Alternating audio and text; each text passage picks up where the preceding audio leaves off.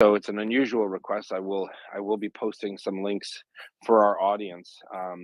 If anyone has information on any series of war crimes, people, especially Canadians who've traveled to Ukraine, or Americans, as long as they're willing to get to Canada to make a statement, the RCMP is very curious and very eager to find out that information.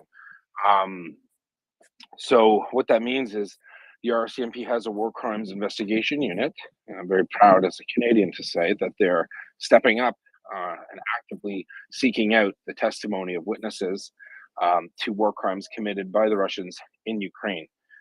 That means that this isn't a tidbit of an email that you should be sending. We're talking about they will literally invest. They will take your statement. They will interview you. They will keep this in a chain of custody, and this will obviously be turned over to a war crimes investigator at the Hague, in the International Court of Justice, I assume, or maybe for prosecution in Canada. I'm not a lawyer or a police officer, so I don't know those details. However, this is very serious, and I want people to realize that because of this space, we have, we talk about, there are people that say things a lot. We repeat it, tell your representatives, tell your this, tell your that. We're basically, sidelines watching a genocide unfold. And thank God the authorities, whether it's the FBI in the States or the RCMP in Canada, are listening. They actually are listening, and they are now saying, we are ready, we are interested. They understood of what we do here. So when I got that email, I was a little confused why a senior war crimes investigator was calling me or emailing me. But it was about this. It was about you. It was about all of you in this room. That's a huge win for the internet. I'll tell you that right now. Like we have literally, and I told her what we do. She said, that's excellent. That's perfect. Please, we have a link. We have email.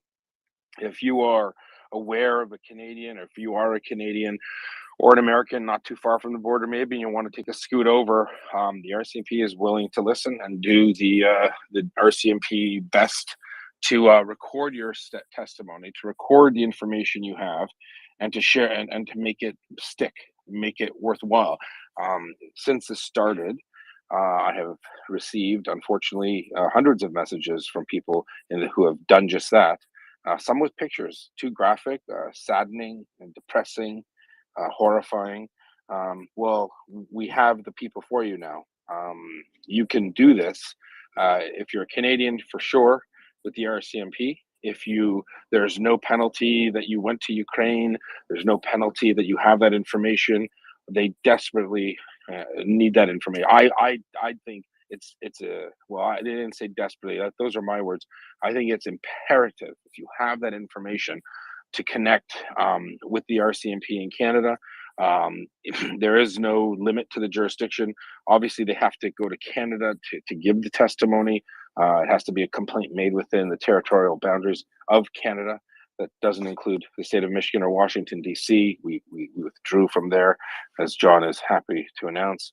That's a silly joke, but you have to come to Canada if you are an American and you have traveled to Ukraine and you live in one of the border states, and you're so inclined.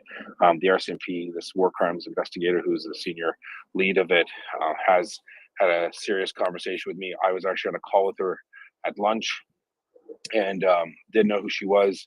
And she's talking about this. I'm like, why does this person sound like a war crimes investigator? It's because she emailed me later, and that's exactly what she does. So this is super important. Again, I will be broadcasting this at least a couple times a day. I want our listenership to hear it. We have affected hundreds of millions.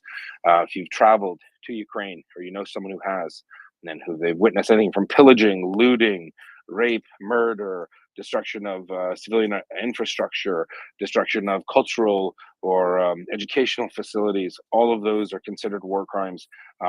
She's sending me a media deck, which I think she probably already has. And if you can reach out to them, the RCMP directly, it can't be anonymous. They need to know who this is. They can't tell you what's an email, but if you are interested in doing the right thing and helping the cause of justice worldwide, this is a humanitarian issue. This is an international justice issue. Please do so. And so that excites me because it shows that we're not doing what we're doing in vain, and that there is, Lady Justice is standing tall with the scales in her hand. So it's very important. Please share it. Tell people. Anyone who has access to that information. If it's OSINT information, and you weren't there, that's also an option. Those type of pictures and photographs, if they're legit, and don't, and there are 95% of people here are really interested in helping. There might be 5% that are strange. I wouldn't play around with the FBI or the RCMP by sending fake pictures or doing something silly for attention. They'll find out. But if you have legitimate information as well, or you feel you need to share something, we have the approach for you. Thank you very much. On that note, John's here. Welcome, John. What do you think of that? RCMP reaching out to me at home. What do you know through work? What do you think? I mean, I would be very like, what at first, but it sounds like an amazing project, and the fact that they reached out to the right person, you, to connect them to a much broader network of people that know sounds like a good day. For sure. Do you think that once I get that deck, I'll tweet it from my account or MriyaReport account? Do you think you could retweet that? Say, listen, if you have information, if you've traveled to Ukraine, you witnessed stuff, or you have evidence of war crimes, and you're in Canada specifically, can would you be comfortable tweeting that out for us? I'm offended that you would ask me that. I know. I'm just saying in front of everyone so everyone can retweet the same. Yes, I would. It is part of my service to the people of Ukraine to do such things, but absolutely. And this is a global fight against evil, and that would be a small thing to do and the right thing to do. Great. All right. Ryan, go ahead. Just to be clear, they're soliciting or wanting primarily first-hand accounts and potentially second-hand accounts that may not have been widely distributed around Twitter or other social media, correct? Even if they have been distributed, fine. Maybe it's not you. Maybe it's someone. Maybe it's a person in Canada or the United States who has a friend over there, and they've received dozens of very disturbing photos or things that they feel they need to share with law enforcement. I don't think it matters if it goes to the FBI or the RCMP. Everyone works together on that level, and they're all doing it for the right reason. So this is our chance for those who feel unempowered or limited in their abilities to do things. Here's your chance. If you have that information, if you're sitting on something you think is a crime and you just don't know what to do, and you can't call your local police often. I mean, they're not prepared for this kind of stuff. Now we have a direct link to the people that do this on an international level for all the right reasons, right? I don't think people doubt the the abilities of the RCMP. As you know, they always get their man or woman, and it's important to know that they're now creating the system that you can report that. You can, if especially, I think the highest priority would be a Canadian or American, and if the American is willing to give a statement in Canada of Russian atrocities, of Russian war crimes, here's your opportunity. I think that speaks power. You could live in a small town, call your local police, and they might be like, "We don't know what you're talking about. We this is our jurisdiction. It's a county. It's a region. We don't know what to do except pass you off." Well, here's your way to get treated directly by the people who, I'm sure all law enforcement would take it seriously, but certainly not all law enforcement is qualified to handle this type of stuff. These people are, and it's all about chain of custody. It's all about doing things on the up and up, and that's what counts. We'll take some questions about this topic only for now. If you don't have your hand about this topic, please just put it down and we'll get to you. Ryan, take some hands. Sure. Thank you. I was trying to clarify for the audience. If you just saw something on Twitter, I'm not trying to discourage anyone from making those reports, but I was thinking more along the lines of the Ukrainian diaspora or other people who might know someone who has served in a volunteer capacity in Ukraine that would have access to information that is actionable, not just something that flew across. Well, no, don't say information that's actionable. That's for the police to determine. Understood. If you think you have something, they're not going to get mad at you for sharing. If you're sending a picture you found on BBC, don't do it, right? But if you have contacts that have given you stuff, it's all relevant. Absolutely. Leonard, go ahead. Oh, thank you, Yehuda. Thank you, Ryan. Yeah, that is excellent news, Yehuda. And just to illustrate how serious this is for everyone in the space, this is an example clearly of where Canada is leading the way. And full deference to you, Colonel John Spencer. That's not to steal the Rangers' motto, but in this instance, it should be noted that this is a initiative that will very likely flow directly into Ukraine and the entire Ukrainian investigative apparatus, as well as prosecutorial apparatus, as soon as the war is over.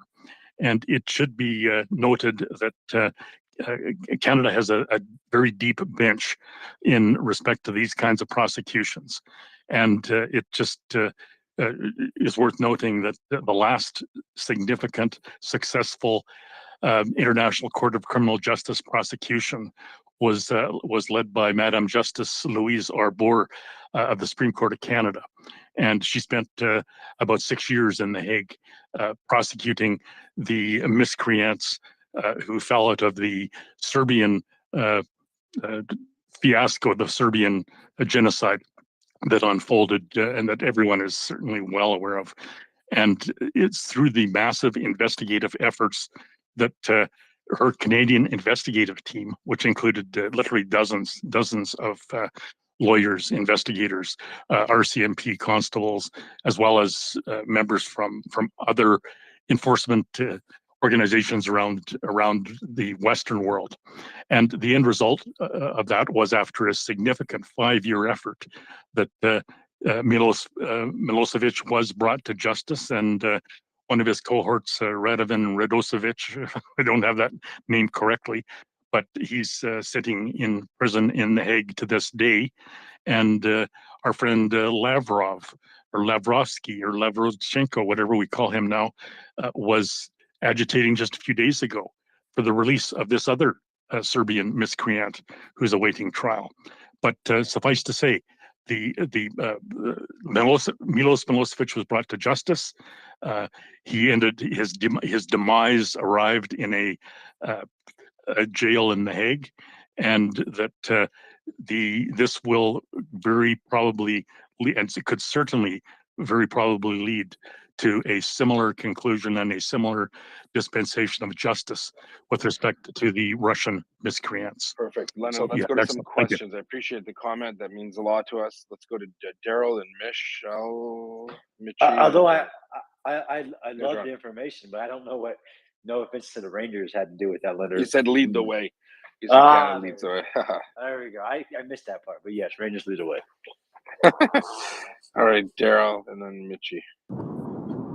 Yeah, Yehuda, I was just wondering, are any of the recordings that we've had with any of the Ukrainians that we've interviewed, are those going to be used by the international court by chance? Do you think that those may come up? No.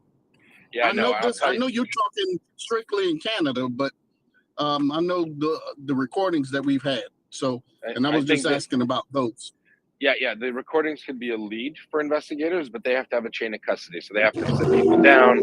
They do a video. They ask them their name. They verify who they are. So there's a lot more that goes into actually obtaining a statement for again, that could be what leads the police or the authorities to that individual, but there has to be for that level of legal requirement, whatever it's called. I think John would agree with me. Whatever statements are required to be admissible on that kind of level need to be handled by a professional, qualified police service, investigative service that can then, submit that with their name behind it. Like, this isn't, it could be a fake, God forbid, a fake person comes on the internet and starts talking. Well, the police can't verify that. They can use it as probably, cookie crumbs that lead them to the actual story, if that makes any sense. John, can you say it any better than what I'm saying? Nope. Okay. It made me think of a friend. It's on topic, separate, but I have a good friend who's a war crimes investigator / teacher. So he trains war crime, site collection, things like that. Might be an interesting guy to bring onto the space. He's been doing a lot of work on Ukraine. It's slightly related, so I'm not off topic. Yeah, no, that's great. That would be great to have. I mean, it's a specific thing. I did have a lot of people reach out to me, and I'm like, look, I hear this that you need to report this to your police because you can't tell me. I'm not a police officer.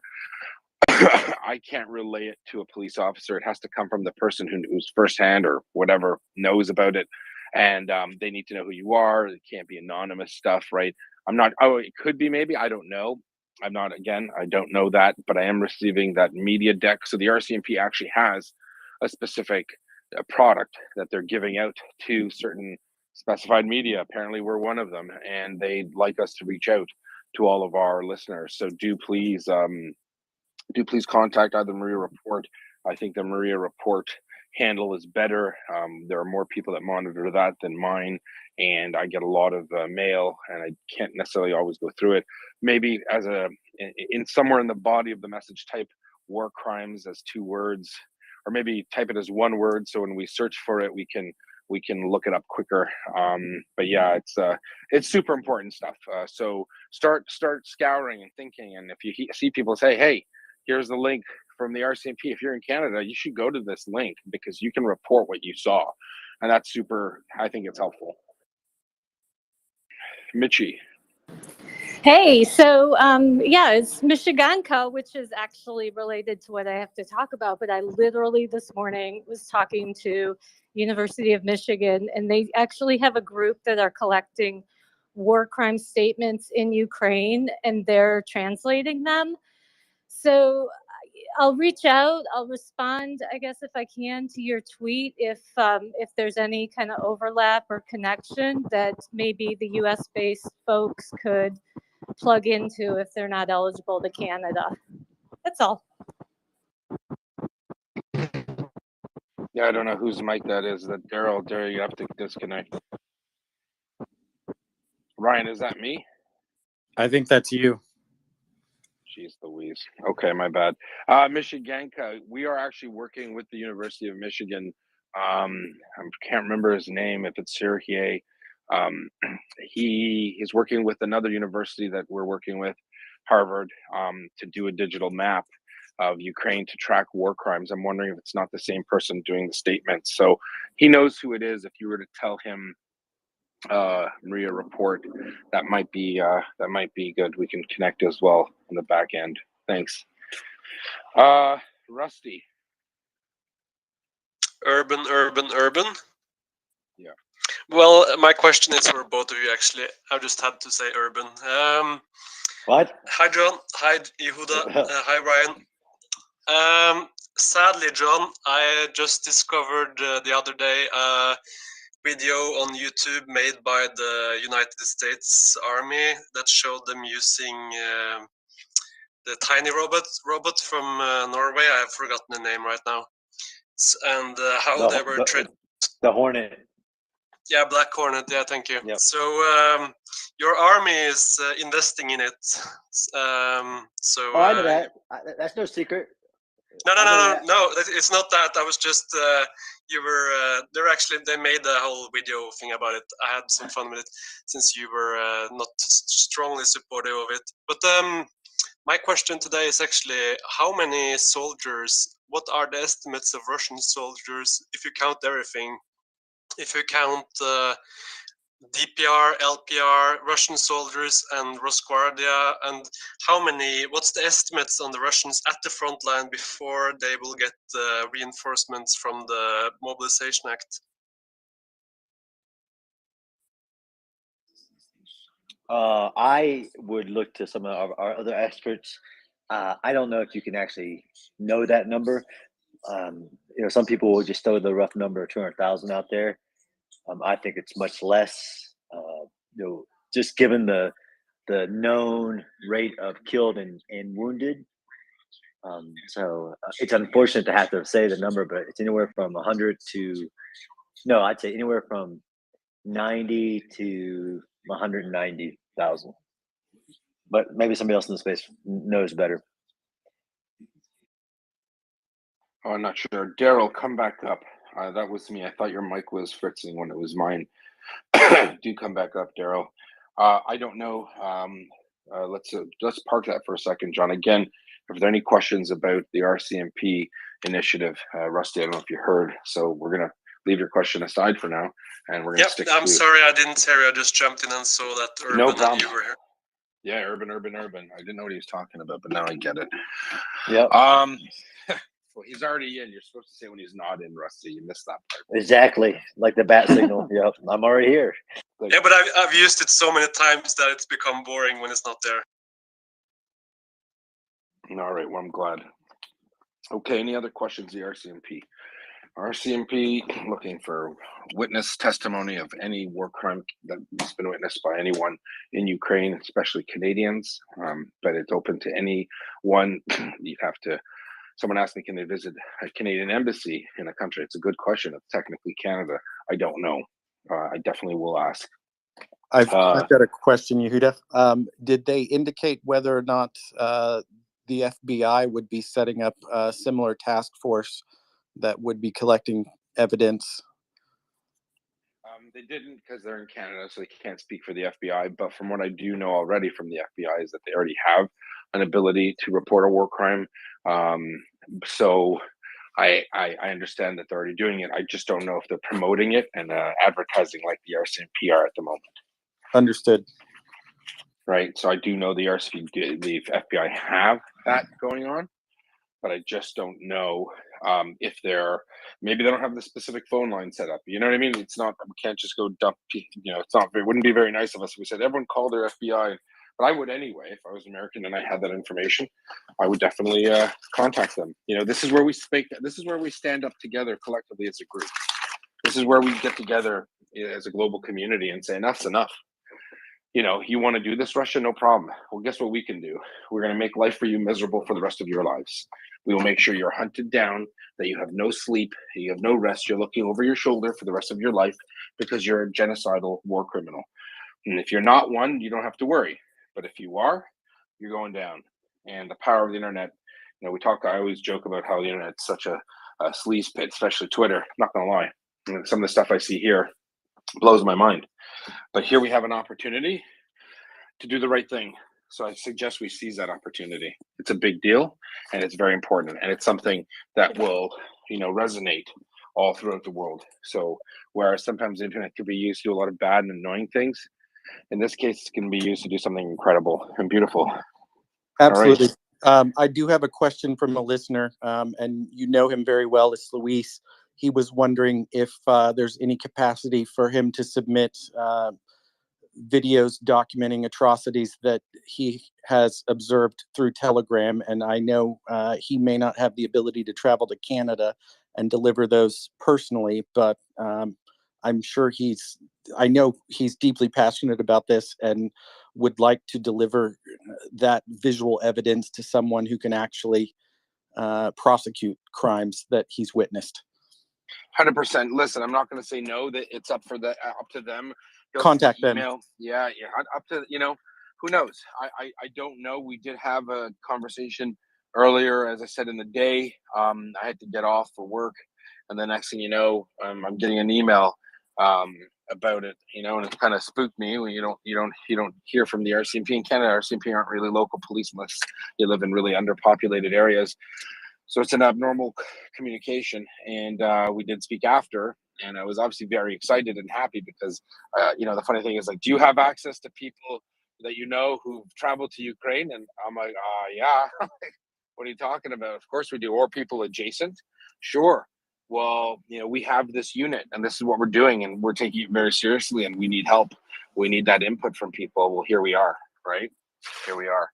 So, yeah, Louise. I think that sending that information is certainly a smart idea.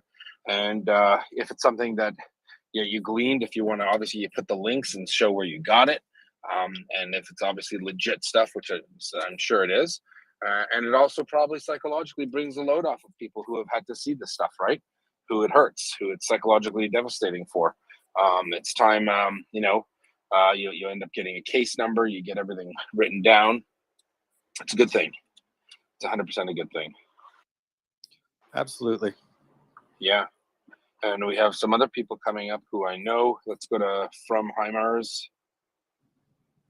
Hi, thanks for letting me ask. I have two questions. The first one is I've noticed like scumbags like Wyatt Reed use things like Cash App.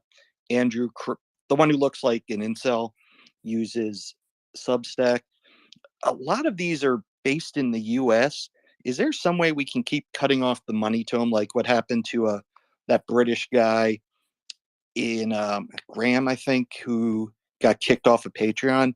Because first of all, Wyatt Reed's going to be in the occupied territories reporting, air quotes, on the referendums. And honestly, I think he's committing a crime in doing that, possibly. But I feel like these Russian state actors have been getting off far too easy. And I want to know, what can we as a community do to help unenrich them? Okay, so it's still not related to this question, so I'm going to park it. But go to your police authorities or your FBI offices. Report anyone who you think is breaking a crime. 100%. Okay. Yeah. Oh, sorry. Is it about the RCMP? No, not our Yeah. CMP. So we're just going to deal with those questions right now because the iron's hot. So just wait out, and we're going to get to you as well. Okay. Okay, So, no problem. Yeah. Sorry. So the questions again are related to the announcement that the Royal Canadian Mounted Police have stood up a unit or have a unit that is interested in obtaining information, especially firsthand witness accounts of war crimes being committed by Russians in Ukraine. You could be a traveler there, a visitor. You could be a fighter that went to fight for Ukraine. That is not illegal under Canadian law. So you're not going to be prosecuted for being, as the Russians say, a mercenary. They are willing and ready and able to take your statement. You have to be in Canada for that. So if you're an American and you've done that, if you're James Vasquez type of person and you're back in New York State or somewhere and you don't mind making a trip, the RCMP are looking to speak to you. They're not after you for anything. This is just simply to record war crimes, evidence, statements for use at criminal tribunals down the road. At least you'll have your statement there. So very important stuff. Let's stick to the questions at hand, please. I know other people have adjacent questions about police. We'll get to that in a minute. So let's stick to that, and we're going to go over to Heather. Michelle's trying to come up. I don't know what happened to Michelle. I'd like to speak to Michelle if she can come back up. In the meantime, we'll go over to Heather and then Anthem. Go ahead, Heather.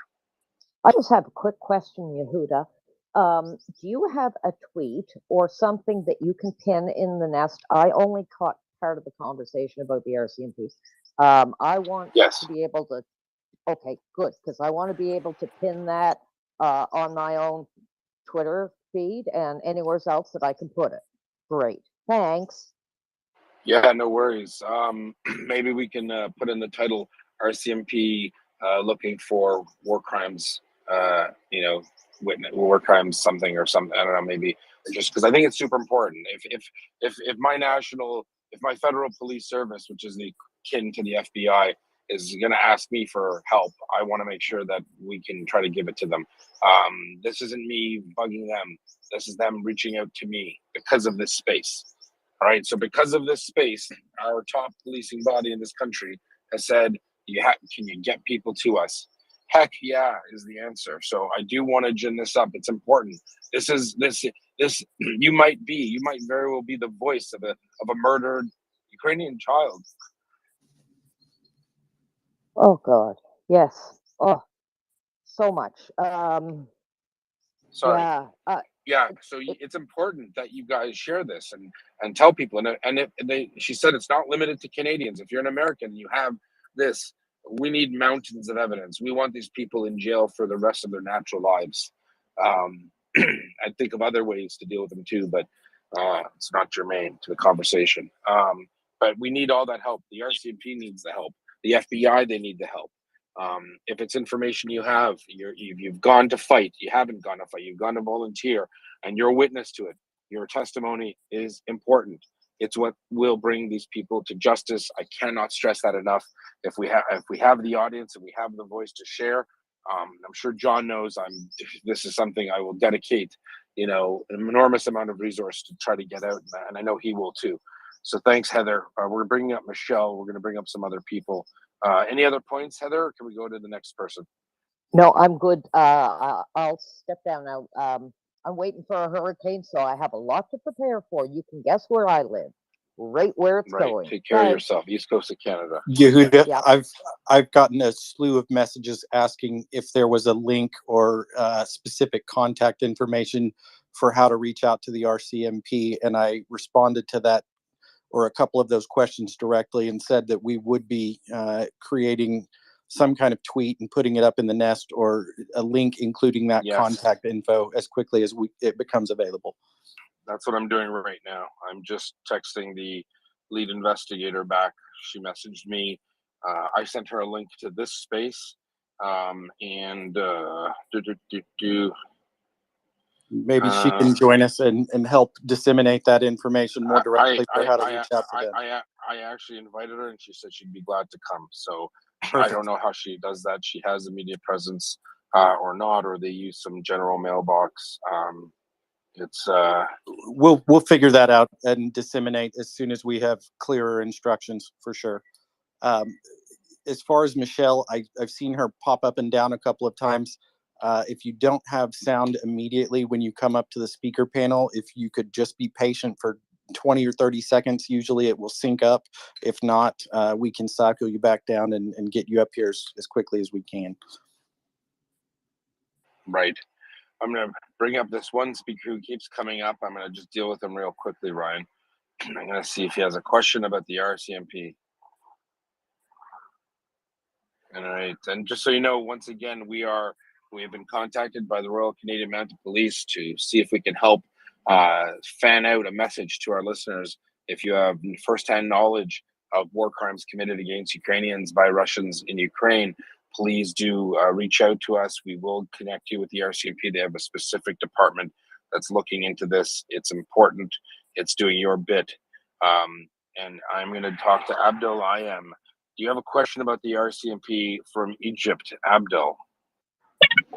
Yes, I face a lot of problem on Egypt. We demand from Egypt government return. Okay, so the answer was no. You don't have a question of the RCMP. Please follow the rules, Abdul.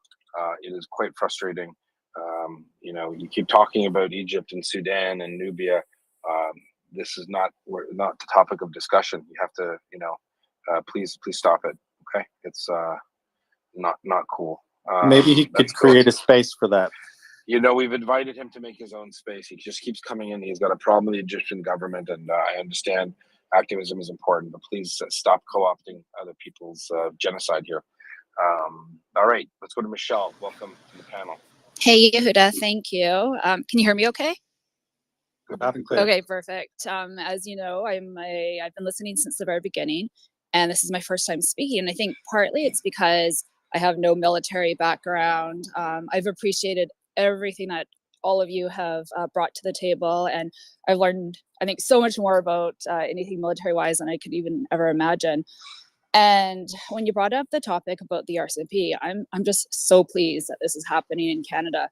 And I know for myself, and I think quite a few other Canadians, we've just felt very helpless watching everything on the news and on social media. And besides just posting things on my own, I've really felt like, and besides donating money as well, like I've just felt like there's been really nothing that I could do besides from a monetary standpoint. So I think this is going to be really helpful. As you know, my ex-partner is in Ukraine right now, and he's been there since the very beginning. So I passed along the message to him. I don't think he'd probably come back to Canada at this point.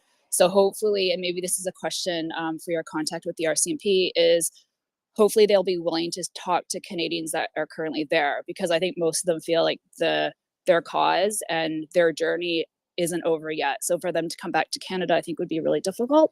So I think that was just my only point. And thank you so much for sharing and everything that you do. Well, thank you, Michelle. I'm glad that you've spoken up. I know you've been listening from the whole time, so I'm glad this struck a chord, because if anyone has felt that they're on their own or we're on our own, we're not. So we spoke and governments listened, and that's the power of democracy. No, John, isn't this what we're all about? Right? We keep talking about call your representative. They're listening. They're acting. Yeah, and there's lots of people doing lots of things that we just don't see it, but it is the power of the people who are united under human rights. I mean, and that's what we're seeing. So it's great to see. Yeah, I'm very pumped about it because it means that there must be a whole bunch of stuff already has been done behind the scenes for them to get to people like us, right? So this is a great. I'm very proud of all of these, for the FBI who have a unit, the RCMP, to share this out and to really say we want to hear from you. That says a lot. So those fighters out there, you're not alone. You're not alone. Your government support you.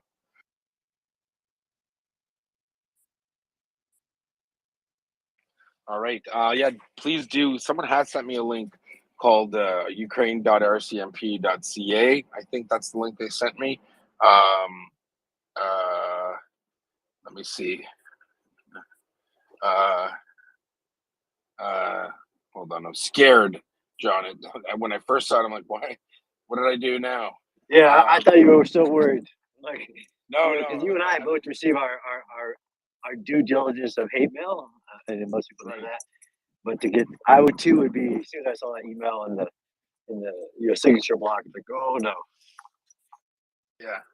So no, at first I'm like, huh? And then I'm like, oh, wow. And then I was in a call with her, but I mean, on those Zoom calls or those Teams calls, you don't see people's bios, right? So I didn't know what this person, I thought this person was actually an academic talking about war crimes collection of data. And I just didn't know if that was relevant for me.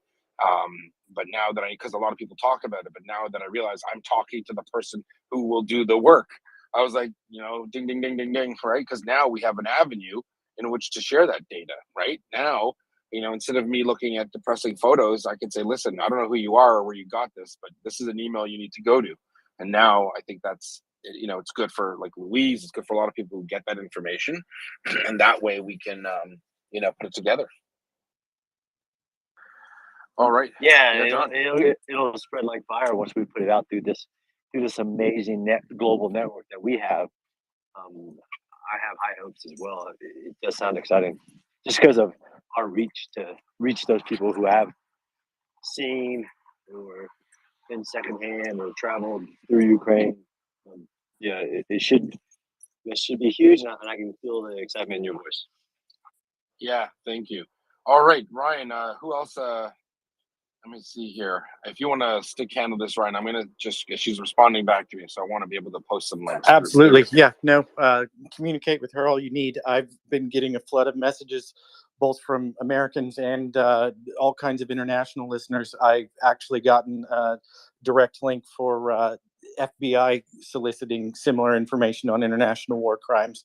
So I think anything we can do to assist the Ukrainian law enforcement, who is obviously overwhelmed with the volume of war crimes that have been committed in the last 6 months, is excellent. I'm glad to know that the RCMP is doing it and actively reaching out to people like MriyaReport to solicit information that they can follow up on.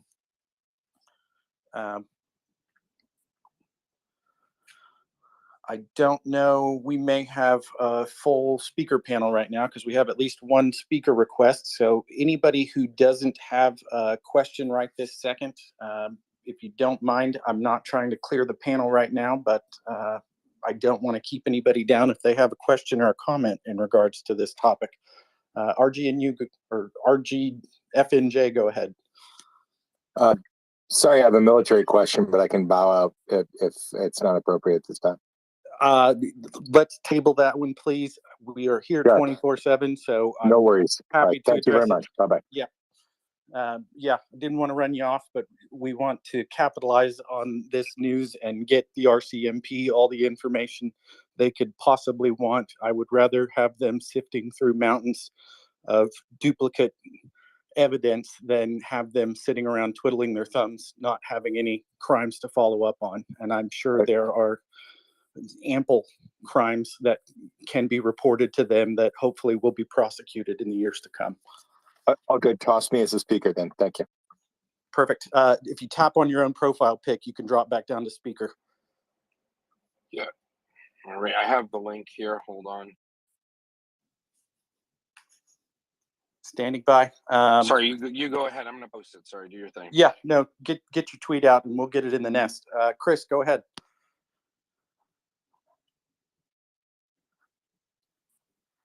If not, we will go to Jordan, assuming he can. I'm here. You're connected. I'm here. Chris, go ahead. I just want to talk about what is the way out. What is the way out for Russia? How do they get out of this war? The Hague. Because the way out for them is the Hague. But if you don't want to talk about the RCMP or reports or how to report war crimes that have been observed in Ukraine, then let's talk about the more abstract stuff. I'm sure. Let's talk about the more abstract topics a little bit later. War crimes, horrific. But how do we end this? How do we end? What would be the end play of this conflict? Chris, if you don't mind tabling that question for just the next hour or so, please come back. I'll be happy to discuss that with you. Okay, no problem. No issues. Okay. Jordan, go ahead. Hi.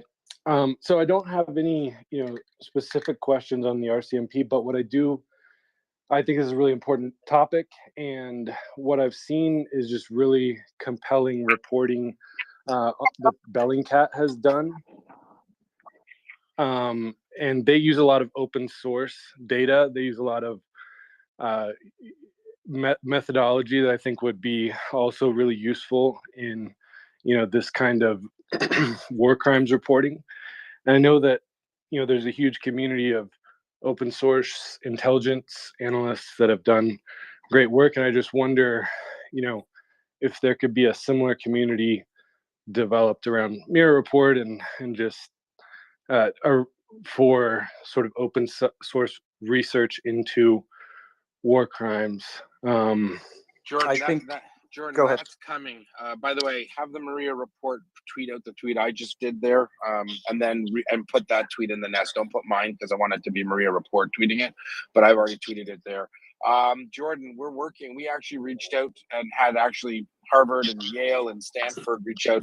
We're in the process right now of creating a digital map of Ukraine that will actually will have ability for actual real OSINT people to reach out to us and to the actual universities and log war crimes. That's huge. We've been working on it for a couple of months. So I just want to let you know that's Cool. something we're already doing. It's big news. It's a big deal. We're working on who's going to do the actual technical work, because we're going to need hundreds, if not thousands, of people to do it. And we're looking at universities with grad programs. That's why the Michigan lady that was here, we were also talking to the University of Michigan to do that. And then some colleges that train geospatial techs. It's a big deal. We've been working on it quietly, and that's actually how the RCMP, I think, reached out to me, because there was a conference call with that group that I was on at lunch, and then I couldn't stay on because of work. And then this came up, and she emailed me directly. Didn't know she got my information. Doesn't really matter. It's the RCMP. And perhaps they got their man, which is good, because I can pass this on, and all of you are the people they really wanted to talk to. Okay. Well, and to Jordan's point, I remember one specific incident in Ukraine where some Ukrainian service members were killed after they were taken captive, and Bellingcat did an amazing job of not only analyzing and geolocating where exactly that was, but they were able to unmask the presumed perpetrators of those war crimes. So his question or comment was germane to the topic. I just think Bellingcat doesn't have any law enforcement capacity like the RCMP does. So hopefully we can get the same Bellingcat methodology, but on steroids, and actually with some ability to enforce laws against war crimes. In this instance, it won't just be a media report, it will be a prosecution. So I wonder if MriyaReport could reach out to someone from Bellingcat to do some kind of a talk on sharing, some of their methods with the community. I think everybody here at the Maria Report would welcome that opportunity. Sure, get a hold of them, get them here. But then again, anything Bellingcat publishes, the RCMP can go look up as well. So if it's some from Bellingcat that's public, that's not going to help us, and I don't want to inundate them with duplicate. But if anyone can reach out to Bellingcat, I don't even know what that means. If it's one person or a group of people, reach out to them. Let them know we're here to help. Thank you. Appreciate you all. Likewise. Yeah, no, I've had some other people reach out to me. Hold on. Okay, go ahead. CJ's joined us, and I think Uni's had their hand up for a minute. I hope we're not going to discuss NFTs. No, we're not. I actually had a question for the RMCP. So I just kind of joined into the conversation pretty late. But so what happens after everything is reported? Like, where does it all go? And then what is the, like, what happens to them? Say they find some people, what is going to happen, you know? I'm just wondering, because I just curious. Well, obviously they're a police force, so their job is to gain information and evidence of war crimes so that eventually these dirtbags can be in jail and be in court first, be tried, and if found guilty, they'll be convicted and sent to prison. That's what it's for, right? It's not going to be there. I don't think the RCMP works on a basis of jurisdiction, saying that they're going to be arrested in Canada, or they could be arrested in Canada. They're not going to be jailed in Canada. They'll be turned over to the International Court of Justice or the International Criminal Courts, stuff like that. Okay. That answers my question. Thank you. No worries. Yeah, that's the whole point of it. The whole point is to obtain if people, especially, I'll say it again for those listening, if you have traveled to Ukraine for any reason, to fight, to volunteer, and if you've witnessed war crimes, whether it's pillaging, whether it's destruction of civilian infrastructure, whether it's murder, rape, torture, everything you can imagine, and you are either in Canada or you could be a national of any country. She did say that they would have to take statements in Canada. I'm not sure why that is. Maybe it's because you have to report it to whatever. I get it. Or maybe they'd have people reporting crimes all over the world and they're just not equipped for that. I don't know the reason, but that's what I was told. The RCMP, the Royal Canadian Mounted Police, want to hear from you. They want that information. They want that testimony. It's not anonymous. I'm sure if you anonymously send something and it's a picture of something that you think the police need to have, they'll obviously want information. But what they really want is witness testimonies, because they're building a case. They are building a case for war crimes tribunal. I assume. She didn't tell me that, but I know it's going to the International Court of Justice. Whether or not there's a specific war crimes tribunal set aside for Mr. Putin at all, which I sure hope to God they do, that's not my wheelhouse.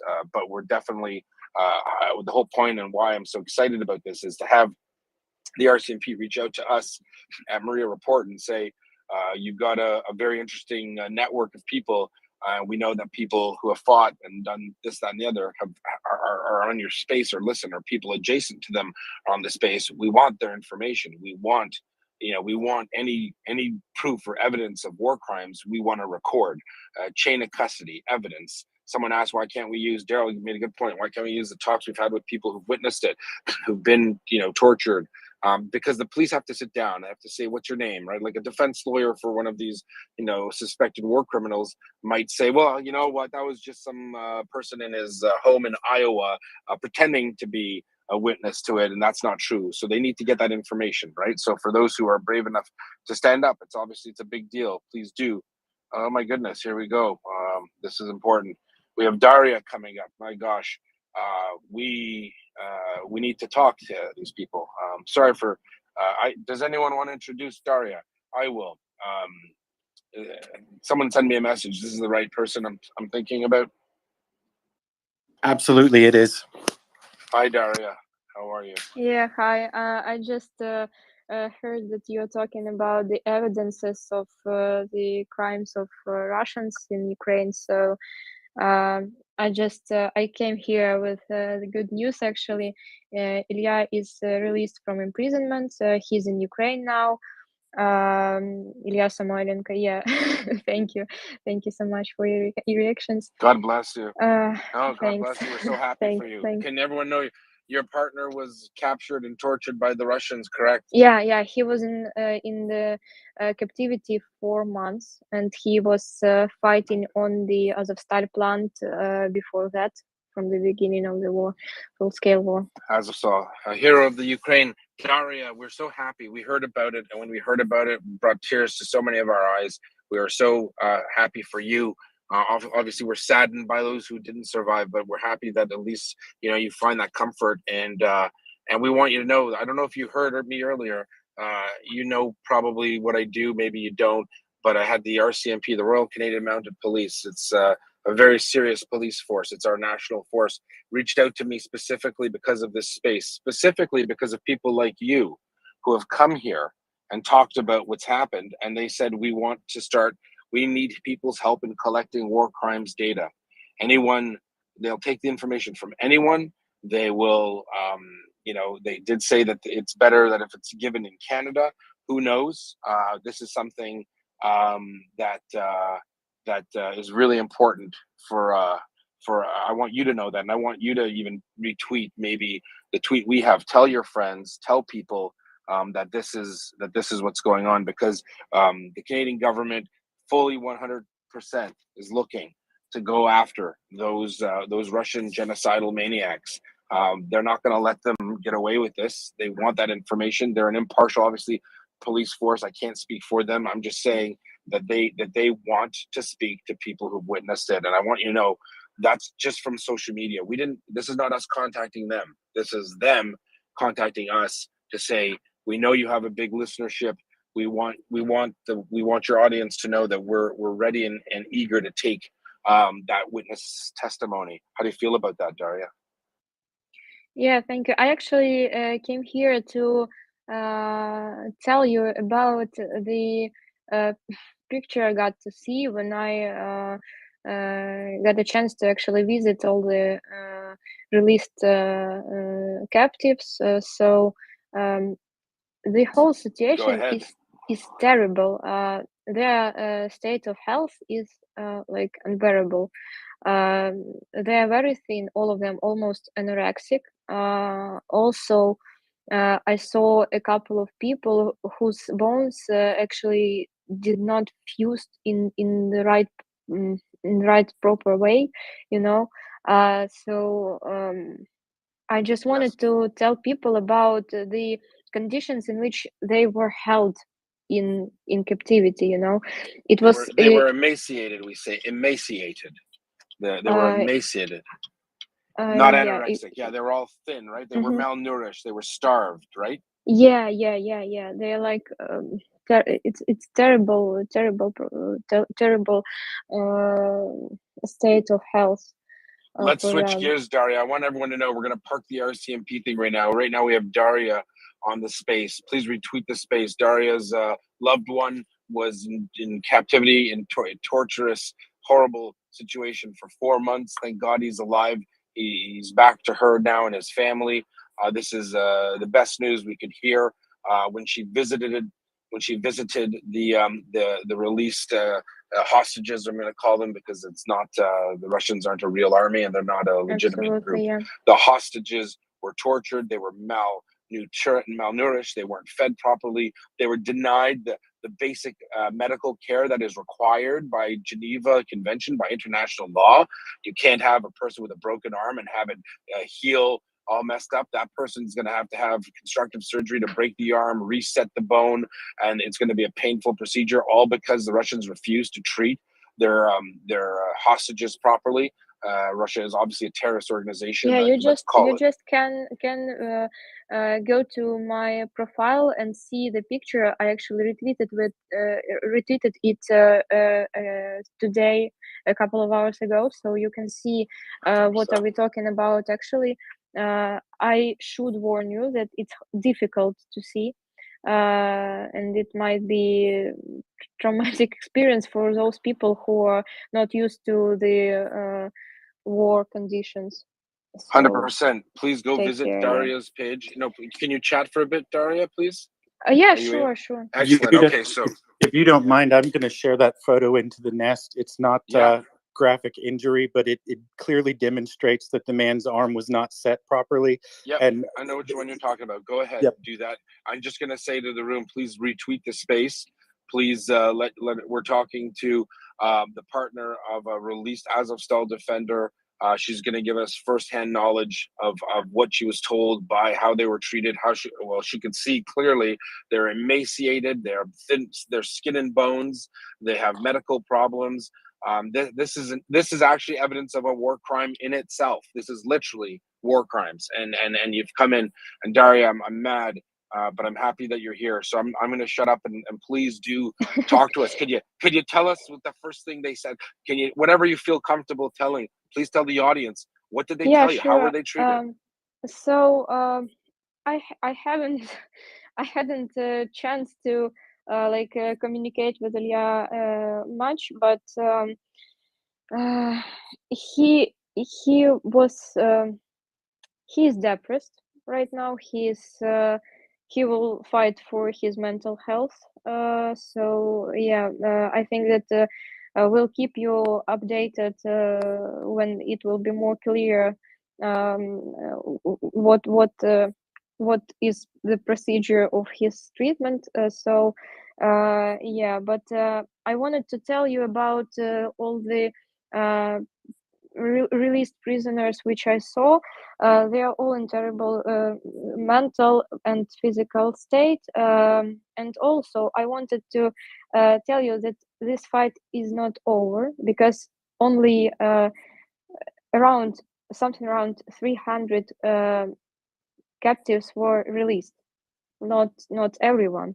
There are still more than 1,500 people in Russian captivity, and if Is that after total, 4 Daria? months, Is that total, or is that only just from from Azovstal? Azovstal, Wow. only from Azovstal. I don't know the total quantity of people who are imprisoned by Russians now, and it's hard to tell even if they have better or worse or same conditions there, because some of people are held more than half a year or more than 7 months there, because the war in Ukraine haven't begun in 2022. It started much earlier in 2014, and many prisoners of war are being held from that time. So Excellent point. And I was overwhelmed to find out that the 300 had been released recently. The only thing I can imagine worse than being in Russian captivity personally is being a loved one of someone who's been taken hostage like yourself and not knowing whether they're okay. So I'm overjoyed to know that at least some of your anxieties have been relieved. yeah, thank you very much. But it's not like the case is not mine my mental state. It's I just want to. I'm very tired. Sorry, my English today is too bad to communicate with a lot of people. I haven't slept for 2 days in a row now. So Your English is No, but excellent. Don't worry about it. Yeah. Thank you. So I just if you want a haven't translator, we'll get you. practiced a while, so I forgot a bit. Do you want us to get a translator, Daria, for you? It's up to you. We have professional Ukrainian English translators, so let us know. I think Ryan that I will let you know when I will be able to join again, and we will talk with more details now, because I don't have much details at this moment, because I only saw Ilya for 5 minutes yesterday, so I'm not sure very you're much to talk exhausted. about. Yeah. Yes. Can you take a question from CJ? He's one of our Yeah, American Ranger fans. sure. Go ahead. Yes, and thank you so much for taking the time. I know it must be just overwhelming. So, we saw the news break and we were all celebrating here. And we even saw reports that perhaps Russia's big speech they had a few days ago, they moved the speech allegedly to try and coincide or to distract from this incredible news that we saw so many Russians so angry about this. So it must be a big deal for Ukraine if Russia is mad about it, of course. Can you sort of describe or explain the mood in Ukraine right now about these releases? I know obviously for you it's quite personal, but how is the feeling on the streets? Basically, how happy are people about this? Yeah, everyone is talking about the situation, and I'm very happy that people finally have some piece of joy in this dark times.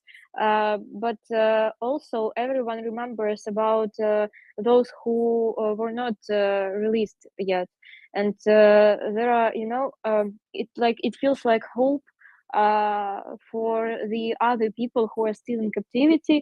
Many of Ukrainians now are trying to share the information about the people who are still captivated. So it's like we have hope for now, and we are happy to have this hope.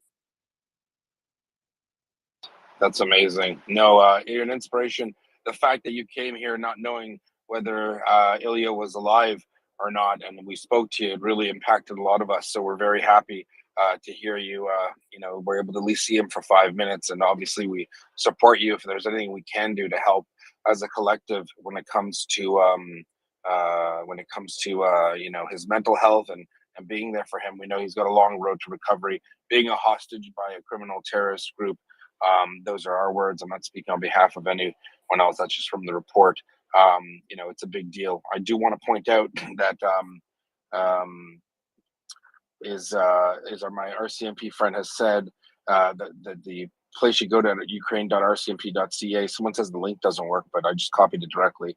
It says Crimes Against Humanity and War Crimes Act in Canada and the International Criminal Court and Europol are working in tandem. There are other countries like ours that are doing structural investigations which collect locally witness and victim information of war crimes and preserving digital evidence from anyone that was in Ukraine since 2014 and onwards. And so she mentioned that. I would like to ask her, since she's listening and she's anonymous right now, can people send documentation of war crimes committed by Russians to, if it's OSINT stuff that isn't available open, like it's not widely available, maybe are they able to send that directly to the RCMP just so you have it on record? That's one of the questions we got a lot. Sorry, I'm talking to her. She's responding on Signal, and I'm talking to her through you guys also. I hope you don't mind, Daria. I hope it means something to the people of Ukraine that countries all over the world have opened up war crimes investigation units all to document what's happening in Ukraine. Literally, huge departments are being stood up all over the world. How do you feel about that? I feel a bit relieved, but a few days ago, I got a chance to communicate with the UN and Red Cross representatives, and I'm not satisfied with their work. I haven't received any answers about my questions. Well, whether I didn't know at the time that Ilya is going to be released, so I was very eager to communicate with him. Did you?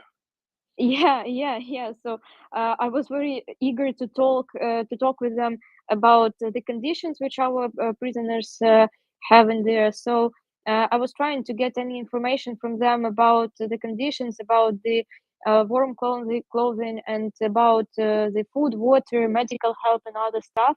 And they were like, we don't know, we cannot disclose any information. That's why all the politics trust us. But when our soldiers got back home, I heard a few thoughts, a few observations, I guess, that they didn't even know that Red Cross was trying to reach them in Olenivka. So wow. Yeah, I doubt.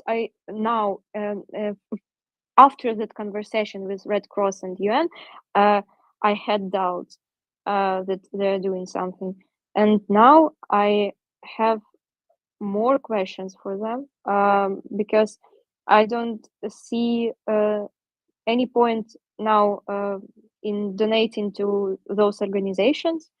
I think that if you want to donate your money to Ukraine and to Ukrainian victory in this war, you can do it for Ukrainian funds, not for the Red Cross or UN, because it's like it will be much profitable for our victory. So if you are willing to donate your money to our win, Maria.org, for example, is one of them. That's who we support because we know them. But obviously, there's Come Back Alive. There are a lot of really good ones out there. Yeah, we know Come that. Back Alive. And if you want to donate personally to the Azovstal Defenders, you can visit our website, azovstalfamilies.com, and leave Is it on your profile? I hope so. Please put it on your profile if you want to help out. Also, it is on her profile. Thank you. Yeah. I just have a lot of thoughts in my mind, so a bit chaotic today. Don't even remember my last name. So you can always support us. You can always support the.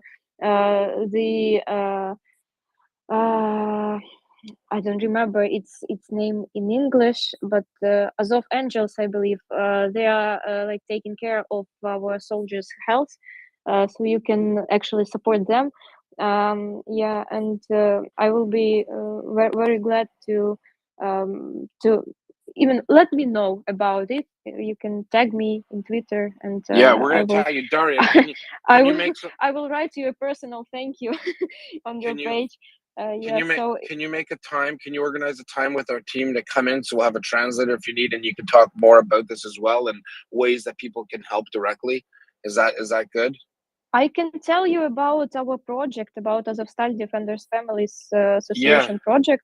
But can you make a time, because we want to promote it? So just give me a second here. What we want to do is we want to give you the benefit of the doubt that we're going to have thousands of people listening more. Yeah, okay. So there are a few crazy days I'm going to face next week, so I don't know when I will be available. I just got the flow today, so I joined the thank the you. MriyaReport. Yeah, so I just wanted to share with you good news. Keep going. All right, now go on. Tell us more about everything you want to talk about. The floor is yours. I just want to let you know that you're welcome to come back at a scheduled time that's convenient I will for you. let you know, definitely. And then what we do is we create these speaker cards and we promote it, and then our friends, they also retweet it, so that when you do come on, we have a big audience for you. That's my point. I want to give you the most exposure possible. I hear you. Next time, okay, but go on for now, whatever you want to say. Yeah, sure. I see that Leonard is having a question for a few moments now. So,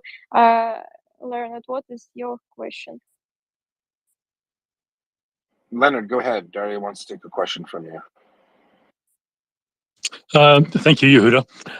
Yes, Daria, I do have a question, and it flows directly out of the news we heard with regarding the RCMP today in Canada. And I'm just wondering, you had indicated that, well, firstly, let me say, we're just exceptionally happy across Canada. Many of us, and certainly myself, had the advantage of hearing you on your first appearance on this space. And I might say it was one of the most compelling, most heartrending, and most difficult stories that many of us have ever heard. And you reduced many listeners to tears. And it's just absolutely just ecstatic to hear your news now and moving forward into the future. But the question is relating to the investigation or the involvement that you have right now with the investigation. And you mentioned that you are participating somewhat in an existing investigation. And I just wondered, is that based solely in Ukraine right now? Or are you part of a larger, more of a, say, international effort right now to push these investigations forward?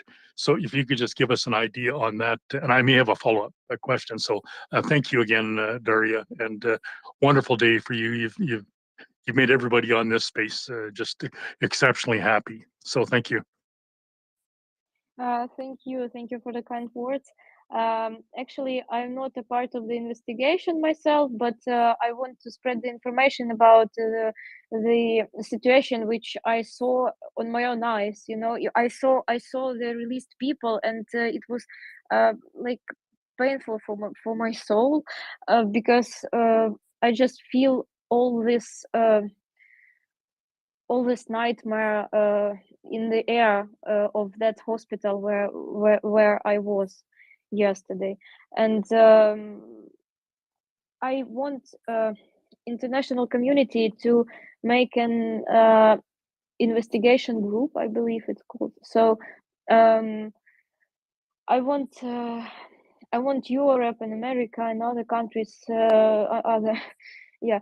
So I want them to like create an investigation committee and to go to Olenivka and to check up on our soldiers there, to provide all the necessary conditions for them, all the proper medical help, basically, and warm clothes, food, water, and do like regular checkups on them, because I know about the tortures. I know that many of soldiers were beaten up in while they were in the prison, and we cannot forget about the terror which took place on 29th of July. So there are many cases that should be investigated, and for those who are released, it will be difficult now to communicate with the audience for a couple of months, I believe. They're But probably, after Daria, that, they're probably giving their testimony to the Ukrainian SBU and war crimes investigators there, I suspect, no? yeah, Because they're in I hope Turkey. so. I Oh, hope for so, sure. because the world needs to see this, to hear about this, and to take some actions to help them, because Right. If after 4 months of captivity, people came to Ukraine in such awful state of health, both mental and physical, They were I tortured. can't even imagine what The others in Olenivka are being treated like. to people who will be released in future, even in 1 month or in 1 week or in 1 day. Every day it gets worse. Let's call it for what it is, Daria. It's a concentration camp. Ukrainian hostages are being held by Russians in literally concentration camps. They look emaciated. They're broken. They've not been fed.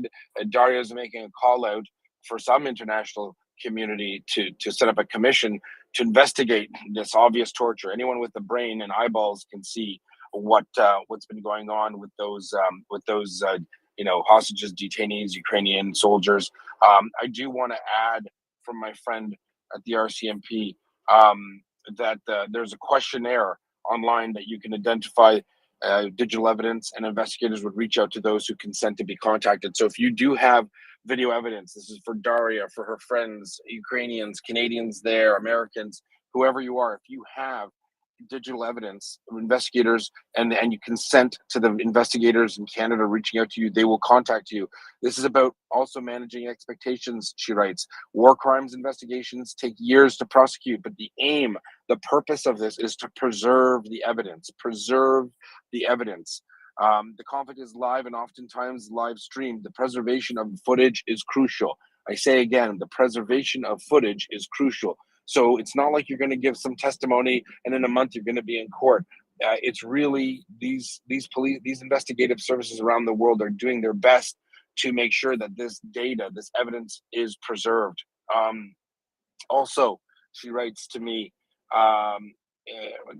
is that if anyone who's committed these war crimes in Ukraine and they're going to Canada or they're in Canada or going into Canada, the RCMP would be interested in chatting with you. If you are in Canada and you have the names or you know of the identities or photos of anyone who's committed a war crime, committed torture or genocide or pillaging or looting, the RCMP do want to speak to you in Canada. If you're in Canada or you're going to Canada, these are all important points I wanted to make. Daria, again, I'm glad you're here. We're going to go back to you again. I'm just kind of bouncing between you and the RCMP investigator, but I'm very glad you're here because what you're saying is so relevant. It's part of this whole story, and people's voices need to be heard, Daria, like yours. Thank you. I also wanted to tell you about the case of one of the soldiers who was released, and this guy had a terrible sinus infection, which could be lethal in a couple of days. So if he was released a couple of days, he was planned to be released a couple of days later, he could be dead at this moment. And our doctors took care of him and taking care of him now. They're treating him at this moment, so I hope that everything will be good for him now, and his brain wouldn't be damaged by the I don't remember this word. What is it in Ukrainian? Гній. It's like the substance of almost sepsis, but not Yeah, I was going to say it's sepsis. It's toxic shock. Yeah, he could have had a toxic shock because of this the infection untreated cause of blood poisoning or toxic shock. Yeah, incredible. Oh boy. Yeah, so he was lucky, if it can be called lucky, to be back to Ukraine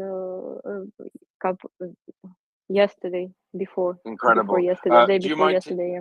Do you mind taking a question from Abdul? He's our German Yeah, lawyer sure, friend. sure, Go ahead, sure, Abdul. sure, Aziz. Daria, first of all, I want to say I'm so happy for you that you have your loved one back. And I fully see the difficult times ahead in overcoming the period that all of them who have been in captivity in these concentration camps, and you cannot call them differently, will go through. And I just wanted to tell you, first of all, I'm so happy that you have been reunited, and I'm very grateful that you're giving us the time to speak to us and to get this message out. I'm really grateful for that. This is it's something very special. That's the first thing. But Yehuda, I just wanted to say one thing. The law that you're speaking about in Canada, and I'm very grateful to the RCMP that they actually proactively reached out to you to look at the situation. But this Crimes Against Humanity and War Crimes Act, you will find it in most European countries. And I just want to be clear that not only in Canada, but in the United States and in probably all EU countries, you can go to your local police station, you can go to your general attorney's office, and you can submit the facts that you know. So if there are people anywhere who know of facts of war crimes or crimes against humanity, including an example of how the Azovstal soldiers were treated, go to your local police station and file a complaint. It is possible. Yeah, and she said that too, Aziz. I clarified it. She said that most countries have that. She's working with Europol. That's the point. Yeah. Yeah. So, but And sometimes you might get turned off. Some people get turned off because they go to a local police station. They're like, "Look, we do break-ins, we do this. You know, you got to call the federal." Yeah. So it depends on where you are, right? If you have tried to and you haven't succeeded, try contact the RCMP with the information. Maybe they'll direct you to the right source at the FBI or the German whatever Bundes police or whatever you call it. Exactly. And I just wanted to say, just as a German example, they have to investigate. They can't just put you off. So if anyone anywhere in the world has something to say, go to your police station, go to the general attorney's office and report it. And they have to act. Now, I'm not guaranteeing they will act, but they have to act. And I just wanted to add that in Germany, they have to act, just to be clear. Thank you. Daria, thank you very much. Thank you so much for that. Thank you. We do appreciate it. If everyone who listened to this conversation will take those pictures which are on my profile or on the profiles of other people who were posting the photos or maybe videos of the released hostages, and file a complaint about it, and to try their local police to take some actions. There will be several cases, I believe so. Oh, And I hope 100%. that it will, yeah, and I hope that it will have some consequences for Russia. So Oh, if you I'm can sure do it it, will. please. She said, listen, the RCMP investigator told me, set expectations. It's not happening, but they're going to preserve that evidence. That evidence will be, preserved. That's the key. It'll be used in a war crimes tribunal, I hope, obviously, but it's got to be real evidence, obviously. And if you have firsthand knowledge of it, that is definitely the way to go. Also, to the back end of MriyaReport, she said she's off and she would like to have a transcript of this podcast, and she can provide future talking points for future podcasts and even possibly be on herself. This is really important for all of us. I think this is super, super. I mean, as look, why I'm so excited about this and this is so important to me is because they've reached out to us and they're saying, hey, we know what you're doing. We want you to do. We want that information, and that's a big deal. All right, that's a pretty serious big deal. So I think everyone, this is why we're talking about it, because this is one of those things that you could help change the course of history, really, by being a part of this process. So please do consider that. And thank you. Daria, any more points, please go ahead. And if you want, we have Heather and Heather that want to ask you questions. Yeah. I am open to answer some questions. So. All right, East Coast Heather, go ahead. Daria, I wanted to say I'm so happy for you. I know that there are so many more people that need to get out of Russian captivity. I'm looking at Mikhailo Fianov's arms, and as a nurse, it just sickens me. Fuck. I'm sorry. I just It's okay. It's absolutely understandable. Well, sometimes fuck is the only word that works, and it works in a lot of languages. That's all. I guess that's all I have to say. I have to go buckle down. Really, we have that hurricane coming. So, but I just wanted to say to you, because I've chatted to you a little behind the scenes. I'm so happy. Slava Ukraini. Heroon Slava. Thank you very much. It's actually very hard to hear from a nurse that these wounds look not like something you're used to see, because I can't even imagine if it makes sick the medical workers, for other people, and for this man, for Mikhailo. It's terrible. It's just terrible to be in such state of health. That's deliberate. I see that. Daria. I see that the prince is waiting to Yeah. say something. So Yeah, and Daria, just for the audience, that's deliberate. They knew he had a broken arm. It was set at one point by Ukrainian medics, and then they purposely let it heal in that fashion. There was a deliberate attempt. There was a deliberate action taken or not taken to have that Mikhailo injured like that. That's a war crime. They owe him a duty of care to treat his condition. They did not do that. No Well, and arm that Yehuda, was fixed should look like that afterwards. It looks to me like it was intentionally rebroken.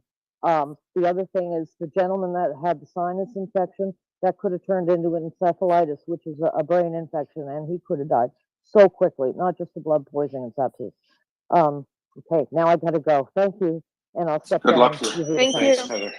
Thank you, Heather. I think it's important to contrast the lack of care that was delivered while these people were in Russian custody with the fact that Ukrainians, when they capture or take possession of a wounded Russian soldier, they're delivering these people to places like Germany so they can receive top-notch medical care, regardless of the fact that Russians have invaded Ukraine and are actively killing civilian citizens, even in spite of the fact that they're committing horrible and atrocious crimes.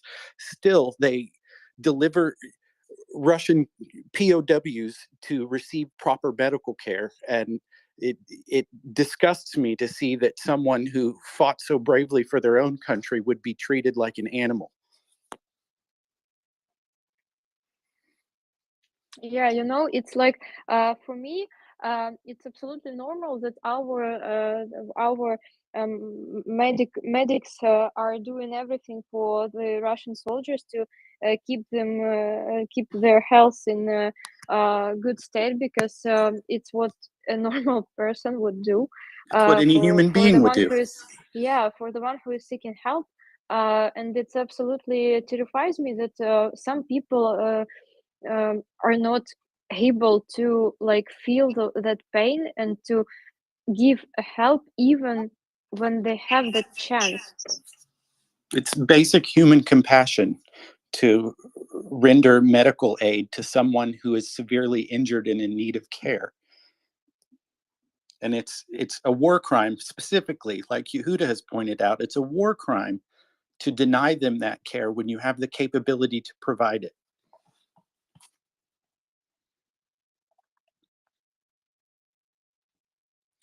Prince Heather, go ahead.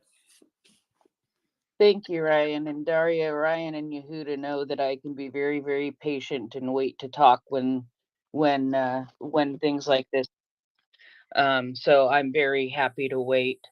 To our RCMP friend who is listening, I just want to thank you also. As an American who is now also a Canadian, it means a lot to me that you actually reached out to us and that you reached out to Yehuda because you hear the things that we're doing. And I just want to say that I'm honored and very thankful for that. Daria, you came to us when you were looking for your boyfriend and when he was in captivity and you didn't know if he was alive. And we were so happy. Happy may not be the right word, but we were honored that you came and shared that with us. And we are so happy. I was so happy when I saw you posting that he is free. And when I saw the picture of you two together yesterday, I cried.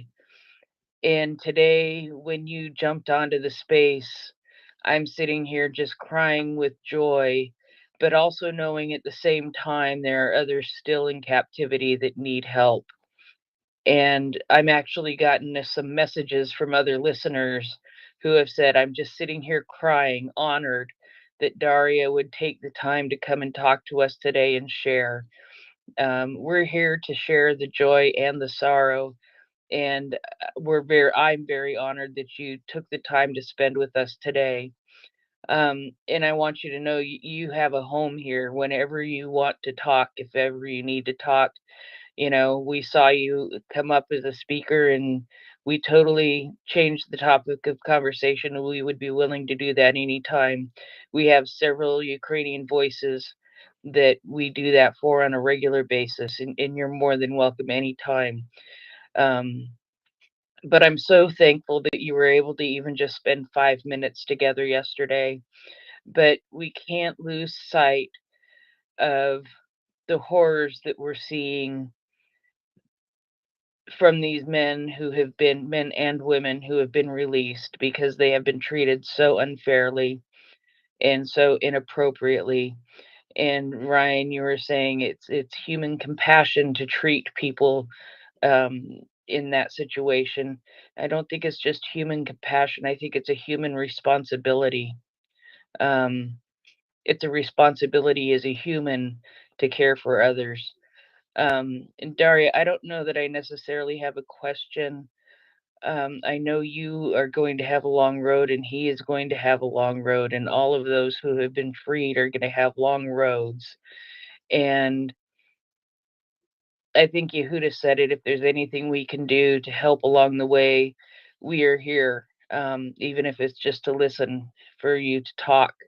We're honored and very, very willing to have you anytime you need. I'm just so happy that he's back, and I know it's going to be a long road, but you are strong. You are Ukrainian. You are very strong, and you guys will get through somehow. So I just wanted to say that to you. And I saw you come up. I had to immediately come on as a speaker because I wanted to share some love with you, because that's ultimately what it is. We care for you very deeply, and we love you. We love Ukraine, and Ukraine will win and be victorious. It might take time, but we'll get there. Thanks. Thank you very much, and thank you for talking about the ones who were not released yet. And I can tell you that we will continue fighting for them on the behalf of our association of Azovstal Defenders families. I can tell you that our fight is not over, and that we will proceed with it. We will try to do everything possible to get everybody released. So yeah, thank you very much for your kind words. Yeah, as overjoyed as many of us were who heard you when you came on the first time, and were obviously distraught that your fiance or your boyfriend were in captivity and you didn't know what his condition was. It's also very compelling to remember that there are 1,500 other people who are still in captivity, and if we've seen how they treated the 300 who were released, it only heightens my concern for the 1,500 who are still in Russian captivity. So Actually, I Brian, understand that the fight is not over. It's more than 1,500. That's just the Azovstal. Imagine the other 1,000 Exactly. Ukrainians that are being tortured. Right? Like, this is nuts. Absolutely. I'm almost shocked that they released them. You'd think that before they release them, they might feed them for a week, or get them cleaned up. They look like they literally just escaped a concentration camp. It's insanity. Yeah, 100%. Like Daria, you'd think that if they knew they were going to release them, that these guys would sit there and do their best to cover up their war crimes, right? That they would cover up their war crime, but they didn't, right? It's insane. I think that they just do not care about the image which they have in the civilized countries no more. So it just looks to me that Russia feels a certain I don't know how to say it in English. Let me check it with translator. One moment. I just need to look up for this word, because it sounds in Ukrainian like безкарність. So impunity. Yeah, impunity. It's impunity. It's So yeah, they've acted impunity. they feel that they wouldn't have any reaction for this, in action. Maybe I'm sure that they're aware of the judgment, in media, in public, but they feel that in actions they would not have any consequences of for their actions. 100%. So Yeah, this impunity is giving them a much of opportunities to do everything they want to our people, to tear them, actually. So yeah. every Russian in captivity when they're released. You look at them; they're well fed, they're clothed, they're clean. That's the way Ukrainians and normal people treat prisoners of war. The Russians literally have tried to break them in captivity, starved them, broke their bones, maltreated them, didn't provide them the medical care that they're required to provide by law. It's actually very frustrating. Tom for Daria. Yeah, thanks so much for joining us, Daria. I hope that all of the other Ukrainians that are in captivity are released as soon as possible. We're hoping that in the recent offensive in Kharkiv Oblast, that many hundreds, if not thousands, of Russians may have been taken prisoner of war, and that they can be exchanged soon. So I really hope for everyone, for all the Ukrainians, that that they can be released soon, they can be exchanged too. Like the people in Europe, in America, in Canada, and all around the world that care about Ukraine and Ukrainian people, we're going to carry on helping you in whatever ways we can, whether it's sending weapons or donating to charities. I work as a psychologist, and there's someone else in my hospital who's worked with soldiers, British soldiers who've had post-traumatic stress disorder, and he's worked with them for years. And he's prepared to go out to Ukraine and help Ukrainian psychologists to learn more, so that Ukrainian psychologists can help people recover from the just massive emotional distress and trauma that they've been through. So we're going to carry on helping you guys as long as it takes. Even after you beat Russia, we're going to carry on helping you. Okay. And Tom, you got to Yeah, remember though, Ukraine has had, they do have psychologists that have been dealing with this since 2014, because as you know, the Russians have been murdering Ukrainians since then. I just wanted to point that out. Thanks. Sorry, go ahead. Well, that was all I was going to say.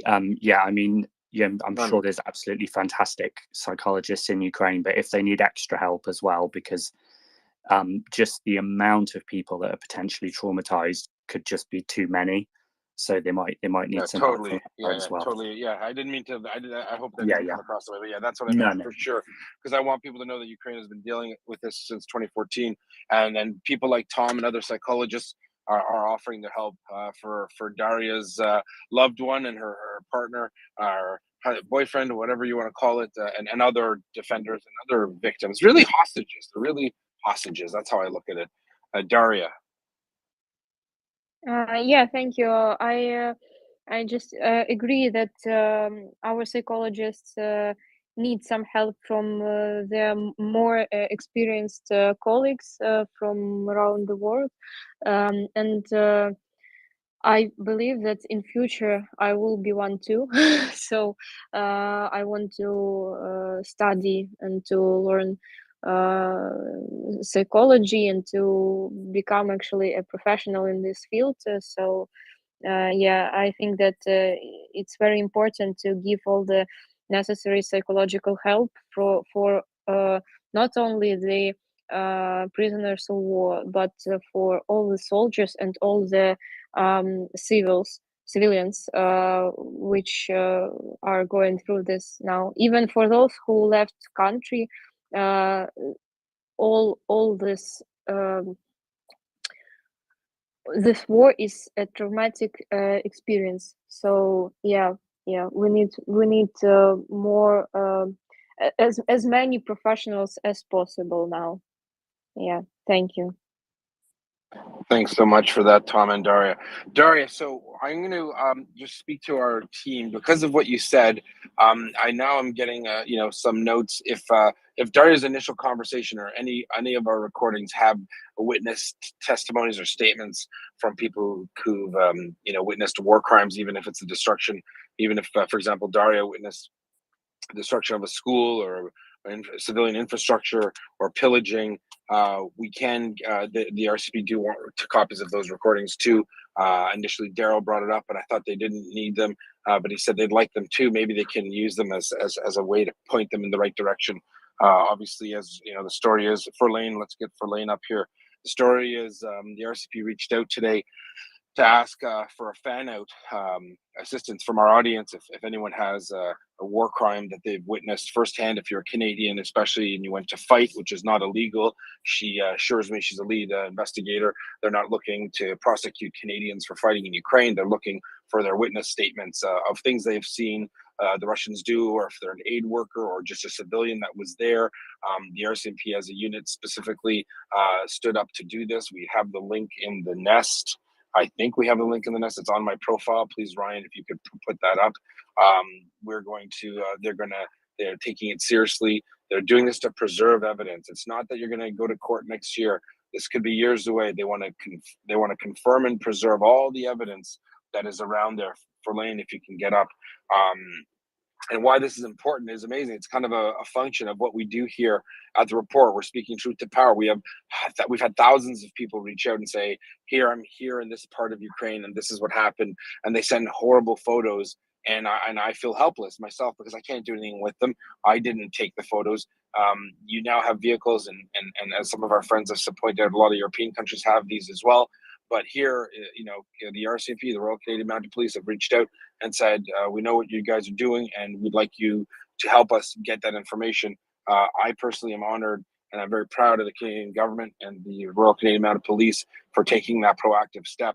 And that helps us speak truth to power for people like Daria. And you're helping Daria, you're helping her family, you're helping her future husband, you're helping all of these people get justice for what the Russians have done. They've shamelessly returned hundreds of Azovstal prisoners / hostages. They're emaciated, they're filthy, they haven't been taken care of medically. One guy almost died of encephalitis or sepsis because they didn't treat a sinus infection. That's a $5 antibiotic. The Russians are absolute war criminals. This is beyond the pale. They just don't care. And I said the comment to Daria, why don't they at least feed them for a week, because they know they're being released. They act with impunity. They have no interest in preserving Ukrainian lives, and they don't even care about preserving their reputation. It might be Daria because they don't have a reputation and they know it, that they're scoundrels. Daria, any comments on that? And that's just I'm just repeating it. I know you've heard me say it, but I'm repeating it for the new audience because we have a lot more listeners who are listening to you. So do you want to just say something to our new listeners about the experience? Want to just recap Ilya being released? You saw him. Can you tell us anything about it? Did he tell you anything about his conditions? What can you share? Yeah, so as I mentioned earlier today, we hadn't much time together, so I didn't get any information from him directly, but I saw on my own eyes many of the released captives, and they are all in terrible conditions, and in terrible health and mental states. So we need to take actions now. We need to spread this information all around the world, and we need to tell about this horrible situation, about this horrible captivity, horrible conditions, and to make investigations, all possible investigations, to help our soldiers who are still being captivated by Russians, not only from the Azovstal plant, but from all around Ukraine. And that's it. I actually am going to leave you now, guys. Sorry, because I'm a bit tired today. So I need to get some sleep. It was very nice talking to you. Thank you for your attention. Thank you for your willing to discuss the situation and to help. I hope that I will join you, not like spontaneous way, like always. You're welcome, spontaneous, any way you want to come. I will try to let you know when I'm available, because there are a lot of things going on right now. We'll try to schedule a conversation. So that would be great if we can. But if you can't, you come in whenever you want. We'll always make time for you. We want to hear Ukrainian voices. We want to hear people who are, you're a caregiver for a hero, And we know that's going to be very taxing and difficult for you over the next little while. So you're welcome if we can help. We've got Tom, he's a psychologist. I'm sure I'm speaking for him, but I'm sure he'd be glad to talk to you as a trained psychologist. Sorry, Tom, if I'm speaking for you, but if you need any help that we can give you, we're here for you. And feel free anytime. I'd love to just promote it so that we have more people to listen to your story. But if you can't, you can't. You come when you want. How's that, Daria? Thank you. That will be great. Yeah. So have a great days, nights, and everything. Yeah. Yeah. Check Thank your you for the opportunity. Thank you, Daria. Can you check your DMs? And I'm going to send you a message here. Yeah, Okay? sure. Thank Yeah, you. thank All you. right. Thank We'll you. talk soon. Bye. Be well. God bless you. And thank Thank God you. Bye. for Ilya. Slava Ukraini. Героям слава. Amen. All right. Thank you for Daria. We're going to add some more people to the panel. We had less, we were trying to control the scope there just to focus on Daria and also the RCMP War Crimes Investigation Unit information that came out. You know what? I'm just going to hand it to you, Ryan. That was a bit of a roller coaster here. I just got to collect myself, and I'm going to speak to our RCMP friends again. Remember, you can report war crimes pretty much anywhere in the civilized world. In this case, we're really happy because the Canadian, the Royal Canadian Mounted Police reached out personally to ask us to promote this on this space. Thank God for that. Over to you, Ryan. Thank you, Yehuda, and thanks again to Daria. That was unexpected, but a welcome update from her. I was overjoyed, like I'm sure many of our listeners were, to see that at least she had a small victory, a personal victory in seeing her loved one again. Abdul, we'll go to you next, and then Nancy and James. Ryan, thank you so much. I just want to reiterate the point Yehuda was making, and we have to be clear about this. If anyone, if they're refugees, if there are people who fought in Ukraine, who have seen anything that happened, wherever in the world you are, report it. This is very, very important. And I think it's very important to understand also, this does not mean that tomorrow there's going to be an indictment or that someone is going to go to jail. Much more important than that is that it is documented. We have to remember, Daria came to us today, fresh from her experience and the life she's living through now, and her reunification with Ilya. We need to know, and it has to be documented in 20 years, that this has happened. This is extremely important so that history is clear about what happened here and what is happening today in Ukraine. And I think it's extremely important to make sure that this is documented. This is also an aspect. And we have seen many, many examples of people being prosecuted and also convicted decades after they committed their crimes. And it is very important that we make sure that this is documented. And therefore, for everyone who's listening right now, please make sure, if you have seen anything, report it. It is always important. Every part is important. Thank you. 100%, Aziz. And the reason why I just keep circling it back to the RCP is because we have someone's ear right now. So the problem is a lot of people are in jurisdictions where they don't know who to contact exactly. There are specific police services that deal with it, others that don't. So I appreciate you mentioning it, but I'm going to stick right now again to the RCMP because they're willing to take any information of a war crime from anyone. And you can send those links. And if you have stuff that you think is important, you can send it. You have to consent for them to be able to reach you because they want to verify the data. I know we have heard, unfortunately, complaints from a lot of people in different European countries or even in the States saying they don't know where to report it. They've been passed off at the FBI 6 times to different departments. And I'm not saying they don't do it. They do it, but let's just stick to with what we have right now, Aziz. So we're going to talk RCMP. All right. Sorry. No, you're absolutely right. I just want to say, go to your local police station. They have to take note of it. No, but I just want to guess what? Yeah, no, that's not true though. So there are police stations that will say we don't deal with this. Contact the FBI. So that's why we'll get there. We'll get there later. But right now we're just going to focus. And so the other thing that she said is, if you are in Canada or traveling to Canada and you have evidence of a person who's committed a war crime, they'd be interested in speaking to you. Again, this is them asking. They're not for, I don't want people to be afraid of them. We're the good guys. We wear the red uniforms, whether in the army or in the RCMP. They want that information, and it's obviously to help Ukrainian people. So please don't be intimidated by them. It's not a trap. Oh, Ryan, your mic. They just want to help out. Thanks so much. Nancy and then James. And Wendy, we can't connect you for some reason. Wendy, leave the room and come back. You're not connecting. Go ahead, Nancy. Yeah, just one point of feedback. I found it just amazing that organically the word that Daria used was that Russia had treated their POWs with impunity. Impunity is the exact word that was being used in the United Nations Security Council in their session yesterday. I think it was. Sorry, the days blur together.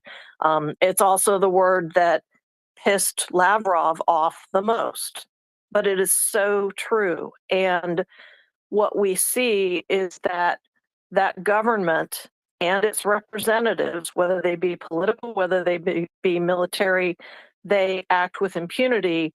And then when you call them out, they play the victim card. That's bull. And anyone who does have information on or can provide leads or bear witness to acts that are criminal, it is so imperative that they be held accountable.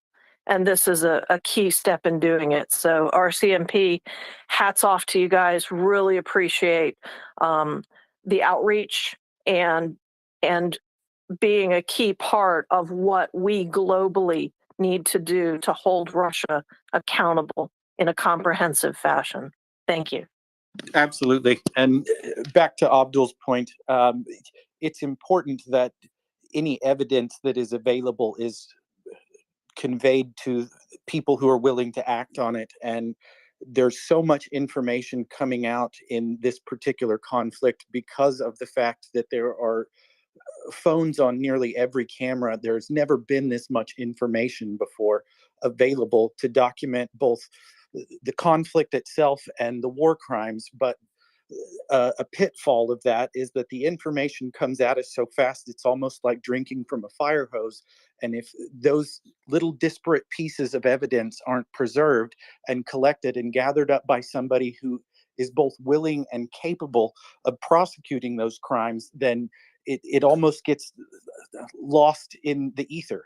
So hats off again, like you were saying, Nancy, to the people who are willing to collect that information and act on it.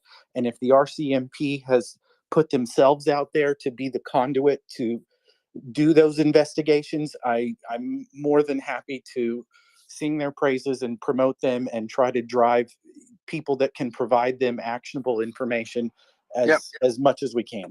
And imagine it's an American, and the American has got this very important information. They don't want to travel to the States. Guess what? The RCP just calls up the FBI and say, hey, we have permission to send this information to you from so-and-so in California. Why not?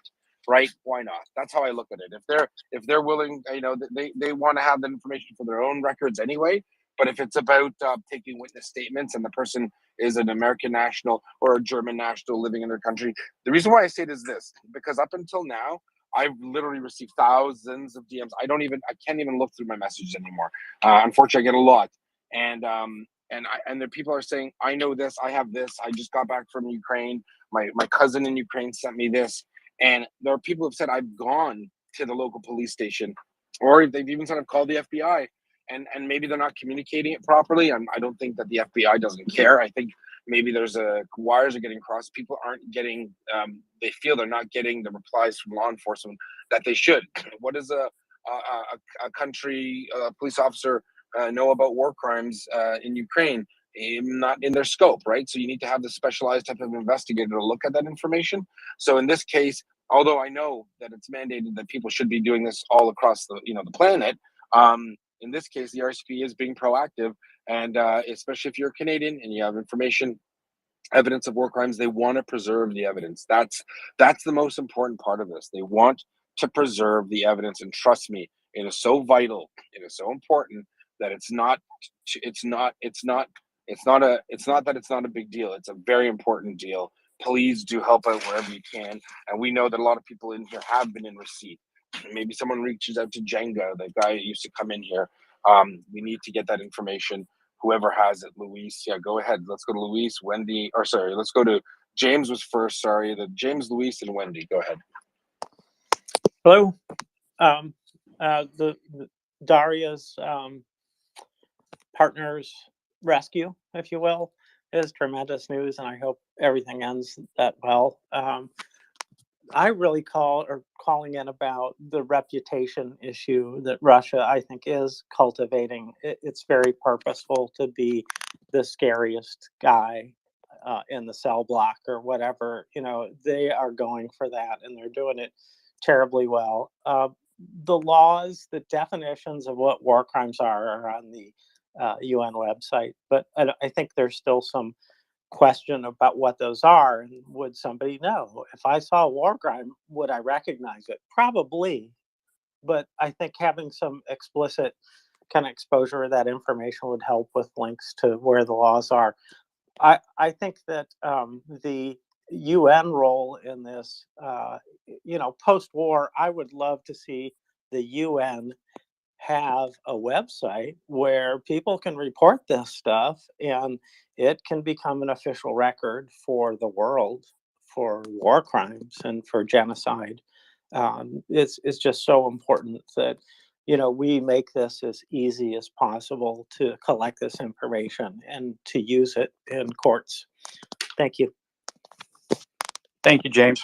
And just to that point, I want to remind people that even if they have some tangential piece of information that could be useful, those things are put together like connecting the dots on a piece of paper and used to build a larger, overwhelming case and present compelling evidence. And just because justice might not come today or this year doesn't mean that evidence cannot be useful in the future prosecution of war crimes. Just like Yehuda has said, the people who are perpetrating these crimes against humanity need to spend the rest of their lives looking over their shoulder and knowing very well that if they ever choose to try and leave the Russian Federation, they will land themselves in a prison cell or a jail cell and eventually in a prison cell for committing crimes against humanity. So every little bit of information, even if you think it is not useful, let the authorities make that determination. I don't want to flood these people with stuff that's not particularly useful, but if you think it is, they might think it is too. And the other thing is that you have to, I think from the conversation I was having in Signal with our friends there, is that you also have to consent for them to reach out to you if you're not in Canada to ask you about it, right? So there'd be no reason why you shouldn't be, proud to share that. If again, like, so give some specific examples. You have a friend in Ukraine or a relative or a loved one, and they've sent you documentation, videos, pictures. They're all about recording that, so that's important. They need to keep all that information. Again, as Ryan said, we're not going to belabor it. It's not going to be tomorrow that there's going to be a trial, but this is something that will be recorded for the ages. All of it, if there are people that will be indicted on 500,000 counts of a work, let yours be another nail in their coffin. That's where we're going here. Go ahead, Louise, and then Wendy. Hey, good evening, guys. Yehuda, respect to that. It's really good news on this. I just wanted to let you know that maybe the website is now with some overload because I'm trying to connect to the link you sent in the tweet, but I get an error. Oh my God. We might have overloaded it. I don't know. Yeah. I only hope we broke the RCMP's website with people trying to deliver them information. I'm sure they can get that fixed. I have it on mine, ukraine.rcmp.ca. Did I type it? Did I maybe I cut No, it's wrong? It's correct. It's correct. I can get to the RCMP website itself, the main website, but the subdomain is overloaded. Yeah. But that's absolutely really good news because I texted Ryan early before. I have a bunch of material from this 7 months. I don't know how many Telegram channels. One thing that the Russians have in good, they are stupid, right? So they commit war crimes, atrocities, everything, raping of children, and they film it and share it in different Telegram channels. So we have everything on evidence, and if the RCMP is willingly to go through those cases, it's absolutely amazing. I will be that will be from today on my new job, just sending them the material I have seen. And you're able to give your full name to them, right? And say, here I am, if you need to contact me, you're cool with that, right? I don't have absolute problem with that. No problem. That's really important. I think this has got to be real. Like this is, you know, we're watching genocide occur in front of us, and I'm happy at least that, you know, to get, you know, get an email, you know, directly, and then read the signature box. I was telling John Spencer, like, what the hell is this? Oh my god, what's going on? Why are they talking? And then I realized what it was. I was like, okay, this is amazing, because this is, you know, this isn't this is not someone working in a private capacity doing some stuff on the side. Like a lot of the military officers that come in, this has nothing to do with the jobs. It's just to do the right thing. This is their job, and they're like, we're on this, right? Like and this was the senior lead investigator, if I read it right. So this is really important, I think, for all of us. And it's important to establish what they call a chain of custody of the evidence, so they can have it. And this is stuff that needs to be shared with the right people. And obviously, they're not going to give your name to the Russians, if that's what anyone's wondering, you know? Yeah. The problem that we had, or that I have, or had till now, I mean, we've seen a lot of material, but we didn't know what to do with it. We talked a few times here in the space about it. Tom was also engaged in it. We thought about going with it to John Sweeney to write an article about it. That's still on the table. I didn't give up, but now we can do a specific. We have a specific contact person or contact entity where we can send all these materials, and that will be pursued, and that's amazing. Yeah. I know you, Luis. I know you have a huge heart, and you're a very empathetic person. And the only thing I can imagine more disturbing than witnessing those crimes is to see something like that and not have any way to take action and try and seek some justice for the people that those crimes were perpetrated against. So again, hats off to me, or excuse me, hats off to the RCMP from myself and a lot of the other listeners for deciding to step up and try and help people do something about this. And just for the record, she did tell me other countries do this as well. But I mean, this is the opportunity that's here. So let's seize it, right? Do you know what would be really cool if every single country would publicly communicate where you can post some such stuff?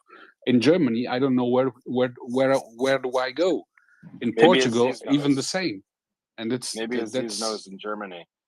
Aziz was just here, so I don't know if he still knows. He can come up and tell you. But listen, I know the FBI has a war crimes unit. I do know that people have told me they've had problems getting in touch with people. I don't know what that means. I mean, I wasn't on the phone call, but if anyone, you know, especially this will be a fan out primarily first to Canadians or people traveling to Canada. If you have witnessed a war crime or you have information on a suspected war criminal, they are prepared and they're staffed.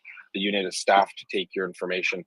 Please do see what you can do to help. It's under the war crimes section there, and it's at least that if you don't have information, please don't contact them. Obviously, because every nonsense lead that they have to address is actually time taken away from a real lead.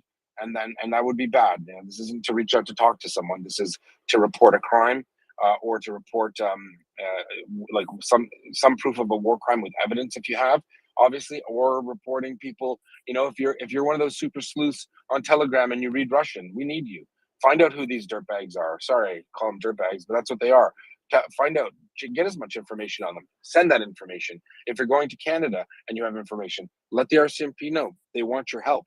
They want your help to help Ukraine. They want your help to help humanity. This is, this is disgusting. It's a genocide, and we need to step up. Wendy. Oh, sorry, Aziz, do you want to answer Louise about the German connection? Yeah, so just very briefly, you can go to any police station and file your report. That is not a problem. In Germany, just say in Germany. I'm talking about Germany only. You can go to any police station, file your report. There is a special unit at the Generalbundesanwaltschaft, which is the highest federal general attorney. There's a unit that is responsible for that, but it is the responsibility of the police then to pass that on to them. And they cannot just say, it's not our responsibility. Yeah, and that's the Abdul. difference, at least here in the US, is... 1 second, Ryan. Just go to Louise and Aziz here. Sort that out. Yeah, one moment, Ryan. Abdul, I know that you can fill a criminal case even online in Germany. I already have done that regarding the harassed Ukrainian refugees, but specifically regarding war crimes, I didn't find anything online. And the contact person that I have on the Staatsschutz, on the state security, wanted to come back to me and tell me where I can send material. The only contact I have is from him, so I am sending him some stuff, but I don't know what will happen with that, with these war crimes. And if we have now a specific entity that will take care of it, I will use it. So I'll research that and I'll DM you. But there is a specific unit responsible to investigate these issues at the level of the federal Staatsanwaltschaft, the federal attorney's office. Bundesanwalt, yeah. I'll DM you. Bundesanwalt, I'll DM you on that. I'll research that, find that out. But I know Okay, thank you very much. Thank you. See, we're making progress here, you see? So it's not, sometimes it's, hey, just call the police, but it takes we have to flesh out these conversations. If you do need help, if you have questions as to where you can get that information, please contact someone that you think knows. Yep. I have one you have to make us all a favor. We need to get that website up and running as soon as possible. The MriyaReport, we're working on it. I know. Listen, it's I thought you're working on it. I am working on it. I am waiting for text. So if you don't mind, we put a simple website online with all the links that we have, like this RCMP. We'll get on it. We'll put all the initiatives we have on there. Sorry, I thought you were still working on it. We're just talking shop to the room here. We'll get, if there's something that's required of me, you let me know. I didn't know. Maybe we'll make add me to that Signal channel. I'm not in it, so I have no idea what you guys are doing. I didn't want to bug you. You let me know what you need. Okay? Okay, I will. Thank you. All right. Excellent. And then we can put all the different pages, click here for war crimes information. And then we can get guys like you and Aziz. If you're in Germany, go to this place. Some guy, Florin, put the Dutch version, put the Dutch. Maybe we get that FBI information and say, contact your local field office, reference this department at FBI headquarters. That's where it needs to go. If you're in Canada, go to the RCMP. If you're here or there, do this, that, and the other. It's important. We need to help people communicate it. We are getting a ton, terabytes of information that highlight war crimes being committed and the criminals that do it. Let's put them on blast, as they say on the internet. That's a new thing I learned. Put them on blast. Let the right people know so that something can be done about these criminals, these homicidal, genocidal maniacs. Let them. They won't be giggling for long. How's that? Because I see them giggling in their stupid little videos on Telegram. Anyways, I'm gonna get mad. Just go to. Well, and to your point, Yehuda, I've had at least a half a dozen people send me a link to the FBI's International War Crimes Unit, but the FBI's International War Crimes Unit hasn't reached out explicitly to us and solicited that information. And the difference with the RCMP is that they have. I hope it will inspire people at the FBI to beef up their war crimes unit and follow suit or follow the lead of the Canadians. But if the Canadians are taking the lead on this, then by God, let's send the Canadians all the information they need. That's right. Amen to that. Wendy and Hicker. Thanks, Yehuda, and thank you for bringing the RCMP in on this. It is evident that the released POWs are potentially suffering from stage 3 malnutrition, deliberately caused to cause these Ukrainian warriors life-changing health issues, including organ damage. There are many people around Europe and the free world right now who have housed Ukrainian refugees, including the country of Poland, which I'm currently in and on 1G Wi-Fi. If you're in the UK, you can contact the Metropolitan Police War Crimes Department.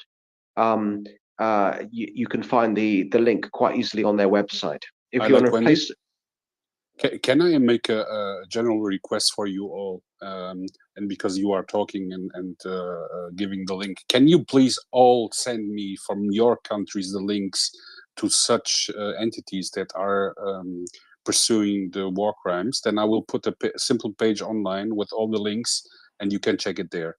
From the MriyaReport. Yeah, that's great. Yeah, Please from MriyaReport, of course. Everyone listening, if you have a please don't Google it, and if you don't know it, but if you have you're 95% or 100% sure of a link, please send it to Luis. He will populate it on our website, and that way we can post it for all of our listeners. Thank you. Go ahead, Wendy. Yes, thank you, Luis and Yehuda. I think particularly germane to this conversation is the fact that when one reports a war crime, the conversation with the authority tends to come to an end. However, this might not be the case, and it is worth pursuing because we live in the information age. It is worth pursuing every available avenue. So if you're in Poland, you can call 112. If you're in the UK, you can contact them online. But I would very much be supportive of this initiative, because persist, be resolute, show the resolve that Ukraine needs from its allies right now. So if there are ill-functioning systemic apparatus within police and crime divisions within your local country, of course, pursue those avenues. Find out the weaknesses in them. Find out how you can help Ukraine today by contributing towards this excellent initiative that's just been discussed on this space. Thank you for the space. Thank you, Alec. Wendy Hicker, go ahead. Hello, everyone. Little off the context. Yes, I mean, my heart goes out to all the POWs, Ukrainian POWs that were abused and are still being probably held in violation of all Geneva and human rights. But what I wanted to draw was the correlation of past Kosovo's conflict, which I'm from, and have faced similar, by their, so to say, proxy Serbia forces during that conflict. They would do the same thing. It was pretty much a carbon copy of what is transpiring today in Ukraine, where they've taken POWs or even recruits that they run into and force them to serve or in this instance vote in their referendum, so-called referendum that they fabricated. And my only fear is that in spite of the reportings, and I'm all for reporting every crime, but I wish we had this or this sort of mass campaign during our days, during those. Okay. Or Yugoslavia. Yeah, it's unfortunate, but yeah, no, we can't go back in time, Hicker. Right now, I'm sorry for what the Serbs did there, but in this regard, I want to try to keep it focused on Ukraine for now. Yehuda, I was getting there. And I appreciate the sympathy, but my fear again, Yehuda, is that what money does wonders. Meaning, what happened back then it turned out that Serbia in collaboration with the Russian lobby, they brought up a EU representative, which was a Swiss rep, and supposedly made up the allegation to accuse, in this instance now, let's say Ukrainians for committing war crimes, which they've done for KLA, Kosovo Liberation Army. And I'm in no, I mean, in no way, yes, there were some crimes committed, but what they've done is they drafted the resolution with Dick Marty in this instance, and blamed the victim. So Yeah. what I'm getting is, in 10 years from now, just like it's happening now to Ukraine, or 20 years from now, I hope the Ukrainians do not suffer the same fate as Albanians, as KLA has suffered in this instance. So Yeah. just Good point. Listen, just the stakes here, whether it's unfortunate, the reason why this is so different is because this is a former world superpower that is now will be brought to its knees. It'll be dismantled, and not because anyone tried to dismantle it. It'll dismantle itself. It's the level of worldwide support from the countries that matter. I'm sorry, I'm going to say it that way. I don't care what North Korea or Iran or Syria or even China and India, to an extent, say about Russia. They've picked a fight with the free world. They've brought it on themselves. The implications, again, with due respect to you, Hick, are not the same as Serbia and Kosovo, even though it's a much smaller scale. And there isn't two ways here. There aren't massacres going back and forth, which did occur in that conflict, obviously. But this wasn't a fight that had to happen. It was a fight solely that Russia put on Ukraine, and Ukrainians fought them off. And with the world's help and the world's weapons and the world's money, Russia is gonna, I doubt the Russian Federation will ever be the same. And I think Russian imperialism, this is the beginning of the end. It ended on its own in 1991. It wasn't real. It was symbolic. And now the Russians are going to self-destruct or auto-destruct. And I think that's important to mention. Yeah. But your point is taken, and we've got a couple of other hands. Let's go to War Pigeon and Mary. Yehuda, Slava Ukraine, and let's hope we see the demise of former USSR. Thank you. Heroam Slava. Go ahead, War Pigeon. Hi everyone. So regarding the collecting of the information regarding war crimes, I think it's necessary. It's a very important thing, extremely important. And I have actually investigated that here in Poland, and it appears that there's two institutions. One is Polish, and the other is the probably known to everyone, Helsinki Foundation for Human Rights. From what I believe, that the Helsinki Foundation for Human Rights is actually, even though it's a big international organization, it's I hold it in higher esteem than Red Cross and the other huge NGOs. They're actually doing pretty good work. Here in Poland, there's a contact number and an email, which is local, which means probably that's the case in other countries as well. So I just wanted to throw that in there, that the Helsinki Foundation is collecting data, and probably it might be a good idea to somehow coordinate with them. 100%. The police forces that, the RCMP has made it clear that Europol and the ICC, all of these countries are working together to get this sorted out. And someone's mic is hot. NAFO, please, you're killing me. So we are working on it. We also are working with several top universities to produce a digital map of Ukraine to highlight war crimes, genocidal activities. We've been doing that for a while. The RCMP jumped on I guess I didn't realize who she was. She jumped on a video conference that I was on, and heard her talking. And then she just emailed me directly with that initiative. They are going to come back with talking points. They're going to see if they can come on and talk directly, so you can hear it right from them. And I think it's super important. And I can't wait for that to happen, because I think people, I don't want to sound emotional or have some entertainment value here, but I think people are sick and tired of what's been going on, and I think they need an outlet to know that like, if they've gone through this material, the people have been super sleuths and finding out who these Russian criminals are on Telegram. At least now they might have an avenue to share that information. And again, the messaging from the RCMP was preserve evidence. It's not that you're going to trial. It's not a TV show. It's not about you. It's not about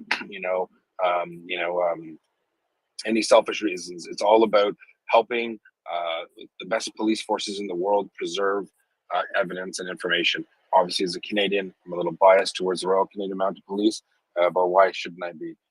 They're great. And so let's go to the next speaker.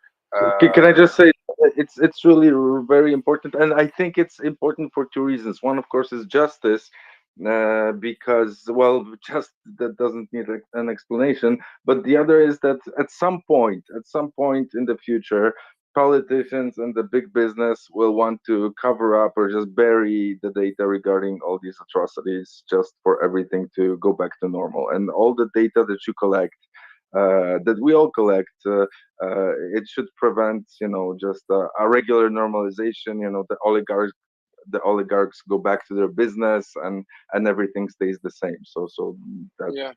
No, none of this data is getting covered up or bought up by oligarchs. We don't have oligarchs in Canada. This will be for posterity. The FBI, RCMP, Metropolitan Police in the United Kingdom, whatever, all these different police forces. No one will be ignoring this. No one will. This is not getting swept under any rugs. I can promise you that. Certainly not from this side of the pond. But thanks for that, War Pigeon. Let's go to Mary, Allen. Mary, then Alan, and then Alexa. Go ahead, Mary. Excuse my voice. I have a cold right now, but I am just curious, as far as I'm in America, and I was watching the news. I don't typically watch news. I get all of my information from you guys or watching like C-SPAN. But I did watch the various news channels yesterday just to see what they were reporting on Ukraine. And it literally was like a 2 or 3 minute blip. And that was all of the coverage on pretty much every news channel. So I was curious as far as maybe what the difference is as far as like the FBI versus the maybe the Canadian response. Is the coverage that it's getting, so maybe like the type of investment that they're going to put into it. So is the media coverage different in other countries? So I didn't know if maybe some of the other listeners and speakers could give me a different what you guys are getting. Yeah, thank you. No worries. So in Canada, we have a large expatriate Ukrainian community. Our deputy prime minister is also part Ukrainian, but I don't think it has anything to do with it. I think the FBI has a unit. I know they do.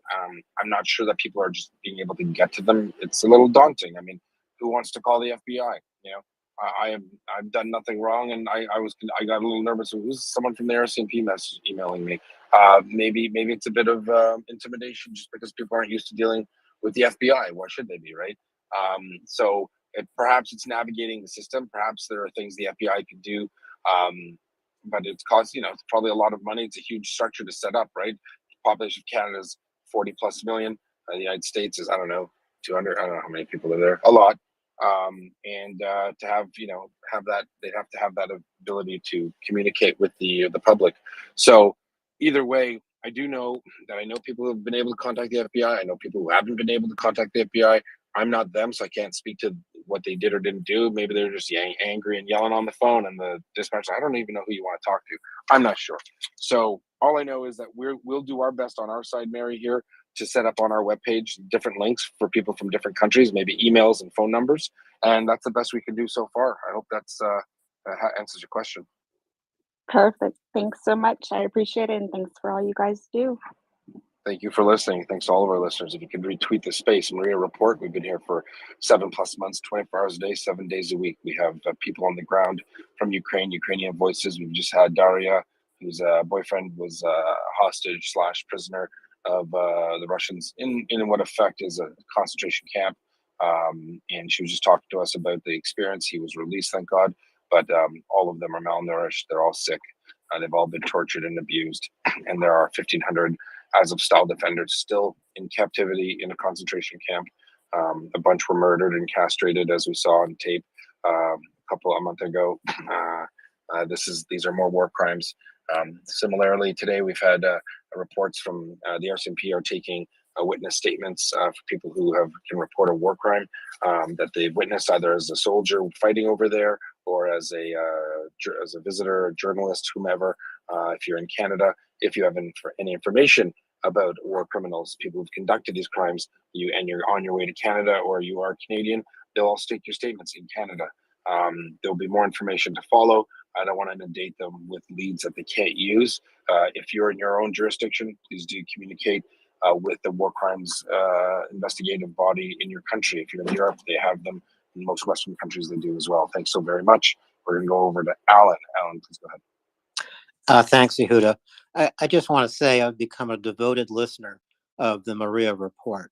And of all the hours I've listened, today is probably the most significant day of reporting I have heard here.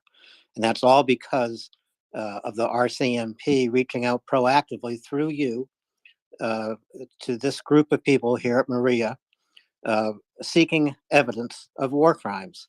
Now, we all know that societies are must collectively bear the guilt for such crimes. The crimes committed by Nazi Germany have been investigated and prosecuted for 80 years, but individuals perpetrate the crimes, and these individuals must be investigated, must be prosecuted. It does mean something to say, never forget. It does mean something to say, as people are saying right now about Ukraine, don't look away. MriyaReport informs and empowers, and the RCMP now empowers this group of people in a way that is just unbelievable. MriyaReport deserves an international award for citizen journalism.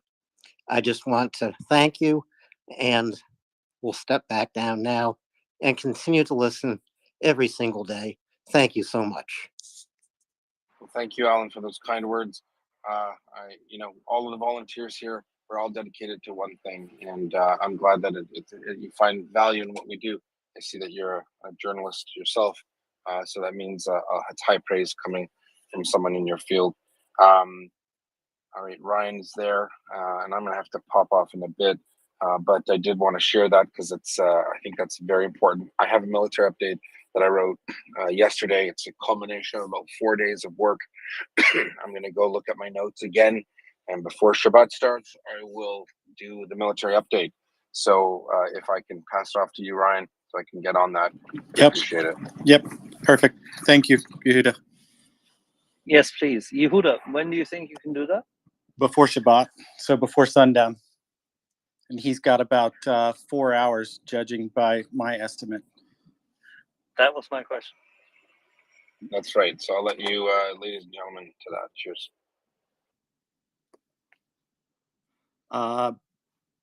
Panurge, I see your hand raised. Go ahead.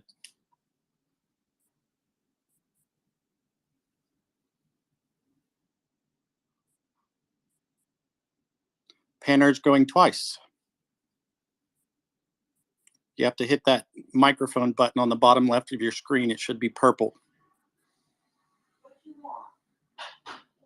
Panurge going a third time. There you are. All right. Can you hear me? Loud and clear, sir. Go right ahead. I don't think there'll be huge problems, like our last guest said. There'll be other problems. Do you have a question or a comment concerning Ukraine?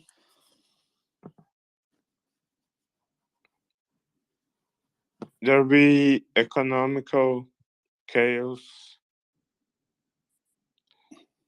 and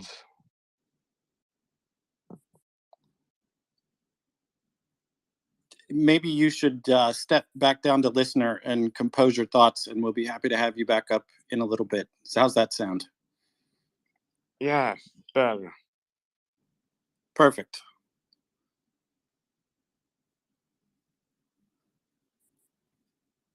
If anyone else would like to speak, please raise your hand and we'll be happy to go to you in the order that you come up. Luis, go right ahead. Yeah, I have something that is not so nice. Apparently, Russians are now deleting their Telegram channels from Telegram, or Telegram itself is doing this because Too late. The internet is forever. in my case, yes, because I have a lot of copies from the material I saw.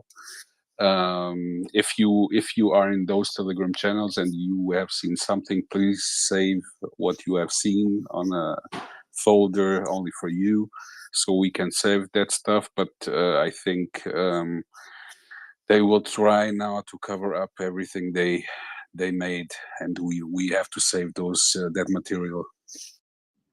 Yeah, and I think there are people who have also been copiously documenting and downloading evidence of those crimes all along. I, for one, did not download any of them, but I'm thankful that you have, Luis. I know viewing that stuff can be difficult and troubling, and I'm glad to know that it wasn't all for nothing at this point. And I'm very glad to know that the RCMP has stepped up to bat or taken the lead once again. The Canadians took the lead with Operation Unifier.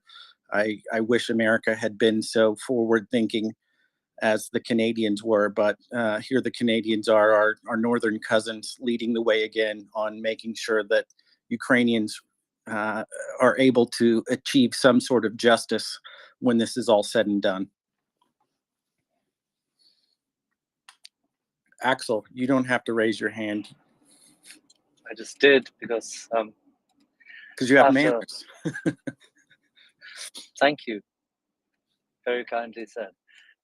Quick question. What did Daria joined, I heard. Can you briefly summarize what she said? I missed her. I apologize. She came in briefly to update us on some of the evidence of war crimes. Primarily what she came in was to ask us to take a look at a tweet that she had shared.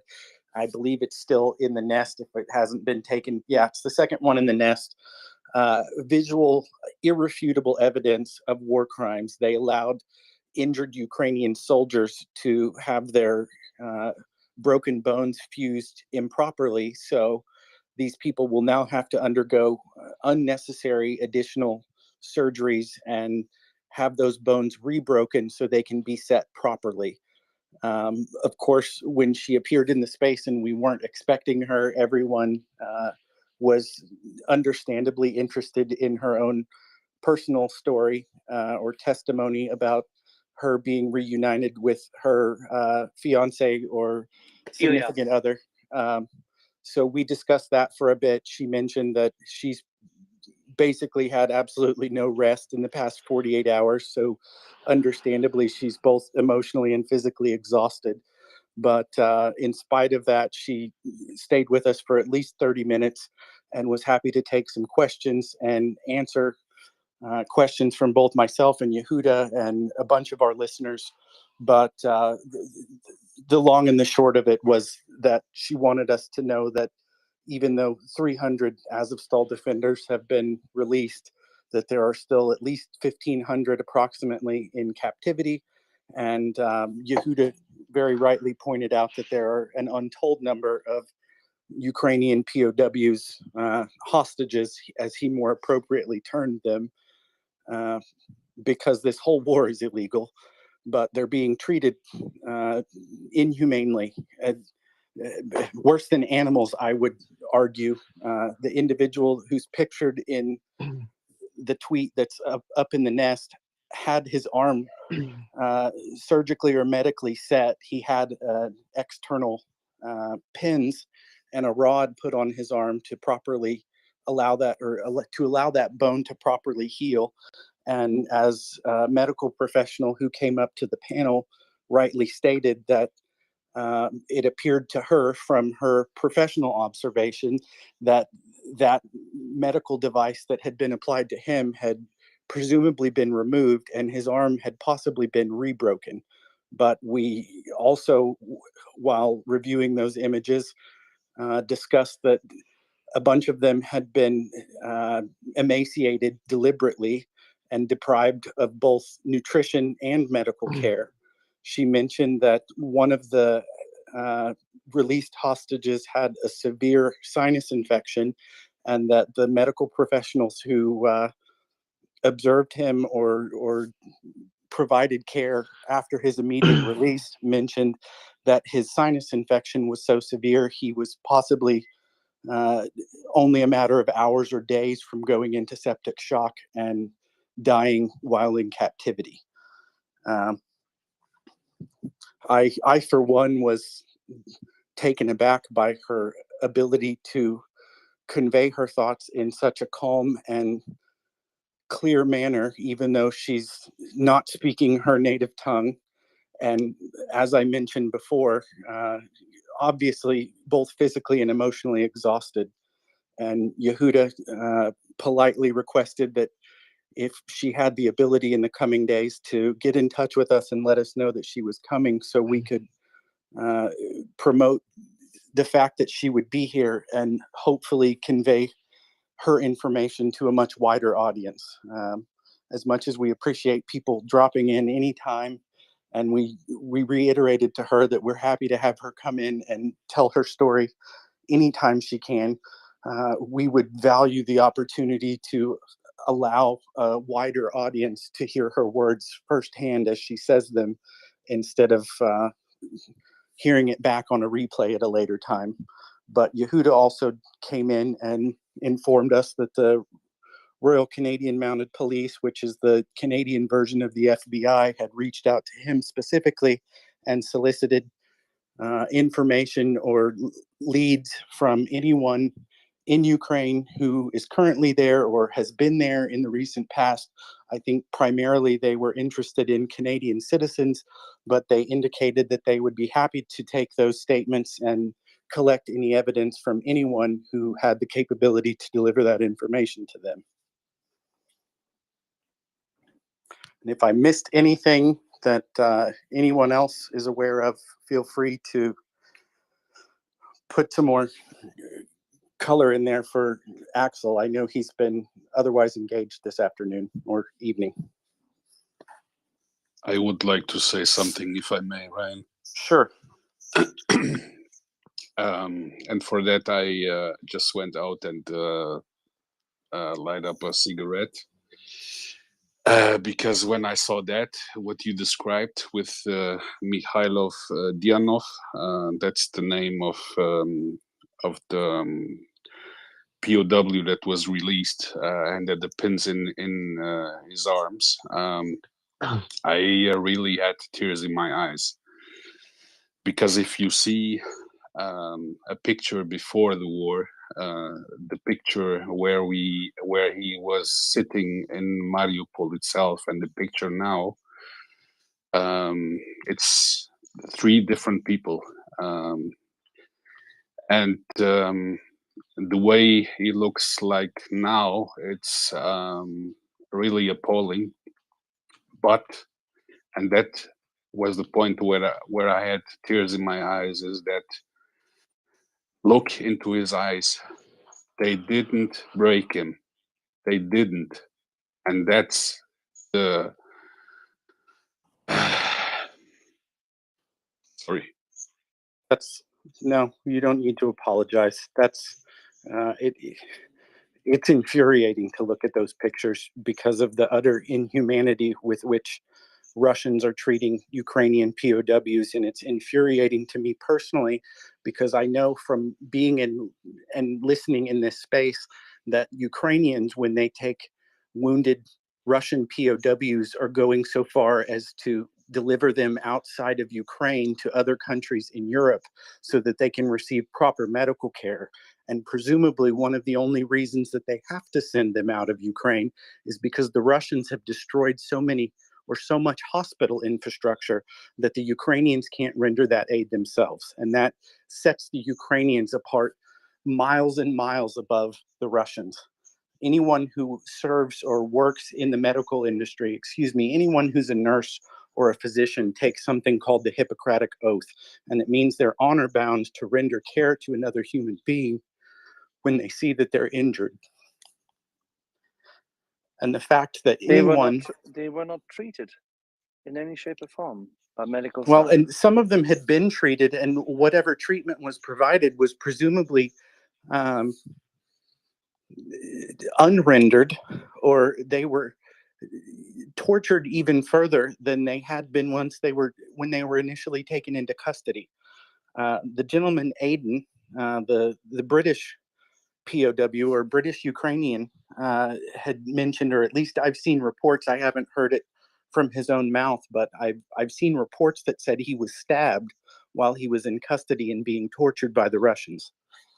It's personally infuriating to me to know that not only will they treat people on a field of battle in such inhumane ways, but once they have somebody completely helpless and under their control, that they will continue to perpetrate such heinous crimes against utterly defenseless people who willingly surrendered to them, not of their own accord, but because they were ordered to by their superiors. If I'm not mistaken, the guys in Azovstal wanted to fight until the end, and they were told to stand down, and they followed their orders against their better judgment. And this is how the Russians repaid that bravery. It pisses me off, as it should anyone.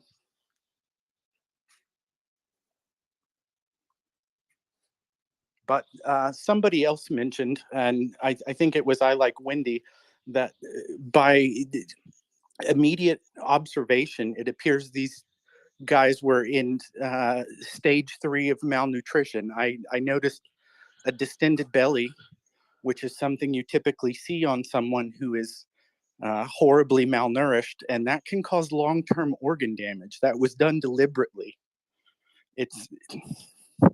It leaves me beyond words to see that this is how Russia thinks it's acceptable to treat other individuals and what they consider to be enemy combatants. It further confirms that the Russian Federation or the Russian military has absolutely no respect for human life, let alone real professional soldiers. Russia is not a professional military. The Russian Federation is nothing but a glorified gas station run by terrorists. And if this isn't enough evidence to deem them state sponsor of terror, then I don't know what is. Like Yehuda pointed out, you would think anybody who wasn't acting with impunity would try and re-nourish those guys and fatten them up, so to speak, excuse my language, but at least bring them back to some sense of normalcy before they turn them over to the Ukrainians or the Saudis or whoever they were released to, just so they could cover up their crimes. But what's so unbelievable about all of this is that they didn't care.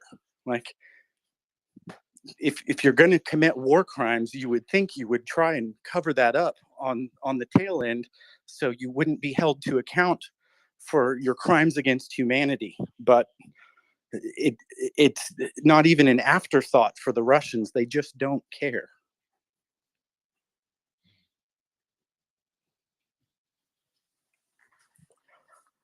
Enough ranting from me. We have a few hands, and I forgive me, don't know the order, but it looks like you're all regulars here, so I trust that everybody can act accordingly. Let's go, Tom, Nancy, Nick, Luis. Yeah, I'll just comment briefly.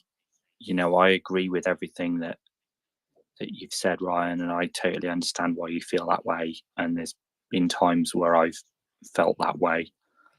And I think what we need to remember is that the brutality that they're showing to us is because they think that they're going to get away with it. But they're not. This is one of the reasons why they're going to lose.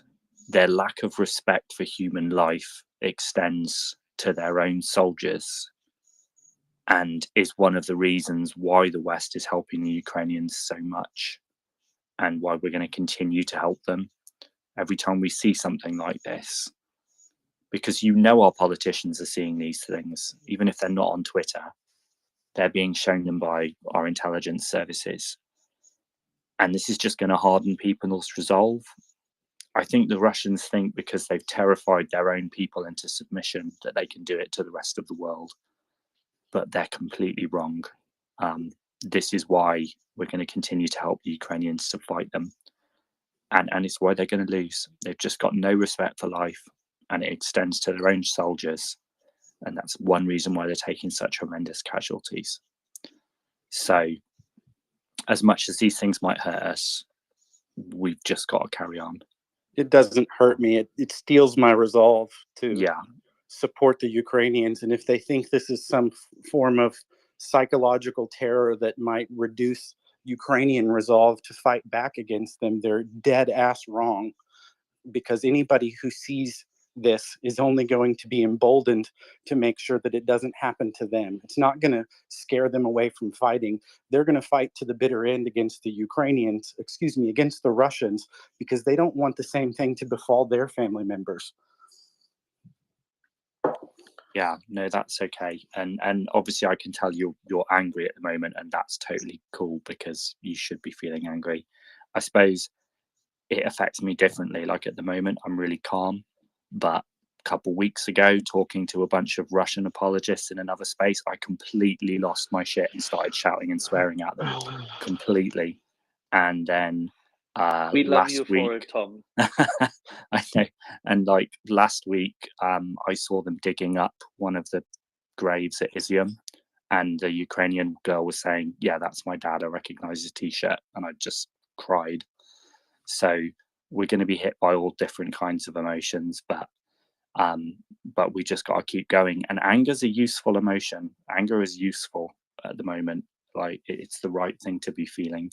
So yeah, I'll shut up now and let Nancy go. Thank you, Tom. Yeah, that mic check. Yeah, you're good, Nancy. Go right ahead. Thank you. Yeah, that mix of emotions, I really see that this group is blessed by the fact that when one of us is breaking down emotionally, there is another one of us who is firm and strong behind them. When Daria was speaking earlier today, I was one of those bawling behind scenes. So honored that within 24 hours of her beloved boyfriend, fiance, her partner, within 24 hours of him being released, she was here talking to us about him and about the horror that's been perpetrated against the other prisoners of war, both those who are released and her fears for those who remain. That, Axel, says so much about this space.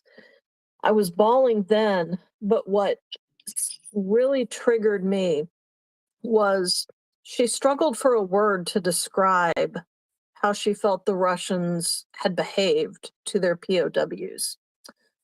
And she expressed a Ukrainian word that I can't repeat, but then used Google Translate to basically describe that they had acted with impunity.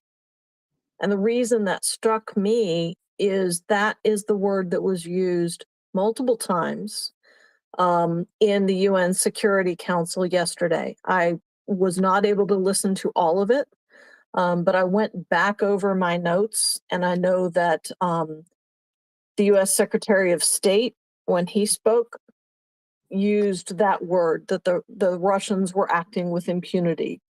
That very much set off Lavrov, who was there speaking from Russia rather than their usual conehead. I'm sorry, Nebenzia, or whatever his name is. I'm not going to even waste my time trying to pronounce it. But that word was also echoed by other ministers of foreign affairs and people of that level. Because this is a general session of the United Nations, while it's still words, this is a higher level of words than we normally receive from the UN Council, which is normally at the ambassadors to the Council. This is their bosses. This is the higher level. And the United Kingdom, Ghana, and others used that word, that there cannot be impunity for what Russian atrocities are being conducted, that impunity anywhere is unacceptable in civilized society.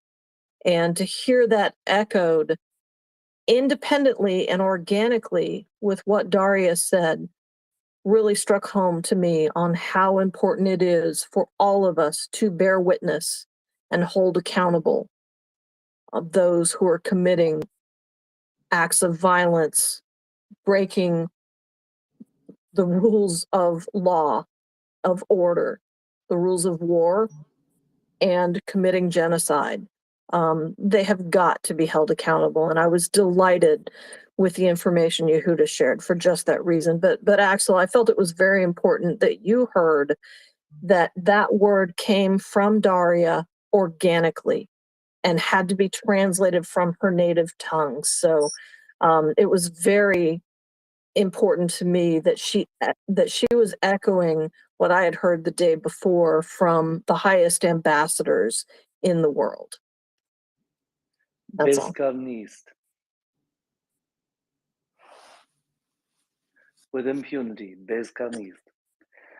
And it's important that this becomes clear that after the gulags of the Soviet Union, after the atrocities of the Holodomor, after the atrocities committed to the Volhynin and other nations in the 1920s, after the atrocities of the Tsarist Empire and the atrocities of the Nazi regime in Germany, where regimes acted with impunity, it is completely unacceptable that Russia reverts to type.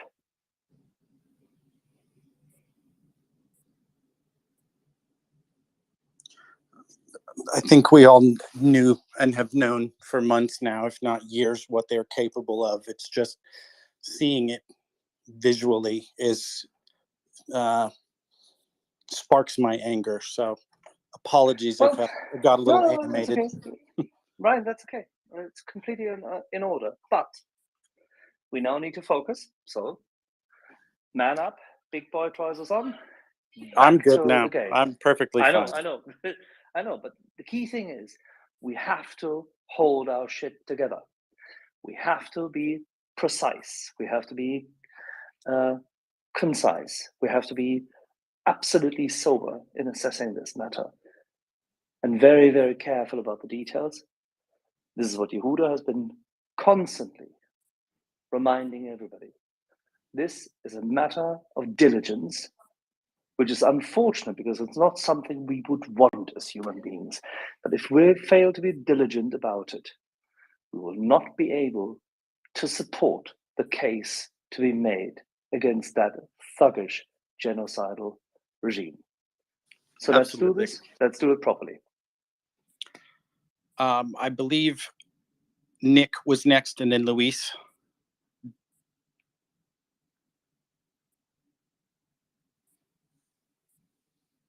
Luis had his hand up before me.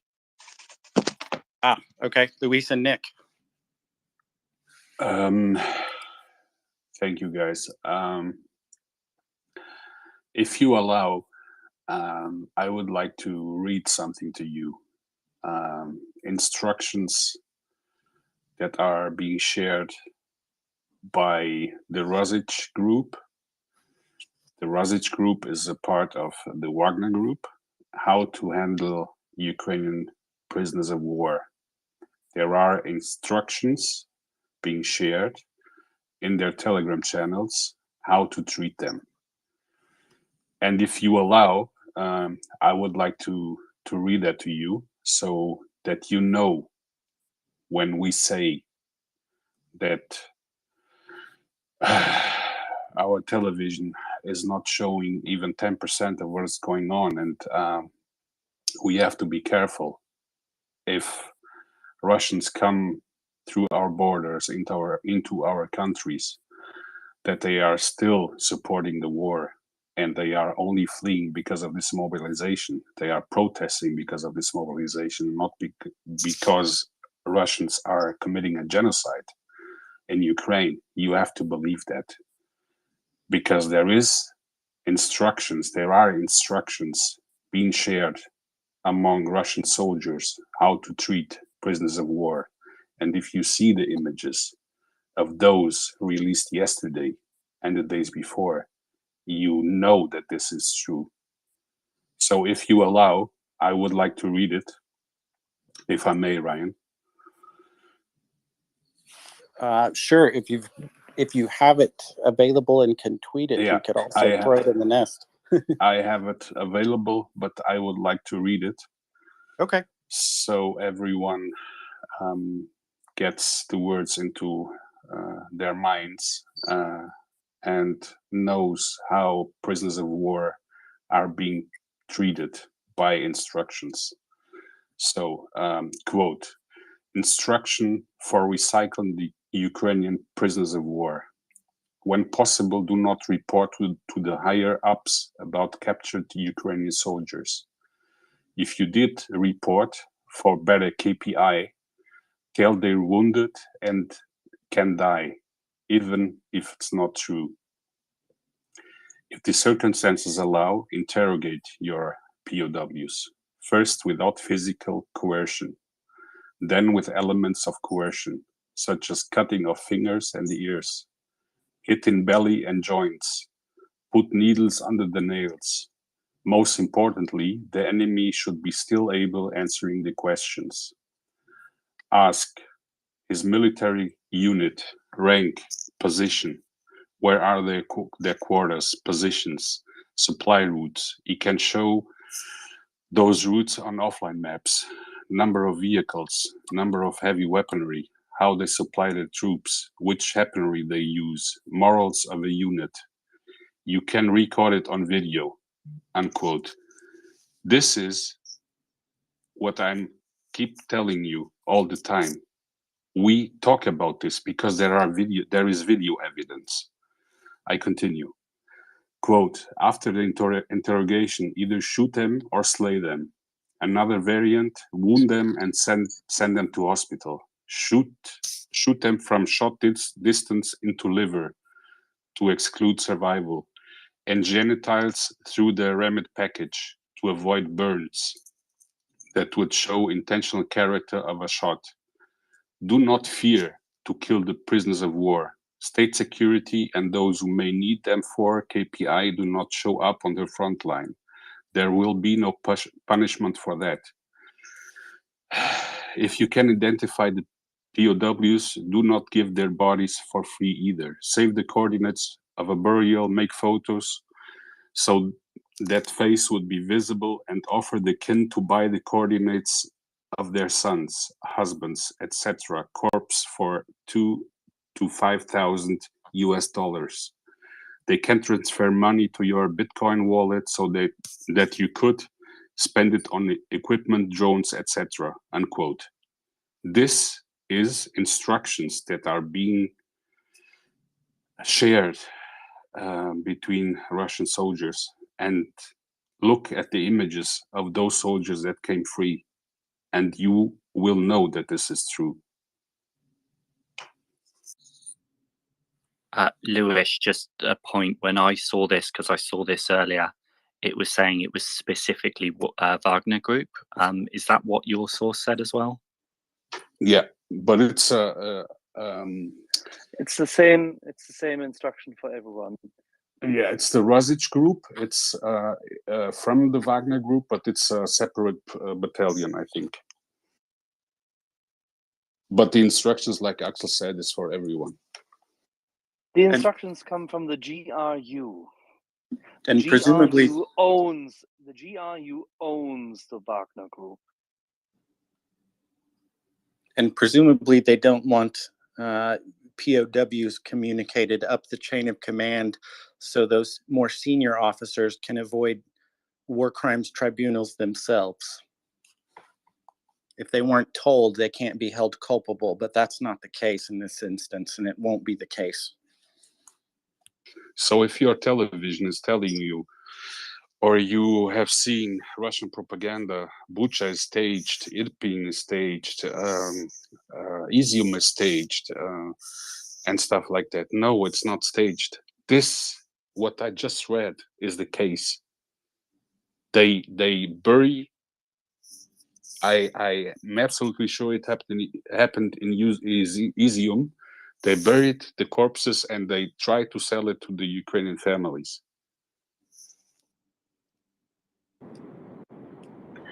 I think it's about time that these communication outlets, Telegram and others, I think it's about time that the authorities actually hold them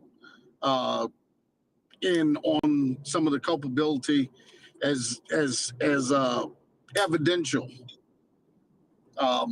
It's well past time. I don't know whether it's been done already and they are just allowing the platforms to run to collect. But I think it's time to have these different channels be under the guise of not necessarily protection, but as repositories while as it's being investigated, where they can't delete, that they can't allow the information to be vanished into the Twitter sphere. I mean, to the Twitterverse, or whatever you want to call it. I think it's well past time for that. Even if people are saving the information in other ways, I think they own the servers. And I think it's well past time for them to be held in the same light as the criminals if they don't share. I strongly suspect. Go ahead, Daryl. I'm sorry I interrupted you. No, I was done. I was just going to say that I strongly suspect there are various government agencies around the world that are scooping up this information like a Hoover vacuum cleaner. And the only benefit that can be provided to people like the RCMP is to help them sift through that mountain of data and zero in on identifiable war crimes so they can be prosecuted in the future. But to your point, I suspect that evidentiary gathering is already on an ongoing process. And like Luis said earlier in the evening or earlier in the afternoon, I'm sorry, I'm a little disheveled. It's an ongoing process. The information doesn't go away. You're right. It needs to be kept. That's fine. Telegram as a platform has tried to do an IPO, as you may know. That was cancelled. That happened prior to the invasion. Happened for many good reasons, and for some reasons maybe not as good. But Telegram, as such, has now been completely, utterly taken over by the Russian intelligence services. It is kept open and it's used for the purpose of actually still providing information because Russians do use it, Ukrainians use it, Many people in the West use it. Telegram has been for many years been the messenger system of choice because it's not a Telegram channel per se. The channels came up later. Telegram started just like Signal and Threema and others as a messaging platform, as a secure messaging platform, as a simple messaging platform, because other companies such as Apple and the likes had failed to provide something reliable, simple, and fun. And WhatsApp had been compromised by the Facebook takeover and the data mining associated with it. As a consequence, because of the data mining, the intrusion by Facebook into what WhatsApp provided initially as what seemed to be a secure system and seemed to be an okay system, led to the success of the others. Whereas Telegram was extremely capable of exploiting this with better tech and a simpler, fun, usable interface. That's why Telegram succeeded so much with many, many tech people, many, many finance people all across the world, and that has given them, shall we say, a large audience. The Telegram groups in Russia and in Ukraine and Eastern Europe have sprung up because it was so simple to use as a megaphone. Both Ukrainian opposition, both Ukrainian groups all over have used Telegram. The issue is everybody by now knows that Telegram itself, since prior to the this very invasion, has essentially been taken over by the FSB. Well, and like Luis had mentioned earlier, that some of these Russian units who were using it to communicate it amongst themselves or broadcast the atrocities that they're committing to the outside larger world are now going back in and deleting their information. But as I responded to him, much as they would wish to destroy that evidence, in the modern era with the ability to store so much data, the internet is essentially forever.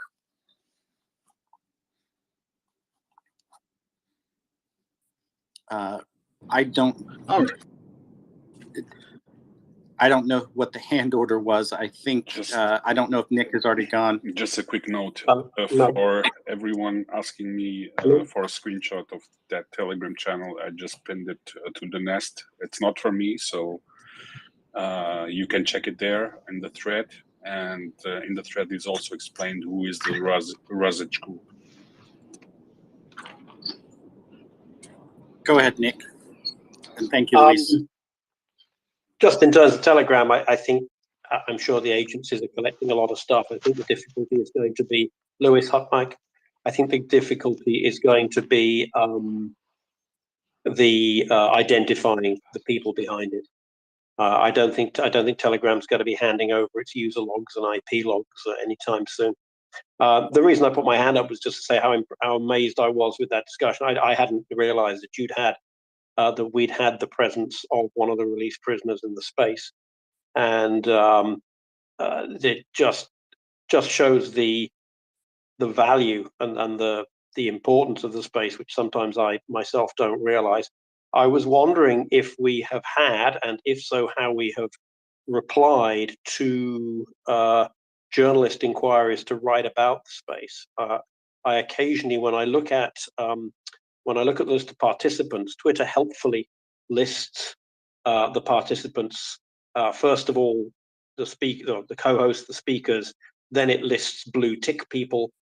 So I can see that, for example, there's a blue tick person who is seems to be a journalist. Yesterday there were 2 or 3, and I wonder whether, just for whether the co-hosts and the leaders of the space have been contacted by news organizations that want to write about it, and if they did, whether we would want to, or whether we think that would bring in kind of troll type efforts. I haven't seen anything in any of the media about it, but is that something we would seek?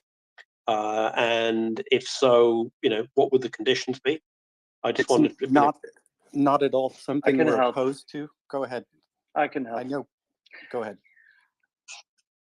Okay, so far, or thus far, the space, MriyaReport, and us as a crew before, we've been contacted by a number of news organizations.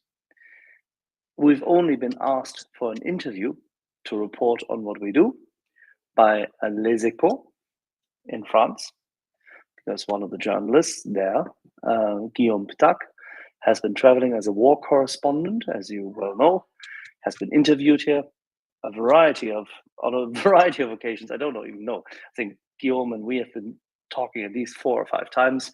He's been calling in even in between. He's been with Bryce Wilson, and he was interested in discussing the space itself. And he posted it on Les Echos, a French business newspaper. We've also just very recently been contacted by the Kiev Post, and there's an article of an interview which is about to be published. I don't know when. That's it. Thus far, not a single other newspaper, despite the fact that many of them are listening here, has talked about it. I think you covered that perfectly, and hats off to Guillaume. I did read English translation of the article that he wrote, and I thought it was very well done. And thank you, Axel, for providing or co-providing the interview so he could write up the news piece. Can you just give me the guy's name again? Guillaume Pitac, P-T-A-K. Nick, I think I can send you a screenshot of the article translated into English. That's okay. I can read it in French. Perfect. I've got the French copy too. Okay, I'll find it. Cheers. If you have any trouble, let me know. Will do. I thought the most remarkable portion of the, well, not the most remarkable, but the part that stuck out the most to me was that Axel reiterated that we have absolutely no commercial ambitions in operating the MriyaReport, and we want nothing more than to close this space down, as we will do once Ukraine has won the war. But we're singularly focused as volunteers in helping to ensure that Ukraine wins this war, both on the information front and physically. And we're willing to do anything and everything we can to ensure that victory comes sooner rather than later. And I may have taken a little liberties. I don't know that Axel was so verbose in delivering that message, but it's worth repeating that nobody here who volunteers as a co-host on the space will ever solicit any donations or money for themselves. We only want people to know about the organization MriyaAid, which has absolutely no overhead costs and does nothing with the money that's received except to procure equipment, both non-lethal military aid and medical supplies that can be delivered to Ukraine, and every penny that's donated to MriyaAid is expended in that effort. There are no pizza parties, there's no secretaries, there's no office space leased. The people who operate MriyaAid usually do so at an expense to themselves and have donated to the cause themselves, and they do the work that it takes to keep the organization up and running from their home office or from their laptop sitting at their coffee table in their living rooms. And that degree of benevolence is one of the reasons that I've donated my time and some of my money to MriyaAid. And yes, I can concur with that with you, Brian. It's volunteerism, it's the cause, it's what we're doing here. I came here as a listener, like most of you are right now, and it took a minute, and I'm here, and I'll be here, and it's all about MriyaAid, getting that non-lethal aid to Ukrainians and the Ukrainian soldiers. And if you can, please go to the organization, take your coffee money, your snack money, and donate it, because it's the small donations that mean that can be the world. It can be the last couple of cents to buy a drone. It can be the last couple of cents to buy a tourniquet. So don't think that any donation is too small. Definitely don't think any is too large. But really, don't ever think that something that you could give would be too little. And just know that it's for the good. We did a specific fundraiser to procure 1,000 military grade tourniquets that cost approximately $30 a piece. So as little as $30 can save a human life and ensure that somebody who's injured trying to defend their country, or a civilian who might be caught up in the crossfire or might be on the receiving end of a Russian missile strike, can have life-saving aid rendered to them until they can be taken to a hospital and have their injuries fixed or addressed more permanently.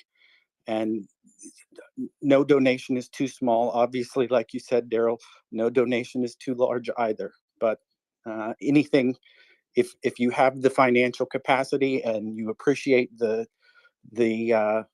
value of 24/7 coverage and holding the candle or keeping the candle lit, as somebody had mentioned or referred to it as, we don't want any coffee money. We don't want any thank yous or accolades. We only want Ukraine to win this heinous war sooner rather than later. Let's go to some hands. I, again, lost the order. I think Nina or Peace were next, and I don't know which. I think Peace was before me, so go ahead. Peace, good to see you. Good evening. Thank you, Nina, and good evening, everyone. Happy to see you all here. Beautiful, wonderful, strong, determined people to help and sustain the good cause for Ukraine. I just wanted to share a couple of pieces of information. First of all, I want to commend Canada and RCMP for their great, fantastic initiative. I think it is the perfect momentum we are right now, because with the last bodies that were removed from their grazing, with the continued investigations of their deaths, most of them violent, as we already know. Also, the important current meeting in New York at the United Nations, regardless of their efficiency so far in this invasion, in this war, still the values charted in UN charts are still values that are worth defending. And what came out recently and was reported, I believe, today at UN Human Rights Council is the following. Just one small piece is that an unspecified number of Russian soldiers were found to have committed crimes of sexual or gender-based violence, with victims ranging in age from 4 to 82 years old. That is one first spot of information which we all were already aware, but is currently being spoken out loud and clear for everyone to hear. A few major news outlets have already reported that, starting to spread around, such as New York Times, etc. Here in Portugal, it was already on the news. In fact, in Portugal, lunchtime and evening time, Ukraine continues on the news, big or small. And after the summer break, news are there every single day. There's reportings about Ukraine. Less than in February or in March, but regardless, it's still in the news, and I commend my country for doing so. The other piece of information is that yesterday on the Security Council, and to add more information to what Nancy kindly has ventured to us a bit early, a few minutes ago, is the following, is that the International Criminal Court prosecutor, Karim Khan, has mentioned, and that was a very important point that I found out really a few extracts that I've mentioned, where he says accountability is absolutely essential, that requires determined action. It requires to renew our pledge from Nuremberg that there's no statute of limitation for war crimes. So no matter if it's now, next year, 2 years, 3 years, 10 years, 20 years, these will still be prosecuted and condemned. Whether if the people being prosecuted are there in person or in absentia, they will be accountable, they will be prosecuted. And our role is to catch up the momentum caused by these meetings, by Canada's initiative, to spread the word to a maximum people, to our friends, to our communities, wherever we can, to bring these crimes to light and not let pass, because justice will prevail. Additionally, the prosecutor said yesterday on the Security Council, I have been to Ukraine 3 times, and one has seen a variety of destruction, of suffering and harm that fortifies my determination and my previous finding that there are reasonable grounds to believe that crimes within the jurisdiction of the court have been committed. When I went to Bucha and went behind St. Andrew's Church, the bodies I saw were not fake. When I walked the streets of Borodianka, the destruction that I saw of buildings and schools was all too real. And when I left Kharkiv, the bombs I heard land gave a somber insight and a very small insight into the awful reality that is faced by many of our brothers and sisters and children that are in a war zone. And I finished with this point, which is also very important. I am deeply concerned regarding the allegations and information we are seeing regarding the intentional targeting of civilian objects and also the transfer of populations from Ukraine outside, particularly children. So the forcible deported, kidnapped people, abducted children, adults that are being forcibly deported are also in the spotlight, and here we had 2 ladies from MriyaReport who actually went through filtration camps and carried what they witnessed, which I believe the information that this valuable space has gathered so far will also provide quite a few accounts of the atrocities and the war crimes and the genocide being committed currently in Ukraine. So it's up to us all here that are listening in to not let it be forgotten, to speak out, to reach out, to spread what is happening, to liaise with whether our politicians, our representatives, whomever we can, but not let forget. We cannot forget, we cannot forgive. These crimes need to be prosecuted. They must, and they will be accountable to it, no matter how long it takes. But they will, justice will prevail. I am sure of it. So I just wanted to say, Luis, I actually sent you a small page regarding what we were discussing earlier, because there is a genocide network in Europe. There's a page actually specific, and they report to Eurojust.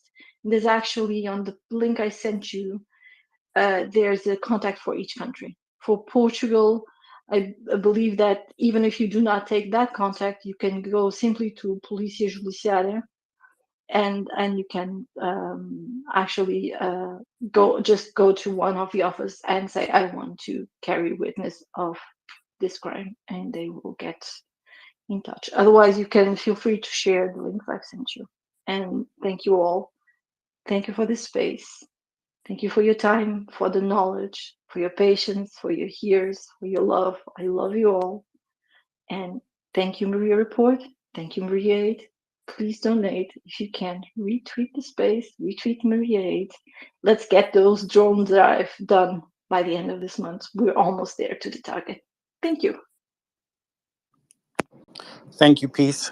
I haven't seen you in this space for a couple of weeks, and that's probably just because we're on totally different schedules, but perfectly said.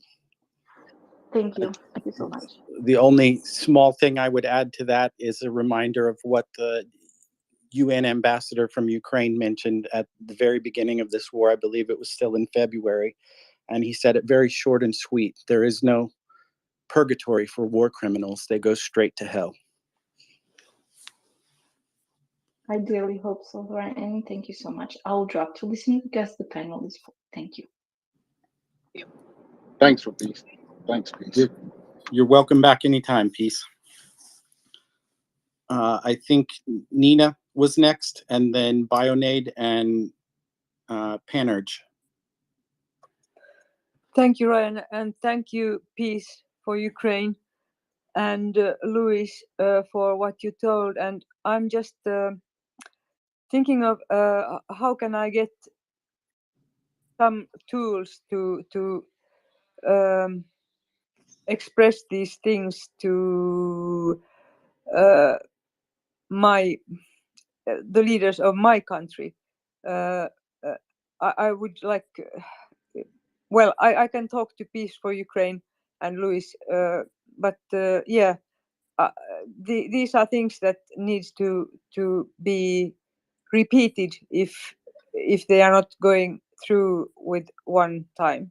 Thank you. Thank you, Nina. Bionade, go ahead.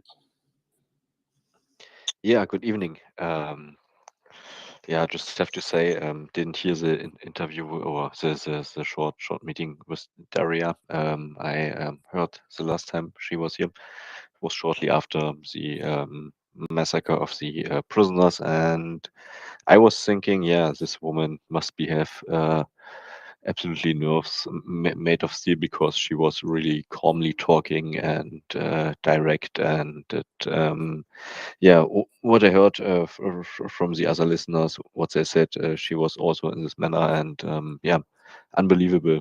My most respect to that, and yeah, I'm happy that a part of the other Star Warriors is back. It's really great. The atrocities was happened are really, yeah, hardly to describe.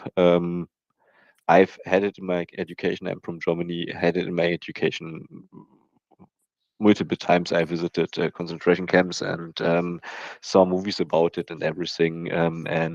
Yeah, there's no difference basically. Yeah. I just wait for the moment where they find the operations rooms, where they cut off arms and transplant it to other people like the Nazis did. So I absolutely I'm at this point where I don't think something more bad can happen, or it's absolutely, yeah, hard to describe. The other thing I wanted to mention in this regard, a friend from Kiev sent me a picture earlier today with a picture what's in the nest with the arm from the other Star Warrior, with a account number on it and asking for donations for an operation and everything. So please don't see pictures and donate directly. Don't do this. Look it up. Look for the organizations. Look for the real people who do this, and don't take a picture from social media, see an account number, and donate. There are scams on the way. We saw it multiple times with James Vasquez. I saw a post from him where he was really upset about it, so that people are pretending to donate or collecting money for his family and something like this, which wasn't legit. And I think there are maybe also operations, say from like psyops operations from the Russian sides to fuck people basically up in their minds, which had a great loss or which lived through tragedies. So please don't donate to account numbers you see online without any verification, because it doesn't help. It may be worse than that, because it helps actually maybe scammers and maybe also Russians. Yeah, thank you. Thank you, Bionade.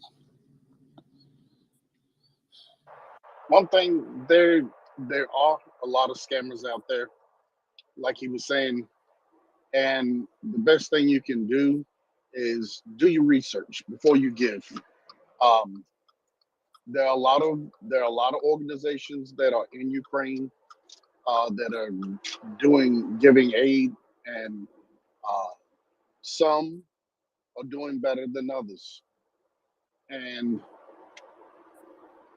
just know, just like with the Red Cross, when the whole stories came out about what they were doing, and you realize that they are not doing what you really would want them to do or be doing in this time. And your money, if it's going to the international organization, isn't going to to do the work that you would expect. And this is not to say for the local Red Cross in your particular district, but to the international. So, like you said, do your homework, be vigilant.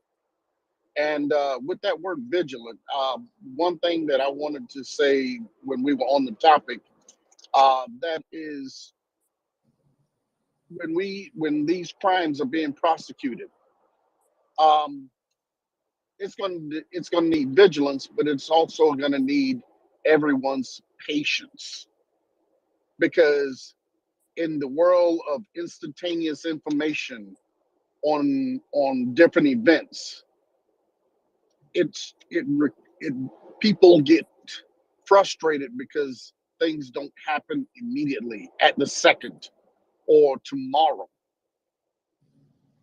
Law takes time. It still is going to need us to be watching it. So don't get frustrated on the time frames. Let the law work as it needs to, so that when it's prosecuted to the fullest extent. Sorry about that, Ryan. I just wanted to say that because I know how people get they want immediacy, and it's not how the law works. Yeah. And with the war still going on, it's even going to take even longer. But we need to still be on our toes and be behind them as they prosecute it. You're absolutely correct. The wheels of justice sometimes turn slowly, but they need to keep turning, and Ukraine deserves every bit of justice that it can receive on the tail end of this atrocious crime against humanity, and Ukraine specifically. I think Chris was next. Hi guys, you just caught me on my way up the stairs. Hang on a second. You're fine. We can go to the next speaker and come back. No, it's okay. Yeah. It's okay. I just need to come back down and get somewhere quiet again. Just on the subject of which I think was mentioned just then, checking out companies. Can I just highlight again that the Ukrainian company that I work with, pro bono, by the way, called U-Control, which also has a subsidiary called RU Assets, Russian Assets. So that U-Control is a company that will basically give you all the information that you need about any Ukrainian registered company, including all the directors and any affiliations that they might have with Russians. So that was just a quick one on that, just as that was just mentioned as just before. And then I was just wondering, when is the? I've just got some information in terms of the military stuff and that. When's the next military update, folks? Hopefully Yehuda will be coming back in the next 2 to 3 hours. He's kind of on time crunch due to religious observance, but he will be with us, as I presume, before nightfall this evening, his time. Okay, so I don't want to like steal his thunder and that, but it looks like Ukrainians are, well-round Liman at the minute, and or Liman, however you pronounce it, and on the basis that the only good Russian is a dead Russian, I was quite amused to see that the Russians tried to counterattack the Ukrainians around Liman and brought up a trainload of T-62s, which was immediately wiped out. So I don't know whether that will appear in the report later, but I just thought that was a bit of good news. Well, I for one hope they only took out the engine that was pulling that train, and that the tanks were a small gesture of goodwill towards the Ukrainian people that can be turned around and used against the Russian invaders. I think they wiped them all out, but that's just what I heard. I'm okay with either one. Hopefully, here in the next couple of weeks, with the Lend-Lease program getting its feet under it, the Ukrainians might be provided some M1 Abrams, and we all know those will do the trick just fine. Yeah, that's what we're hoping. Okay, thanks a lot. All the best. Thank you, Chris. Panurge was next, and then NAFO Troll.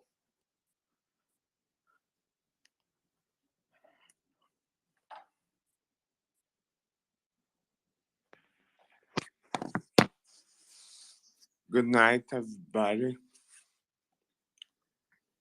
Good evening. Can you hear me? Yeah, we can hear you great. Go right ahead. I think everybody was right about documenting the war crimes and announcing it, but I think it's very improbable that they will be persecuted ever. Maybe in one country or another, but not on Hague. I wouldn't be so sure of that. In the modern era, it is so easy to pick up your phone and take a picture, and there is so much information that can be pieced together, like dots connected on a piece of paper. These individuals who may not immediately reveal their own faces on camera can be unmasked sooner rather than later. There was a particular war crime that was perpetrated against some Ukrainian POWs in Ukraine a few months ago, and these soldiers were presumably tortured and then murdered on the street side, and their bodies were moved to the Bellingcat. Did an excellent but job. I saw some, but it's not something.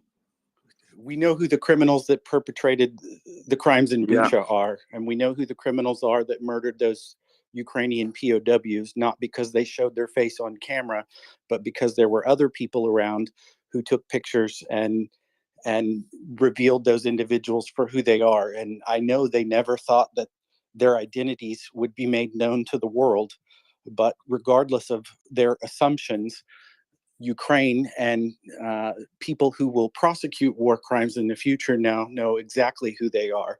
And you don't have to be rendered to The Hague physically to be tried in absentia and deemed a war criminal and essentially made a pariah if you ever leave the borders of Russia again.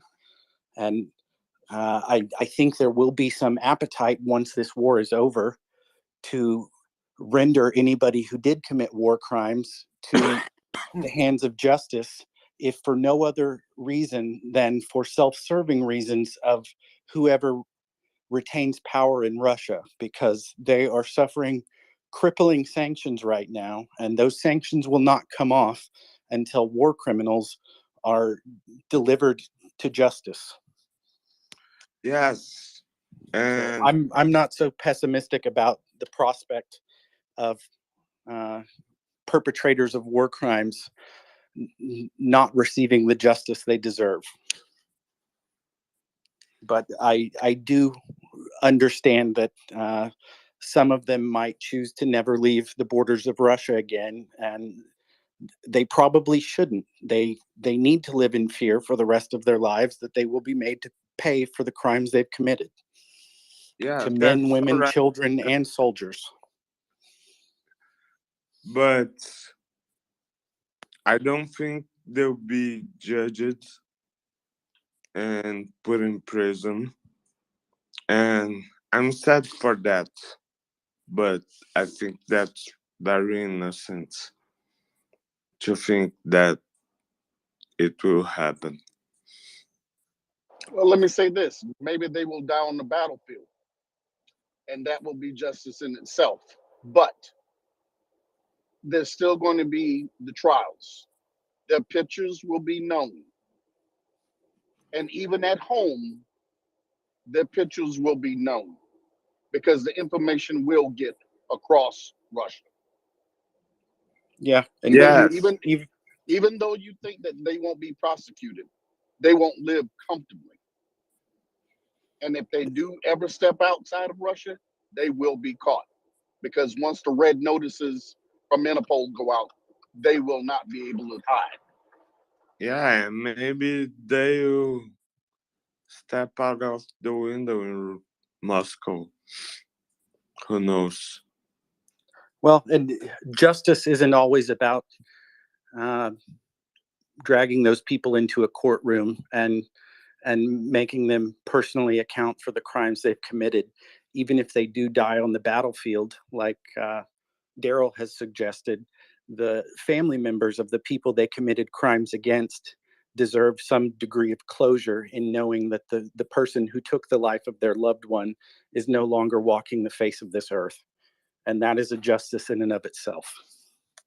Yeah, I completely agree. I Remember just don't that. think that they'll be judged. Well, Just even remember if this, they're not judged in this life, they'll be judged in the next. Yeah. and just I remember agree this: with that. just remember this. Every POW is documented. So if they are in custody and are found guilty before, say, the trials begin, because the information is there and they are in custody as a POW, they may not be released back. And let's hope that's the case in some of these people, is that they already have them in custody as a POW, which it's going to get a little murky because they're POWs and they can't be tried while they are a POW. But once they are freed, they can be remanded back. Surely. What I meant is there was a lot of talking about the judgments of these genocides crazy people who made a lot of war crimes, and unfortunately, I don't think it will happen.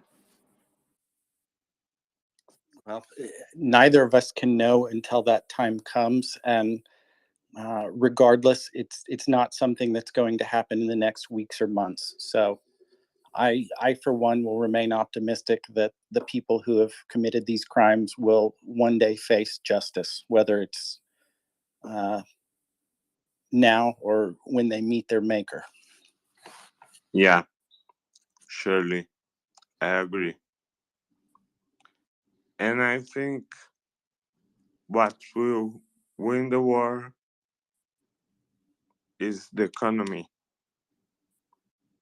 because Russia just gonna broke. Yeah, they're actively destroying their own economy from within. We discussed that at length earlier today in the space. Yeah.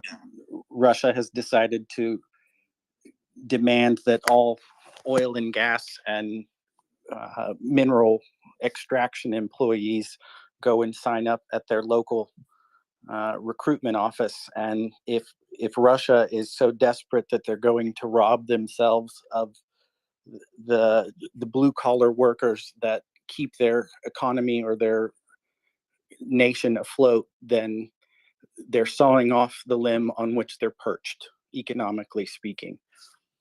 And that's definitely not something that will happen this year.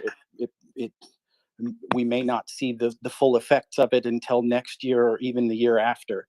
But if they're actively robbing their own country of the human capital they require to keep oil and gas production up and running, then sooner or later they will suffocate themselves, economically speaking.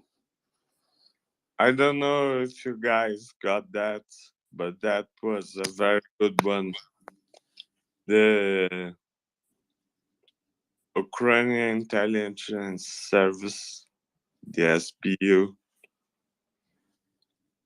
they sent a message to the Minister of Defense of Russia saying they were very great, that he stole so many money, their soldiers were poor.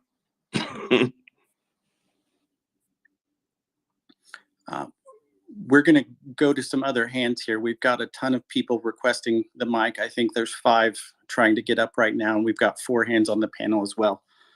All right. I made my point already. Thank you very much.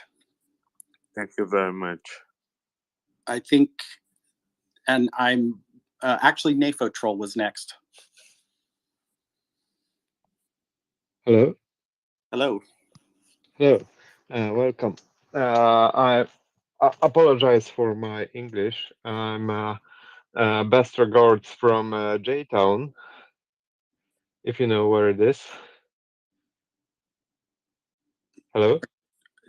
I don't know specifically where J-Town is. Please enlighten me. It's like a very popular place for U.S. Marines, let's say so. I'm Go not ahead. familiar. What town is that? What country? J-Town. It's like Poland. Oh, okay. Where in Yeah. Poland specifically? Or is J-Town the name? So, Or is J-Town the name? so southern east. Somewhere near Warsaw, Yes. maybe? No. Warsaw, it's a little bit to north. It's like 150 kilometers from Ukraine. Oh, less, maybe 100 kilometers from Ukraine. It's a airport. Yeah. Well, do you have a question or a comment about Ukraine? Because we've got a bunch of hands up in the space currently, and there's about 6 people trying to get onto the Yes. speaker. Yeah. I want to ask you, do you especially talk about war crimes, or just generally about the conflict and all around the conflict? We've covered countless topics in the last 6 months. We've been broadcasting on this space 24 hours a day, 7 days a week since the invasion began in February. So it's safe to assume that if it is a topic concerning Ukraine or the Russian invasion of Ukraine, we have discussed it. Okay. Like, I want to say what I think about it. In my opinion, why US stepped in the conflict. I think the US government was a little bit scary about the merge of Eurasia, China, Russia, and Germany, France. You can agree or disagree. That's my opinion. But what does that have to do with Ukraine? Explain you. Ukraine, Please do. it's a puzzle. It's a puzzle. No, there's no puzzle when Russia invades Ukraine. That's not a puzzle. Yeah, They did it in it is. They did it in It is. 2014. They It did is. it in 2014. This hasn't just started this year. Briefly, NATO control, the US didn't get involved in this nearly as directly as the United Kingdom and Canada did through Operation Unifier with respect to Canada. The US got involved in this to protect a country who had decided for themselves that they didn't want to be subjected to Russian influence any longer. And we all know that Russia has tried to put their finger on the scale of Ukrainian politics ever since Ukraine achieved its independence in 1991. And maybe my year is off there. But the US didn't take a direct role in this situation until Russia decided to illegally cross the border into Ukraine and start murdering civilians. So I, for one, as an American, am very happy that America decided to get involved in this conflict. I, for one, am regretful that they didn't take a more direct action in this, presumably because they didn't want to inflame tensions with Russia. But America didn't start this war. America is helping a member of the greater body of nations around the world in making sure that autocracy and kleptocracy and colonialism is dead for good. Russia's the one trying to make its neighbor a colony again. Russia is the one that claimed a Ukraine. vassal state. Yeah, a vassal state. Russia's the one trying to claim that there is no such thing as Ukrainians or Ukrainian language. And they called Ukrainians little Russians, and they insinuate that the language of Ukraine isn't a language of its own. It's just a broken dialect of Russian. But I think we've discussed this topic enough, so I'd like to go to some more hands.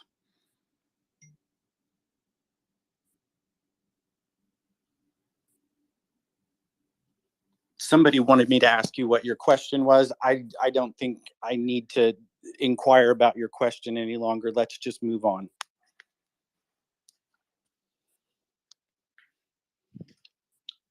You know, Ryan, I think if we have someone come up that's a fella and they start saying stuff like that, we should ask them, who runs NAFO? You know, things like this. Honestly, I didn't need to make any further inquiry. He was on the space multiple times this afternoon. I've been co-hosting for a few hours now, and he had no ability to control his mic. He interrupted or stepped on Yehuda while Yehuda was talking, and then after Yehuda stepped out, he interrupted and very rudely allowed his mic to infringe upon Daria's testimony. So I've heard enough. We'll move on with things. I gave him the benefit of the doubt by bringing him up the second time, and I've heard more than enough. Yeah, we probably should have booted him when he interrupted Daria. Well, that was the first time I dropped him, and I decided to give him the benefit of the doubt and bring him back up now that things aren't so pressing. But he's in room I have no 101 patience now. for people trying to name and blame the United States at this point. If you live in Poland and know what Russia did to Poland, and you want to come up here in a space that is exclusively dedicated to getting the voice out about crimes against humanity that are being perpetuated or perpetrated by Russia, then I have no patience for you. And that man should know much better than I that Russia is a despotic regime and they'll murder anyone who gets in their way. And I'm done. Maybe he can come back up during the European shift and spew his nonsense. Oh yeah, let us have him. No, let us have him. Wasn't it?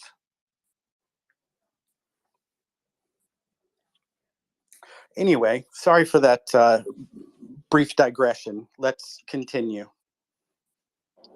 Let's go to Nancy and then Luis and then Pastor.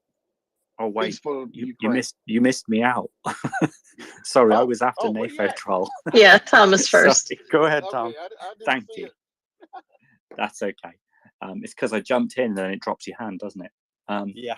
So yeah, I just wanted to talk about like war crimes and people being brought to justice. And I think that Daryl was just saying about immediacy, that people want to see people being punished immediately for this kind of thing. And what we've got to remember is that they're still catching Nazis to this day. They arrested and imprisoned a guy in his 90s this year. They were hunting Nazis not only in Germany, but in parts of South America that they'd fled to well into the 1950s and 1960s. And so, look, none of us know exactly how this is going to end. I think a few things are obvious. I think it's obvious that Russia can't win. I think it's obvious now that Ukraine can win and is going to win, but I don't think any of us can predict how quickly or how long that will take. And I don't think any of us can really predict exactly what's going to happen in Russia. But here's just a few ideas of things I think might happen. There's a lot of video evidence and photographic evidence of what's happened, as well as eyewitnesses. People that have filmed themselves doing horrific things to others and have been identified on camera are going to have their faces recognized. There's artificial intelligence now with facial recognition that can easily identify who people are. And we know that Ukrainian intelligence services have found out who the people were in Bucha and Irpin, and they've gone on their, like, not Facebook pages, it's VKontakte, isn't it? They've gone on there, they've looked at who they are, they know who these people are. And a lot of them are going to be killed in battle. A lot of them already have from Bucha. But some of them won't, and some of them will crawl back to Russia after this. And then this will happen. People are going to crowdfund bounties on these people. And absolutely piss poor Russians in a horrible village somewhere are going to think, $5,000 for turning in Yuri? Yeah, I'm going to turn him in, right? The people are going to be hunted. People are going to be hunted by police, trying to take them to trials and do things legitimately. But, and I don't say this with any judgment at all. There are some people that are going to hunt these people down and kill them. And that's irrelevant of anything I say. There's going to be some people that do that anyway. These people are going to be hunted for the rest of their lives. And yeah, some of them might manage to hide out somewhere in Siberia and never be found. But they're going to live a very diminished life. Any of the people that are higher up in the commands, any of those people that have got any money will never be able to leave Russia again. They'll be stuck in a hellhole like North Korea. They won't ever be able to come into Europe because as soon as they come through passport controls somewhere, a bunch of armed police with guns will arrest them. And there'll be some Russians that are stupid enough to try it anyway with a false passport, and they'll get recognized and they'll get arrested. So yeah, none of us can know exactly how this is going to turn out. But the Russians have sealed their fate at this point. Any of those war criminals are going to be hunted for the rest of their lives. And we won't get all of them, but we'll get a lot of them. We really will. And one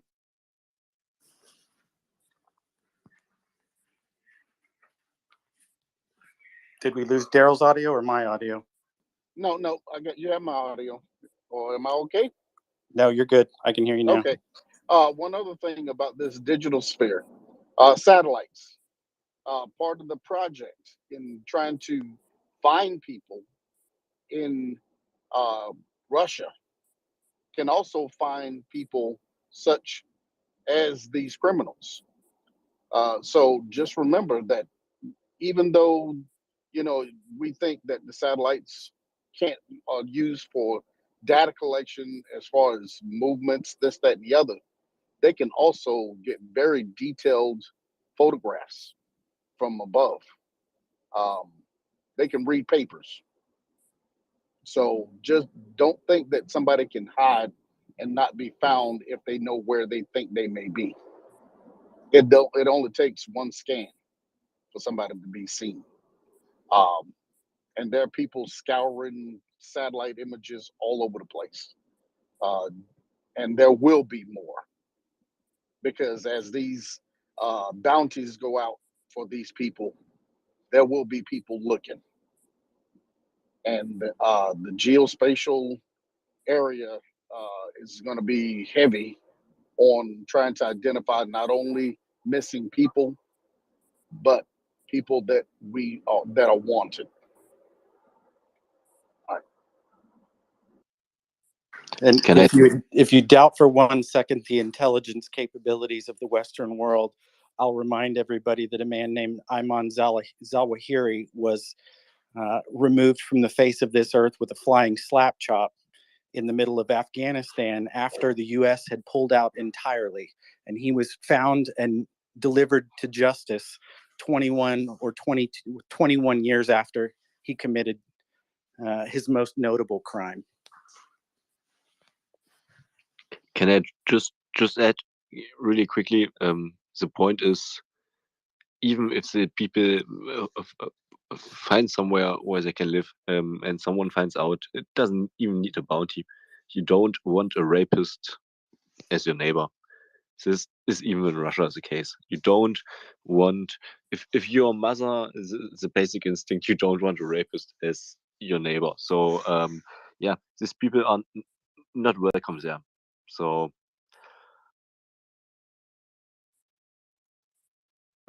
they'll be named and shamed and hopefully delivered to a country or a jurisdiction outside the Russian Federation so they can actually pay for their crimes and not just be shunned from the society that they do belong to. Hey, Ryan, let's just keep going with the hands. Yeah, let's go through some hands. Daryl, if you have any idea what the hand order was, help me out. I think I was next. Okay, go ahead. Unless anyone else argues. Nope, go right ahead, Nancy. Yeah, just real quick, I wanted to, add to that feedback on hunting criminals down. It's not a perfect system, but there were so many groups that did extended hunting of Nazis and concentration camp managers after World War II. Did they catch everybody? I don't know, but I know that into the 2000s, they were hunting down people and working to make certain they didn't lead comfortable lives. The technology has gotten substantially better since then. Cold cases that just in normal murders and rapes and things like that, just in normal everyday life, those types of occurrences that were unsolvable in the 70s are now being traced back with cold case detail. The level of video evidence is substantially greater than it was then. And we as a society are better at taking personal testimonies and ensuring that the dead have voices even after, so that their killers can be brought to justice. Is it a perfect system? No. Is it way better than it used to be? I believe so. And I believe that that in this case there is so much visibility globally that I think that is the make it or break it difference. Our tools and our technologies, heck, even our ability to translate easily from one language to another is light years ahead of what it was even a decade ago, even with atrocities that are still fresh in people's memories. Our technologies have gotten better, and I hope that that makes the difference for us, and I believe that it will. So don't give up. I know it's not an easy road, but at this point, based on our technologies and our commitment, I believe that the perpetrators of war crimes here will be brought to justice. Thank you. Yes, and the level of wrongful convictions, like they can't say somebody else did it. The wrongful conviction rates are lower because of this information. So it'll be harder for them to wiggle out, saying that they were not part of it. The video. Very good point. Thank you. The video, the DNA evidence, all of that leads us to more proper and more definite conviction.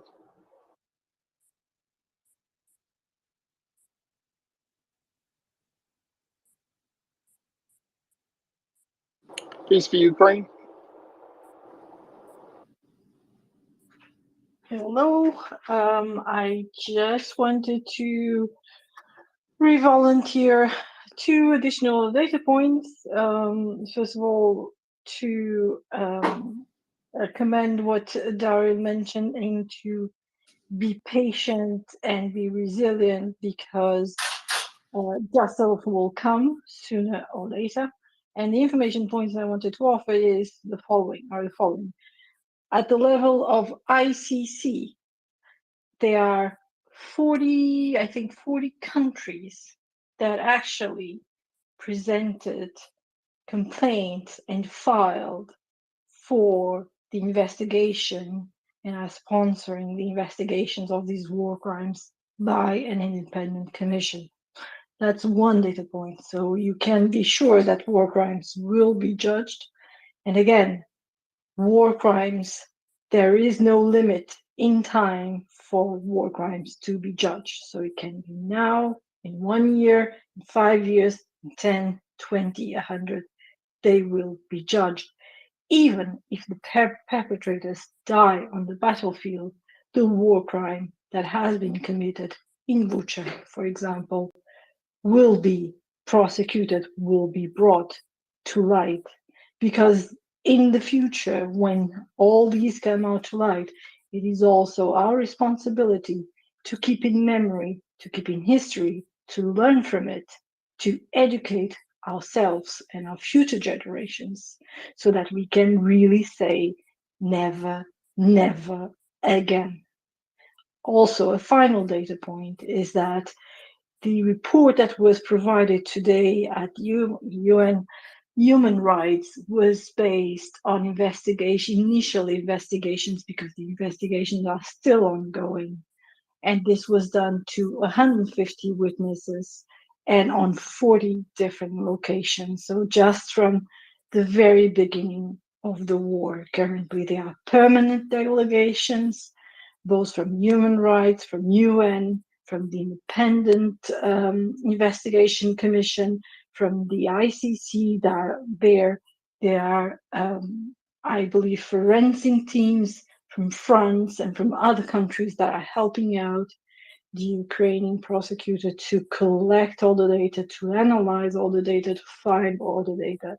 So please do not even doubt for 1 minute that war crimes will be prosecuted, because they will, and justice will prevail.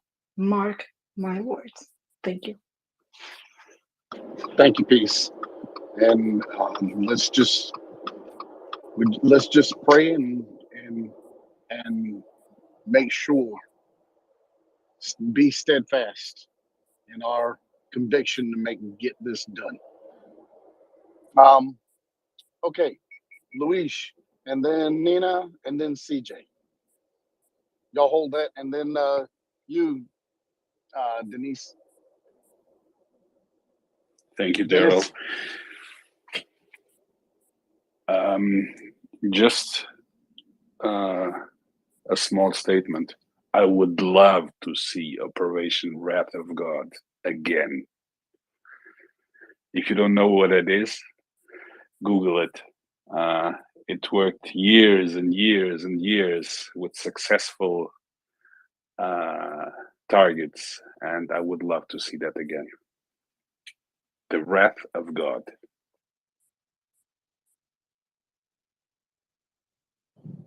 Mossad, wasn't it? Yes. After the Munich terrorist attacks. By the Olympic Games. They hunted them down till the last one of them.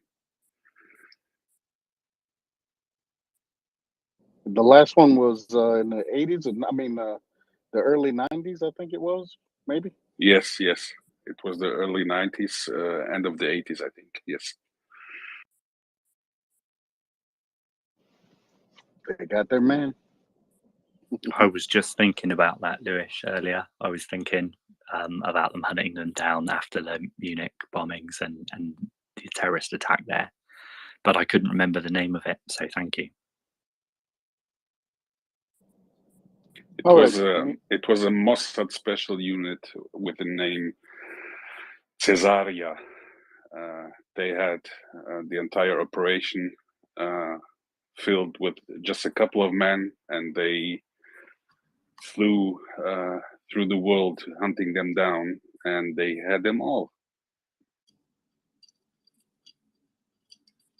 Well, the nation of Israel also similarly hunted down all of the perpetrators of the Holocaust and either rendered them to justice or delivered a swift justice where they found them.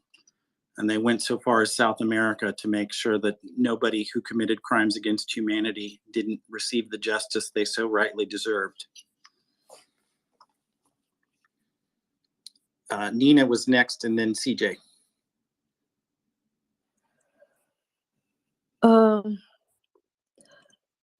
Actually, I think Peace for Ukraine and Luis and Tom and all of you have talked about this war crime thing so much that I'm feeling that I suddenly got like empty. So if CJ would have some good news about some military update, I would be really glad to hear something positive. I don't know if there is something positive, but I will take myself down. Thank you, CJ. Nina, I have sorry, CJ, for interrupting you. I have good news. For I think 1.5 hours ago, a train filled with conscripts just had an accident. Had a little accident, yes. Oh. And we don't know how many survived. Oh, okay. I take that. Thank you. Let's just say they're not going to be fit to fight. I similar. Are you sure? There are casualties. I don't know if everyone's gone, but all that really needs to happen is that they have a broken leg, or maybe their thumbs got severed so they can't hold a rifle. Okay, I'll hold out hope. That sounds like pretty good news to me. And CJ, before I take myself down, what the heck are you laughing at me? Well, I mean, I can't just provide good news on call. That's not how this works. I mean, I can. Really? That's your job, CJ. It's your job. I'm waiting all day for listening to your good news.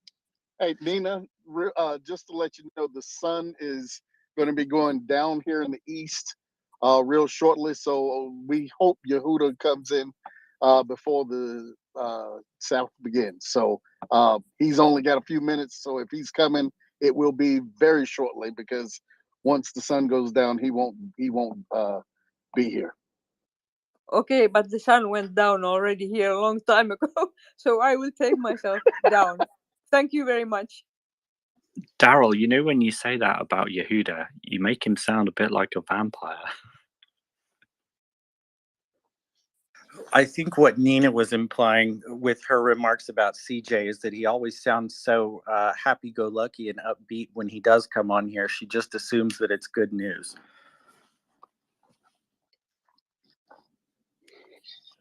Take us away, CJ. Well, I'll try and spin this. Well, it's sort of tying maybe some good news to the current conversation. I just posted it in the Nest, and if you've ever served in the military or know anything about it in the military, it's quite shocking. Now, the source for this is a very pro-Russian telegram that typically puts out Russian military obituaries, and obviously they're verified. They talk about the funeral arrangements and when the body is going back to the home. So this is not something that generally is fake. You know what I mean? And also, too, it only normally does for very high-ranking officers, which is why I thought it was odd when I saw it on Telegram a little while ago and then reposted on Twitter that this second lieutenant, senior lieutenant, so it's a little bit different in the Russian army, but not an officer necessarily of a very high rank, was getting this sort of full-blown post and obituary until I saw that he was acting as a battalion commander, a lieutenant acting as a battalion commander. Now, in times of large-scale conflict, the United States has done this, other countries have done this. It's not necessarily unheard of, but it is exceedingly rare, and it is almost impossible to imagine in the modern day and age. I mean, a battalion, again, is anywhere between 500 or 1,000 people.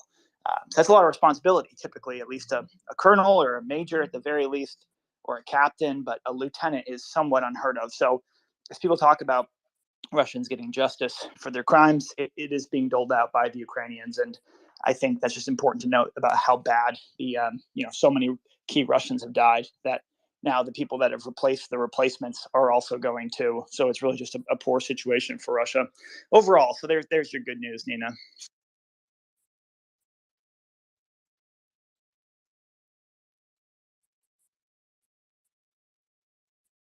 Nina, what you got to say about that?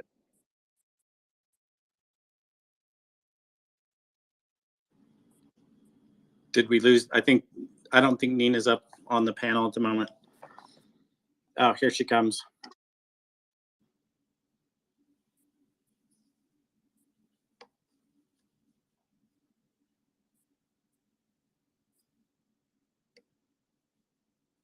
Nina, go ahead. Oh, is she here? Yep, she's back. Miraculously, I saw the light and came up, even if the sun went down. CJ, yeah, thank you. This is getting well, yeah, I'm lost of words. I will share this, and thank you for finding these things, CJ. And yeah, you are not laughing at me this time. Well, I need to make the Finnish military Twitter community happy, because Jesus, they are the most unrelenting SOBs at times for any sort of small piece of information. I mean, I don't want to make any of them angry, so I got to keep people happy.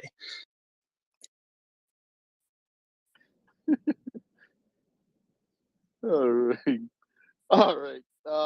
Hey, folks, I'm going to ask if you don't have any questions. If you're on the panel, we have people that are trying to get up. So we're gonna go through, finish up everybody we have, and I'm gonna start bringing up people. But if you would drop yourself down so we have a little room on there. Thanks.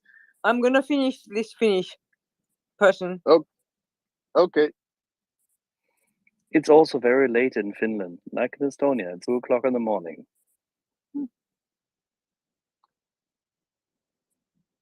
But depending on where you are in Finland, the sun doesn't even go down, right? That is at summer solstice. We're not too far past that, but I was being facetious. We are Just ignore me. so dark already.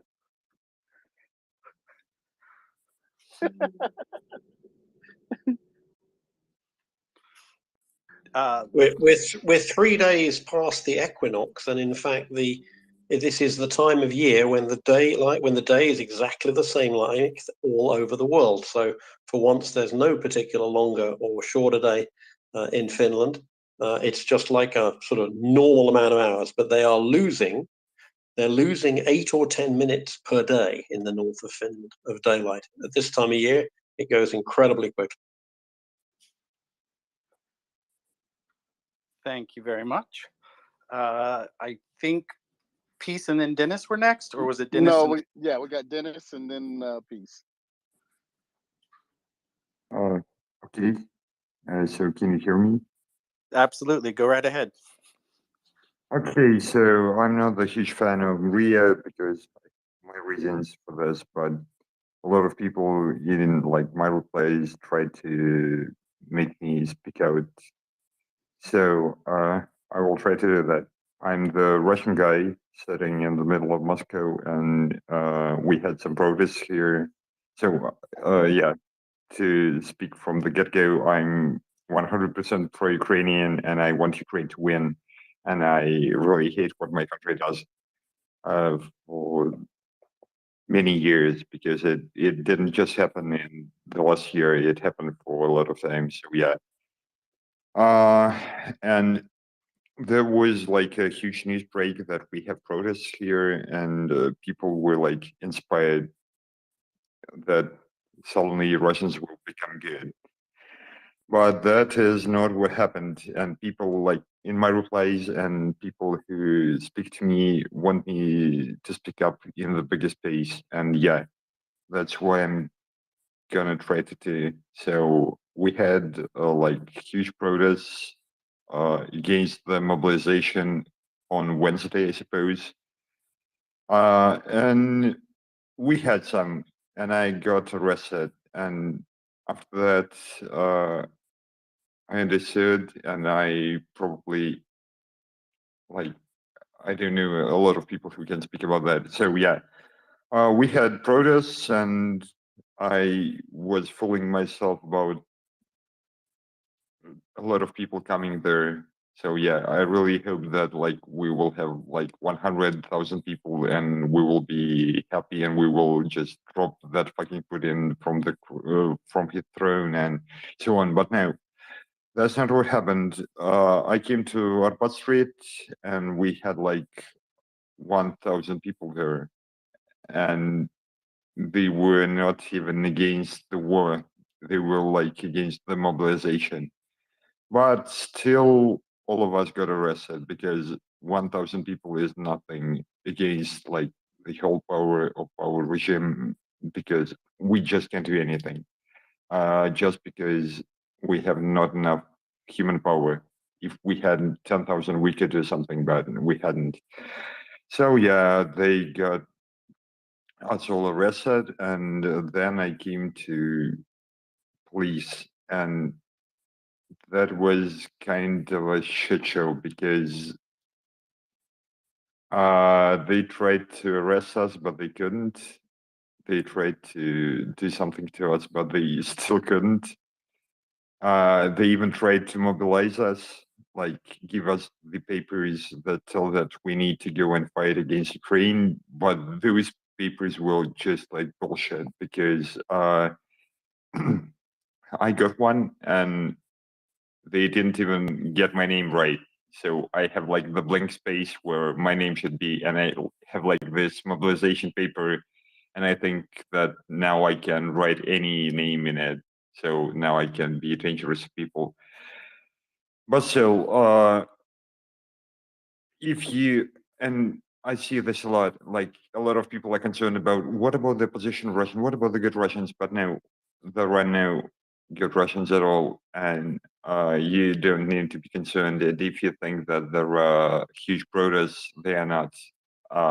What you can do is support Ukraine with all the power you have, with all the might you have. And probably that's all. Like, most of the time you come to the spaces and people just asking questions. So yeah, I'm really convenient with that, and I don't know what to say. I'm just disappointed with Russia and with the Russian people who thought that they are good, and with all the people who think that they're against the war, but they are not, because they don't speak up. They never speak up. And even in the times of mobilization, when every fucking person in Russia is like affected, they don't speak up. And we had like 1,000 people on the streets in this moment. So yeah, I feel a little bit desperate, and I wanted to talk about that. So yeah, if you have any questions, just shoot. You on Telegram? Yes. What's the percentage of quote unquote good Russian do you hear? I'd like to say that there are no good Russians, but people who try to protest in Moscow. No, I mean people that are actually. I mean people that are actually speaking out about Putin in a negative way or against the war. What would you say is the percentage of that chatter that you hear? I'd say it's like 1 or 2%, because especially now after the mobilization, it's like a huge shift in Russian like perception of the world, because before that people tried to speak up and they tried to, I don't know, say that, oh no, I'm against. But now what I see is that everyone is fleeing. In Moscow, we have like a huge problem with people fleeing to Kazakhstan, and people trying to get the taxi that will get them there. So yeah, I don't think that today it is something more than 1 or 2%, because people got actually afraid. Yeah, and then it was only after the mobilization, right? Before the mobilization, a lot of people were like protesting, but not ready to go somewhere or do some shit. So yeah, they were like passively against it. Right. So in other words, they aren't really good Russians. They just are voicing opinions because they're dissatisfied because of the situation when it got to them. Correct? When it reached Probably. their doors, when it reached their doorstep. I don't believe in this good Russian thing, because there are not That's enough. my point. That's the point I'm getting at. Is that Yeah. the So good yeah, quote unquote good Russian is not a good Russian. It only is because it touched their doorstep that they quote unquote sound like a good Russian. once again, I don't believe in such a thing as good Russian, because all of us are like, we all made this. Me, another guy, whoever, we all did this. And even if I just, from my experience, I was protesting since like 2014 or 2013, but I don't think that anyone deserves this like good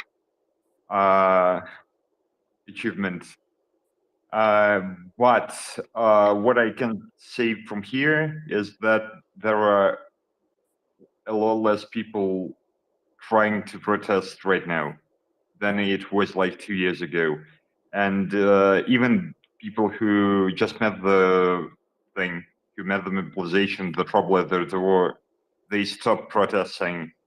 But that doesn't mean that it is bad to just ban us from everywhere. It's good, because I think they need some time to understand that they have no ways out, and then they will protest. All right. I don't know if I'm clear, but yeah. Yeah, I Like, understand. I think we understand you. I think we got your point there. yeah, so what I wanted to say is that I see a lot of people concerned about good Russians, but what they need to think about is anyone Ukrainian. So that's it. I thank you for that because, and I think everybody on this space understands that we're not here to decide who is a good, bad, otherwise Russian. We're here to understand the plight and fight for Ukraine. Can I have like the last part of this speech to speak about Ria? I'm really thankful to you guys, but sometimes you sound like patronizing fucks. And I'm totally sorry for that, but that's what happens sometimes because I sometimes try to spend like 5 hours for listening about someone from Ukraine, but all I hear is like American guys talking about different American guys and trying to speak weapons or something like this, but not actual people. So yeah, I really Well, hope that well, that's let me say something this. that can be fixed. Well, let me say this. The space itself, we span the globe. The moderators here, we span the globe. And it's Yeah, I not know just that. and then it's not just Americans. And when we have Ukrainian people come, we allow them to speak. We give them the floor. We roll out the red carpet for our Ukrainian brothers and sisters because the space is for them. Everything we do here is for them. And if they want their voices heard, we allow their voices to be heard. But in the meantime, there are things that people here want to know. They want to know the situation. They want to know what others, governments, countries are doing. They want to know about the weapons that are being sent. They want to know what the justice, how the justice system is reacting to what is going on. And that's what we have talked about this afternoon. That is what we have talked about yesterday. And that's what we will continue to talk about tomorrow and in the future. So it's not just us Americans talking about whatever. It is people from all over the world talking about everything that has to do with this war, the people of Ukraine. Did I make? I'm really Do you thankful of that. understand? Yeah, You yeah. understand? Of course I do. Yeah, but yeah, that's what I try to tell that. Let's keep this in mind. Let's keep in mind that we are here for that, and let's keep it that way. Because I don't know, you can just don't listen to me, but that's what I get sometimes because I'm just trying to keep my like informational space full of Ukrainian voices, and sometimes from the place that is called MriyaReport, which is clearly Ukrainian. Sometimes I get the like feeling that it's too far from Ukraine, and I understand that you do a lot of things, and I understand that you are really good, and you made a lot of good things, and I just want you to keep it that way. I just want you to keep And focused bel- on good things. So thank you a I, lot. I thank you, Dennis. And just know that we are here for them. Okay. If they don't speak English, if they think this space is only for English or people, we're using English because it's a common language here. But if they come on and if you know others that would like to come here and speak, they are welcome to come because we have people here that speak the Ukrainian language and they translate for them. If they have a story they wish to tell, we have people that can translate that story for them. And the people that translate are Ukrainian. So don't think if you know someone and you think that this is a good space and you hear a Ukrainian that wants to say something, bring them, show them and tell them where we are. And we'll be glad Okay. to have them. Let's Well, move the. thank you for that. I just want to wink to Axel, and then yeah, I will fuck off. Yeah, thank you. I think Axel may be in bed for the night. It's probably 3 a.m. where he is now. Let's Yeah, go he to is. Peace. Let's go to Peace and then CJ. Yep. I don't know if CJ has a question for Dennis, because I just want to convey some information that Luis asked me to transmit. No, go for it, Peace. Thank you, CJ. Basically, very quickly on the subject that, and the good news that Yehuda has transmit to us regarding the Royal Canadian Mounted Police and the investigations of the war crimes. Luis has tweeted about 15 minutes ago for the European audience of the MriyaReport.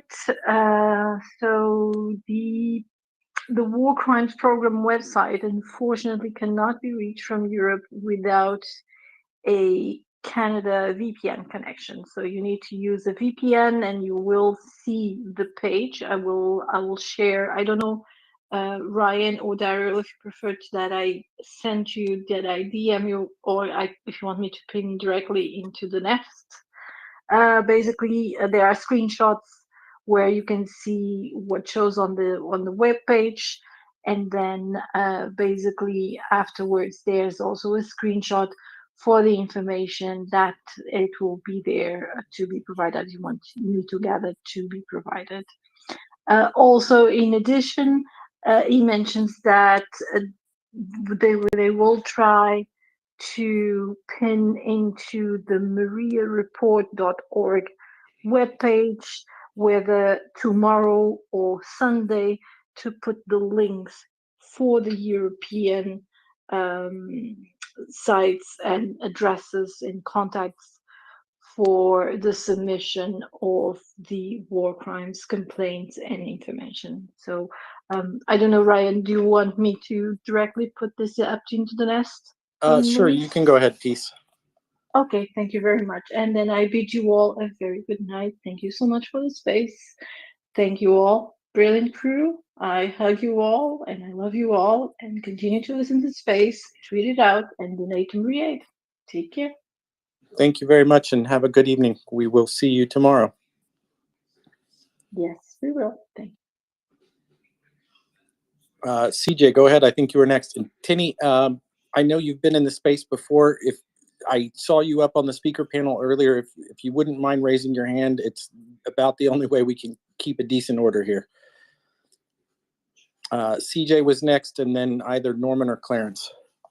No, I'm right now just looking through a couple of DMs about a little bit more details, because people have been asking about Ukrainians training, not only, of course, in Ukraine in great numbers, but also I think people really want an update about their training status in other countries too, because so many countries from all over Europe and all of the world have volunteered, to give up their drill sergeants and basic training mentees and mentors to help train Ukrainians, off the street. And that's really the difference here between, of course, the Ukrainian and Russian armies. And at least with this mobilization wave, there's some instances where Russian, recruiting officers or draft officers are promising only 2 weeks of training before they fight. And, it's just important to note that in Ukraine's case, when they're training people from scratch that aren't already reserves or who haven't already been conscripted, it's a 4 to 5 month training program, and just the differences there. There's a video circulating right now of Ukrainians shooting some 120 millimeter mortars, but it looks as if this might be in Germany. So trying to get some confirmation, but it's just important to remind people while Russia works on mobilization that Ukrainians are training all over the world to repel the invasion and get their country back. So I will keep looking for more answers, because it seems like people are interested. Thanks, CJ. I wonder how that's going to work out for artillerymen when they are looking for artillery guys. 2 weeks to learn how to shoot. Hopefully Craig gets up here at some point, because this is what we've been sort of talking about a little bit. We want to assume that Russia might actually get 300,000 people, even though I personally think that's just not in the cards, since they can barely equip the best trained people and the most elite units. They're probably not going to be able to outfit these conscripts pretty regularly. But where would these people go, right? Craig seems to think that maybe they would go to logistics units. Maybe they would go to the front. I think most people have an idea that they'll be handed a weapon and, basically pointed towards the Ukrainian lines. I don't necessarily think that's the most realistic, but if it is the case, then that's just really going to be a bad day for them. I would say so. Can you imagine 2 weeks in a tank? And then 2 weeks, if that, you learn how to shoot a tank, acquire a target, fire with the accuracy that you need on a battlefield. 2 weeks? Yeah, right. Well, and that's what we were sort of talking about last night as well. I think maybe people are too concerned. They're giving Russia or anyone that tries to put, basically create a soldier in 2 weeks too much credit. They don't even have enough time to learn how to shoot in 2 weeks, let alone drive a tank or do way more important, complicated tasks that need to be done in the heat of battle. So, what can be done in those 2 weeks, and also too, as we see these different, draft notices are going out to all across the country, and they're being handled in a bunch of different ways. People put on buses, people getting training there, people being promised that they'll get training at the front.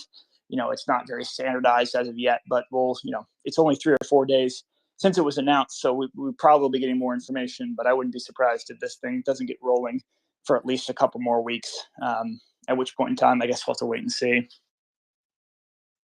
Train that got destroyed with the conscripts, was that deep in Russia, or was that nearer to the front?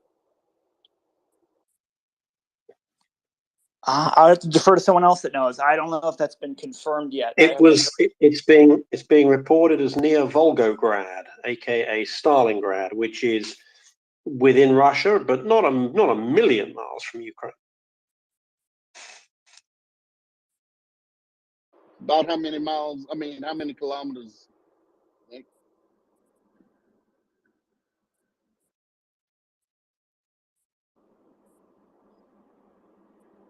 Hello, Nick. How many kilometers would you say that was? Yeah, sorry, 1 second. Just let me look.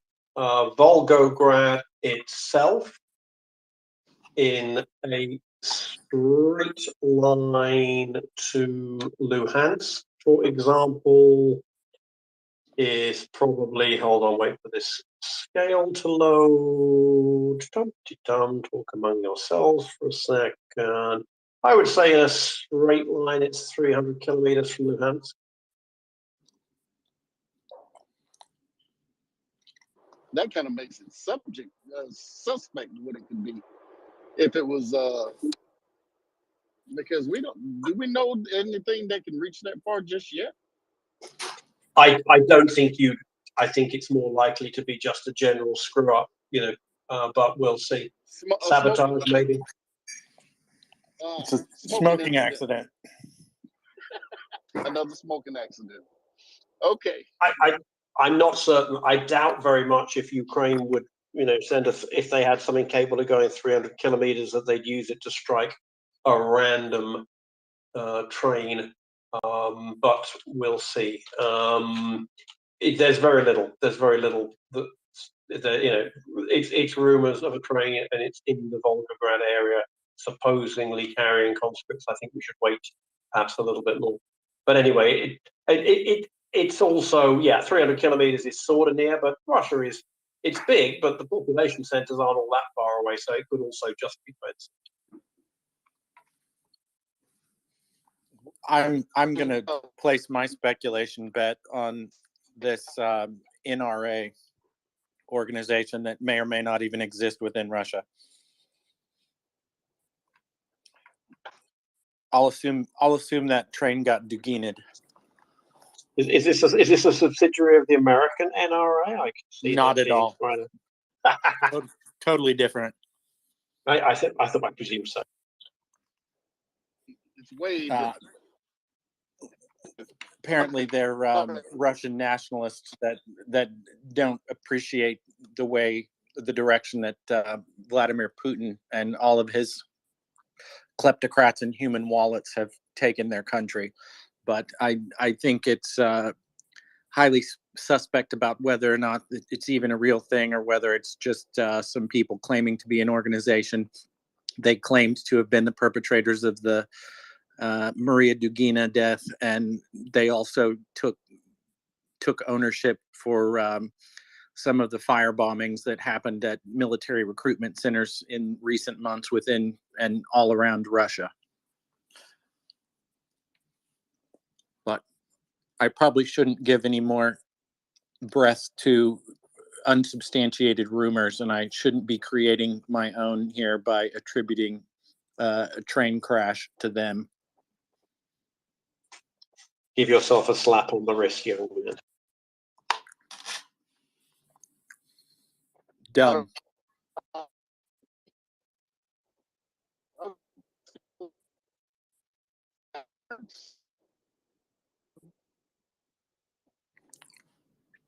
Are we having connection issues on my end or Daryl's? I can't make out anything Daryl's saying. Good to know. Hello. Daryl, you're having some connectivity issues, probably going through area with bad cell coverage. Yeah, I just dropped down into a low spot in the highway there. They call that a holler in West Virginia. No, hollers don't have any sunlight. Oh, okay. Well, see, you're schooling me up. All right, we're gonna go Clarence, Norman, and then Crypto. Hey, good day, everybody. Thank you. Slava Ukraini. I was wondering, Daryl, is it okay? I see Dennis is still on the panel. Yeah, Dennis is still on the panel. Is it appropriate if I direct? Yes, thank you. Is it appropriate to direct a question to Dennis because I see he's still on the panel? Sure. Go ahead. Hi, Dennis. Hopefully you can hear me. A little disconcerting here a few minutes ago when you described the pushback in ordinary Russian citizens to be somewhere in the neighborhood of 1 or 2%. That's disappointing. And I suspect what you probably expect to happen here is after mobilization, kind of this wave of mobilization implements, things are probably going to settle back down in Russia. Is that kind of what you expect to see happen here? And I guess the second follow-up to that would be what would get these people on the street? If not this. Thank you. Thank you a lot. And you are probably right. So I get in the streets from 2013, and I never can answer why don't people get there. That's quite concerning to me for all the time, like from the first days to this time. But now, yeah, finally we have the place where every fucking person in Russia needs to be concerned because everyone is affected by this mobilization. Even though Putin tried to tell that it is partial or like not everyone will get there, not everyone will get to the army, but that's a lie because I have just one eye like capable of seeing and I'm half blind, but still I got the paper. I still got the paper that I need to go to the army, I need to be mobilized.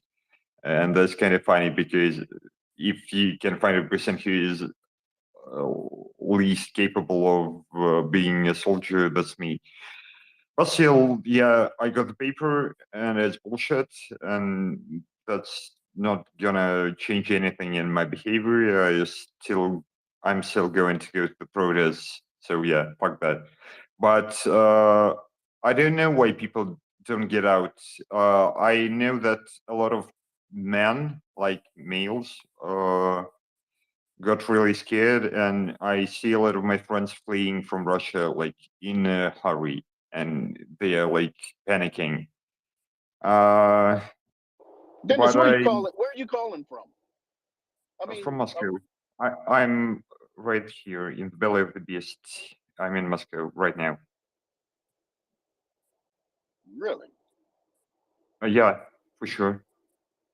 Need some proofs? I'm not asking for proof. Yeah, but I'm just amazed that you have the freedom to be able to make the call. That's that's VPN. Thanks to ExpressVPN for making this call something real. Yeah, but all of us have this freedom. Most of people can just install VPN and do this shit, but most of us are really afraid. I can't imagine this because I was there in 2019 and we had like 50,000 people in the streets. And now, when we have actual cause, when we are making the genocide, when my country is just fucking killing other country like for no reason, and now we have like 1,000 of protesters, and most of them are concerned not about the killing of people, but they are concerned about their own lives because now they can get mobilized, and they're panicking, and that breaks my heart a lot. Like, I don't know what to say about this, but when I was in the police, that was kind of funny because after this protest, we got like a lot of people in the police department, and most of them were just like random people. They were not protesting; they were just walking by, passing by, and they still got there. And even after this experience, they are still like not protesting, and they are still afraid. So I can't answer why do people don't protest. That's the question I have for many years. I just can say that right now, if anyone is hoping for Russians to rise, that's not what's going on. We have less protesters than we had in any other situation. We have like, I can't even call this. You have to see it because we were like 1,000 people against 500 armed policemen, and that was bullshit. And that was so strange because I know a lot of people who don't want us to be at war and who are protesting it in internet. But when I finally ask them to just rise up, go to the streets, and do something, I get like zero response. No people came. And that's what's happening. And I'm actually surprised because I was hoping for a lot of people to come because right now it's their problem. It's not like something abstract. It's like they can get abducted and they can get to army. And I thought that people would get concerned that they will go to the streets, but no, that's not what happened. We have like very little people who came, and even less who are going to come like at Saturday when we have another protest. And I will come there, but now I feel like I don't know, Harry Potter in part 7 because I will come and there will be no people and I will just come to get arrested one more time. So it's kind of shitty. And I hate this, and I don't really like my country a lot because of that. So Oh, yeah. Okay. I mean, I Daryl, got your point. could I hit it with? I got you. Yeah. Could I hit it with a follow up? Would that be okay? No, because I want to go ahead and I want to Daryl? move on from this, if you don't mind. Okay. Because I mean, Thank you. I'm not really, we're not really interested in what's going on in Russia. I mean, right now, what is going on is a protest because they don't want to fight, and we don't need to beat that dead horse. And we've heard it, we got it, we understand it. So, if I you would don't mind, encourage. if you Go don't ahead. mind, I want to keep. Yeah, if you don't mind, we just want to move on from this, and okay. So let's go on Thank you. to Norman. Yeah, you're welcome. You're welcome. Mic is on. Yeah, you good. Hello, everyone. So it's Harulf, commander of the Norman Brigade. I want to touch a couple pain points. Please be mindful because English is not my first language. I'm from Quebec. You're coming across good. We got you. We got you. Awesome. Awesome. So I know you wanted to move on from that, the whole situation going on in Russia, but what I wanted to tell Dennis is that, I don't think the Russian people are stupid. They must understand the nature of this conflict. When they say that this conflict was architected by the US and NATO and everything, this is pure, utterly propaganda. Okay, because when Russia took over Crimea in 2014, it probably took like 2 weeks to make the transition. By the law, okay, this thing should have taken like probably 5 to 10 years. okay, to make the transition, to get it next, okay? So we all know here, and I don't know if the Russian people realize that, or they just don't want to see the truth, but when Ukraine gave their nukes back to Russia, okay, there were two security guarantors. There was Russia and there was the United States, okay? If this conflict was architected by the US, you would have seen on day one, US troops there starting to train Ukrainian troops, okay? Trying to take over all the governmental bodies and everything, okay? Until 2014, Ukraine didn't have quite a good army. They probably had a police force, okay? While Russia, they were already building up, their plans to take over Crimea since 1991. The plan was on the table for at least 20 years, right? And I think that the Russians, they kind of realized that, but they don't want to see the truth, okay? I don't think they never digested this defeat. But Russia has to understand that it's not a defeat militarily. It was the will of the people. All the collapse of the Soviet Union, it was the win of the freedom, because you guys overstayed, right? Like, you guys cannot deny that, okay? If us, the Norman Brigade, okay, were able to organize and to come fight for Ukraine, to kill your people, your invaders, okay? I'm sorry I'm saying that in that space. But if we were motivated enough to fight for freedom, what stops the Russians to organize themselves and fight for their freedom? Because the only thing that will bring respect, or that will push the world to respect Russia again, is if the people rise up and start killing all these, sorry my language, but motherfucker in power, okay? And I just don't understand why you guys don't do it. If you're so concerned about your freedom, if you all love the freedom and you want to fight Nazis who want to invade your country, you should probably start to clean your own backyard, okay? Because people like Utkin, people like the guy from Rusich Battalion, the Russian imperialist movements, the Imperial Legion that sent people in Ukraine, okay, with Nazi tattoos and genociding people, okay, this is where you got to start, because you guys fought the same fight as we did back in World War II. Okay, we did also heavy lifting. It's not only about you. Okay, and I feel like Russia have so much to gain by revolting, by organizing everything. If we have us, if we have to cross the border to go help you, okay, to teach you how to make IDs, ambush, how to operate, behind enemy lines, how to organize yourself, how to train you, we'll fucking do it. But this is your job as Russians to gain respect of the world again, because the only thing now that we see you crying about is, oh, we're getting mobilized. Well, pretty sure you asked for that, okay? So sorry, Dennis, I don't want you to feel disrespected. Everyone here is human, but I'm just making a strong statement here. Okay, we've been fighting since February. Okay, it has been a nightmare, but you guys have created this nightmare. So you better step up your game and start killing these people. That's all what I had to say. All right. I'm sorry. If you guys are okay, I can respond it, and I will take 1 minute, and then you can move to the next. No, we're not going there. We're not going there. Daryl, did we already lose Norman Brigade?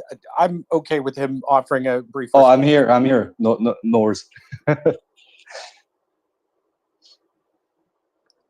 It's okay. If you don't need me here, I will just pick up. But if I can answer in like 1 minute. So yeah, feel free to respond. What does that make sense? Like, this is my question. Does that make sense to you that you have to rise up? Yes, it does make sense. So shortly, yes, Russia is quite imperialistic, and most of people don't even think about that. Me personally didn't think about imperialism like 2 months ago, but now I understand that that's what was hiding under the blankets for a long time.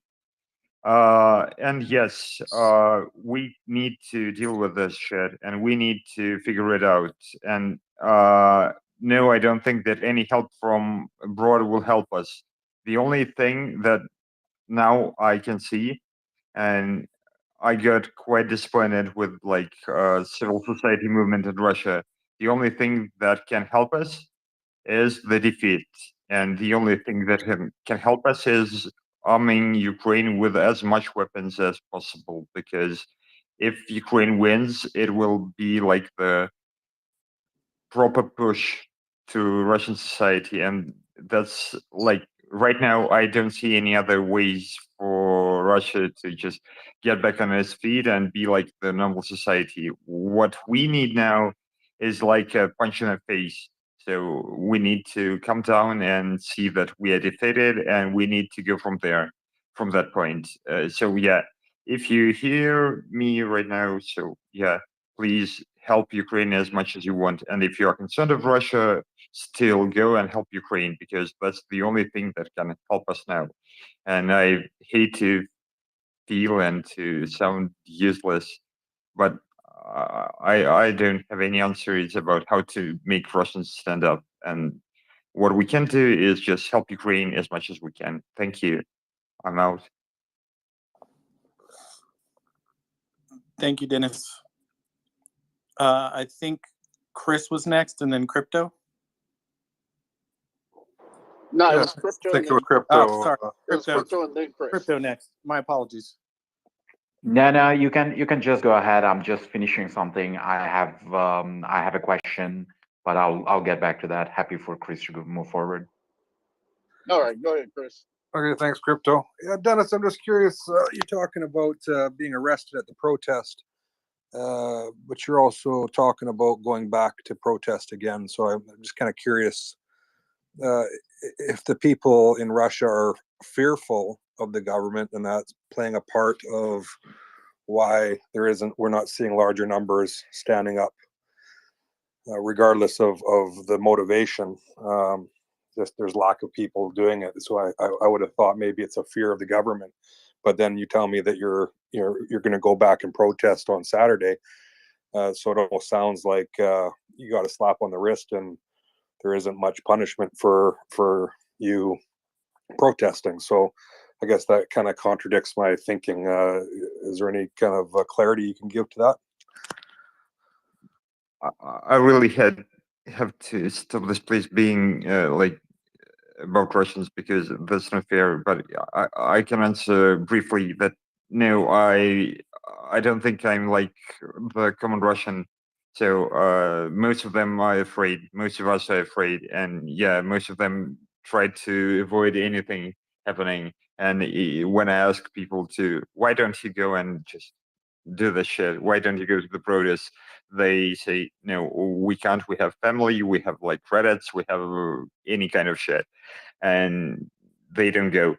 So don't trick yourself. Don't fool yourself with like Russians are gonna rise up. No, that's not what's happening. We have very little protesters, and we have even less after Wednesday. Yeah, it was Wednesday. So right now, I don't have any hope that on Saturday we will have at least 1,000 people. So I'm not afraid, because I just thought that fuck it, I will do it, because I've already spoke for like 100 years in jail, so now I don't have to worry. And most of the people are really concerned and really afraid of the government, because they think that they will get to the war, and it's really surprising, because like you can get to the war, you can get to the prison, and people still think about the war. Like I have no questions, I have no concerns about this issue, but most of them, yeah, they think that yeah, prison is more dangerous than the war, and they don't understand that 99% of them will die. Can they end up So dead in? Can they end up dead in jail? what? Can they end up dead in jail? They Most can of them live. now. They can live, can't Yes, of course they? they Okay, can, but then the jail is not worse than going to the battlefield. for them it is. That is what's surprising me, because for No, me I it's think like, no, isn't it, from what we understand, the military is the lowest place that they can be in your society. And the reason why they don't, am I correct? If I'm not mistaken, there's a very low enlistment rate because the military is not seen as a very good thing like in most of the West, where serving your country is the most honorable thing you can do. From where you stand, going into the military is like, well, I couldn't do nothing else. And it's not seen as the best place for a son to go. He should be in industry somewhere, correct? He should find exactly. So yeah, people don't want to go to the military. It's like, but and so what we looking at is just people don't want to serve their country because it's the lowest place on the totem pole, and that's basically what all this is leading to. Is that people? Not really. Well, yeah, it is because they don't want their son or daughter to go to war, and we've heard it. We got you. We got you. We understand. Seriously, we understand. Because from what we're getting from the protests and all of the information that's coming across the wire, it is not the war. It is not the genocide that they don't want. It is just they don't want to be that guy. They don't want to go and serve because it's not the best. It's not the best place on the social calendar to be. So let's stop mincing words about it. That's what it is. It's for the other people. It is for the lower class folks to go serve and die. It is not for the Muscovites or the more European Russians. Plain and simple. Plain and simple. That's what it is. Because most of the conscripts are coming from the areas outside of Moscow and St. Petersburg. They're coming from the ethnic Russians. Well, I have my own conscript, so yeah, Well, and I'm in Moscow. but there's fewer of you than it is of them. So yes, most of people who die, yeah, they are not from Yeah. Moscow. They are from region. Exactly. So I'm not sure why we're still sitting here talking about it. Because we understand what the point is. We've already said it. It's only because they don't want to go. It's not because of the war. So why do we keep asking the questions about Muscovites and their feelings on the war, their feelings on the conscription, their feelings on any of this? Because it's rather moot. The point I is never moot. talked about the feelings of Russians. I'm sorry. I understand you didn't say about the feelings, but you're trying to explain away the protests, and we're done with them. We really, really don't care about the protests because they're not going to lead to the end of this war. That's where we're trying to. Yeah, and that's where we're here I trying to can get agree to, with you. the end of the war. No, I'm just tired of talking about Russia. Okay, yeah. I want to get back to Ukraine because that's Sure. why we are here. I appreciate it, Dennis, but that's why we're here, not to talk about what's going on in Russia. Unless I know that. unless we're talking about troop movements and what Ukraine can do to thwart those troop movements. That's the only thing that we want to talk about as far as Russia. How to keep the murderers out of Russia, out of Ukraine.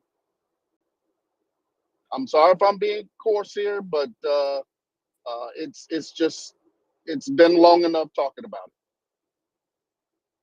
I'm on it with you. So yeah. Okay. All right, Crypto, you ready to go? Hello. You can hear me? Yeah, I can hear you fine. Hey there. Good evening, everyone. Good morning, or wherever you are.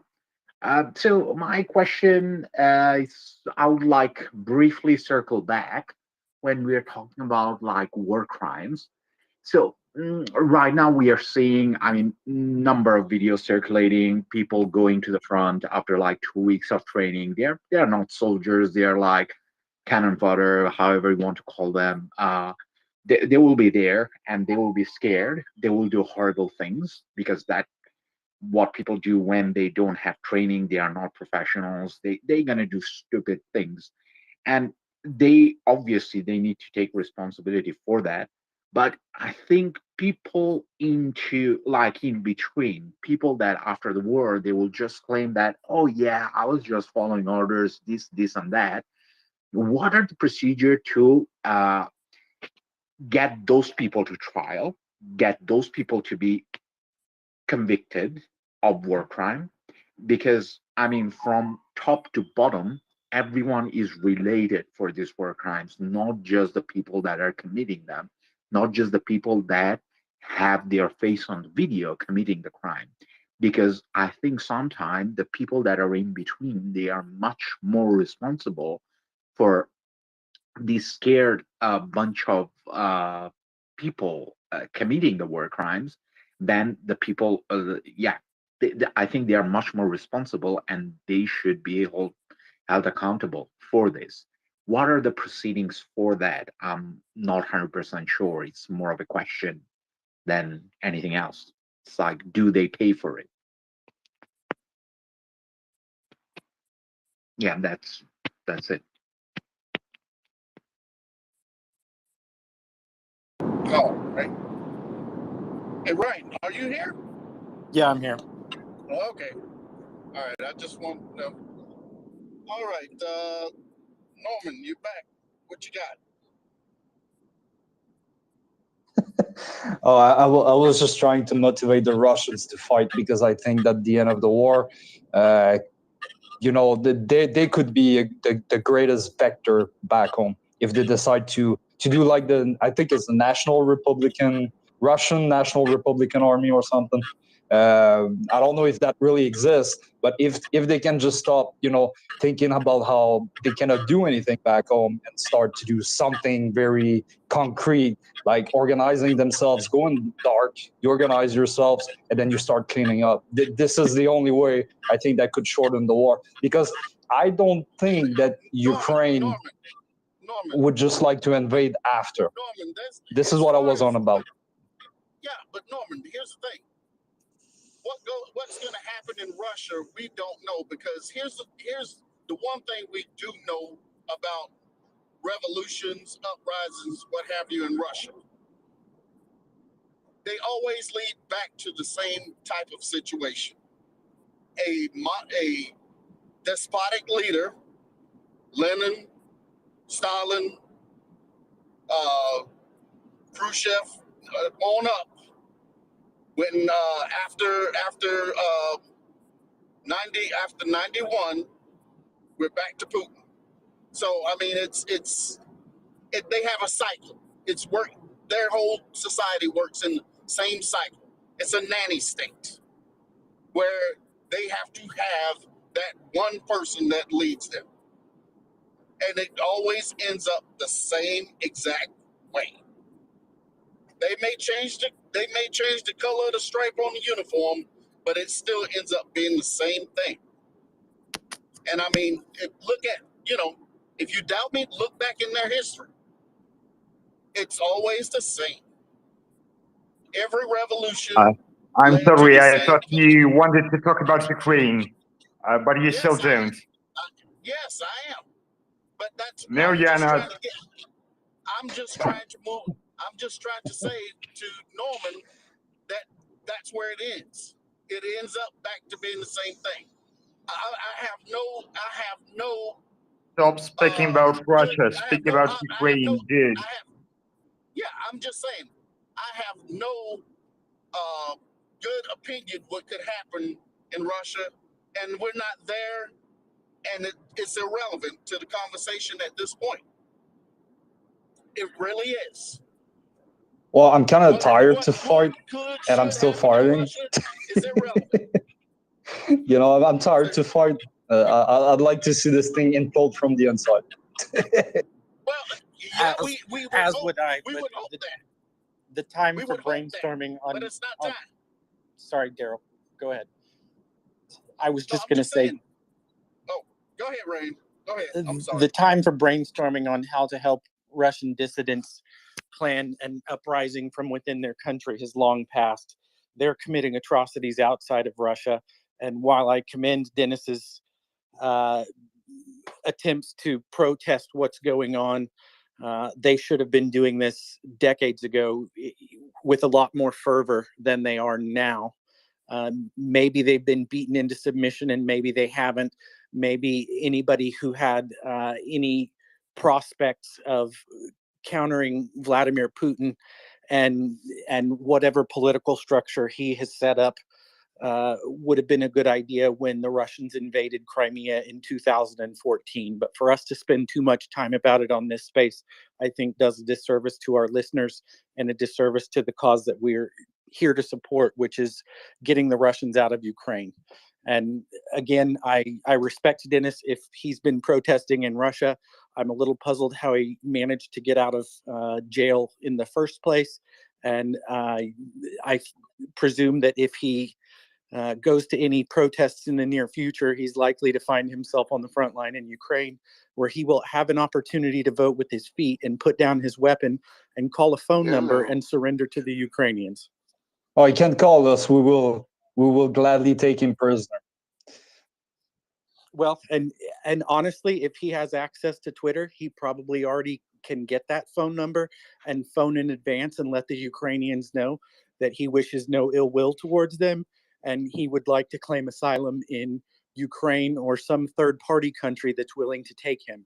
But if I lived in an oppressive or under an oppressive regime like he does, I would have made a great effort to get myself out of there, come hell or high water. And even if I had family members that weren't willing to leave, there's a time where you just have to call it throw in the towel and move along. So I can empathize with the Russians who have protested and totally detest what's going on with their country, but it's been a slow march toward the autocracy that they are living under today. And frankly, people get the government they deserve. Enough said. I totally agree. Oh yeah, definitely. All right, DFA. Good evening. Good morning from Australia. How are you? Hi. Good morning. Yeah. So look, just to go back a few minutes, the question of accountability, and to respond to that speaker, there's a couple of different pathways, I suppose, this could go down. In the former Yugoslavia, when, and I forget whether it was International Court of Justice or the International Criminal Court that eventually, on behalf of the UN, brought those proceedings to bear, they were instructed to go after the leadership, the senior figures, whereas in East Timor, right on our doorstep, it was open slather. What they ended up going after or successfully prosecuting were like local residents who'd acted as militia and so on, and who certainly under the auspices of the Indonesians committed war crimes. So it could go either way, and I suspect it will, and perhaps it could go both ways. I suspect it'll come down to the burden of evidence and the volume of it as well. Interesting side note that whilst Russia is, formerly the USSR and subsequently as Russia, signatories to the bulk of the Geneva Conventions, they don't recognise this international criminal court. So really, it would seem that successful prosecution is contingent upon having or being able to have a captive audience, if you like. So you need to be able to occupy space, or that is, the criminal court needs to be able to occupy space and have legitimacy and physically bring people to trial. So that's going to be, you know, if at the end of hostilities and people retreat to Russia and the Russians refuse to cooperate in terms of individual justice for atrocities, that will be one of the key challenges, I suspect. Yeah, but they can always try an absentia. And with the trying an indeed, yeah. absentia, right. And so even if Russia does not want to, then the sanctions will just hold the sanctions. Remember, those is, I don't think their economy would be worth the actors that we would be looking for. And if they really economically are hurting that bad, I think they will give up the people that they will. But it remains to be seen. And so yeah, it does. It's going to be a test of will on the West to hold them accountable. And I think, you know, going through the tribunals, I think we are going to get there. We just need to hold. We just need the West to hold. And that's going to take, you know, constant and vigilant, you know, prosecution of the crimes and keeping them in the forefront of any economic negotiation going forward. Yeah, absolutely. I agree 100%. You know, and even if they are tried in absentia, you know, it's still entirely necessary. You know, yeah, it just has to be done. Right, and that's the whole point. Russia's never been held accountable, and that is the whole point of the whole tribunals, the IJC, and all of the rest of the criminal courts that may come to bear on this process. So it once they are held accountable in the courts,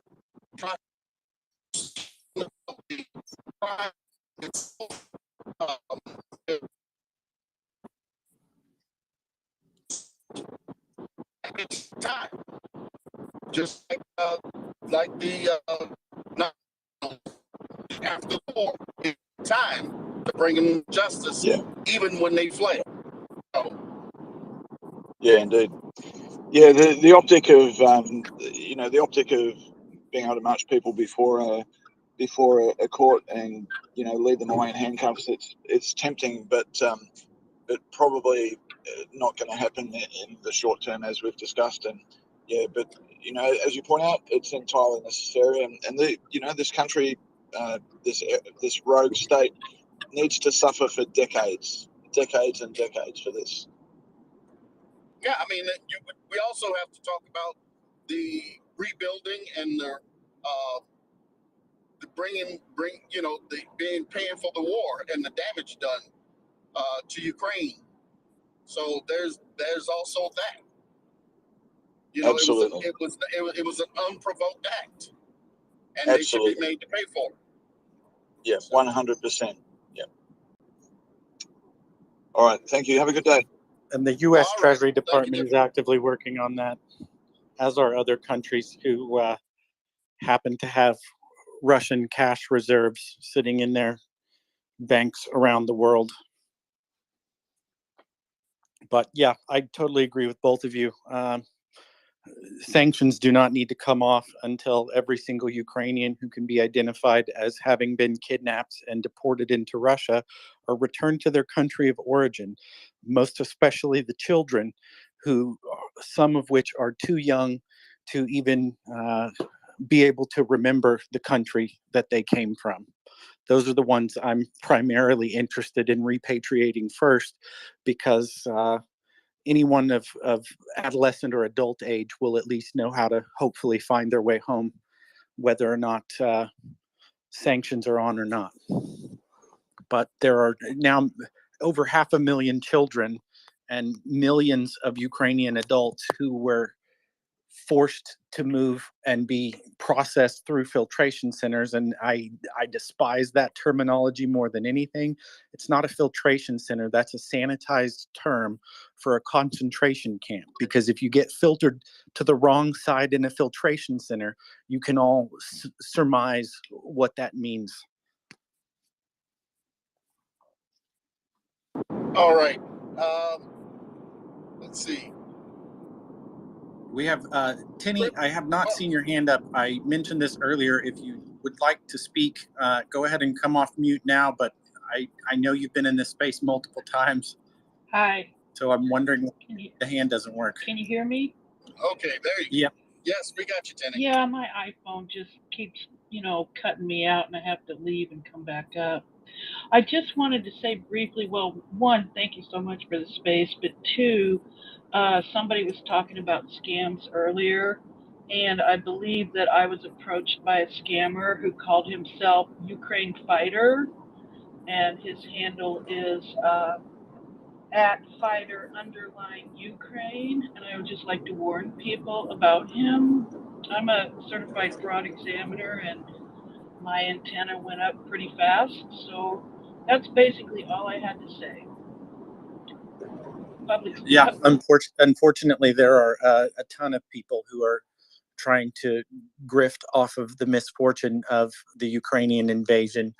I've been approached by at least one individual who was trying to personally enrich themselves rather than direct funds and aid to Ukraine. So I understand. I know there are multiple people who have tried to claim they were NAFO affiliates or Georgian Legion affiliates and solicit funds in the same way. Anybody who directly approaches someone on Twitter and tries to solicit money or in-kind donations should immediately send up a red flag. You will never see anybody here on the MriyaReport specifically soliciting money. You will never see someone who is a co-host of this space put up a payment or send me money or Cash App or Venmo or whatever you want to call it, any kind of attachment where you can click and send them directly money, because none of us who are volunteers here on the MriyaReport want any of your money. We want money to be directed towards things like Maria Aid, which was set up by some current and former Canadian military folks, as well as private citizens. But all of their professional character is unimpeachable, and they have assured everyone that 100% of the money that is donated to Maria Aid will be spent wisely and on things that are directly in support of Ukrainians. Yeah, I just wanted to call out his name and let people know Ukraine Fighter is the guy's handle. Post it to your Twitter handle. Thank you very much. MriyaAid.org has their financial statements are already under review, and it's being published in the next 4 weeks. Apparently, it is a little hard. I mean, they started at the 6-month mark, which they intended to do at the get-go, which is 100% legitimate. But because they have received millions of dollars of aid or donations in kind, it takes a little longer to verify. There are also several variations in currency that they've received. All the numbers, I've seen them, they add up, but the accountants have to do all the right things as per the relevant acts within the jurisdiction in Canada. And so you will see, if you can mute your mic, Tenny, please. It's very loud where you are. I don't know if you're on a drag strip or some highway. It's very loud. Thank you. At any rate, those financials will be available. They'll publish them. They have nothing to hide. There are several detractors who have said, blah, blah, blah, like chatterboxes. I call them chatterboxes. That's just the polite way to refer to them. We've seen the videos from Maria Aid. We've seen the Ukrainian forces that are training the drone operators and the medical. There's a medical command. Actually, I'll be honest with you. Outside from all the volunteers and the audience that have supplied funds and donated funds to Maria Aid, actually, myself and a couple of other moderators from MriyaReport purchased a vehicle for the medical command of the Ukrainian armed forces of the government of Ukraine, and recently we refit their tires because they drive around a lot. We're doing what we can. It might not sound like a lot, but $500 out of my own pocket to help refit and do the maintenance on a vehicle that's being used for the Ukrainian Medical Command, along with Axel and others. Actually, other people purchased the vehicle. I just helped. I paid for some tires. Our moderators, literally, we are throwing money where we can to help out. That's all on the videos. You could see that. You could hear from the Ukrainians themselves. The reason why I mention it, as I said, is there are people that are saying silly things, and there has-beens or never were beens who chatter a lot online, and we're not going to address any of that. So if you do have a bad actor, just post it. We definitely want to practice. We want to engage in best practices where people are helping out where it's important. So we appreciate that everyone who wants to donate, that they'll donate, and they'll give what they can to help out. And we want you to know that the organizations we support, whether it's MriyaReport.org, whether it's Ripley's Heroes, or Malcolm Nance, or whoever else that we platform, it's because we've checked them out. We think they're good, and we're not going to ever. You'll never see anyone here, any of the hosts, as Ryan said, post their own personal PayPal. I'm not in a position to support Ukraine. I don't know who I need to send money to. We go to the people who are experts, and that's why I think we're successful with it. Thanks so very much. Ken, we're going to bump some people down because there are a whole bunch of people that have their hands up. So it's a bit of a madhouse. We're going to do a military update, and I'm happy to do so. And we're going to bring up some other people. I've got my my good friend Daryl. Your mic. No. Daryl, your mic. It's way too loud. Yeah. I got my good friend Daryl here. Daryl, you got to mute your mic, brother. I got my good friend Daryl here. He's, I think he's traveling. This guy's been on more planes than a pilot, but he does good work. So, Daryl and I will proceed until our European relief can help out. So let's go to the next few hands. Let's go. What I see from left to right, I see Penurge, and then Crypt. Daryl, your mic is super. You got a lot of noise in the background. So let's go to Penu and Crypto. Hello, everybody again. Just want to mention again what I talked yesterday, that Russia has a demographic problem. I don't know very much about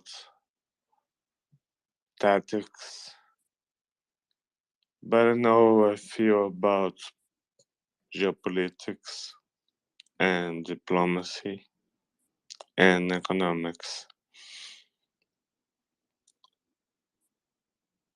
And I think that's the very big trouble they have now.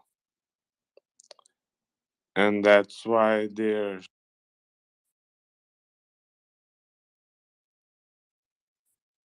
You there? Hello? Who is that? Oh, I think we lost the fella. We're having communication problems. No problem. Let's go to Crypto in the meantime. We're going to attack him. And Nafo is going to learn how to use the mic. So let's go to Crypto. Go ahead. And Nafo, turn your mic off. It's going to be a permanent ban. I'm getting frustrated with you. Go ahead, Crypto. Hey there. One question again. I think it is still rumors and it's not 100% confirmed that Ukraine should be getting the Abrams tanks. So, what I was thinking, that isn't that a bit too late to get the Abrams, because the terrain condition is going to be muddy and everyone is talking about that tanks, the offensive will probably bog down and tanks won't be able to move freely. So do you think that we got the tanks a bit late for Ukraine? Perhaps it's not the season. I'm sure they will find a way to make great use of it. But yeah, just a comment on that. No, it's never too late to have tanks. I mean, there's going to be future battles in the spring. So no, hopefully they get leopards still. And yeah, no, there's no one complaining about too late for tanks. It's never too late for tanks. All right, so we've got Sorush and Kalo. Put your hands up and show you're in queue. If not, we're going to bump you down because there are way too many people that want to speak. It's a bit of a madhouse here, as they say in French. And holy sugar, a lot of people, holy cow. All right, so Kalo, Sorush, them Sorush. No, didn't say speak. It's not your turn. We've got, we're gonna go to Norman. Go ahead, Norman, Attackums, and then Alan. Go ahead, Norman. Hello, Yehuda. So just a quick follow-up about the tanks. So we also heard these rumors about tanks being delivered with the Lend-Lease program. And, you know, as you said, it's never too late to get tanks, because anyway, we're going to have to train some, you know, with the doctrine. We're going to have to, you know, to show a little bit the Ukrainians probably, not necessarily how to fight with it, but, you know, you have different doctrines. So you can use, you know, tanks as a mobile base of fire. You can use the tanks to act as a spearhead when you want to go on the offensive. And it's a very also defensive platform, especially in the winter, you know, with the optics and everything, since it's a very, very precise gun barrel with it's the winter, the optics matter in winter and summer, no? Oh yeah, but when it's too hot, I'll just give you an example. So you know the small optics that we have, like the thermal sights. When it's too hot in the summer, it's kind of hard to get a proper heat signatures depending of what's going on. But in the winter, it's so much more efficient. I'm not too concerned about the cooling system in the Abrams. But in terms of, you know, training and being able to coordinate, you know, firepower, maneuvers, et cetera, I think it's never too late. And, you know, as long as the Ukrainians and other volunteer battalions train with it, you know, and develop their doctrine, we're just going to be fine. I don't think that, you know, winter or springtime is going to really affect the performance of how we can use it. But it's all about adaptability. So yeah, we should be getting these things. Amen. I agree. All right, let's go to the next person. Hi, Yehuda. It's me. I'm just really getting frustrated about people coming up here and saying, what about the poor Russians and all that stuff? Since Roy last night, I've had it. Like, I don't want to hear about no damn Russians. I care about the poor Ukrainian children that have been kidnapped. Don't come over here and talk about poor Russians. This is a Ukrainian space. We're here to support Ukraine and raise money for MriyaReport. And if that's not your intent to come in over here and help Ukraine, then you need to go find another space, because this space is all about Ukraine. Fair enough. You know what? I would actually caveat that, and I don't agree with that, and I'll tell you why. I think this space is about truth. Now, it happens to be that the truth is on Ukraine's side. So, in that regard, I agree with you, because obviously, at the end of the day, empirically, that means that we support Ukraine, because we support freedom, justice. It's not even about democracy anymore. It's about what's right and what's wrong. And you don't have. You could be a 5-year-old child and know the difference between right and wrong. So in that regard, I don't mind when people come up and say silly things, because I think it's a teachable moment for people who aren't so bright. But anyway, no, points received. I don't know what Roy said yesterday. He's our young American friend who wants to be a Marine officer, but he's got a long way to go, if you ask me. But you know what? Rome wasn't built in a day. So let's perhaps be kind to the uninitiated. Thanks for that. Let's go to Alan. Alan, a broadcaster, a journalist for 40 years, apparently. Yes, that's true. And as a broadcaster and journalist, I'm always anxious to get to the deadline. I'm very interested in hearing the military update. Really interested in what's happening in Kherson and also around Liman and Kremenna. I'm looking forward, as always, to hearing about Ukrainians pressuring these Russian invaders. So, Yehuda, I just encourage you to go full speed ahead. And I agree with you. Any weapon that Ukrainians ask for, better late than never. And I would give them everything, absolutely everything. They know how to use it. They've proved it. Give it to them. Let's go. Well, that's let's see here. Let's see what I got in my bag of tricks here. Ukrainian military updates. I'll email it to myself. Yeah, no, I did get it going, and I will speak to it right now. And there are a bunch of emails here. Okay. Okie doke. Before I get that ready, we're gonna go to Achil. There are a few people trying to join. Wait one, Achil. I'm not sure if I'm speaking Greek or Mandarin to those who don't speak Mandarin. If you come up to the speaker panel, put your hand up and speak. Put your hand up to indicate that you wish to speak. It's getting a little ridiculous. We're getting a lot of people coming up and putting their mics on and breathing. No one wants to hear you breathe. Thank God you're alive, and we're happy for it. But you don't need to prove it. So we're going to. I'm going to try to add a few people here. It's getting frustrating. I'm looking at you, Nafo. I really am. This is like about the 8th time today that you've come up and breathed on the phone. Okay, so let's not do that anymore. All right, Achil, let's go to you, and then we're going to do an update. Okay, Evoda, thank you for giving me the mic. Sorry, I've been listening to you guys for months, and I was away for last few weeks because I was busy on certain other things. I just wanted to get a 2-minute brief, from you guys. Only the positive news from, Ukraine, correct? That is the one thing I wanted to listen to. And second question, I just wanted to know how this is going to end, and when is going to end in favor of Ukraine. Yeah, that's all. All right, so you want a 2-minute brief and you want to know how it's going to end, right? Yeah, definitely, yes, yeah. Do you want me to give you your winning lottery ticket numbers too while I'm at it?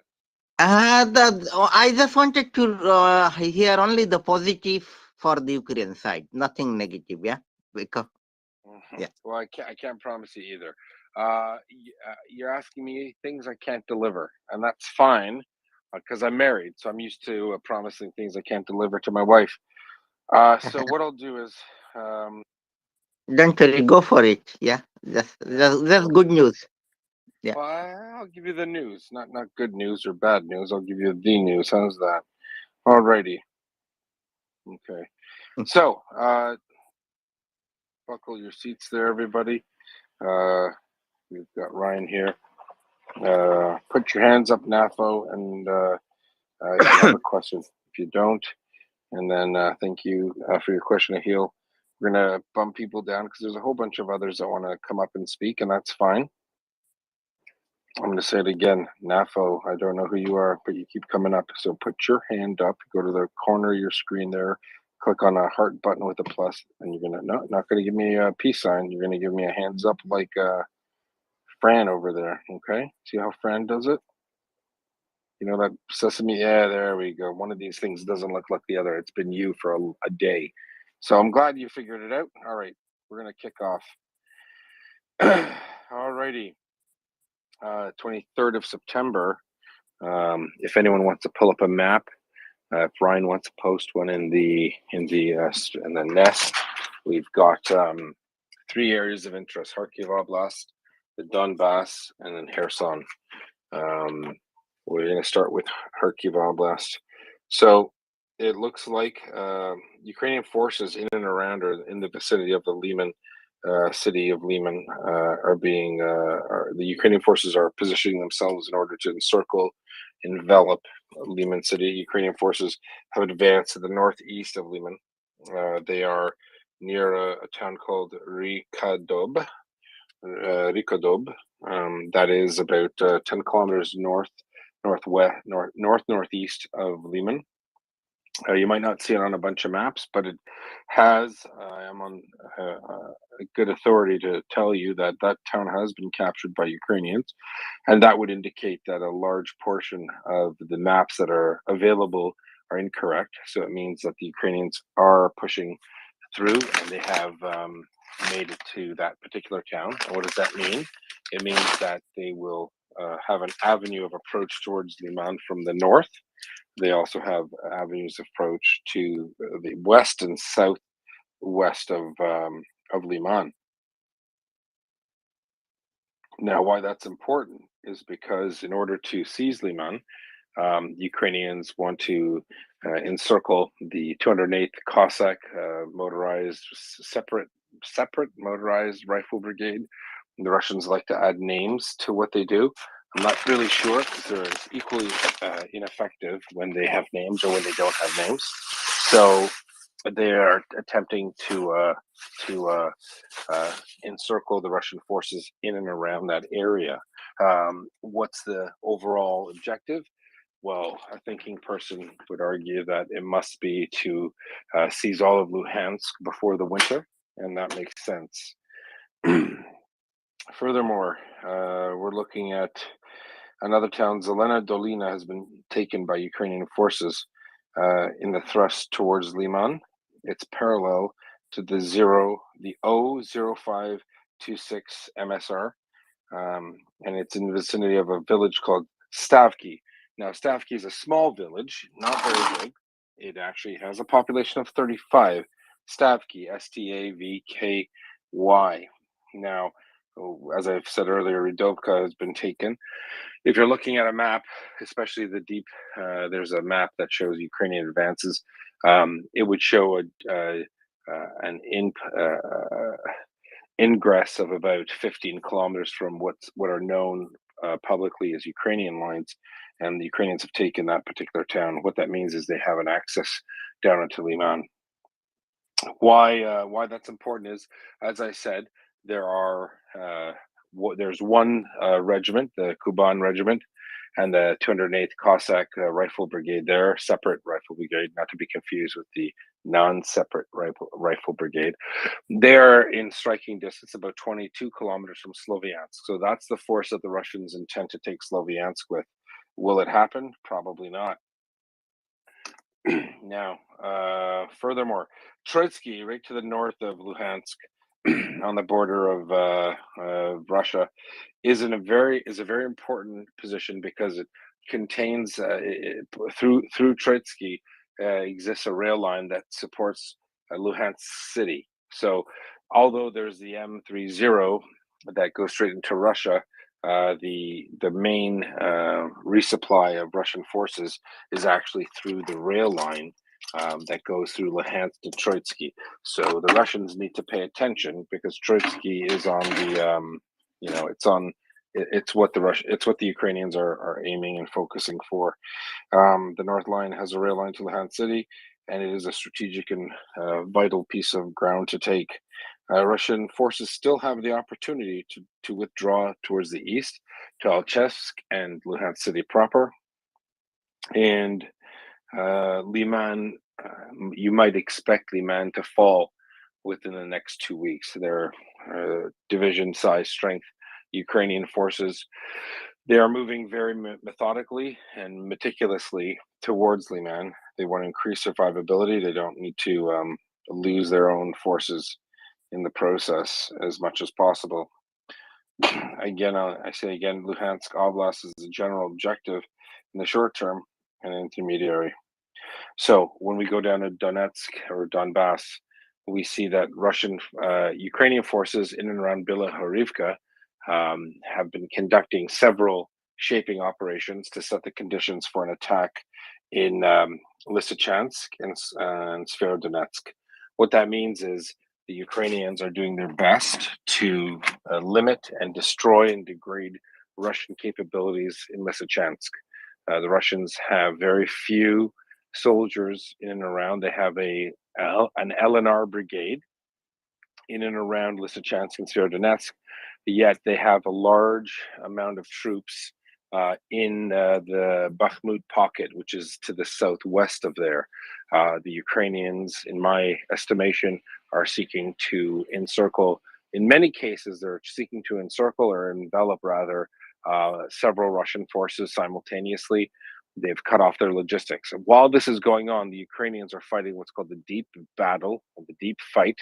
They are fighting and using their HIMARS and artillery. We don't hear a lot about them now, but the truth is, it's all in play. So, as the Russians are moving reinforcements to the front, the Ukrainians are limiting all of the resupply. So you're going to have infantry soldiers, dismounted infantry, with very little supply, trying to fight a battle against a very well-stocked and well-supplied Ukrainian army, who are in possession of mortars, artillery, close air support, fast air.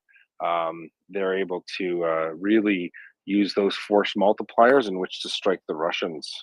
In the Donetsk region, this is very important because where Kharkiv Oblast meets the Donbass, you have Ukrainian forces poised to push through and break through, cut off Liman, and eventually cut off the main route into Severodonetsk, which is the P66. And for our American friends, that might sound apropos, because the P66 is where some people get their kicks, or highway to hell. That is interesting, because that and the line from Troitsky would literally cut off all rail resupply to Russian forces in occupied Ukraine, in occupied eastern Ukraine. It's a very, very important step. Ukrainians are obviously pushing for that before the winter. Furthermore, as we know, 215 Azovstal defenders were released on a Saudi and Turkish deal. Believe it or not, the MBS was mostly responsible. The Turks took credit for it. 6 times Gepards, extra anti-aircraft tanks, which now brings a total of 30 from Germany, 30-ish, have come from Germany in order to assist in the anti-aircraft capabilities of the Ukrainian military. This is good news, and more should follow. There has been a vote for Leopards in the German Bundestag parliament, and it did not go well. So the Ukrainians are still waiting for the Germans to pull to cut the cord from Russian oil.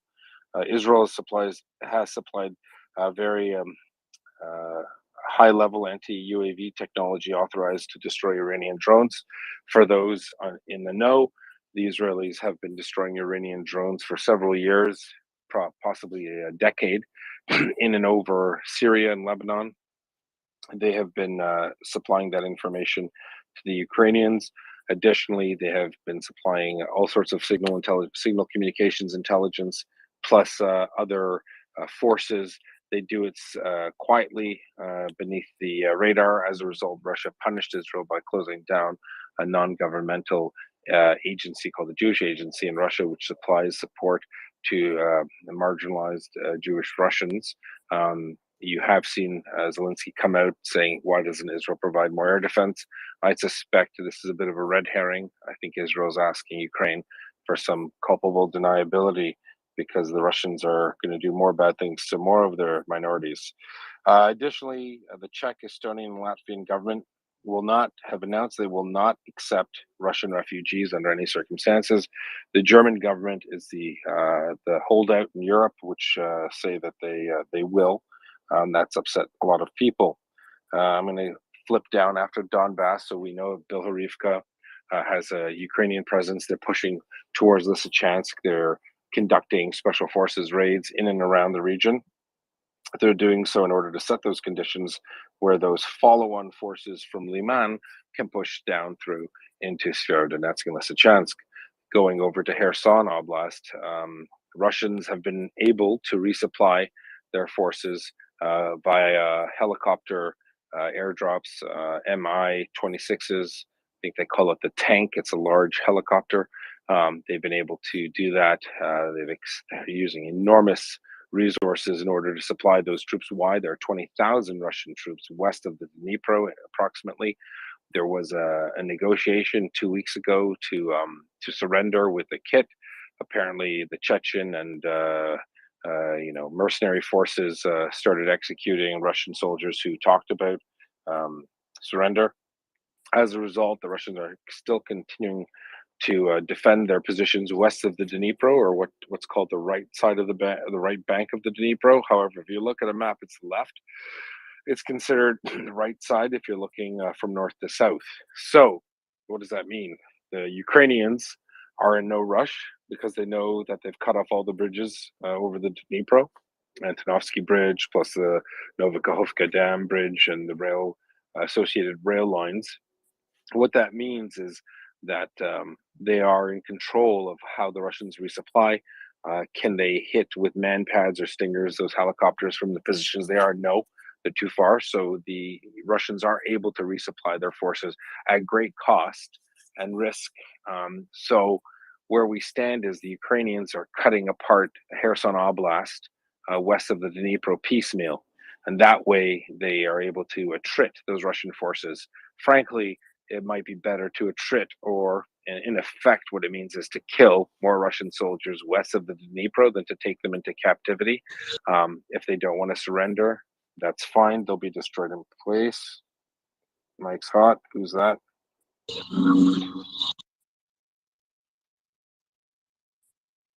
Okay. So they can be destroyed in place. We will see Oleksandrivka on the far southern western portion of Kherson Oblast near Kherson City has been taken. The terrain in and around that area, the problem with it is there are a lot of water reservoirs and sewage drainage ditches that could be up to 5-6 meters wide. It could be up to 20 meters wide and 5 meters deep, so they're almost rivers. That limits the Ukrainian advance. Again, Ukrainians, time is on their side right now versus the Russians, and for them, they don't want to advance and lose soldiers and lose material and blood and treasure if they don't have to. So it's death by 1,000 cuts, say the Chinese. So they are looking to advance where it's convenient for them, and they're not on a schedule where they need to do one thing or another. So Kherson Oblast is not looking bad whatsoever. It's a very methodical and calculated advance. Now that we've done the terrain and the military, let's talk about Russia's mobilization. Russia produced a 10-paragraph edict or decree from our Lilliputian Russian dictator, Mr. Putin. Not a very well. We'll leave it at that. He omitted the 7th paragraph of a 10-paragraph decree. People thought 300,000 was the max. The truth is, it's closer to 1 million. The 300,000 will be shuffled through the best 2 weeks of half alcoholic infused. It's almost like an Alcoholics Anonymous paramilitary organization. They're going to take 300,000 of them and they're going to put them in the front lines. They'll backfill BTGs that are short 30% of their force. And apparently they think this is going to stem the tide. It will not. In fact, I suspect 300,000 not trained people, let's not call them soldiers, they are people, human beings, filling in the ranks might cause more damage than good. However, their goal is to offset Ukrainian advances. I don't think that will happen. About 30% of these conscripts will be sent to the front line with possibly 70% in some kind of logistics capacity. I don't think they could feasibly put 300,000 within the lines. It would consume those fighting brigades. The people doing the fighting, they wouldn't make any sense. Russian losses now are looking at about 65,000 dead, plus about 100,000 injured. 52,000 have been confirmed by the Ministry of Finance from the Russian perspective. Those are numbers that have been hacked by all of those lovely computer nerds who we love to hate, who have done the needful, the anonymous types, the belling cats.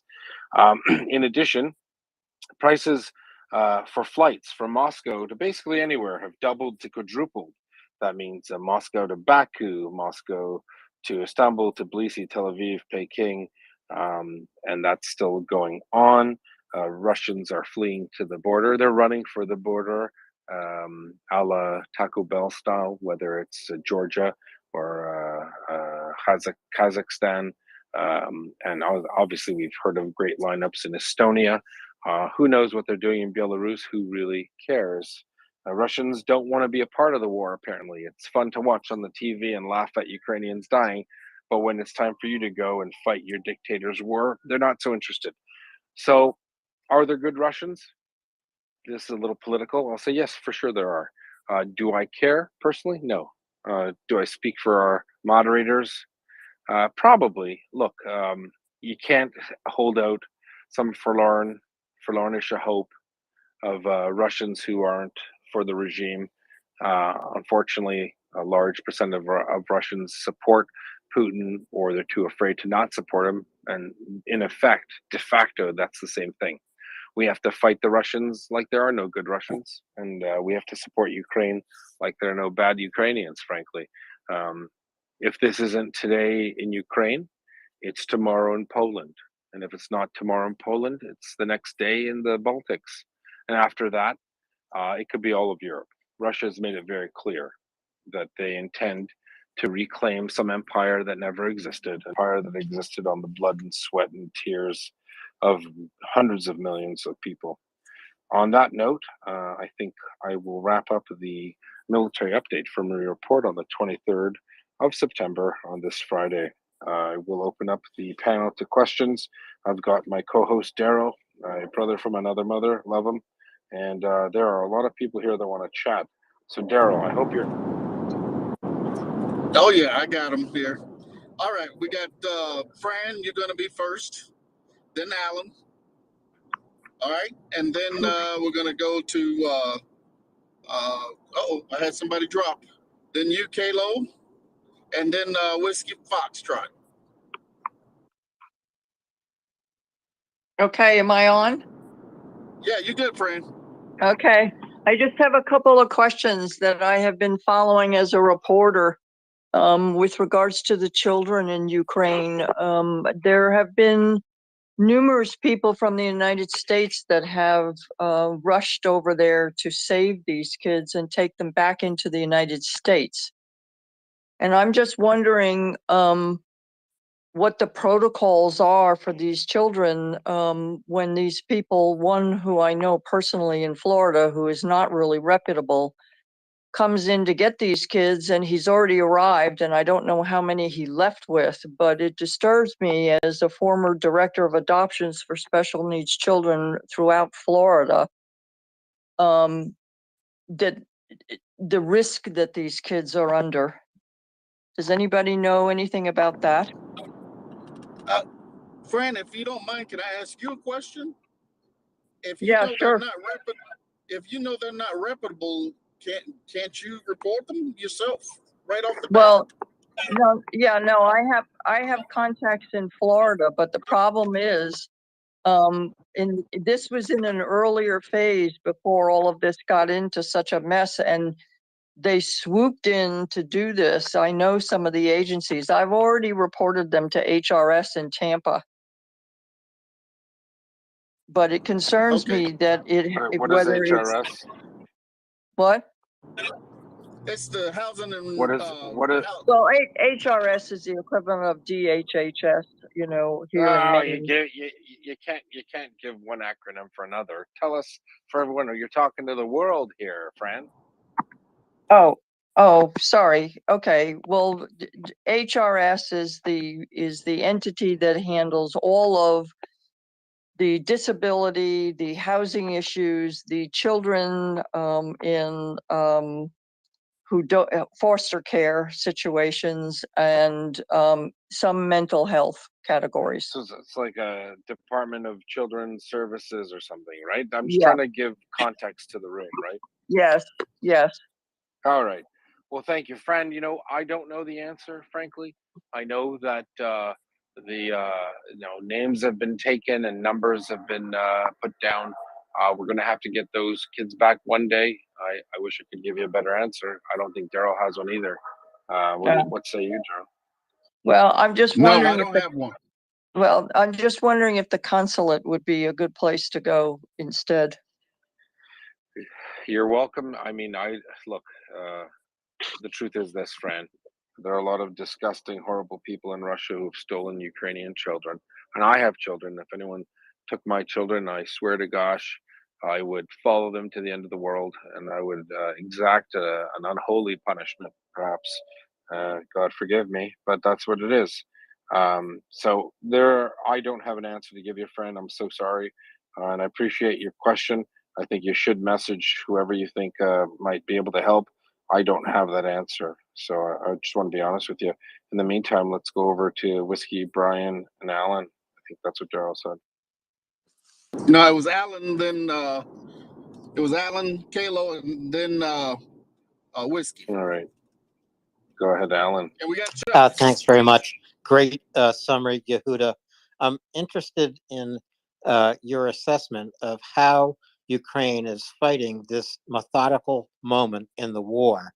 Their lightning attack through Kharkiv captured all of our attention, and I know all of our supporters of Ukraine wish this would happen again. It's unlikely. You suggest It's not unlikely. It's not unlikely. It'll happen. Okay, It'll so happen again. okay, so this is what I'm interested in. Tell me why it's not unlikely, and how do you assess this methodical moment in the war? And finally, you suggested that perhaps Ukraine could seize Luhansk Oblast before the winter. Thanks very much. Again, this is a fabulous place, and thanks for your summary. All right, so why it can happen again is very simple. The Ukrainians are supremely trained and motivated. The Russians are not. The Russians do not have the ability. So basically, when it comes to Luhansk Oblast, the eastern part of Luhansk is not incredibly populated. There are a lot of small villages and towns. However, just where the Ukrainians are up to, they're within striking distance of the major north-south rail lines that go from Troitsky to Luhansk city. If you were to look at a map, and I invite you to do so, and I'm sorry I haven't been able to have Ryan or some of my more erudite computer types posted into the nest, but the reality is once the Ukrainians push through Kharkiv Oblast and encircle or confront Russian forces in the Luhansk Oblast, what that means is the Russians will not be able to resupply the Donbass by rail. They can do it by road. However, they don't have the ability to do so. So what you saw when the Ukrainians stopped wasn't we're tired, we're stressed. It's we've pushed our lines of supply too far. And so now we need to bring up our A1 and A2 echelons, which means their supply for the fighting echelon. Does that make sense? Yeah, that makes a lot of sense. I understand exactly what you're saying. So why I suspect the rest of Kharkiv Oblast and Luhansk will fall is because the Ukrainians are just better at fighting. They have maneuver warfare on their side. Whilst the Russians were bragging and babbling about how strong they were and how they have this, that, and the other, the Ukrainians were revalidating their forces. Validation in the military sense refers to the conduct of conducting exercises which they put their troops through the ringer, where they show them again, this is how we fight, not just a bunch of infanteers running across a field, but how those infanteers will run across the field at a particular time when the artillery is firing, and when the artillery stops, the infantry advances. When the fire base, including armor and machine guns, when they stop, these people will do this other thing. Now that might sound intuitive to a normal person, but it's not. You could die doing live fire exercises because it's difficult. It's a bit of a symphony of men and women and guns and bullets and rounds flying over your head. It's a bit fun, I'm not going to lie. A live fire exercise on a large scale that includes company and battalion size elements can be exhilarating, but it's not as exhilarating as you're doing it in the real fight. The Ukrainians trained to do that. They're in the UK. Canadians are training them, Americans, Brits, whoever else. And when they're done learning those skills, they then take that to the front and fight the Russians. Now, what do the Russians have to counter that? Nothing. They have a person who was an accountant or a candlestick maker or a brambleberry picker yesterday, and in 2 weeks, presto changeo, he's a soldier. No, he's not. He's a combatant. He's a person with a weapon, but he's not going to bring down any fury on the Ukrainian army. So I suspect that we will see more of the same. And having said that, I'd like to welcome a good friend of the show, a personal friend of mine and somewhat a neighbor, Chuck Fair. He was a Navy SEAL. I'm not jealous. I'm more of a Navy walrus. It's not a designation, it's more of an insult. But we've got Chuck on the line, and he's always done good by us. We love him. Chuck, can you speak to us? I mean, you're Chuck. Listen, this man here has probably received more training, more money by government to train him to be the guy he is, the soldier he was and is now, than any human being trained on the planet. Now, I wish I could say the same, but I can tell you, I don't think anyone can wield a stapler as well as I can, not even Chuck. Chuck, what do you think? 2 weeks. You're killing me tonight. I slay you. It's the only time I would ever kill you is with a stapler joke. Chuck, 2 weeks of training, accountant, musician to frontline soldier. What's 2 weeks going to do for you? Wow, it's gonna make you a menace on the battlefield. I heard you speaking earlier. It's not only how long it takes to train an individual soldier, it's how long it takes to train somebody to work in a unit and to be able to follow orders, complicated orders that come quickly in absolute chaotic conditions. You were talking about a live fire exercise. It's almost impossible for a civilian to grasp what that is like. If you imagine yourself in a discotheque with the strobe light going and some kind of overwhelming sound coming into you, and now imagine that you just got punched in the back of the head, and that was friendly. That was an outgoing mortar round. It was an outgoing something. It was an RPG being fired next to you, and someone is shouting an order in your ear. And it is absolutely no exaggeration to say that you must do the right thing instantly. And that's so you don't walk in front of a friendly machine gun. That is, you've been told to advance, and you better remember, I'm up, he sees me, I'm down, and you hit the deck. And that's just the very start of those skills. Because every soldier, every person on the battlefield has to know how to shoot, move, and communicate. And just the basic training cycle for an American soldier, it's about 3 months of basic training. That's followed by about 6 months of, I can't remember what it's called now, but it's essentially basic infantry training.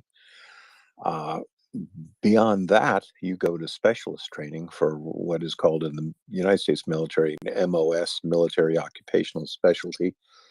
That includes useful skills, because just carrying a rifle and knowing where the bayonet goes, that doesn't really put you very high on the food chain. That doesn't make you an infantryman. It doesn't make you a cavalry trooper. It doesn't make you air crew. It doesn't make you know how to use a radio. It doesn't make you learn how to fire a Carl Gustav, work a machine gun. That's just training on the M4 carbine. So it takes a long time to train soldiers. It takes even longer to train officers. Yehuda and I come from a similar background. Look, it's 4 years of university.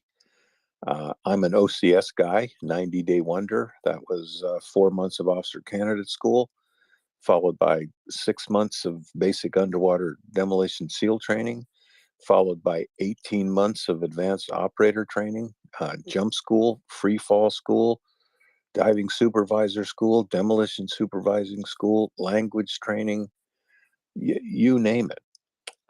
You see Tom Cruise strutting around on the flight line. It took at least 3 years to put him there.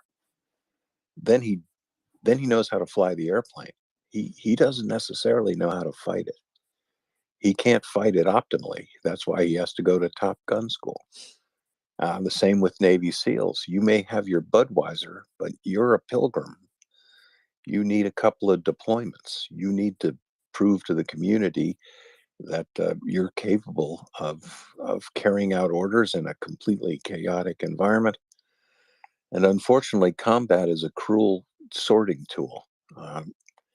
You're either going to make it and survive, or you're going to get eliminated from the gene pool. So we've seen Putin's mobilization, 300,000 people at least being put into the pipeline. People with previous military service are going to be given a 2-week refresher course, and it takes 2 weeks to draw your gear, right? So some of the people who are going to be showing up, and let's by the end of November, they're going to be arriving into the worst weather conditions in this battle theater, where an experienced and motivated and successful Ukrainian enemy is waiting their arrival. So I don't see this going well for the Russians. Not now.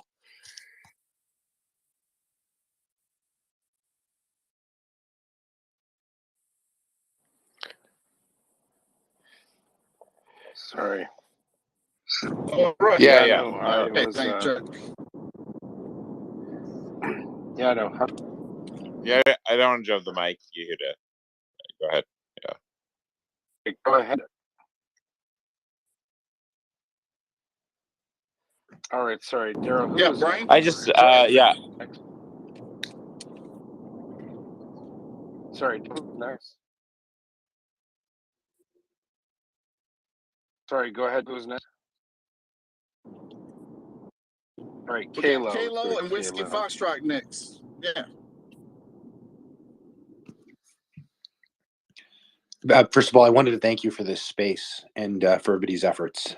I also wanted to say some pretty great efforts in Afghanistan there, Yehuda, without naming any names. But I haven't heard a lot about airborne assault, and I haven't heard a lot about supplying Ukraine with helicopters, and there may be a reason for that.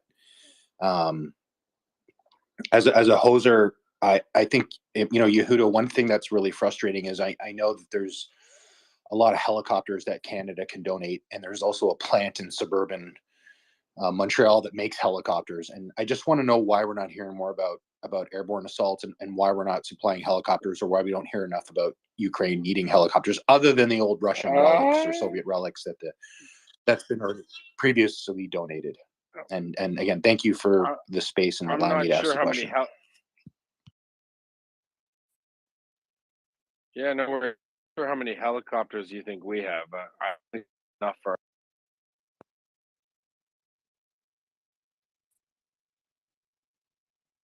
I got to look Yehuda, at I don't know if it's me, but you're breaking up. So I don't know if you're here. Yehuda, I don't know if it's your phone, but it sounds like you're breaking Anyone up. else hear me? You're breaking up bad. Barely hear you. Yeah, I know. And let's grab. Chuck, can you hear me? I can, and I might be able to pull up a little slack on this question. Can you hear me now, Daryl? Yeah, you just keep coming in and out. Go ahead, let Chuck answer it. Yep. Yeah. There's, there are some helicopters in circulation, Mi-8s and Hind variants that can be delivered to Ukraine. One of the problems with delivering any new aircraft into Ukraine is the training pipeline. If you've got a hind pilot, it's going to take him still a considerable time to learn, for example, how to fly an Apache. It's going to take him a while to fly an updated AH-1 Cobra, formerly in Marine service. So for that reason, these aircraft are not necessarily appropriate and or even likely to find themselves in Ukrainian service. Some people are saying, look, give them F-16s. Well, that would be a great idea, and it would start by sending those pilots to Texas for basically 2 years of training. That also assumes that those F-16s arrive in Ukraine and you have trained mechanics, maintenance people, aviation ordnance guys, electronics, avionics guys, airframe guys, and a great big long logistics tail that can get the appropriate spare parts into the system and servicing those aircraft. So, for that reason, it's better to allow the Ukrainians to fly the aircraft they're familiar with, that they've got a logistic, their legacy aircraft. One of the brilliant things that's been done, and I think we'll get into this later because it's a really interesting topic and it's getting traction here, is that the Ukrainians have been extraordinarily good about adapting their avionics and their existing airframes to better NATO weapons. In particular, Ukraine recently has adapted their MiGs and Sukhoi strike fighters to carry HARM, high-speed anti-radiation missiles, to take on Russian air defense. This is a pretty good achievement because you basically got a Cold War US-designed weapon flying on an airplane that basically it was designed to kill. I mean, the HARM in particular, though, is a ground attack munition. Onboard computers can locate an enemy air defense unit, even if it's moving, can track its progress. It can also update positions. It also knows if you blipped it with your air defense radar and decided to turn off your radar, it still knows where you were. It can tell by the signal that you emitted whether you're moving, whether you're static, whether you're an S-300, whether you're a Buk, whether you're a Pantsir. Some variants of the HARM missile can actually decide to break off their attack and circle if they don't think they've got a really good shot at you. Okay, terrific weapon. Never designed to be delivered by a Sukhoi or a MiG, but the Ukrainians were able to get in there, figure it out, make the plane's avionics and sensors work with this missile and deliver it on the target. So those are the benefits that are, supply them with the toys they're used to flying. I am certain in the next 10 years, I think Ukraine will be a member of NATO and they'll be flying different gear. But for right now, those are one of the technological barriers to entry. And wouldn't you say the man pads as well? That'd be something to that they're worried about as well. Well, there's really amazing things are happening in the air defense sphere. Remember, this war started in February and March, and the Russians came over the borders in 3 or 4 places. They got almost as far as Kyiv, and one of the first things they did in the first 24 hours is they wiped out most of the Ukrainian Air Force. They wiped out the majority of Ukraine's integrated air defense networks, and Russian fighters were prowling at will through the skies of Ukraine and shooting down anything that flew.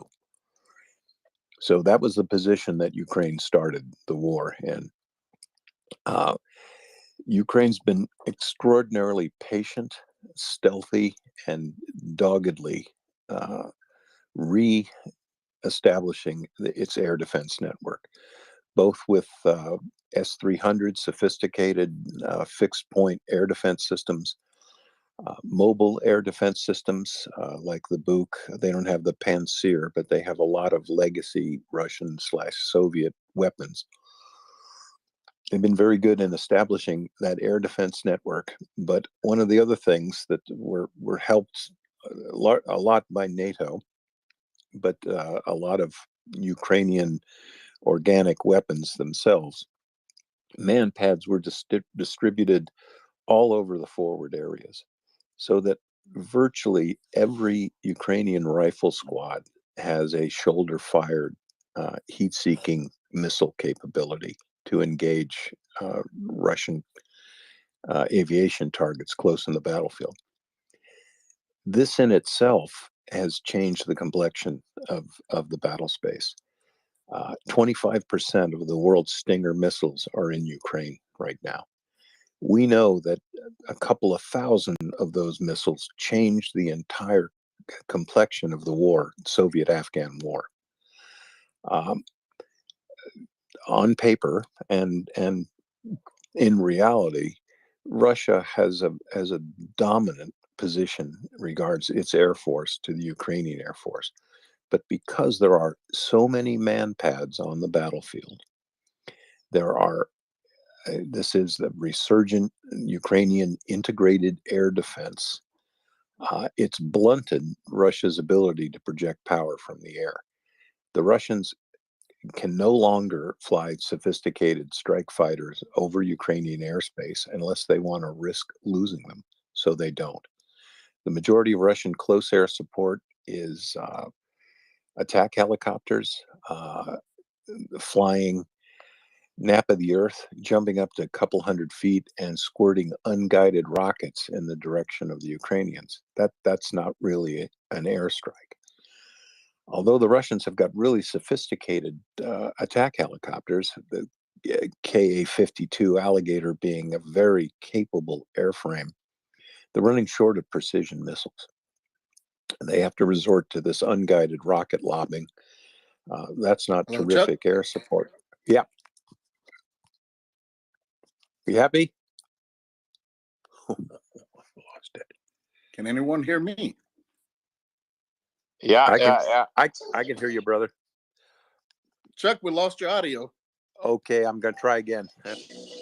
No, we didn't. I heard him. There's some cool dance music in the back. Got it. There. Are we got it? Must be this wind Okay, tunnel. Brian, can you mute your mic, please? John, is he still speaking? Nope. he never lost, so he's not speaking now. I don't think he ever lost audio. Maybe you lost him for a little bit, but I heard everything. Oh, okay. I'm sorry. Okay. It's okay. No worries. I saw that he didn't have his.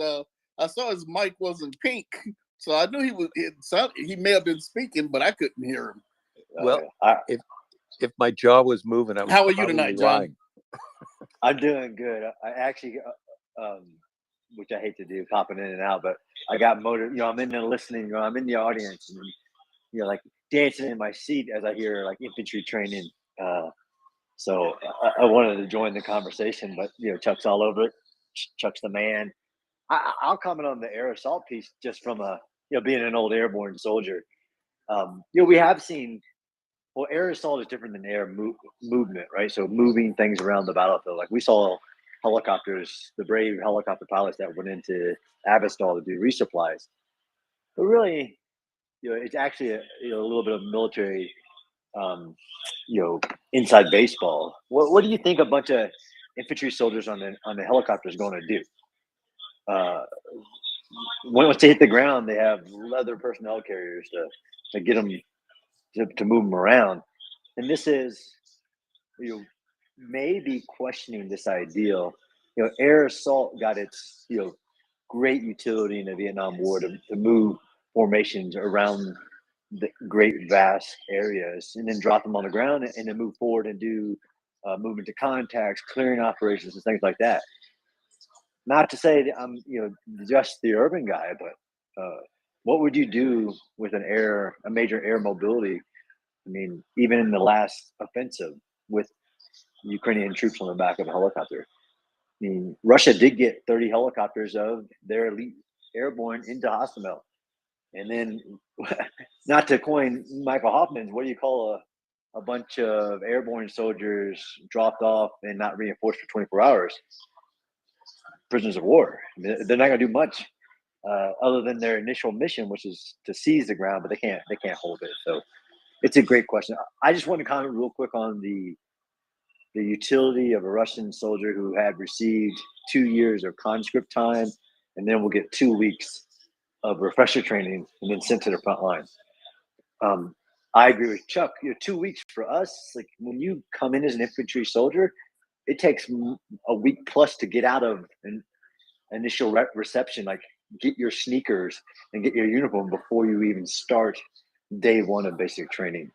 And then once if you do those 24 weeks that Chuck talked about as an infantry soldier, like I did, and if you add up all your time, by the 2-year mark that you're in service, you're still a private. So the Russian military are basically taking privates that had served for up to 2 years, and going to hand them some equipment and send them to the front line. When a private joins a infantry unit in the West, he has no experience, but he's joining a group, just a squad with a specialist that's been in for 4 years, a sergeant that's been in 4 to 6 years, a squad leader who's been in 6 to 9 years. That it just doesn't work when you just throw a bunch of privates together and say attack. It just don't work. No sergeant major I've ever met would let anyone with 2 weeks of experience fight anyone. Not even fight themselves in the mess. Doesn't make any sense. Would they even understand field of fire? No, I mean, literally, even if you account, like, when did they do their 2 years of conscript time? But that's still, like, in 2 years, I still get the output, even in the best military, you get a private who's now ready to move up to a specialist, maybe. But I'm not going to deploy them in a fire maneuver scenario. Like I wouldn't trust a person to hold a weapon after 2 weeks of training. We have rubber rifles for that. Literally, rubber rifles on Yes. hot marches. Yeah. Do you have rubber rifles there? Yeah, absolutely. Rubber duckies, you call them. Yeah, I mean, gosh, I mean, I've been on very advanced courses with soldiers from other countries, and I've had warrant sergeant majors pull them off the range on a live fire exercise just to get the hell out of here. Like you're gonna shoot somebody. And these guys think that 2 weeks of getting the baker who's 40 and served when he was 18 for 2 years as a backfill in a logistics unit, sorting papers, he's going to have a weapon. He's going to be beside me. I wouldn't trust him. Hell, as an instructor on a basic course, there are people that we were afraid to give grenades to, right? Like, in the grenade bay, if you're going to post a grenade. And these are people that the Russians think are going to save the day for them. It's crazy talk. Anyway. All right, I'm back, sir. Go ahead, John. I'm off to a volleyball game. I wanted to pop in and say hello to having that panel of Yehuda, Daryl, Chuck, Axel. Look at that. Lisa, look at you. It's great to see you guys. I was just saying hello. I'll be back later to listen in and learn. Hopefully I can listen to the recording of Chuck, John, you're my hero. All bud. right. Appreciate it, John. Yeah. I hope they win. Yeah. It's 9-year-old volleyball. It's fun to watch. Yeah.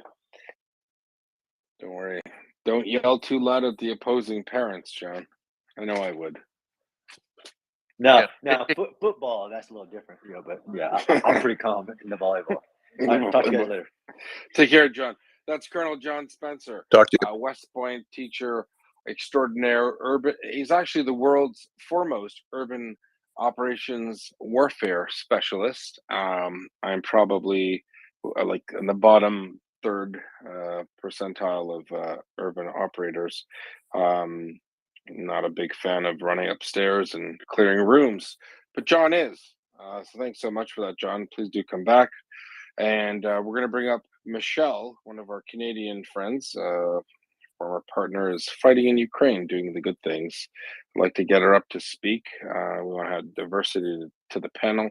And we're going to go to Alan. Alan is a welcome refreshment. He is a former broadcaster and journalist, 40 years, almost as old as I am. So I don't mean to date you, Alan, but Alan, what do you have to say? I'm pretty sure I'm older than you, Yehuda. Really interested to hear Chuck talk about air engagement over Ukraine early in the war. And my question is about looking forward 2, 3, 4 months. Chuck, is there an opportunity for NATO to impose a no-fly zone over Ukraine? And how would that benefit the Ukrainian forces? Well, that's a great question. I'm going to have an article coming out early next week in the Kyiv Post, just about this. About Alan, you want to repeat that again, please? yeah, I've got the great question, and I've got an article coming out next week in the Kyiv Post about Ukraine's solidifying air defense capabilities. As far as the NATO no-fly zone, I don't think that's ever going to happen for a couple of reasons. One, right now, it isn't necessary. The bigger looming reason is we don't want to get in the business of shooting down Russian airplanes. That's not somewhere that anyone should want to take the war. We don't want to get into a Russian war with Russia. We want Russia to get too much war out of Ukraine. So why shouldn't we do that? Well, the way things are going right now, Ukrainian air defense systems are being reestablished and, more importantly, integrated, so that one sector of the front can say, "Look, I've got Russian traffic; it's heading your way."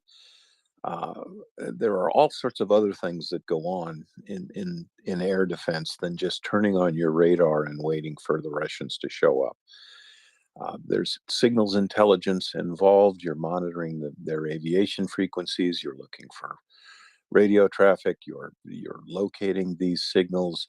You're not necessarily turning on your radar until it's necessary.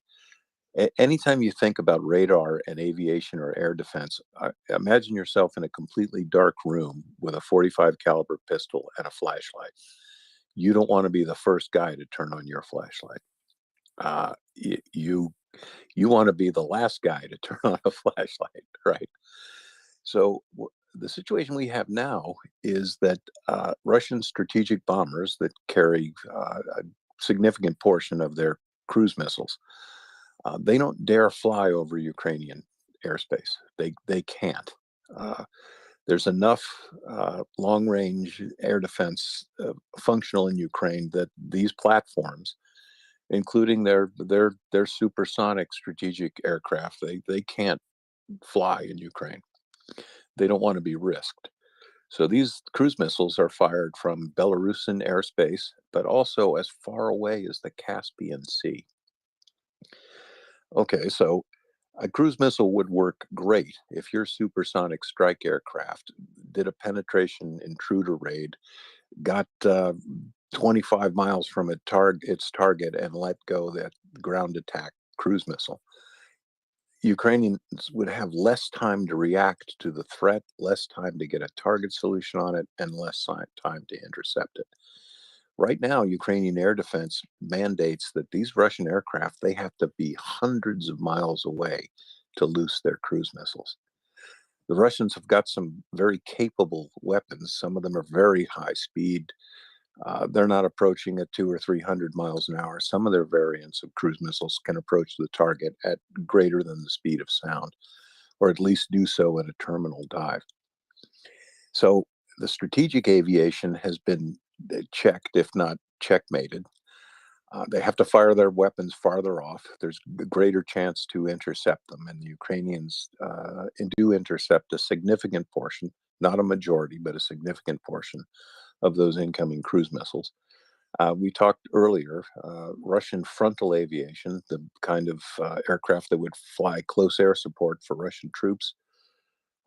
There are so many man pads on the battlefield that these aircraft don't. Chuck, what's a man pad? Tell our audience. Yeah, it's a shoulder-fired, heat-seeking guided missile that troops can use against enemy aircraft.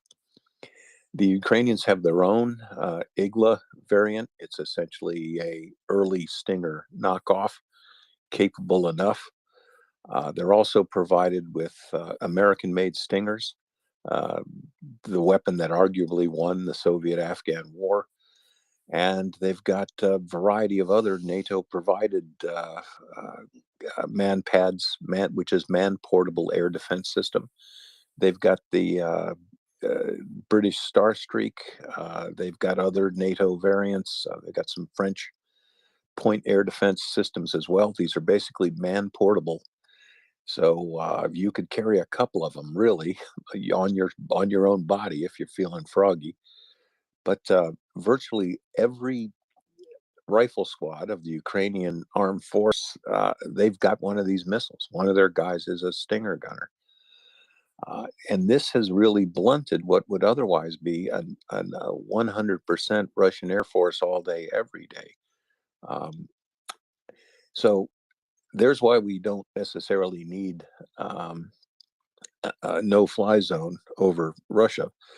The other thing that happens quietly behind the scenes, every day, a NATO country, you can pick one. They're flying their AWACS aircraft to the west of Ukraine in racetrack patterns, and they are communicating real-time air defense data to the Ukrainians. There's been a big merge in intel. These aircraft, the AWACS, provide radar coverage of airborne targets, and the JSTAR aircraft provide radar surveillance of the battlefield. This means that the Russians, they don't have an element of surprise anywhere. They cannot concentrate troops without the Ukrainians knowing where they are, and they can't put an aircraft in the air that NATO isn't tracking and alerting Ukraine about. So the research, anyway, as I said, I've got an article coming out next week about how this has changed the war. And just recently, we've had a couple of significant triumphs in the air war. Yesterday, Russia tried to mass a swarm of Iranian-made Shahed attack drones on Mykolaiv. They were shot down, 4 of them at once. These drones, the Iranians sold them to Moscow and said they are stealthy, they are precision strike, they will penetrate the enemy's air defenses, and they've been falling out of the sky ever since. Isn't that interesting? The Israelis just announced the UAV technology. I wonder why Zelensky said, damn you, Israel, why aren't you helping us yet? What, 10 in one day? That's pretty ridiculous. 10 Iranian drones in one day, 4 in one mission. Interesting, no? Yeah, absolutely interesting. And the important thing about that is definitely not Israel. Definitely not Israel. I'm not going to hang it on those guys. But electronic warfare, signals intelligence, and air defense all merge. And Ukrainian signals intelligence is supreme. They came within a whisker of adding to their list of deceased Russian generals today. The commander of the 144th Motor Rifle Division started his morning with a staff meeting in Savatov, there behind the battlefront of the Izium axis, and he caught a HIMARS missile. It killed members of his staff. But look, it was no coincidence that this missile crashed through the roof of his morning staff meeting. The Ukrainians know where he was. They know what time he got to work, and they knew when he started his meeting. When these Iranian drones are launched, look, they operate on certain frequencies. They move in predictable patterns. They have an electronic signature. These are the things that the Ukrainians are supreme at. And I always like to say this because it's true. The Ukrainians were the brains of the Soviet Union. It's showing. Yeah, no, 100%. Thanks so much for that, Chuck. Michelle, welcome to the panel. Can you hear us? I can, thanks. Wow, thanks. Michelle, one of my Canadian compatriots. Yeah. Michelle, who is next? Was it Brad? I believe it was Brad, then Rusty, then Jay. It was actually Rusty, by the way. I've been waiting Sorry. before all the other guys kind of want to go. Rusty, what are you? Okay, a Rusty, go ahead. Hall monitor Rusty. Okay, go ahead. Yeah, everybody dropped out and I was the last one and then people popped in. So I actually want to ask Chuck here about the statement that weapon systems are too advanced for Ukraine. So I've been hearing that throughout the entire conflict, and I'm curious about the nuances about that statement.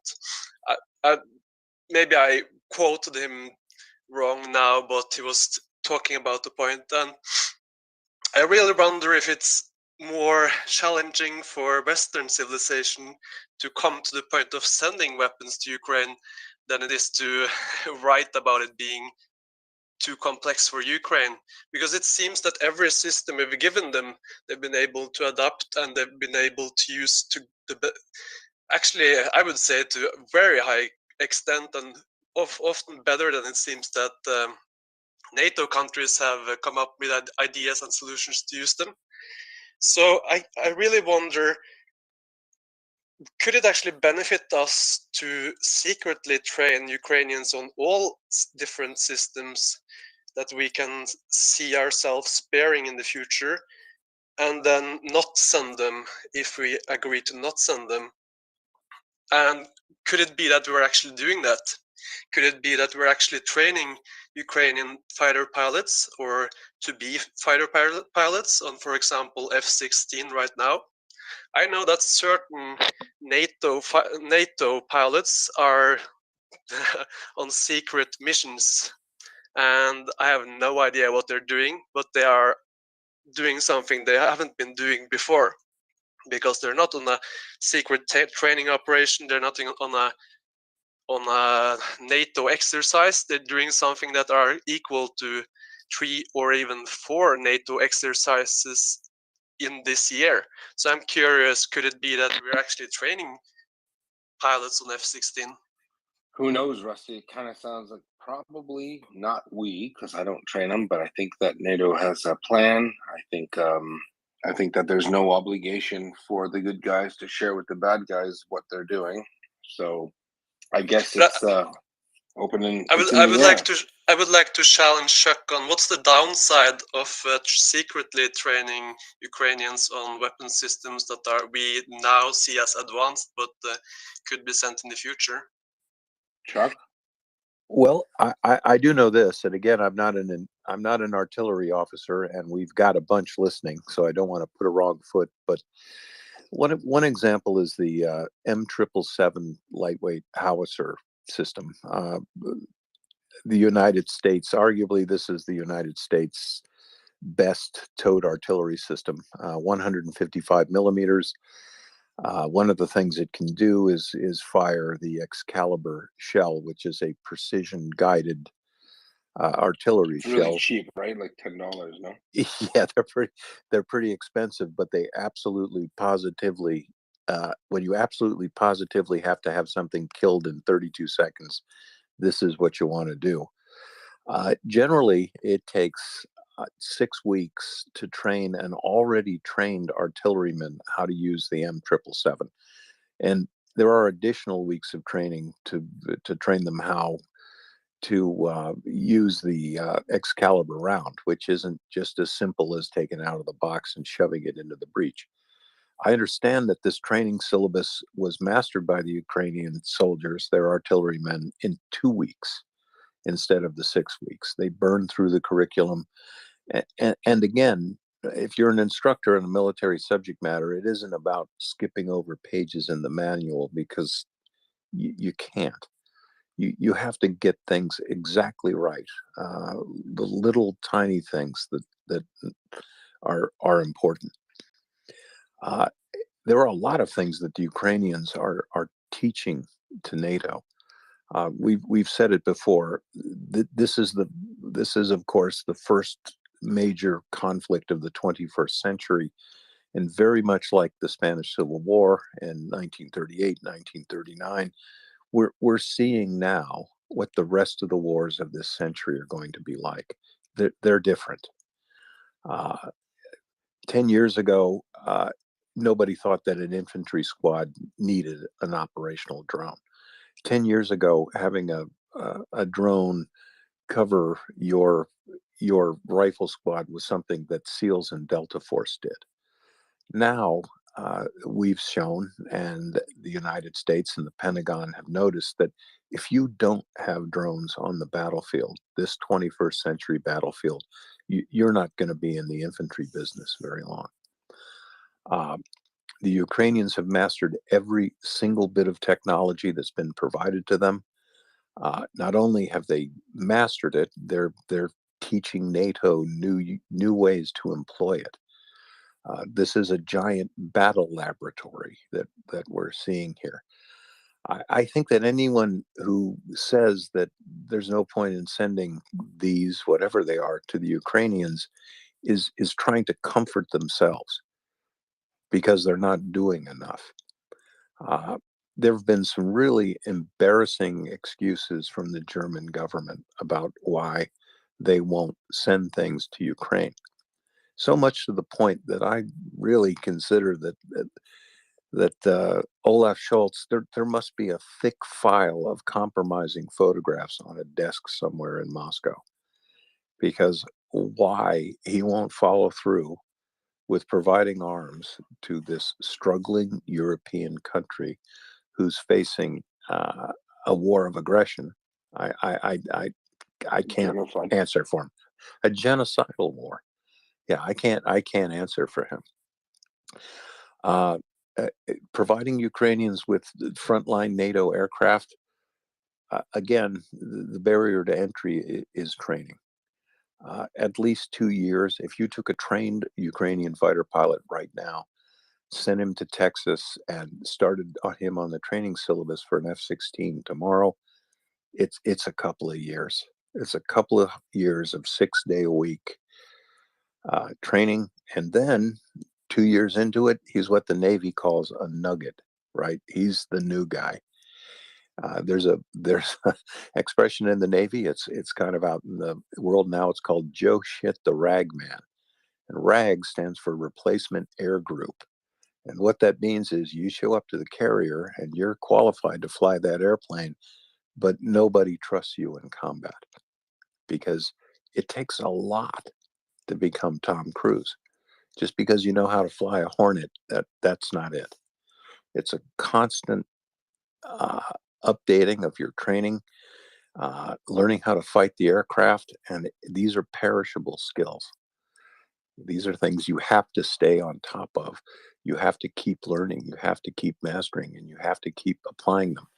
Okay, that's just for fighter pilots. The same thing goes for Corporal Schmuckatelli carrying a rifle in a Ukrainian rifle squad. You have to be good. You have to be able to, even if you're not in any position of leadership, you've got to be able to work with your guys. You know what? But Chuck, aren't you part of the problem here? Because you're just saying the same as the head of Schultz. Yeah, but you're repeating the same as Schultz is doing, right? You're doing the same. You're saying it's so advanced, but at the same time you're saying. No, but you are. You are right now. You're also saying it. Categorically not. What I'm saying is, to get F-16s into this fight would take 2 years at least to train the pilots. And as I said earlier, you got an F-16 sitting on a Ukrainian runway somewhere. Okay, where's the avionics? Where are the parts coming from? Where's the airframe specialist? Where's the aircraft ordnanceman? Who's going to fix the radar? Not the same guy who's going to fix the radio. And what happens when the when the Sparrow missiles? Oh, wait a minute, the Sparrow missile isn't in the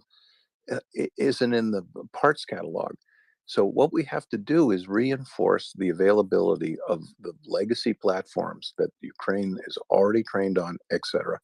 Look, send them M1 tanks. I'm all for it. Absolutely. But again, we're dealing with, look, I'm not saying don't send them. I am. But can Ukraine really, can Ukraine right now, can they send 500 uh, tank vehicle commanders? Can they send them to Fort Sill, Texas and start working on M1 tanks? No. But they can send them to Poland or Germany, can't they? Or in groups of like a yes, squadron. yeah, absolutely they can. But and Yehuda, you know this. That means we're going to have to build up that parts logistic network. We're going to have to train the mechanics to work on those jet turbine engines that are in that tank. It's sighting systems, it's lasers, it's communications, it's all those things. Lasers. Lasers. I am They're not. all I hope for. they're not my people's space lasers, are they? They're space lasers. I am all for giving the Ukrainians every single weapon that they need, but we've got to get stuff into the fight quickly. And look, and anyone who says the Ukrainians can't master it, there's the national/Norwegian standard air defense system. It basically fires Sparrow missiles from the ground. Very complex system. Man, Norway quietly sent a couple, didn't hold the press conference to congratulate itself, and they went right into service with Ukraine. Those guys mastered those things on the job in combat. I am all for it. And those weapons are shooting down Russian cruise missiles probably as we speak. And more importantly, those weapons are keeping Russia from sortying close air support missions right now. I'm all for giving them this stuff, absolutely. But we've got to give them stuff that they can use. That they can jump into. Those are really good points. Thank you so much, Chuck. So we're going to go on to Brad. I would agree with Chuck on this. At the end of the day, what I hear Chuck saying is that we need to deliver capabilities to Ukraine, and weapons are a component, but they are not a full. A weapon is not a capability, but a weapon is a key component of a capability. The question that I had for Chuck really had to do with I was a kid in the 80s, and this whole scenario, the how this thing has escalated, has a very, I don't know, Firefox, War Games, Spies Like Us, Red Dawn type of. I'm having like deja vu going on right now, just in terms of like some of the sentiment going around, and in particular with regard to the nuclear aspect, which I think we can all agree is fairly overblown, mostly bluff, and yet it's a very real possibility. The question I have for Chuck is this: the first obvious nuclear weapon would be the Zaporizhia power plant. I don't really want to get into that right now, but should Russia decide to use a tactical nuke, what would the delivery vehicle be, and what would, other than really fine intelligence work, what are the defenses that could practically be put in place to shoot it down or somehow repel it? What are your thoughts? Well, a great question. For sure. Yeah, sorry, I lost you for a sec. Oh, I'm sorry. I'm better. A great question, and we discussed a little bit last night on the sort of myth of the tactical use of nuclear weapons. And tactical in this case, for civilian listeners, a strategic use of nuclear weapons would be that you are hitting important targets in the enemy homeland that will affect his ability to wage war.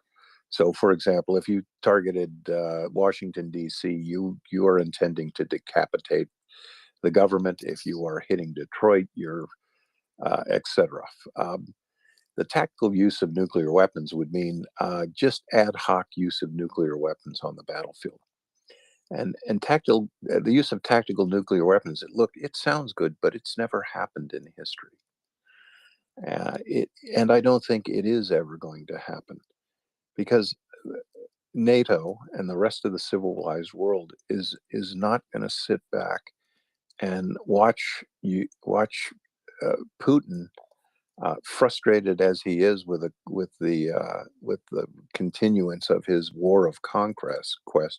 They're not going to let him nuke parts of Ukraine. So let's also discuss this.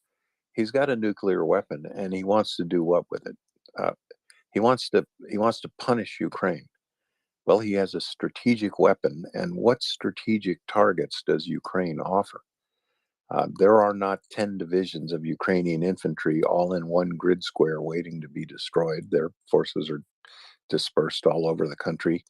What? Are you serious? I'm serious. I'm giving away these military secrets. There are not 500 Ukrainian air fighters lined up wingtip to wingtip on a runway anywhere. Ukraine doesn't have any strategic targets. Oh, it has a capital city. So let's say Putin decides to punish Ukraine by obliterating Kyiv. He's going to want to kill, what, 2.5 million people. The world isn't going to stand for that. And I'll tell you why. If Mr. Putin is willing to nuke the capital city of Ukraine, nothing stops him from hitting Berlin, Warsaw, Poland, Stockholm, Helsinki. What's next? What dissuades Mr. Putin from doing this, despite his threats, is that any first use of nuclear weapons on the battlefield, pretty much anywhere in the world, but in particular in Ukraine, that will be met by a strategic response from the United States of America. Okay, what is a strategic response? It means that every major city in Russia will be hit with thermonuclear weapons. Okay, let's say it doesn't go so well for the United States, and for whatever reason their weapons or some portion of them don't get there. France is an independent nuclear power. They have something called the force de frappe. That includes ballistic missile submarines prowling the Atlantic Ocean. Britain is a nuclear power. They have ballistic missile submarines prowling the Atlantic Ocean, invulnerable to Russian attack. They've got, both of those nations have airborne nuclear weapons as well. Okay, so the short answer is I don't think it would happen. But to answer the question, how could it happen? There are multiple delivery systems for artillery, for nuclear weapons, and they range everything from 152 millimeter artillery shells. Okay, so that's about one. The diameter of that shell, the radius diameter of that shell, is basically 1.5 cigarettes wide. Okay, that's not very big. You could easily fit 4, 5, 6 of those shells in the back of your SUV. Okay, they have a burst about 1 to 2 kilotons. They have a variable yield. These can be fired from Russian artillery pieces. Okay, that's one way. They're limited to the range of the 152 millimeter artillery shell. The Russians have free fall nuclear weapons, bombs released from aircraft. They have short, intermediate, and long range nuclear missiles, surface to surface missiles. So any one of those means Putin could introduce a nuclear weapon onto the battlefield. There are things called indications and warnings. The Russians do have ballistic missile submarines at sea right now. I can promise you that every one of those is being followed closely and unknown to the Russians by a Virginia or Los Angeles nuclear attack submarine. That's their job. If the balloon goes up, they're going to take out that Russian ballistic missile submarine.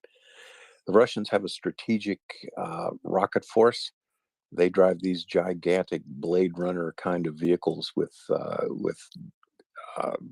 solid fueled intercontinental ballistic missiles. These things are monitored from orbit by the United States. They know where 90% of these platforms are at any given time. They also know when they are going into firing mode. They travel in these vehicles called TELs, that's Transport Erector Launchers. And they have to stop, they have to zero themselves in.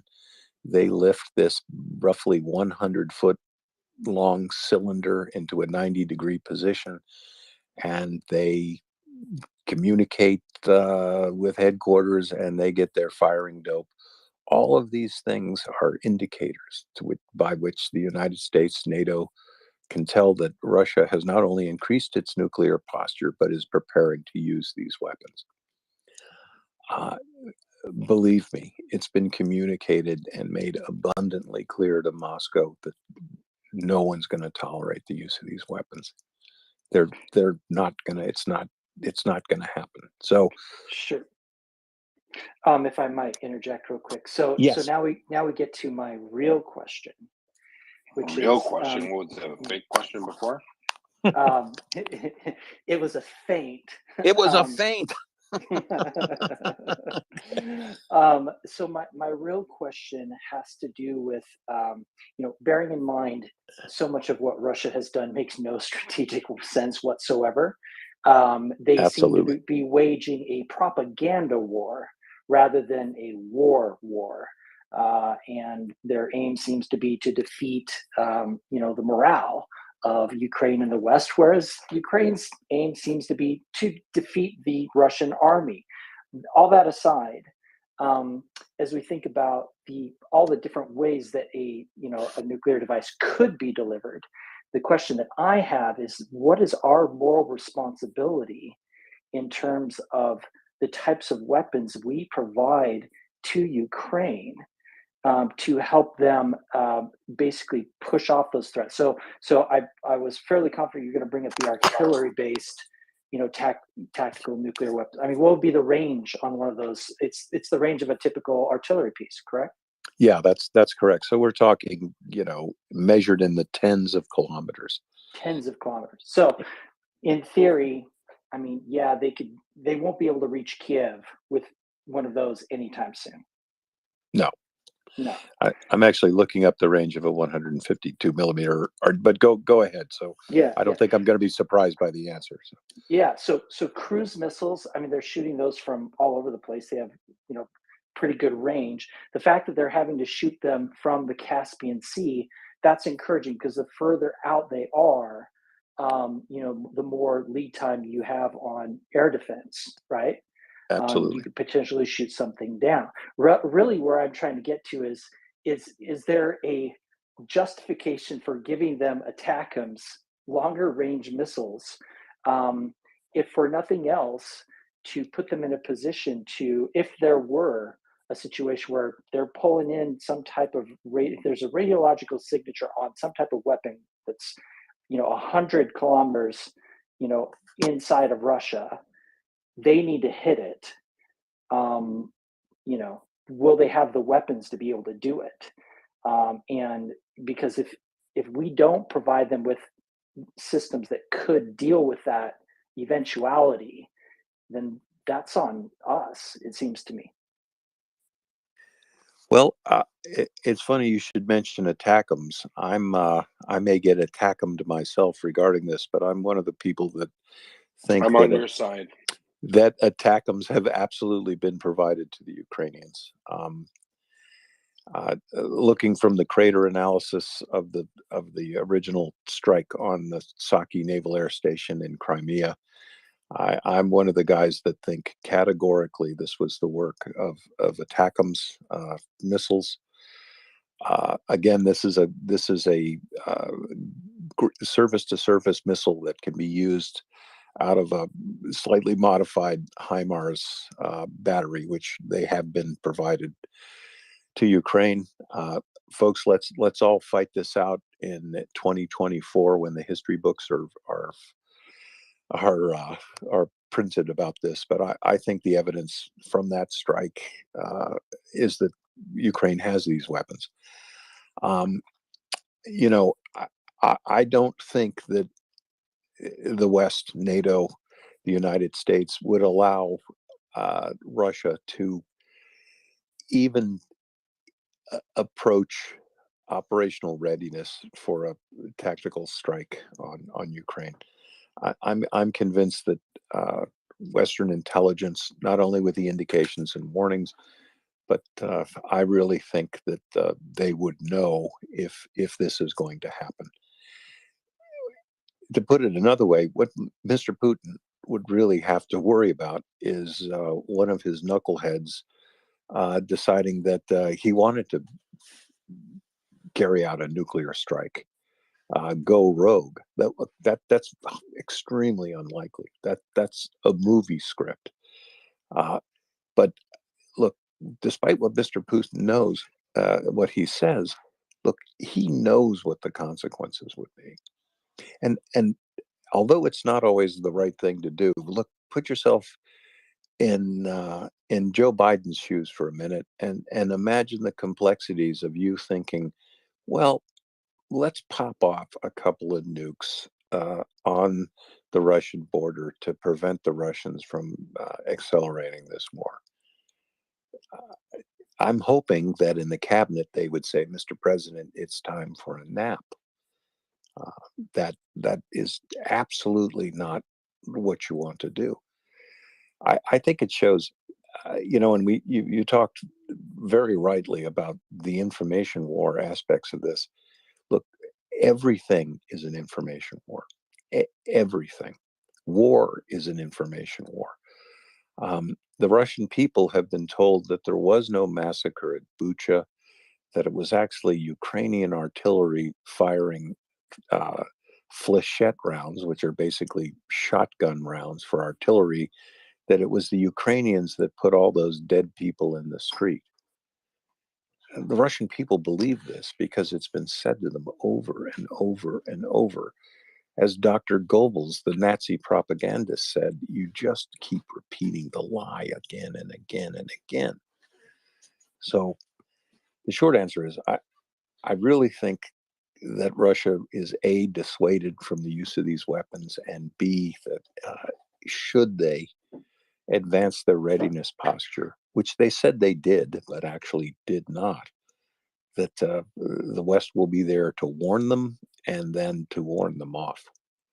So I'm sorry that was long, but very complex question, a very great question. I love how Brad had the faint question and then the real question. But before we go to Jay, and I know you've been waiting for a little bit, I have a question for you, Chuck. Weren't you the guy who wrote the screenplay for Red Dawn? No, I wish I had, because I'd be cashing those big John Milius residual checks. No, that was written by John Milius, who is a guy I know, and actually very talented guy. I wrote a couple of other bad 80s movies, though. We might have to hear about those ones later then. Okay, so we're going to go to Jay, and I know there's a couple of J's up there, so it's the J-A-Y, and I know you've been waiting for a bit.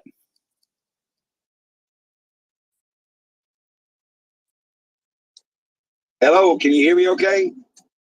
Yeah, absolutely. Yeah, absolutely. Hey, I agree with Chuck on a lot of things, and I just want to say, Chuck, you walk a hell of a tightrope there, buddy. I know there's a lot of things you want to say, but you can't because of OPSEC.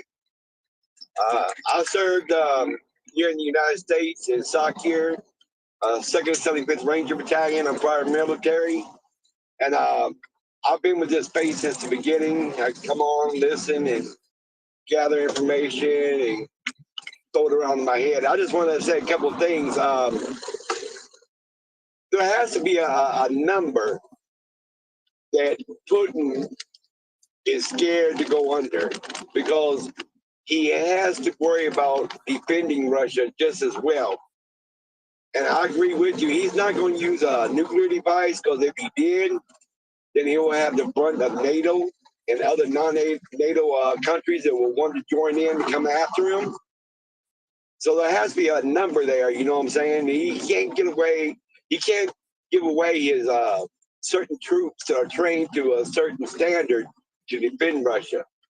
So the ones he's going to throw into the game is going to be like cannon fodder. You know what I'm saying? They're going to be dead because, like you said, knowing. I mean, when you first get a soldier, you got to break him down where all that civilian stuff is gone, and then start building back, from the ground up to what you want to be the soldier.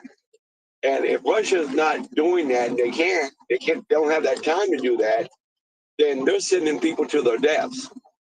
And I think the end is coming nearer than what we think. I think the end might be in the form of a bullet, the back of somebody's head. That's my personal feelings. I don't think they want to go back to where they used to be. You understand what I'm saying? But if we can think about that what number is he going to stop at as far as this war goes? And then as far as after the war, I mean, I listened to this space today and I heard good Russian, bad Russian. No, you can't tell Ukrainian that right now because for the longest here in the United States, when we fought against Germany and Japan and other enemies we had, it always took decades to get over the hurt and the pain and the prejudices that build up. So when people come into this space and they start talking like that, it needs to be cut out because it's not going to fly. You can't tell a victim, yeah, but there's good rapists and there's bad rapists. I mean, what the hell? They're at a point to where to them, every Russian they come across is going to be considered the enemy. Okay. Ukraine is doing the right thing. Okay, thanks, go ahead. Jay. I'm sorry. We're going to go on to Brandon now. Hi, can everyone hear me? Yeah, I think so. Yeah, I actually had two questions for you. One was related to the military, and the other one ties in, to the geopolitics side of it. Forgive me if I take a little bit too long. So the first one was military side of it, right? And it relates to the UAVs and drones that Iran sent. I was actually thinking, and I could not come up with a reason and everything in my head, because I know the US supplied Ukraine with kamikaze drones and everything at the beginning, and I haven't seen or heard a lot about them at a point of time, and I didn't think the Russian integrated air defense system was really that good at that point. And somehow Iranian drones, which I don't know if they're very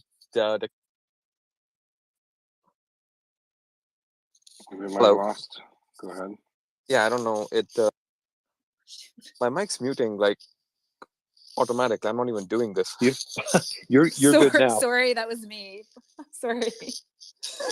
Okay, I'll wrap it up. Looks like I'm taking Michelle's patience. No. I'm first time co-host, so you have to be a little bit patient. You're doing great. You're doing great. Yeah. So basically, what am I not catching or comprehending? That's the military side of it. The second one, I don't know how much you can contribute, but second thing, I don't know if you're aware, but just right now, news has been coming about a city, a Kurdish major city being captured by protesters in Iran. So I don't know. Do you think that will have an impact on this war in terms of what Iran might or might not be able to do further for Russia? Because US has basically just allowed Elon Musk to use Starlink. They gave him permission for that. So I think that's like a coercive measure, isn't it? Well, to bring it back to the Iranian supplied drones, we just had the Russians tried to use a swarm attack with one of Ukraine's allegedly most capable drone, which was the Shahed 136. It's a UCAV, unmanned combat aerial vehicle. It could be, sometimes you could call that a suicide drone. It's essentially it could also be called a loitering munition. These were some of Ukraine's most capable drones. They got all four of these in a swarm attack attempting to overwhelm a point defensive Ukrainian air defense, they all got shot down. In my report, I said they were brought down because it's likely that they were taken out by kinetic solutions, which are hit to kill munitions, but they were also probably compromised by Ukrainian electronic warfare. So Russia is using Ukrainian equipment, which generally has been known to be knockoffs of knockoffs. The Iranians do have some extremely capable drones. We've seen them used in attacks on Saudi Arabia. The Iranians have copied KH-101 Russian-made cruise missiles, which were sold to them by Kazakhstan back in the 90s. These weapons have extremely long range. They're very complex. They're pretty good equipment.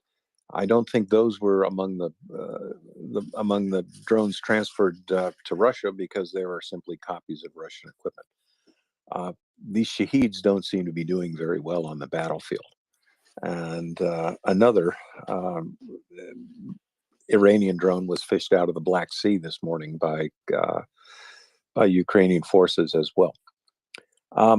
Does this affect how Ukraine could continue to support Russia, given that Ukraine's got its own problems? I don't know. Ukraine owes a lot. I'm sorry, Iran owes a lot to Russia. Iran has a nuclear research facility, a nuclear reactor. I remind everybody that this thing's been in operation, Russian designed, Russian technicians. It has yet to supply a single volt of electricity to anywhere. Okay, this is a breeder reactor. It is manufacturing plutonium and highly enriched uranium for the Iranian nuclear weapons program. I'm also one of those guys that think, like South Africa before it, Ukraine is a covertly armed nuclear power. I've written a lot on this subject. You could just put my name in the search engine and see what comes up. I don't think the Iranians are going to get in any deeper now that they are. Remember, they're fighting a war in Syria. Right now, there's a kid in Tehran throwing a Molotov cocktail at a picture of the Ayatollah. I don't see Iran upping its support. And to be honest with you, I don't think that Russia is really very satisfied with what's going on with the Iranian drones that they're using right now. Okay, thanks for the answer. That answered a lot. Thank you. Okay, Thanks, so Elliot. we're gonna go to Jay. So it's Jay, Dr. Paul, and then Rusty. Hi. So I wanted to ask to just continue the discussion about the potential nukes. Since the Russians are in control of the Zaporizhia, I'm not saying it right, nuclear reactors, it seems to me that they could just use that if Putin could use that as a nuclear weapon without throwing up any flags at all. They could quietly sneak out of there and booby trap it. You know, as it would be a desperation move. But I guess what is the how possible? I don't know anything militarily. How possible would it be to retake that without making the situation even more unstable, like by shelling it? And I think they've got a lot of munitions stored there. How likely is it that it could be retaken safely?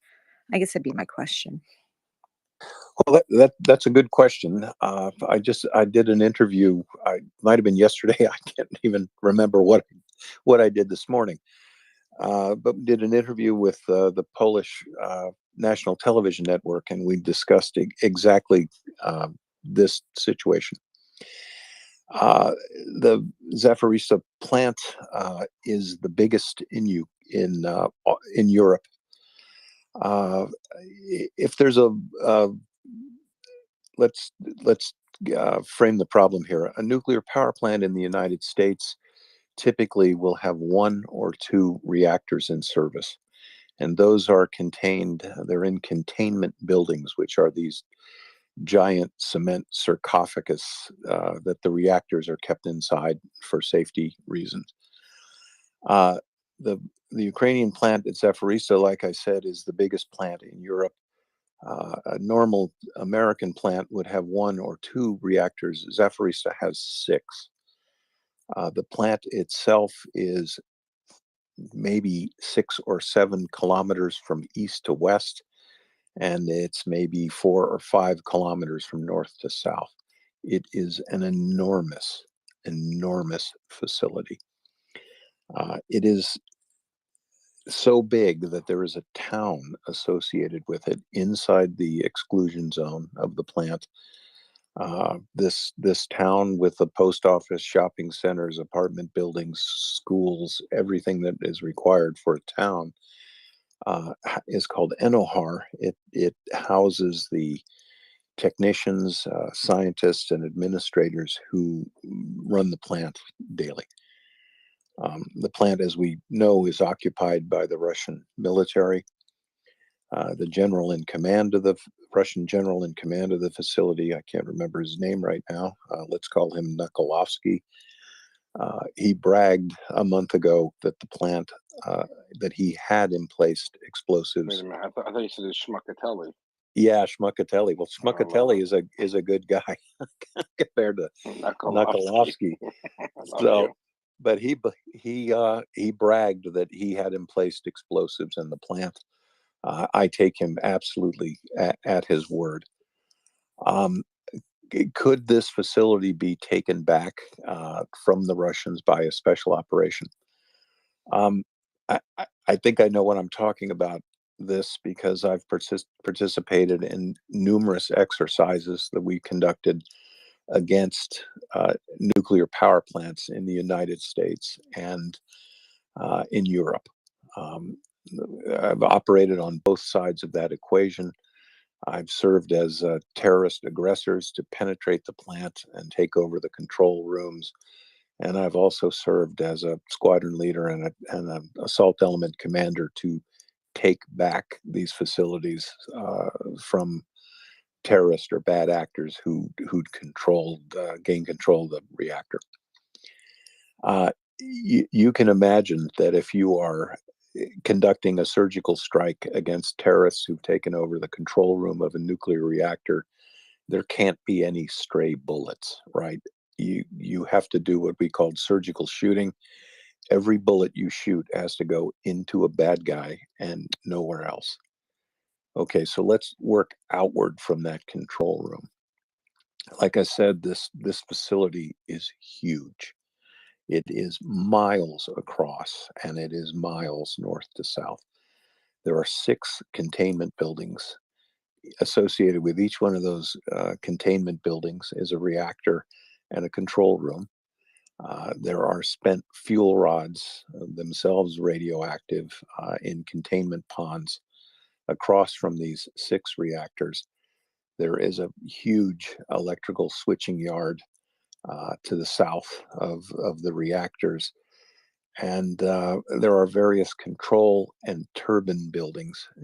Remember that a nuclear power plant works by using uranium, and that is used to make heat, which boils water, which turns steam turbines. The problem is that this plant is so big, and there are so many places that would need to be taken over at once in perfect operations to prevent the Russians from causing a big problem. The biggest problem with taking back this plant would be that there are many things that the Russians could do on the peripheries of the reactor loops that could cause incredible problems. For example, you would only need a couple of pounds of C4 to blow up the incoming electrical lines, which these reactors require outside power to function. So you give me 4 pounds of C4 and I could blow down the pylons that supply electricity to the plant. And then I could blow up the diesel generators that are the backup to those external power connections. That's exactly how Fukushima melted down. They lost outside power and their backup generators failed. So this is a very long answer to say that this is probably not a target that could be addressed by special forces. It's too big. There's too many things that could go wrong, and it's too easy for the Russians to cause a huge problem.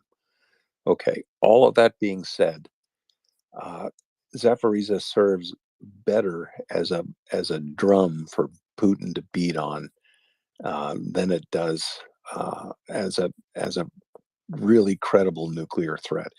And I say that for a couple of reasons. First of all, the wind in the northern hemisphere blows from the west to the east.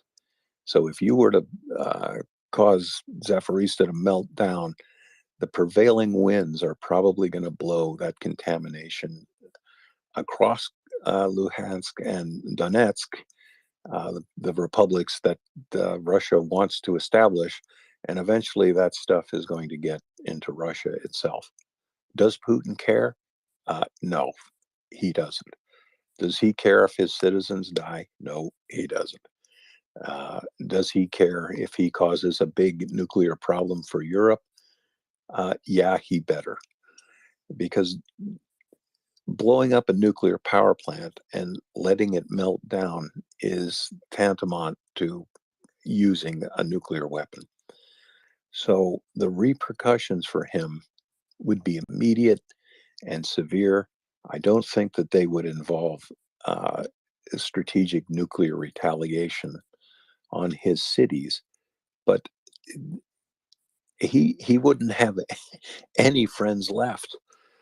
Probably not even North Korea and Iran and Venezuela and Nicaragua, which right now, as far as I can tell, are pretty much the only people on his side, possibly throwing in the august military power of Sudan.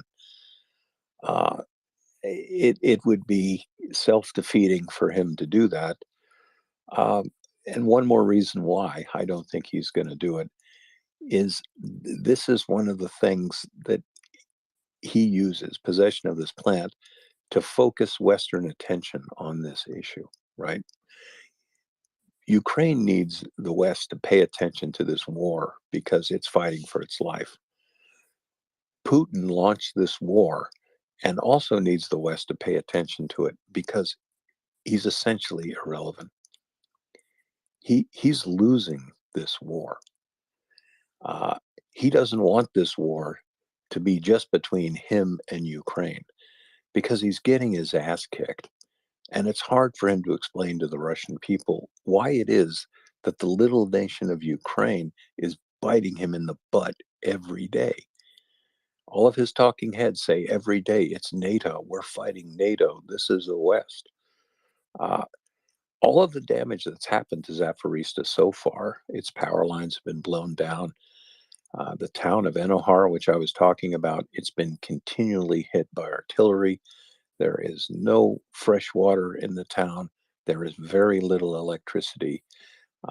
The technicians and scientists who work at the plant, they are terrorized every day by the Russian soldiers. Their women and children are raped. Objecting technicians vanish in the middle of the night, and these people with the nuclear power plant are being kept hostage. And that is what Mr. Putin wants. He's unabashedly shelling this plant, blaming it on the Ukrainians. But look, there is counter battery radar, and the Ukrainians, NATO, and Russia know where these shells are coming from. And this is all part of his information operation, as desperate as it is. Yeah, he's definitely not going to have any friends after this. I just had a question from Dryfly. He's having some internet issues right now. So he's wondering if you happen to know what's going on with Bakhmut and Liman, and I apologize if I mispronounced them, because he said that there's been a lot of misinformation, or I guess mixed messages. So he's wondering if you happen to know any news. And that's for Well, you, let's Chuck. see. I'm drawing up. Yep. Oh, thank you. Let me get this on. Let me bring up the map reference in question here with my Wayback Machine.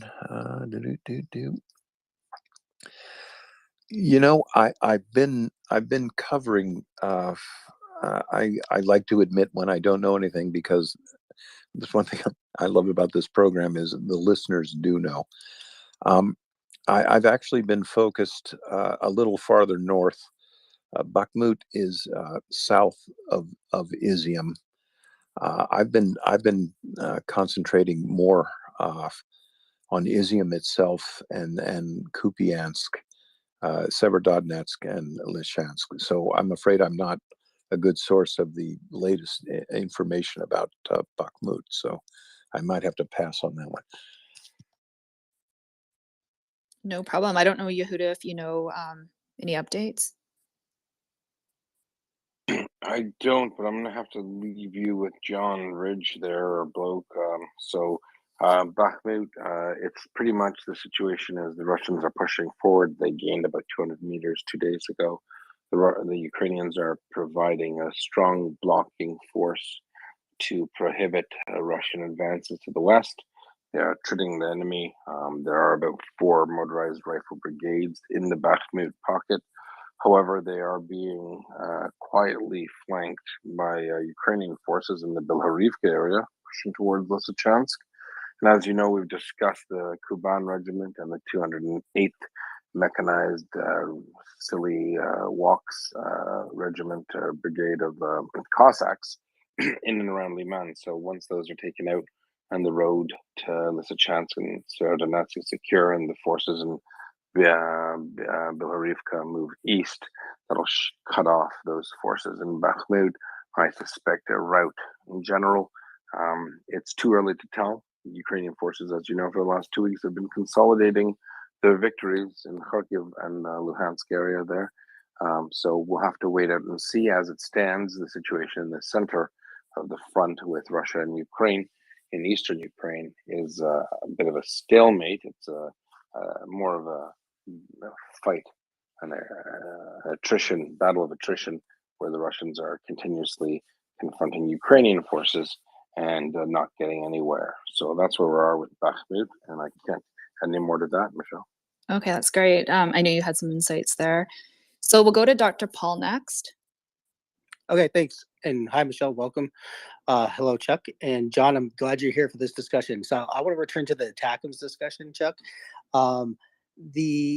First, I'm in the camp that you are. I definitely think they're there. But last night I came across a 52-page unclassified document on HIMARS and GIMLRs. And it led me down this path, and I came across something. So apparently Germany, a German company, MBDA, unveiled a long-range ground-launched cruise missile, and has a range of 310 miles and can be fired from the Mars 2 MLRS as well as HIMARS.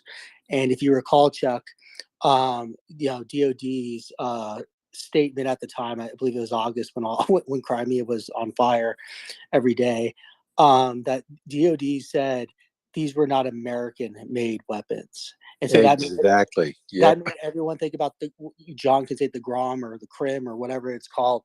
I sent you the article, Chuck. I know you got a lot of DMs, I'm sure, but read this one.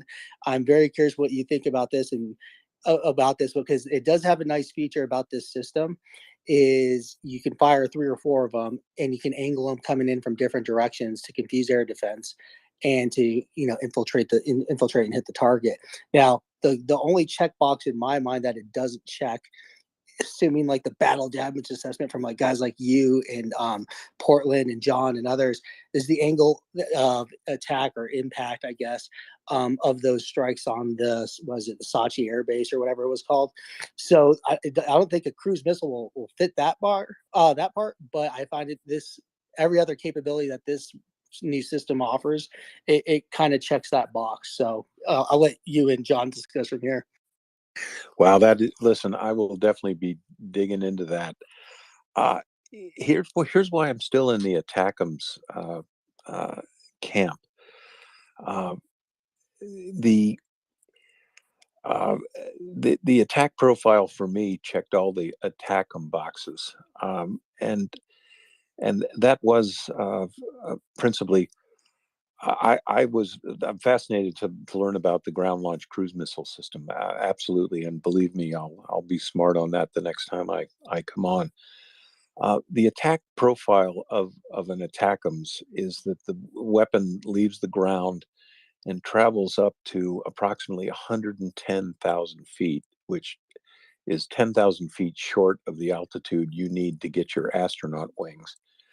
And it then comes basically straight down, although I understand that the warhead can maneuver slightly in its approach, but it comes down at the ground at about 3.7 times the speed of sound.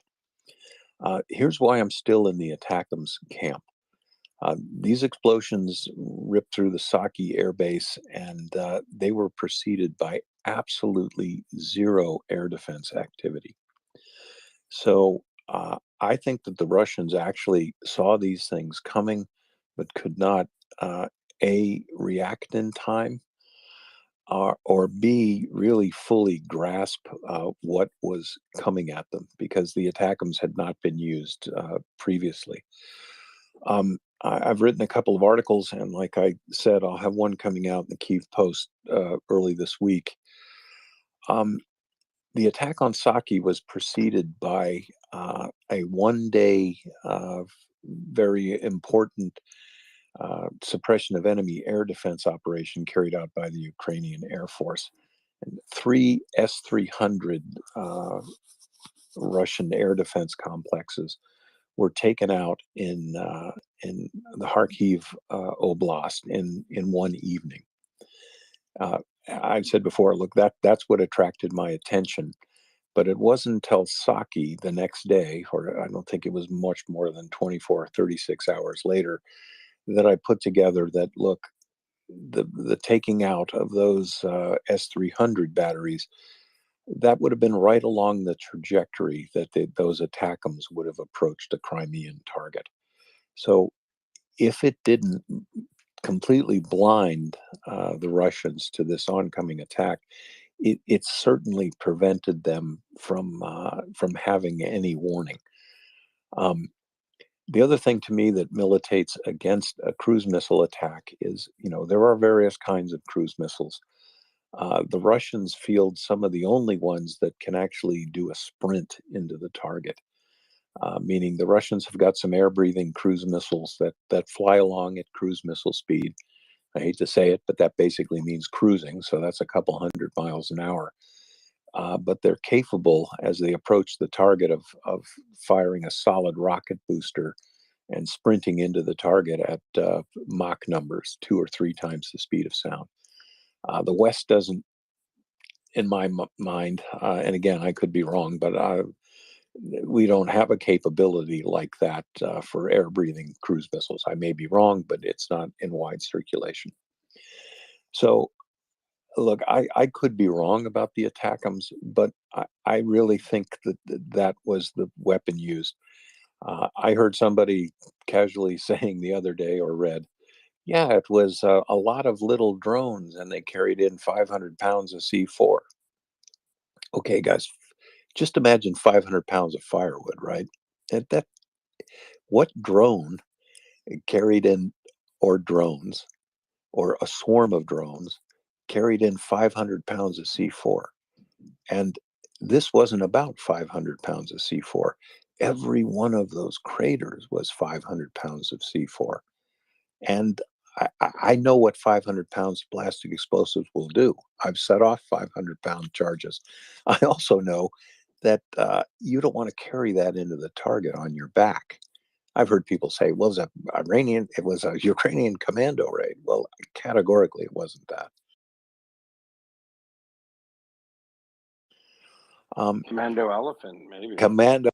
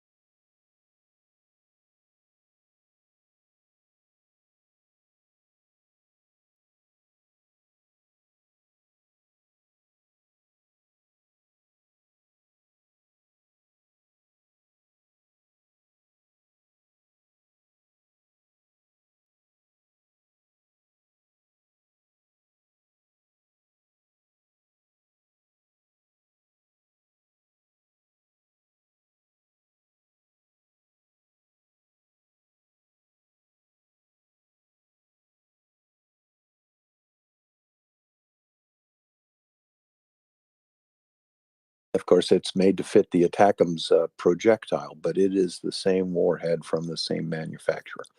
And those craters at Saki were, do this. Every single SEAL I've discussed this with thinks the same thing. It's amazing. So, Yeah. So Chuck, do you think I keep asking Chuck if I could be a Navy SEAL, like an honorary, like you have an honorary like colonel or maybe honorary like corporal or something that I could.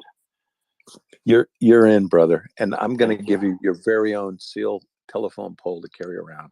And Jeez Louise. that's what I think Because that'll Michelle be good said for you. she said Yehuda, I'd listen to you way more if you were a Navy SEAL. I feel I'm saddened about it, Michelle. I think I was actually Michelle, why do you laughing. put up I with was this guy? I was actually thinking the opposite. I think I'd probably listen to him less if he was a Navy SEAL. It's horrible. Well, exactly. Why listen to Chuck? Because he's a Navy SEAL. Oh, I would still talk to Chuck. I'm just talking about not listening to you as much. He's the guy. Hey, do you mind All if I right, well, ask a thanks, everyone. non? Michelle's gone for the night. Hey, no, I'm Hey, bold. I'm wondering if I could ask a Oh. non-military question. Yeah, sorry, Chloe. We actually have John Ridge first before you, and then we'll go to you right after.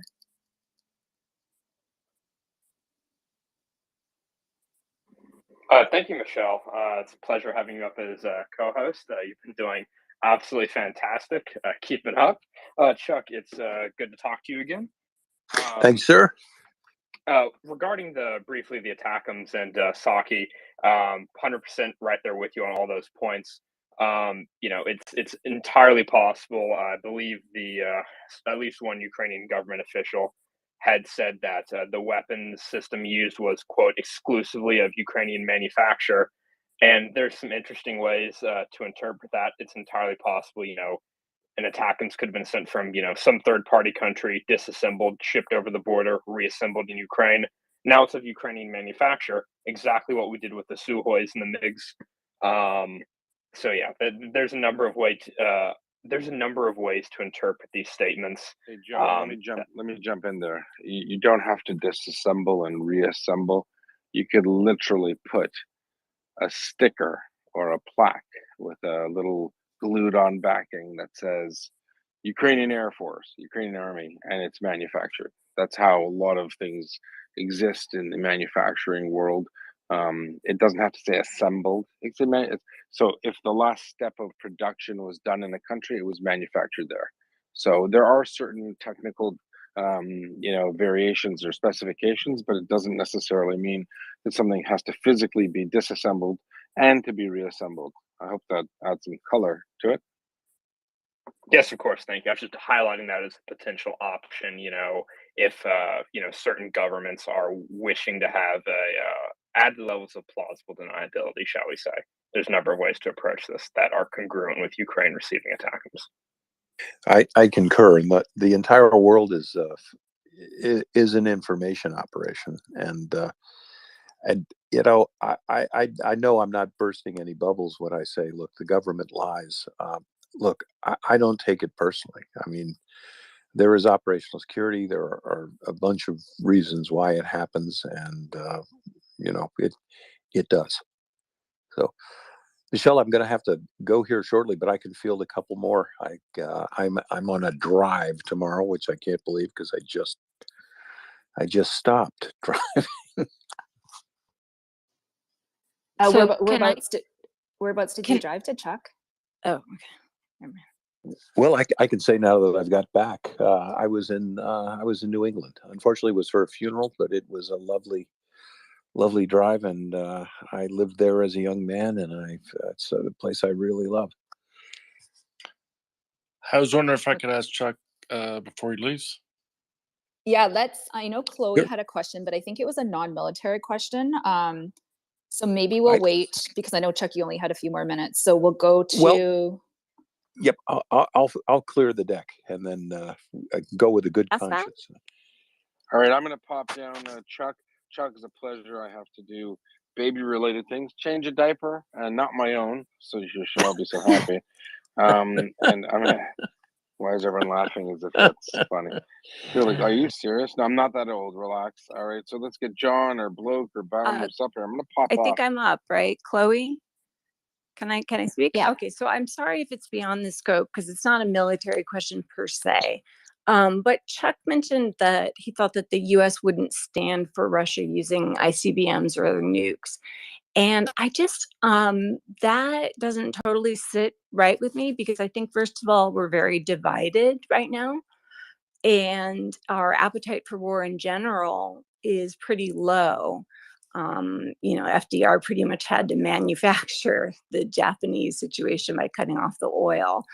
What? Okay. First of all, that is a military question. So what do you mean FDR had to manufacture the Japanese situation by cutting off the oil? Are you blaming the United States for instigating the attack on Pearl Harbor, Chloe? I'm just curious.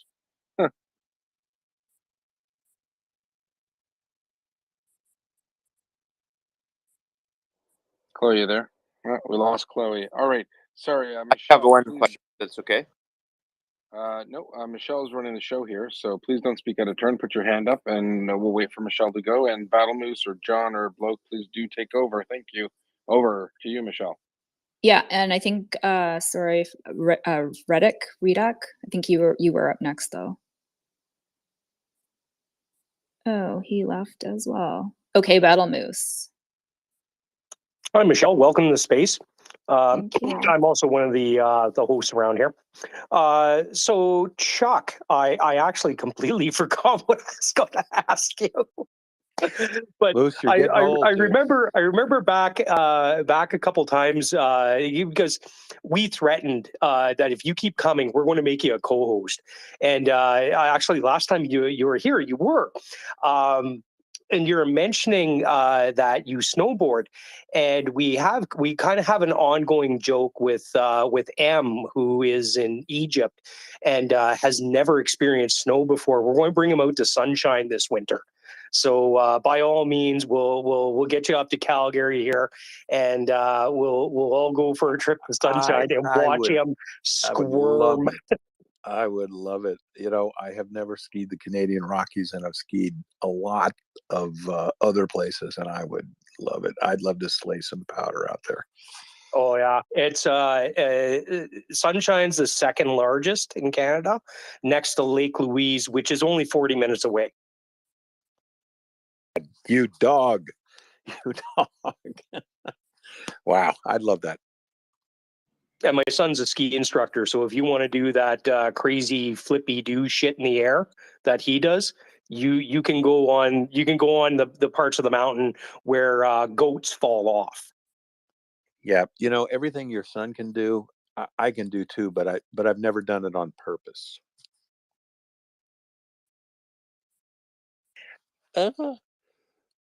Pain and agony. I'm definitely feeling it these days. I blew out my knee a couple years ago, but that being said, if you want to come up and speak, by all means, request to speak, and we'll bring you up. And when you're up here, please raise your hand. We go on a queue system. So for first person up, and you have your hand. If not, by all means, send a DM to the co-hosts, myself, John, or Bloke. And we can read it aloud if you don't want to read in front of or talk in front of people. If you wish to remain anonymous, please send us a little note and say that don't mention me when you read this. Although Bloke will throw you under the bus every single time.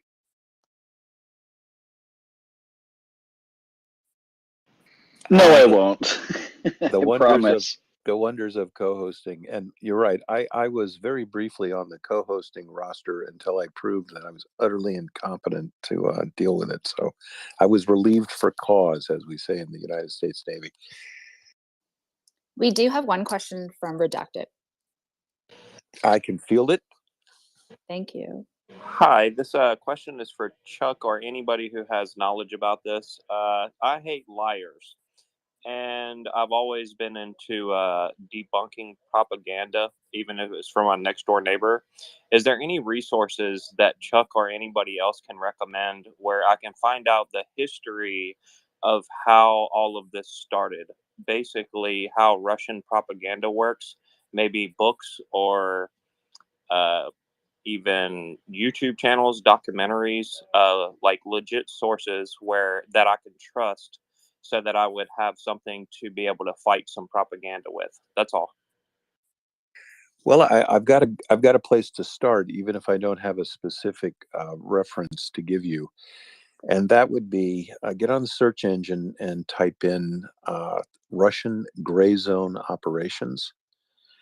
And you could also type in KGB or FSB active measures.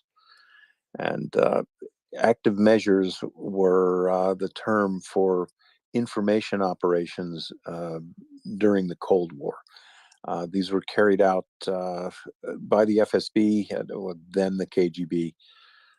For example, as AIDS was rearing its terrible head and killing many people, the Russians managed to co-opt journalists around the world, basically in the developing world, with the story that AIDS was a biological weapon engineered by the United States to kill Africans.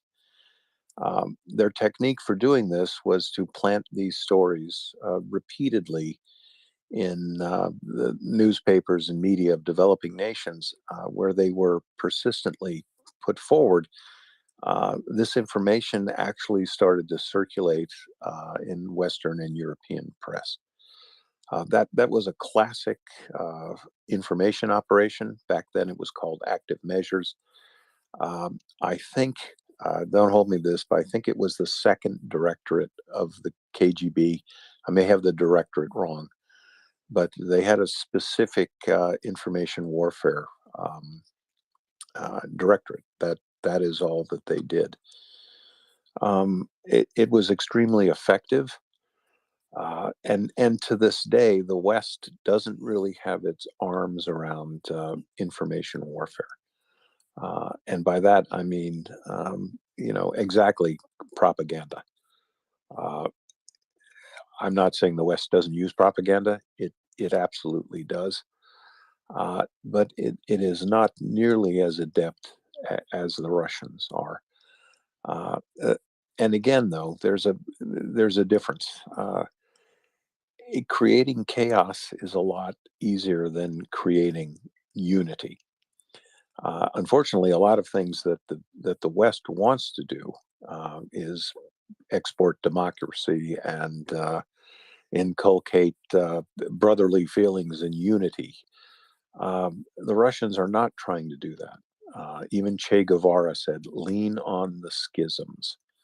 Right. So Russian propaganda seeks to exploit political fissures in the United States, in European countries.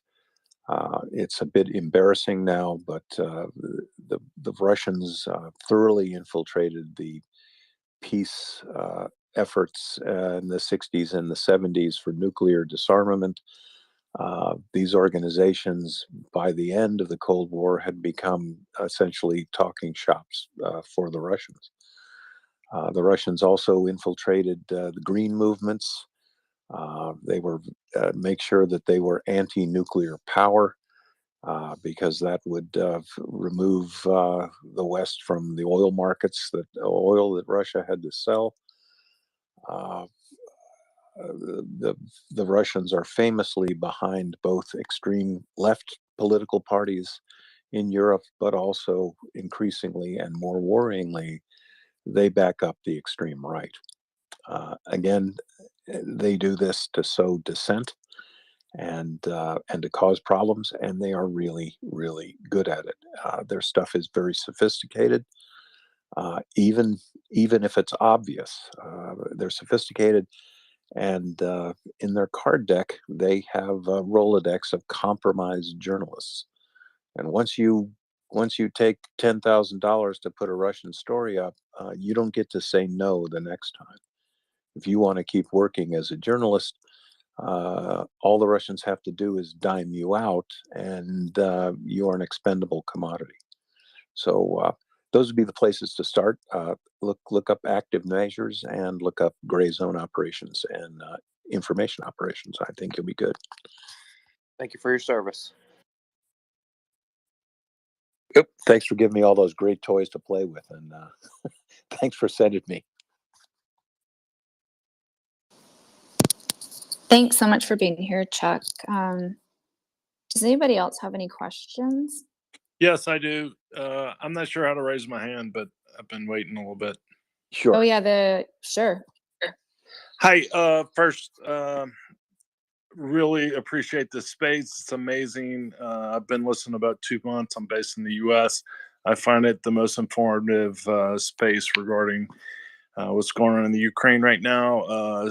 Way better than any of our regular media. So anyone who's listening, if it's new, I highly encourage you to support MriyaReport. For Chuck, one huge fan. Appreciate all you do. You Thank you, said sir. something about 20 minutes ago that really intrigued me. I'm a former Marine officer, so I think I'm dialed in on military affairs. However, you said the term covert nuclear power, and kind of floored me. Didn't quite understand that. I think I know what you meant, but I'm not 100% sure. I was wondering if you would elaborate on that. You referred to South Africa and potentially the Ukraine. If it means what I think it means, why wouldn't somehow we communicate back channel to Russia as a deterrent with that information? I'll mute now and await your response. And again, thank you for all you do, everyone involved with the MriyaReport. Thank you. Semper Fi, friend. And yeah, I'll touch on this just very briefly because we can talk about counterproliferation, later. But it's largely been lost on the world that there have been states that possessed nuclear arsenals but did not release that fact to the world. India was a covertly armed nuclear power until they detonated a weapon in the atmosphere. That was followed sometimes later by Pakistan also conducting nuclear weapons tests in the atmosphere. The CIA was surprised by both of these tests. It's forgotten to history now, but the Republic of South Africa, the apartheid regime, also possessed nuclear weapons. They were a nuclear weapons state. They developed them secretly and had these weapons for self-defense. They are the only country in history, nuclear power, to voluntarily and completely disarm. Again, if you're listening and you want to find out about this, you can just simply type in Republic of South Africa's nuclear program. They had both nuclear free-fall bombs and they had a theater ballistic missile also armed with nuclear weapons. And dig around a little bit and you will read convincing historical information on that fact. Again, admitted by their former heads of state. And just very briefly, because we can get into this later, look, Iran has had a nuclear weapons program since 1980. I like to point out to people, look, the technology for building a fission weapon is thoroughly understood by any sophomore college student who's taken a 200 level physics course. The technology is approaching 80 years old. The Ukrainians have been working on this. I'm sorry, the Iranians have been working on this since 1980. That's 40 years. They've got nuclear weapons. Kazakhstan has admitted to selling nuclear armed cruise missiles to Iran. This has been confirmed by the BND, German intelligence. And again, if you get on the internet and search nuclear weapons, covertly armed power, and put my name in, I think I've written several papers on it. But again, to wrap this up and to get to the question, there is a lot of back channel information going to Moscow to dissuade them from crossing the nuclear line in Ukraine. And again, I don't think it's necessary for the Russians to do this. I do think that they would come closer to doing it if their own territorial integrity were violated. I think that Ukrainians are in possession of the sort of missiles that can hit certain Russian cities. These are conventional weapons. But I am certain that providing them to Ukraine, they came with a stipulation from the West that they are not to be used to attack deep Russian targets.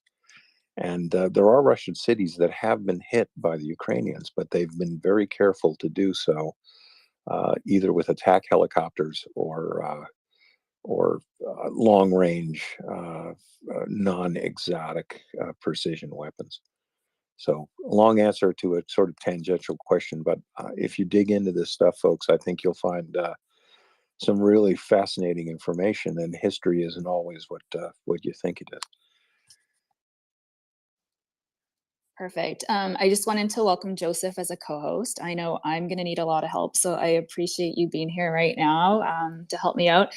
And I know Daryl had a question, and then Craig. Well, not really a question. I'm a first-time caller, long-time listener. I just wanted to welcome you tonight, Michelle. And as a newbie myself, I wish you the best for the night.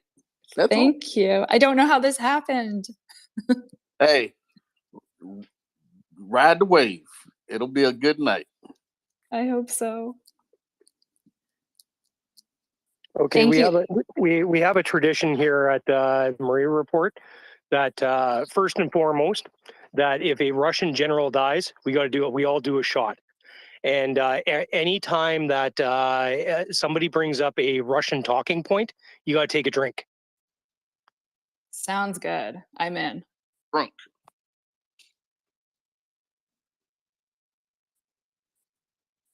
Sorry, Michelle. I had one of those tonight.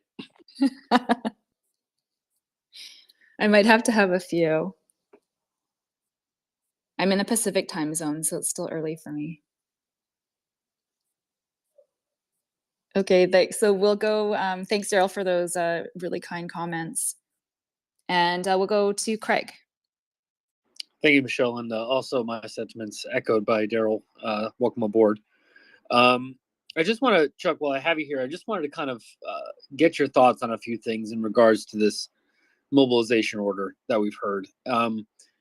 Stop me if you think I've gone too far, but I tend to think that this isn't a mobilization necessarily for combat troops, but for logistical support. I feel that what we're seeing is Russia on the back foot. It's not strategically in a place to launch any kind of major offensive, but it does seem to be, at least from optics perspective, just geography, that it isn't a place to be on a defensive, right?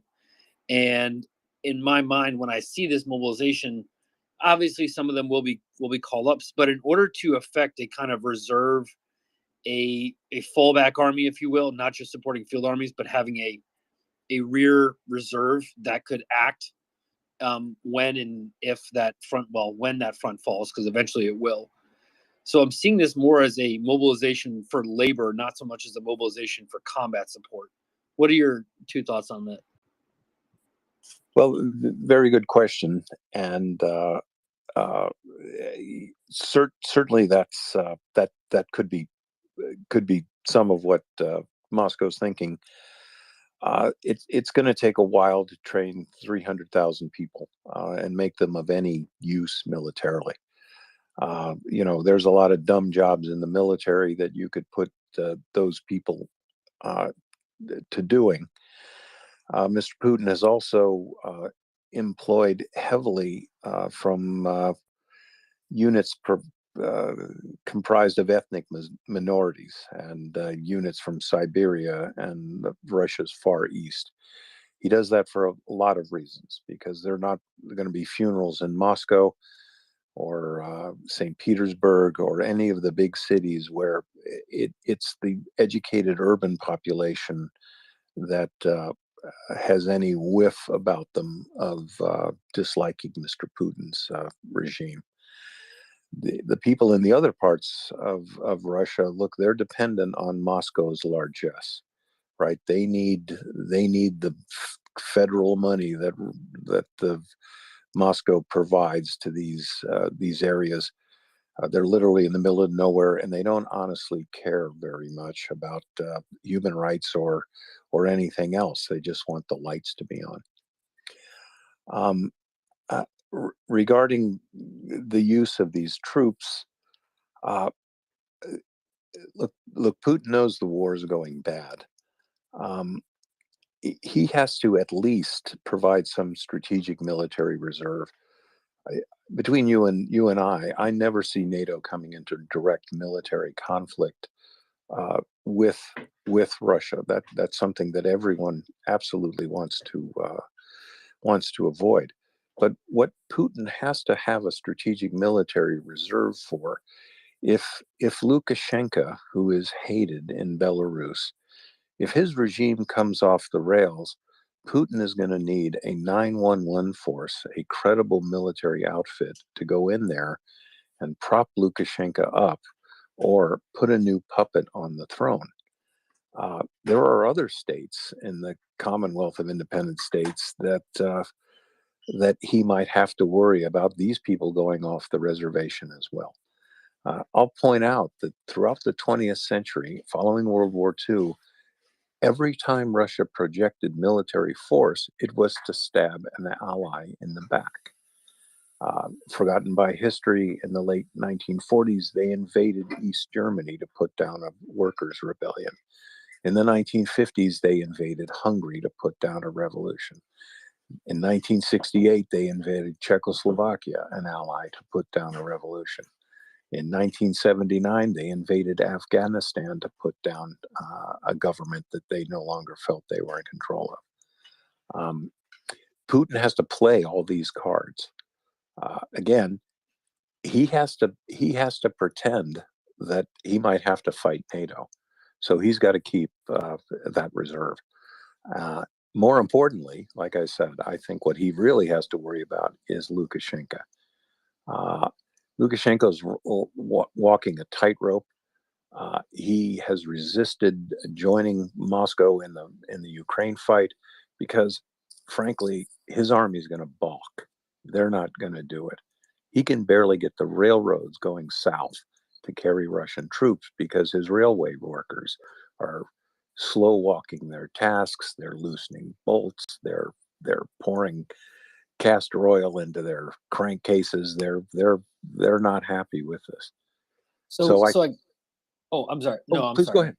Yeah, no. So I was kind of thinking more, not necessarily a geopolitical reserve, but a field army reserve for when the Ukrainians do get close to the border, right? So that's kind of where I was headed. But you're still correct. You're still kind of right on point with what I was thinking, that Russia's logistics are such a mess in the field that to pull troops away from that effort to form some sort of reserve, because I think that in my mind, correct me if I'm wrong here, just kind of vibe with me a little bit if you would, that what's left in Luhansk, Severodonetsk to Donetsk is basically a shell, right? There's hardly really any meat on the bone still, right?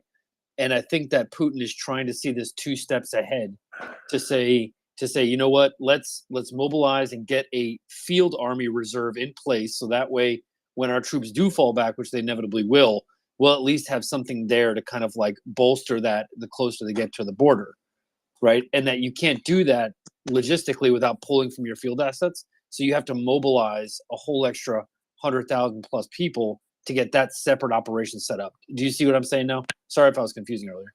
No, I absolutely get it. You know what? But and I'll wrap this up because I do have to go. But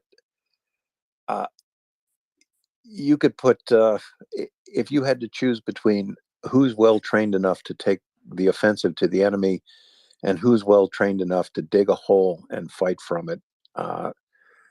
I think that's all the utility that these 300,000 people would be worth. I'll also say this, that let's say you just give them 60 days of training, extremely abbreviated.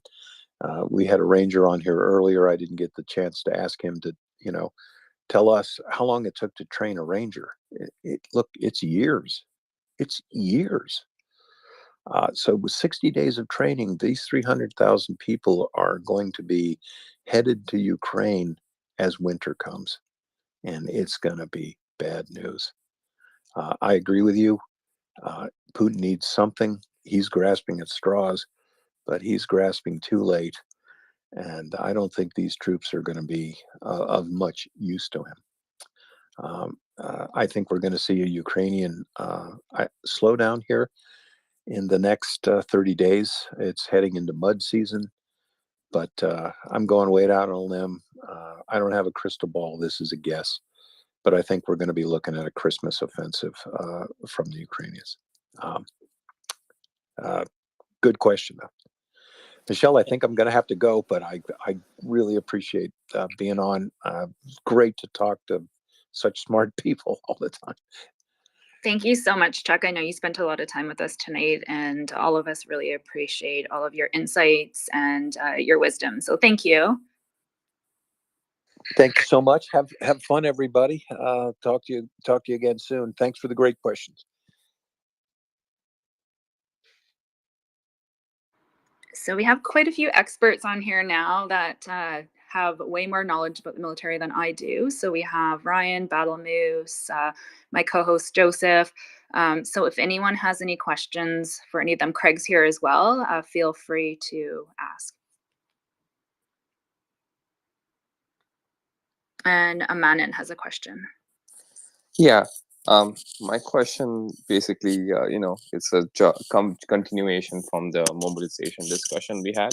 So I've been reading a lot of pieces about, how in the past, in Soviet Union times, the state security apparatus was involved, deeply embedded within the army. And that primarily was to, stop desertions and everything as such. As how much ever I listened to Colonel Spencer, now it's connected soldiers now. And I think the dynamic has changed. So does anyone have any ideas how they're actually gonna, divide up the mobilization army, and can the state security apparatus employ the same tactics as they have been useful in the past? Just because now you have phones and everything, and you have a lot more options to get out of stuff.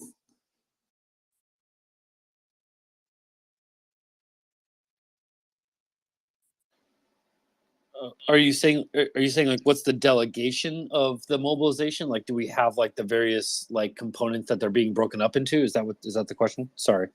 So, okay, to clarify it a bit, the question is basically, is this an observation as in before, during Soviet times, there used to be operators or like assets within the army to ensure that they are not deserting, as in shoot them in the back or like whatever tactics they need to employ. And so the question is, does currently the FSB has the manpower to employ such tactics, and B, are such tactics even possible right now in this age of conflict?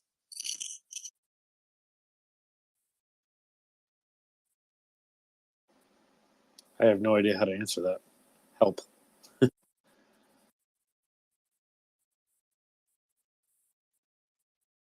I mean, it's something we'll probably see going ahead. I just had this thought experiment in my head because I was thinking, basically, hey, like now everyone before, like they used to wasn't there used to be a fire line for all the deserting soldiers and everything, and then the KGB had this own apparatus stop just keeping their lid on the army. So I was thinking right now, like after listening to Colonel Spencer and everyone talking, now you have phones and everything, right? And so, can these KGB type tactics be even work nowadays? Might be, but I was not so sure. But yeah, it's just a topic of like thought experiments to see what comes up.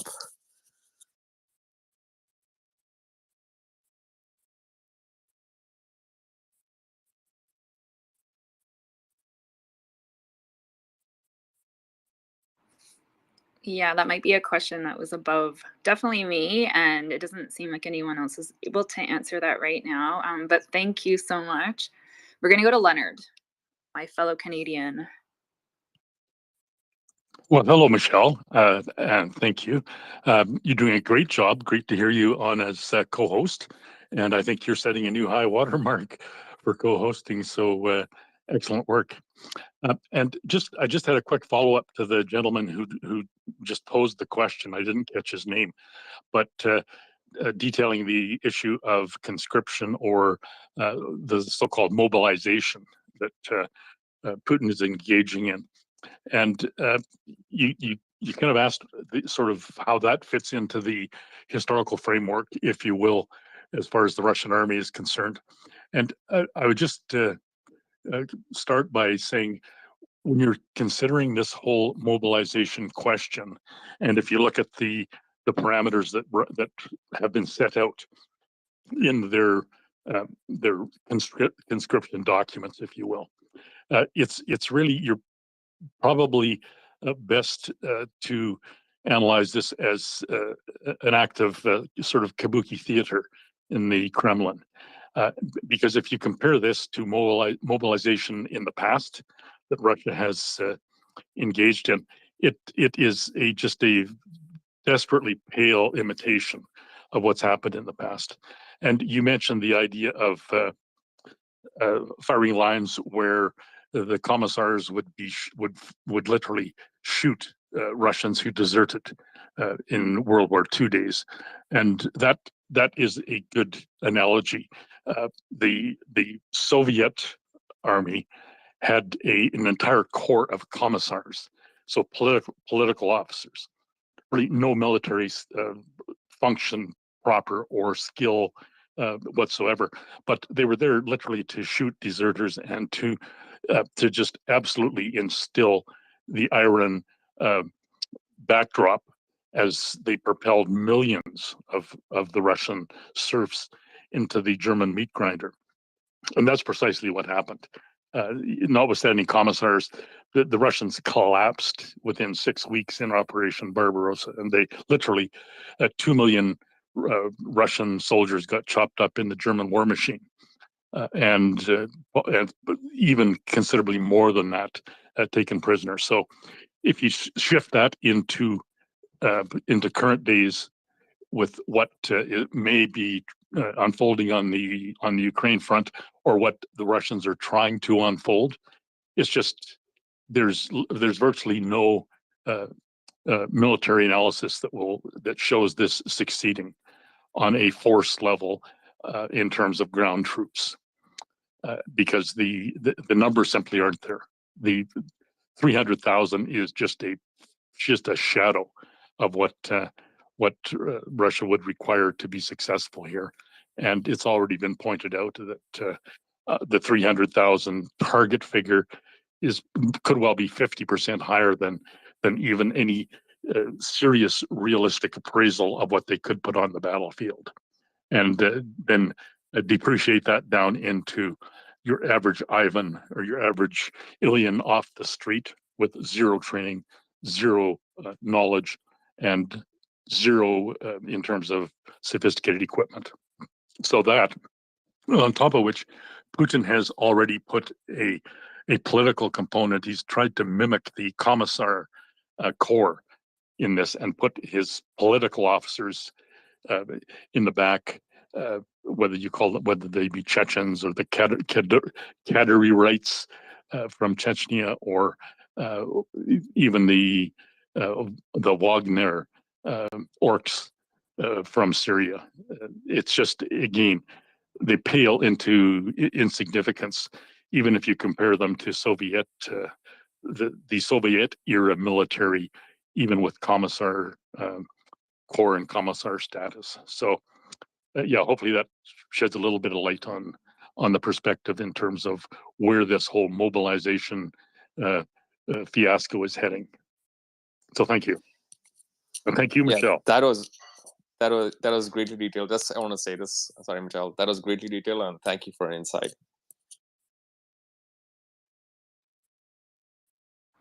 I find I learn something every time Leonard comes up to speak. So thank you. So Andy S. is next. Hi, yes. I just want to, I was about to echo, I guess, now what Leonard was saying, that there are a political commissar corps that exists to shoot soldiers in the back. There is FSB, there is the Kadyrovsi or Kadyrovites, aka the Chechens. There's about 1,000 to 1,200 that got transferred to Kherson, specifically for that purpose. You know, these TikTok soldiers, as we know them. Outside of doing that, their main job is to shoot retreating Russian soldiers.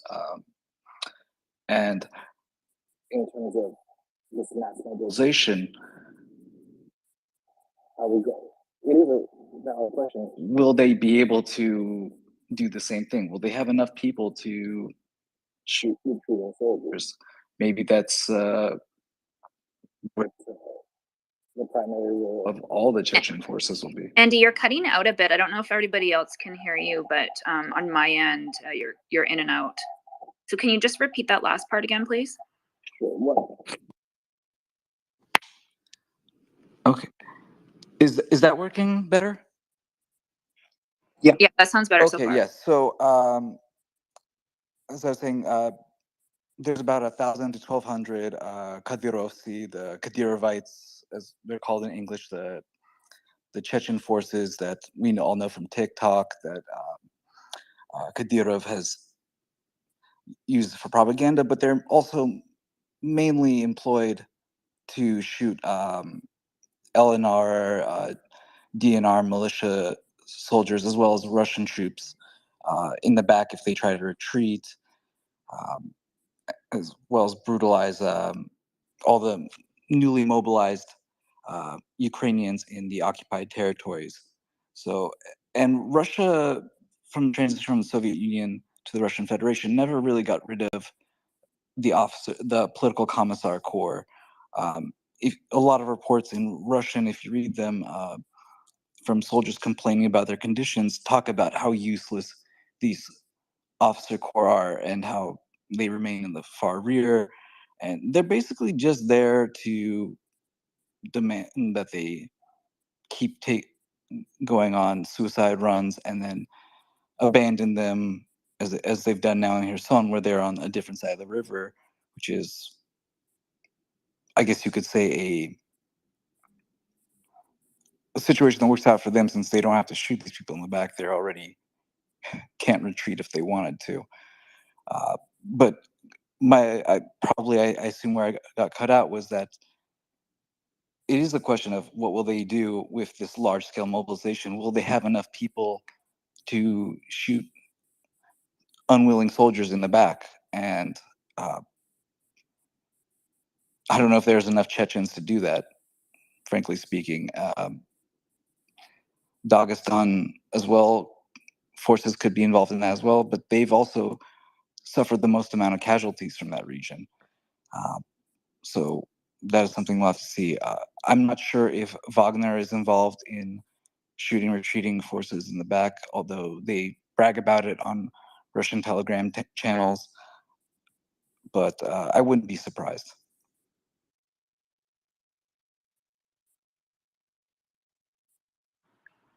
Does anybody have any comments, Tandy?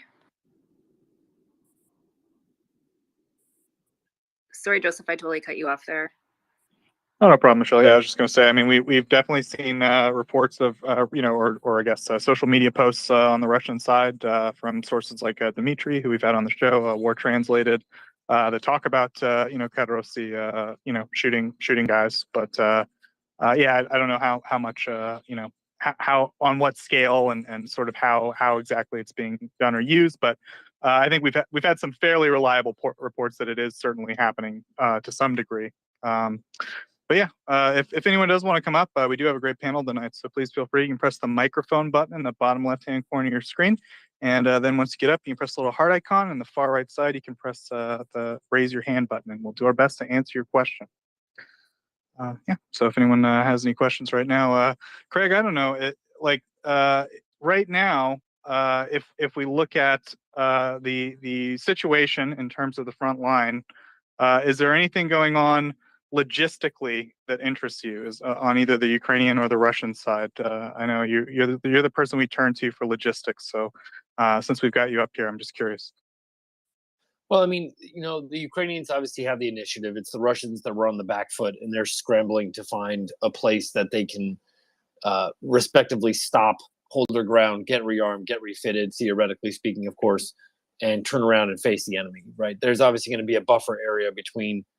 There's not always going to be kinetic lines. There are certainly around Donetsk city, but further north towards Severodonetsk and above that, and in and around that area, maybe not so much anymore, right? So Russian troops definitely, the whole Russian army is strategically and tactically on the back foot, and they're looking for something that they can do to turn that around. And if you're the Ukrainians, you do everything you can to get your guys refitted, rotate them, get them showered, get them clean, give them a couple of days of rest, let them relax, take a shower, have a good meal, sit and kind of talk about it. They obviously, I'm sure, have to mourn their dead as well.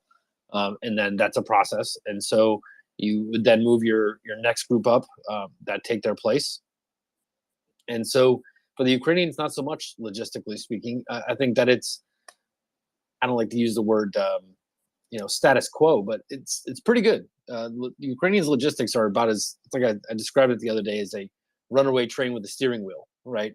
It's unstoppable, and the Ukrainians can guide it, right? So you just got to kind of manage that speed to ensure that you don't either overload or you forget or you neglect a certain unit that needs ammunition. Make sure everybody's disciplined, celebrate the victories, but then wake up tomorrow morning, get back to work.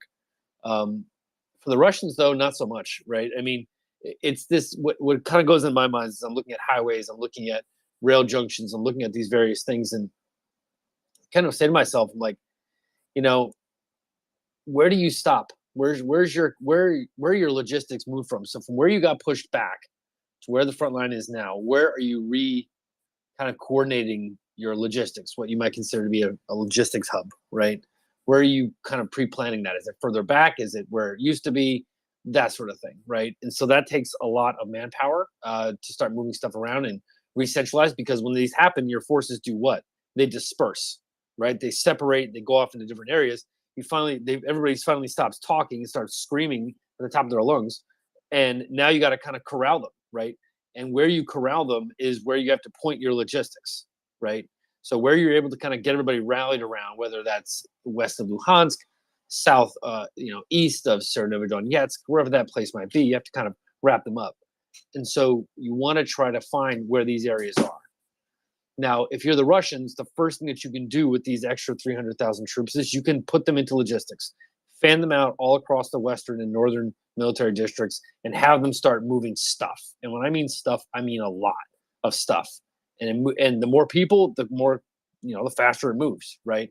And so you take these extra guys that you might get in the next 2 weeks, and you don't hand them a rifle, you hand them a box. You hand them a gasoline can. You hand them a truck. Theoretically, they can drive, right?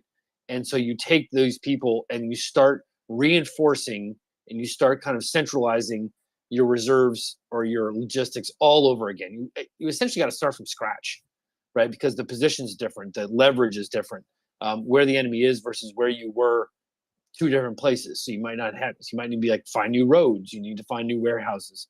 You need to kind of move these things around a little bit, like I said, when everybody kind of coalesces. And so the first thing these conscripts can do is they can move boxes, trucks, and gas. Start to kind of re-centralize, regroup, and then, if you want my quote for the night, I feel like Russia's is headed towards a Battle of the Bulge moment.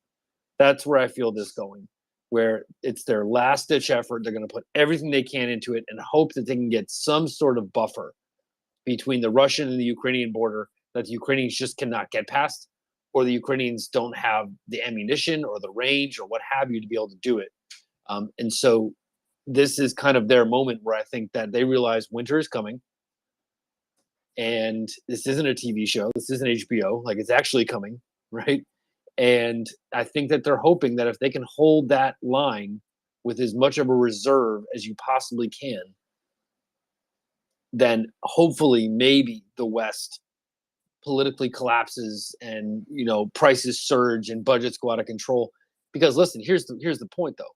If you're Russia, what else is your option?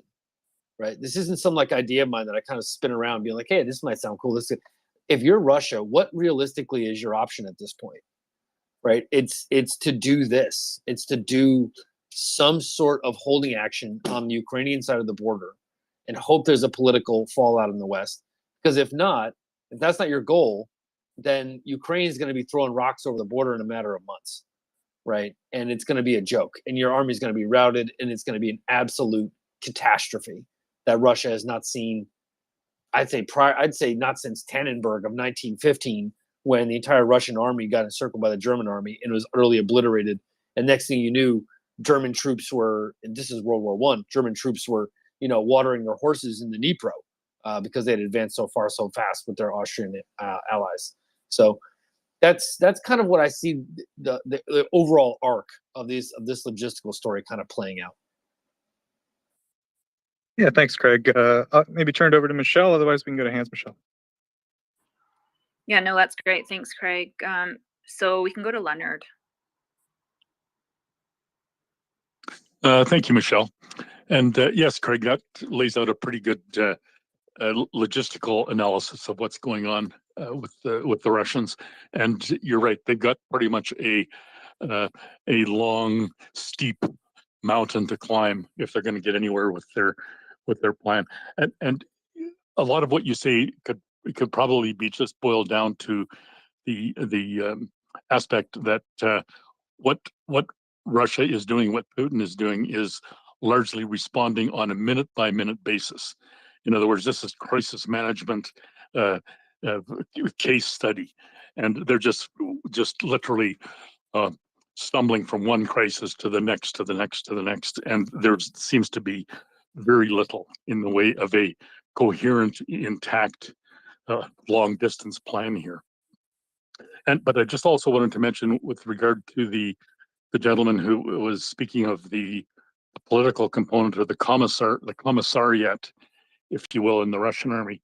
And the other thing to keep in mind is that, yes, even though Putin has installed a certain political operatives in a very shadow kind of imitation of the old Russian commissars, but the fact of the matter is that the commissars, much as you might, nefarious and malevolent and diabolical as they might be, the commissariat was at least motivated by a strong political ideology.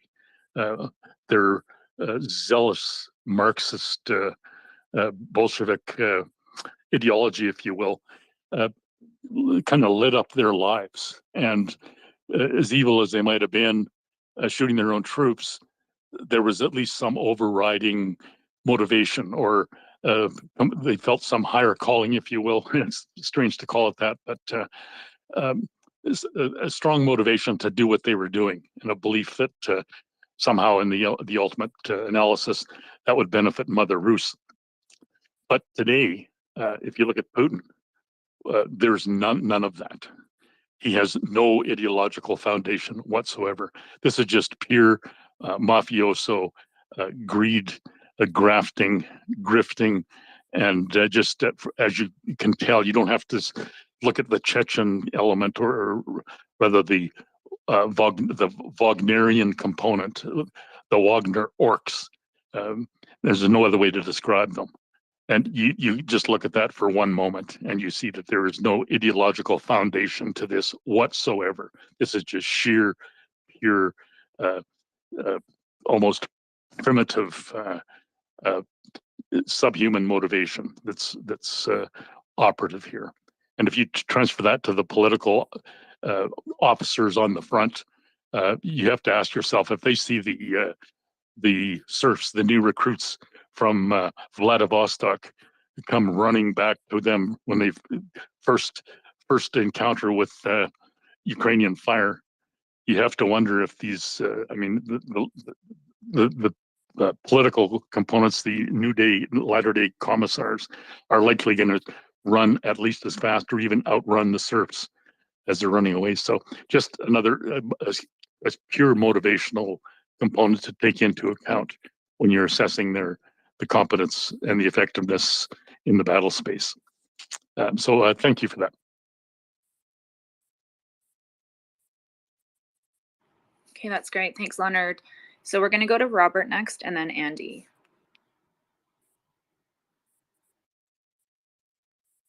Thanks, Michelle. Great to see you here. Greg, it's also great to see you here. I'm looking at the map of northern Luhansk, and as the Ukrainians push forward and cut the routes from the north, is there any way that the Russians and the republics can sustain forces up there? And will the Ukrainians be able to, if they want to, rapidly invest to the northern limits of the 2014 lines?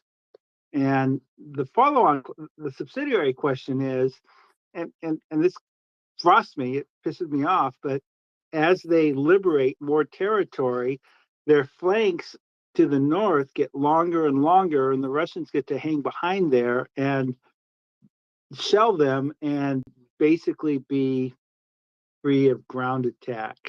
So number one, is the logistic situation for the Russians that bad? And number two, what are your thoughts on what the Ukrainians will do to deal with that long flank on the to the north? Well, here's the thing. People like that I start fires in conversations, and here's one for you. The answer to your question is yes, the Russians can do it if they so choose. That is at their discretion. They are a large country. They do have oil and gas workers. They do have the roughnecks, as they say. They do have the people to do that. They absolutely do. If they want to move 300,000 troops to the border with their support and logistics within the next, say, 2 months, yes, they can do that. But at what cost, right? I could build you a pyramid in 2 weeks with the manpower that's in my city right now, but what is that going to cost, right? What kind of productivity am I losing, right? Is it possible? Yeah, it's possible. But I think Russia has been so hesitant on this mobilization thing because they understand that, let's just be clear, from some of the things that we've seen, Russia is forcing the companies, some of these companies, to actually pay the soldiers. It's not, your paycheck's not coming from the state. It's coming from a company. That's like if you work from AT&T and you get called up and you get drafted and you're going off to fight in Uncle Sam's army, and off you go, toodaloo. And instead of getting a paycheck from the government, you're getting a paycheck from your company. Your company's paying your military salary.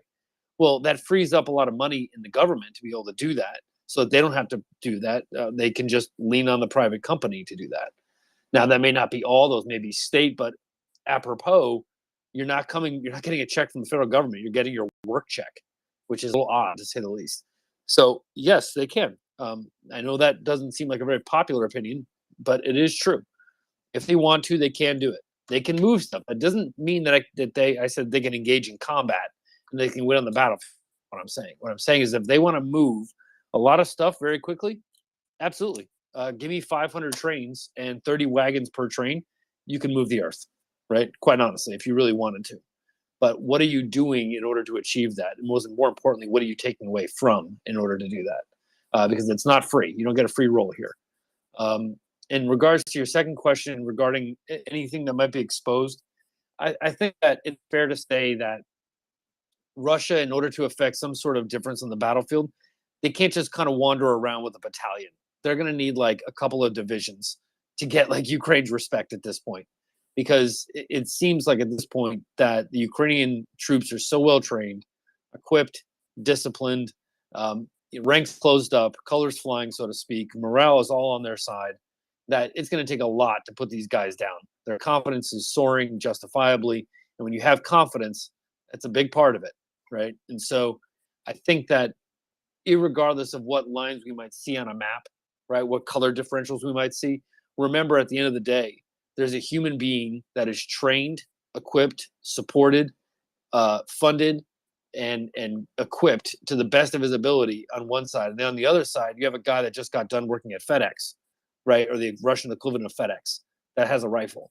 So sure, their lines might be exposed, but what's the quality of the troop that's really there and what are they really going to do, right? And the answer is probably like really nothing except get himself killed.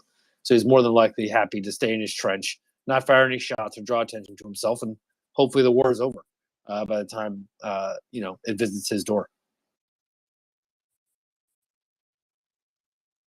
Thanks for that. I appreciate the reaffirmation that any Russians that are north of the border are not really competent to attack and distract the Ukrainians very much. I wouldn't say that it's so much their competence. I would say it's also, remember, it's always a balancing act, right? It's maybe not so much their competence, maybe it's just the sheer strength of the Ukrainians. That even if you were smart, even if you were intelligent and you had a brain, what are you going to do against a mechanized brigade of the 91st Air Assault Division that just ripped its way through Kharkiv? Its confidence is through the roof. It's getting new equipment every single day. This guy's morale is overwhelming. They're confident in their abilities. And you're kind of scratching your head wondering if your sergeant's going to wipe his ass or tell you to charge, right? You don't know what's happening. And so not so much the quality of the Russian, I would say at this point, it's the quality of the Ukrainian that is telling the difference. Agree with that, and thank you for saying that. And so, and the other part of the question was east of Starobisk, or even east of what's that other town, Savoti. Where are the rail lines that would supply any Russians operating in northern Luhansk? So there are none. So the rail line funny joke. There are no actual rail lines there. If you just kind of open your guys' friendly rail map, open railwaymap.org, just click on track gauge, you can find the difference between Russia and the broad gauge and the narrow gauge pretty easily. Sorry, Greg, just to clarify, it's openrailwaymap.org, right? Excuse me, I beg your pardon. Openrailwaymap.org. I'm sorry. I said .com or something, right? No, it was just like you said openrailwaymap.org. I just want to make sure our listeners didn't openrailwaymap.org. Okay, yeah, go ahead. Yeah. So the line that leads from Luhansk that me and a couple other Twitter people like to kind of get into fights over which junction is more important. It splits at obviously Luhansk. It runs north. That line comes over the border near to kind of north of a city named Donetsk, Russia. That's actually Donetsk proper. So this is Donetsk, Russian Federation, not the Ukrainian Donetsk Oblast city. So there are two different places, both named Donetsk, one in Russia, one in Ukraine. The one in Russia is kind of like one of these rail hubs, switching yards, really. And so that runs north, but there's nothing that feeds horizontally. That line from Luhansk runs straight north towards Kupiansk. And excuse me, I beg your pardon, not near Kupiansk, near Valeslavy, that is just over the border of Russia. So it's a north to south line. There are no horizontal spurs, or very few horizontal spurs that kind of go out west and east.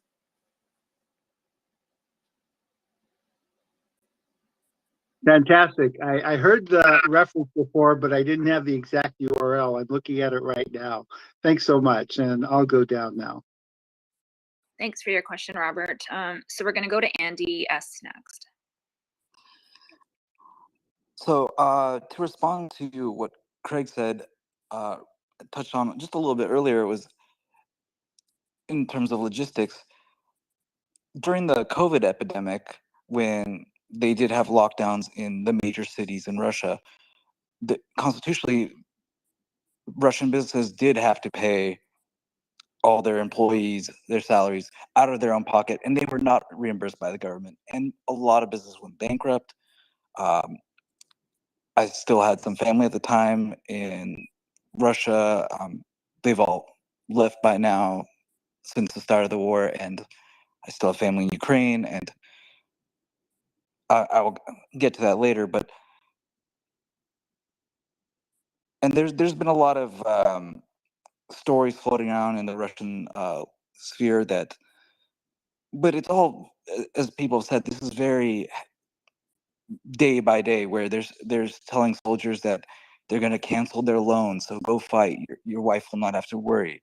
I mean, they're basically essentially pressuring all these banks to fund this mobilization, which is partly why as you see on the Moscow Stock Exchange, that it's dropped 26-28% in the last week, and will probably keep dropping more and more as the oligarchs were first allowed to pull out their money and the common person was not. And so we're going to see more and more of this, of how difficult it will be not only to keep paying all these people that their job salaries while all these factories are not working and cannot substitute their workers that quickly. They cannot employ import substitution to make up for it. And another second point about this logistics is that leading up to the invasion, when Russia stationed over 100,000 plus soldiers along the Belarusian border and then down towards Rostov-on-Don, these soldiers caused mayhem. They kept getting drunk. They were selling their equipment. They were selling rations, creating their own black markets, foreshadowing what they would be doing in Ukraine. And even in the occupied territories that are pro-Russian, numerous reports and phone calls were filed that were released not only by the Ukrainian government, but other sources where people were, as politely as they could, writing letters and leaving voicemails complaining about how Russian soldiers are looting entire neighborhoods, every single thing. They're stealing their cars, their food, everything. And I don't see how we're not going to see a repeat of that. I mean, this is a much bigger force, and who's going to discipline them? Where are they going to be stationed? Are they, if they're going to be in the LNR and DNR primarily? A lot of the places that Russia has captured still do not have electricity, safe drinking water, clearly not a lot of housing since they've blown up everything that they could. There's been no investment in infrastructure, and the morale is terrible. Russia is such an atomized society. This is not the army that fought the Germans, where you know, as I was told growing up, my grandmother from Mykolaiv, she was 14 and evacuated to the Ural Mountains, Siberia, and spent a couple years making grenades just for rations. And all my grandfathers fought and so forth. There's no sense that everyone's in it together or everyone dies. It's very much a selfish society on every level. It's very much just, I need to, because they've been trained so thoroughly to be apolitical and not have to not think about politics, because thinking about politics is a dangerous thing for your career, your family, and so forth. So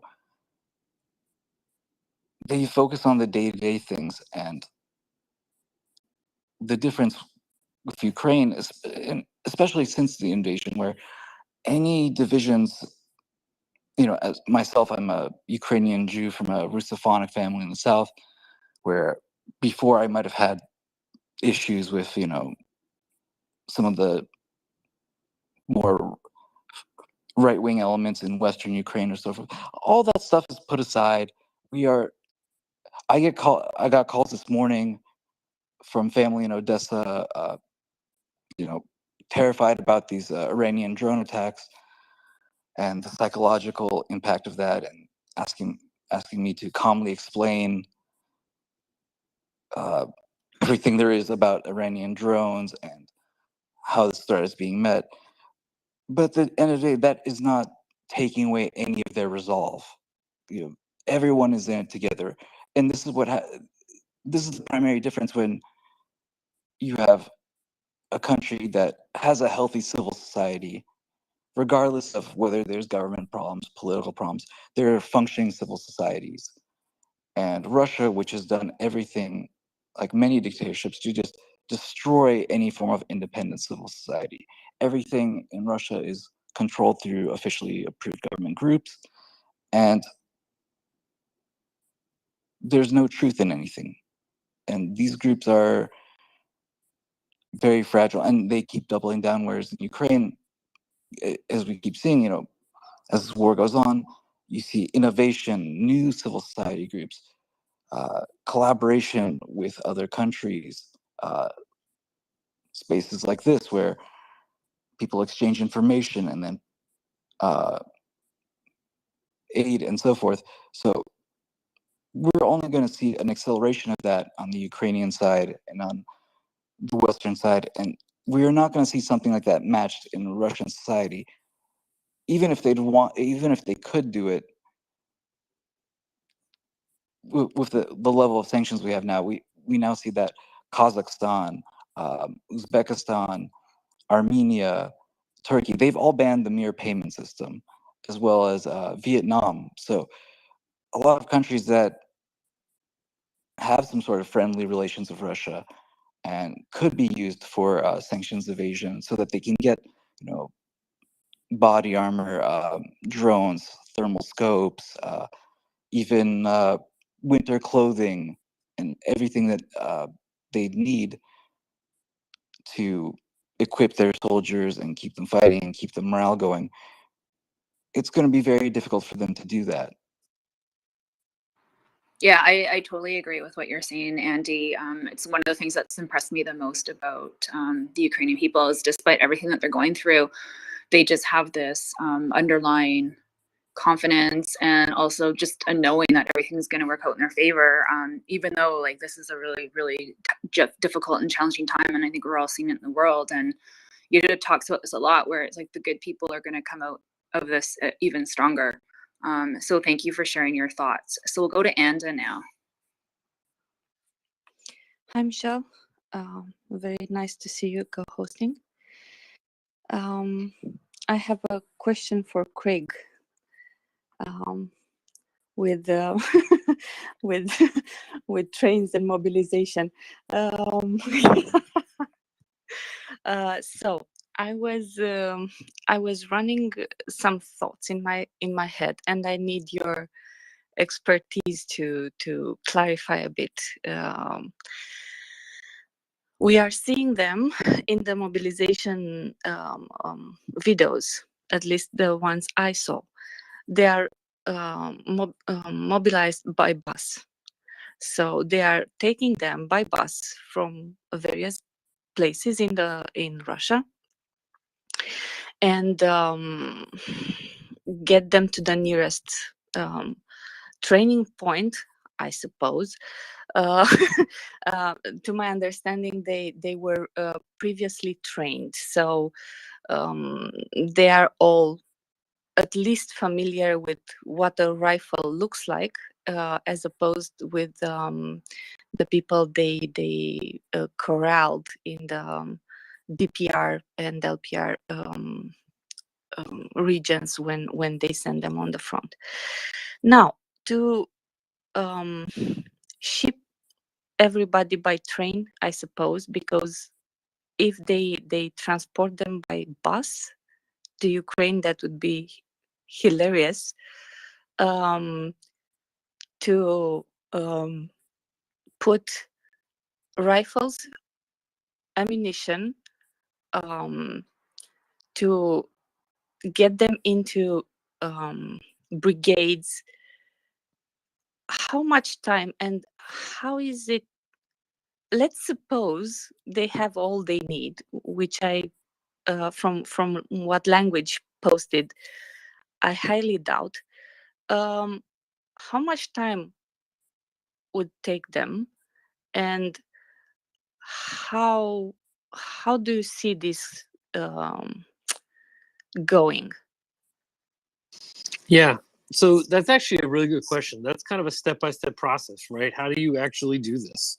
Take human beings, put them into a uniform, and then get them ready to go to war, right? There are logistical issues to that. So let's start at basic training. Let's start at training camp. So boot camp in the Western parlance.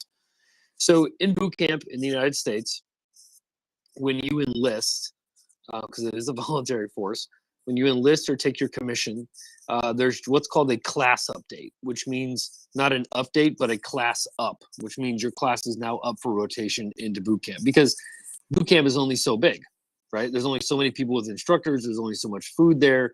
There's only so much you can do. So the amount that you're trying to shove down the funnel doesn't quite fit. So the only answer is either to loosen what you're trying to shove down the funnel or make the funnel's mouth wider, right? The actual part where it comes out. And so what they're trying to do, I think at this point, is they're trying to broaden that funnel opening so that way they can cram as much down there and get as much out as they can, because you have to put them in uniform. You have to give them boots. You have to give them a name tag. Maybe they get a name tag. I don't know. They have to have their documents put in line. They have to be given food, medicine, care, stuff like that. There has to be some basic care for these guys. These can't let them wander around like a mob, right? So some direction, some sergeant, staff sergeant, maybe an officer here or there that's kind of telling them what to do. And then they kind of wake up in the morning, eat breakfast, wander out there, shoot a few rounds, pretend that they're somehow in World War II and how they saw a movie once and this is how it went, blah, blah, blah, blah, blah. And they kind of talk about it. And then all of a sudden your basic training is up, and then you're done, and then you're off into the world, right? So that's kind of a blow by blow as to how, in the most basic terms, what you need to do. Now, the question is, are they going to use trains to do this? Probably not, because trains are actually a really inefficient way to move human beings. It's much more efficient to move cargo than it is humans. Trucks, buses, they're much easier. They can usually get further, and they can be a little bit more, flexible in where they go. And so buses, trucks, big vans, those are helpful. But trains, not so much, unless you have an offloading point that you're sending a lot of people and then disperse them. But I think what you're getting at is what is the point to all this, right? Where are we going with this? And I think where we're going with this is that these poor devils that quite honestly have no idea where they're going, and that they're about to be shot by a Ukrainian with a 5.56 NATO round and not understand why he just got shot. I think, how do I say this? It's possible. If Russia wants to do this, it's possible, yes. People need to kind of stop saying, oh, Russia can't do this. Yes, it can. Yes, it can move a lot of stuff to a certain geographic place pretty quickly. It's not a very hard task to do when your whole entire economy is built on weight and transfer and distance. Is there going to be corruption? Yes. Is there going to be disorganization? Yes. But it's trains, at least Russia's train system runs relatively on time, right? If you can fire 60,000 shells in the Donbass in one specific group, then your trains are getting there. We just kind of have to just man up and say it out loud, right? If you're firing 60,000 shells a day, those shells didn't appear out of nowhere. A logistical supply train got them there. So at least we know they're capable of doing that. So if they can get a large amount of stuff to a certain geographic place in Ukraine, no reason to assume that they can't do it in Russia. Now, is that going to take time? Yes. But is this going to affect their economy? Is this going to start corporate raiding from the government? Is this going to really start to, you think the economy's bad now. Wait till you remove all these hands out of production that are not spending on the economy. The military is the great consumer of resources. It is the great monster consumer of resources. Its appetite is never ending, right? It doesn't produce anything. It's just a consumption limb of the state, so to speak. So all the vitals, all the vitamins, all the things that make the body go of a country are now all being directed towards its right hand, right? The military wing of the government or the society. That doesn't produce anything for you. So the long-term knock-on effects will take time. But to answer your question directly, yes, if Russia wants to do this, they can do this. It's just a question of how much pain are they willing to inflict on its economy and on the workers and on society to do it. But yes, they can if they want to. Thank you. Thanks, Craig. I actually have a message for you, or a question for you from my DM. So let me just bring that up. And this is from Instant Karma. So they're saying that there's been a lot of discussion on Russia losing the railway hub at Kupiansk. What about the opposite? So will taking that railway hub significantly help supply Ukraine? Oh yeah, absolutely it will. 100%. As Ukraine moves forward, Ukraine's rail company has shown just as much, if not more, ingenuity and hard work and dedication as anybody in Russia has, or anybody in the world for that matter. Largest company in the country.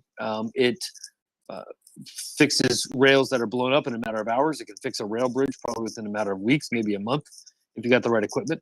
So absolutely, it's going to help Ukrainian logistics 100%, right? I think the question then sort of becomes, where, if you're Russia, right, kind of put yourself in Russia's shoes for a moment. Your enemy's getting stronger. You're on Hail Mary desperation time. Hopefully we can pull something off. Not going to happen, but hopefully we can do something. You either have two options. Either you stand and fight and try and force a stalemate, or you just accept defeat and go home, right? So long answer to a short question of yes, but in what context are we moving to see a new enemy in the Donbass that is quite literally on its last ropes, right? It's on its last legs, to be fair. So how much more can you get through that Ukraine needs in order to fight that kind of battle? Great answer. Thank you. So I have a Leopard and a Leonard, and I'll have Leonard go first. And being a Canadian, if it's the wrong person, then I'm sure he'll let Leopard go first.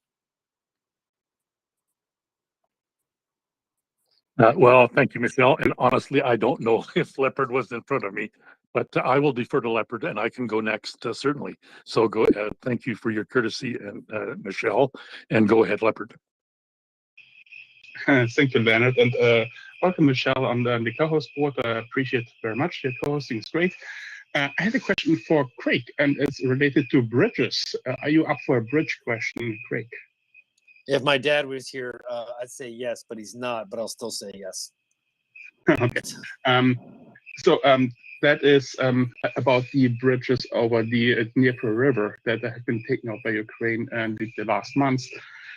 And I was looking a little bit and wondering, because when I look at the Novakhovka Dam Bridge, that makes a lot of sense to me, that the Ukrainians took it down on the south side of the river, where there's a little salient where, like just before the dam, where all the traffic has to go over, and then there's a little bend around the dam where they hit it a lot because it's really hard to repair that bent part of the bridge. What I do not understand is why the Antonovsky Bridge has also been severed by Ukraine at the south side and not at the north side, where they put their first probing attacks in with the HIMARS skimblers, and where I assume it would be much easier for them to repair if they want to take over the bridge at one point and move further south. So why did they choose to sever that bridge at the south side, where the Russians are in firing range with a machine gun, if they want to come and send the engineers in to fix that thing? What are you saying? Why are the Ukrainians blowing up the Russian side of the bridge and not necessarily the western side of the bridge? Is that the question? Yes, exactly. So that it's a very simple question. Creates a bottleneck, and you can shove a HIMARS right up their ass. The whole idea of logistics is to cause problems upriver, whether that's tactically or strategically or operationally speaking. The more you interdict and you intercede logistics upriver, the more of a backup that you're going to force people to ration, start make decisions. Where are you going to send this ton of gasoline? Where are you going to send that ton? Well, I can't do that because all my stuff is hung up back there and I can't get anything forward. So whatever we have is whatever we have. And so people start arguing, chaos, command and control starts to break down. People start fighting over things, and then you launch your offensive. The idea behind that is that they're blowing up that side of the bridge to create these bottlenecks, right? And once they do, oops, the Russian side of the bridge is blown up, right? That forces all the trucks that were headed there to kind of slow down, kind of bottle up a little bit, maybe kind of stand around. Hey, why don't you take those 10 trucks and go over there until we get this sorted out, right? Take those 5 trucks and park those over here and blah, blah, blah, blah, blah. Traffic copping, right? And then all of a sudden, 2 or 3 HIMARS rains down on top of you, right? It's not an accident. It's done on purpose. You want to try to, just like you did at the Donetsk River, when Russia tried to cross that river. I know I say this a lot, but it's such a pressing issue when it comes to Kherson, that the slaughter happens at the entry and the exit points where the bottlenecks form. This isn't a movie, right? When people get off, they kind of like drive off to the side, and they drive over here. They're waiting for their commander who was behind them. They thought they were going first, and this guy told me to stop, and they said you can't go down the road, and blah blah blah blah blah. It was kind of yelling and shouting at each other, right? No organization. And then all of a sudden, you have 200 or 300 M777 rounds on top of you, and you don't have a BTG anymore. So this is all kind of, I don't want to say like microing, but you're trying to form these bottlenecks to give yourself easier, kind of easier targets, if you will, right? At least like in principle. If I may follow up, yeah, I think I understand what you're talking about in principle, and yeah, that makes sense. But let's say if the Ukrainians would have cut the bridge at the north bank of the river, or east or whatever, west, that is, for me it's north. If they would have cut it there, the bottleneck would be nice and long, like 1 kilometer long, where they all have to line up to go to. And again, so my question was more about if the Ukrainians are going to use the bridge for themselves, wouldn't it be easier to repair it on their own side? Oh, I than see on what you're the saying. Yeah, so I see what you're saying now. So I'll just kind of touch that on the nose. I don't think it really matters, right? Because it wouldn't matter at that point, right? So kind of play a little bit of a game here. Let's fast forward to Russians abandoning Kherson, and you know they're trying to swim the Dnipro, right? When they fall back, in that case, when Kherson is lost, and believe me, Kherson will be lost. That is only a matter of time. I assure you of that. The question then becomes, once Russians are on that side of the border, I mean, at that point, I don't think Ukraine really cares anymore. Because one, I'm sure they're going to want to take some pause, regroup. They have their M777s up. They have their 105s. They have HIMARS. They have all this stuff that gives them range that can kind of create a buffer area so that they can cross. But then they kind of have to wait a little bit, reorganize their logistics, and then push forward again if and when they decide to do that over that area. So in terms of like machine gun fire, remember this. If this was World War II, then I would agree that yes, some sort of tactical awareness would have to be, kind of thought of in that instance, but not really in this instance, because intelligence is so ubiquitous, whether it's a phone, a drone, a satellite, whether it's intelligence you're getting from special forces, whether you're picking up radio transmissions because the Russians were given something from Radio Shack, and so you can listen to what they're saying, right? I mean, the intelligence pool is just so vast that it's kind of irrelevant, right? Because you know that they're there. You can then target them with a drone, a Bayraktar, HIMARS, M777s, get some forward observers in there. The Ukrainians have shown what they can do with 120 mortars. I mean, if this was like World War II and you advance to contact and you don't have like reconnaissance planes aloft or drones kind of seeing, then that would be an issue because you actually don't know where those machine guns are. But you do because you have 300 drones that are operating in this area where it's like, oh, the machine gun's over there, the machine gun's over there. Well, bring up an M777 and shove a 100-pound round up his ass, right? And then that'll do it for that guy. But in World War II style, you had to kind of advance the contact to find those contours of lines. Not so anymore.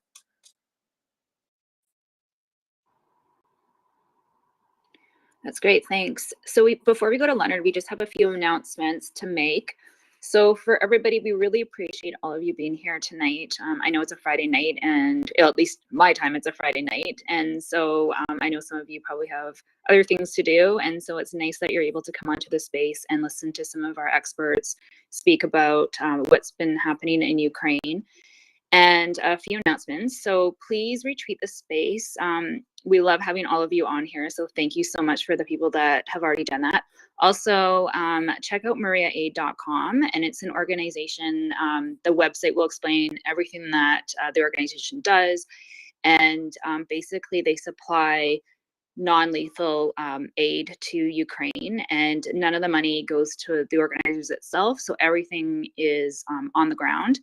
And if you're able to, even if it's $5 or $10, please donate because everything helps. As well, if you do have a question, press the microphone button on the bottom left-hand corner. Thank you, Michelle. And just one other quick announcement, if I could. We do have a guest that we rescheduled. We were going to have pretty recently Marian Zablotsky, who is a current member of the Ukrainian Parliament. And we were going to have that done in collaboration with the Kyiv Post, but we had to reschedule that. So now it's going to be Tuesday, September 27th at 12 p.m. Eastern time. So that's New York time. Yeah, but thanks, Michelle. Yeah, it looks like we might have a little bit of a lull here. So yeah, if anyone does have any questions for our panel, I think Craig's been doing a great job talking about the current Russian logistics situation. That's right, Leonard did have a question. So unless Michelle, you had anything to add, we can go to Leonard. No, I was just going to say that Leonard had his hand up before I interrupted him, and then Anda will be next. Thank you, Michelle. You're doing an excellent job as we go along here. And I just had a follow-up comment for Andy, the speaker who was up probably one or two speakers back. And it was with reference to the how the mobilization or conscription really is what it is, or what it should be called, but the mobilization plan that Russia has laid out. And he expresses some very legitimate concerns, and it's very important to hear his reference, because if I understand it correctly, Andy's family has had direct experience. They've lived in Russia, and they've had direct experience with the whole panoply of Russian disinformation and these kinds of mobilization shams, if you will, in the past. But specifically, a point that was made with regard to the banking consequences.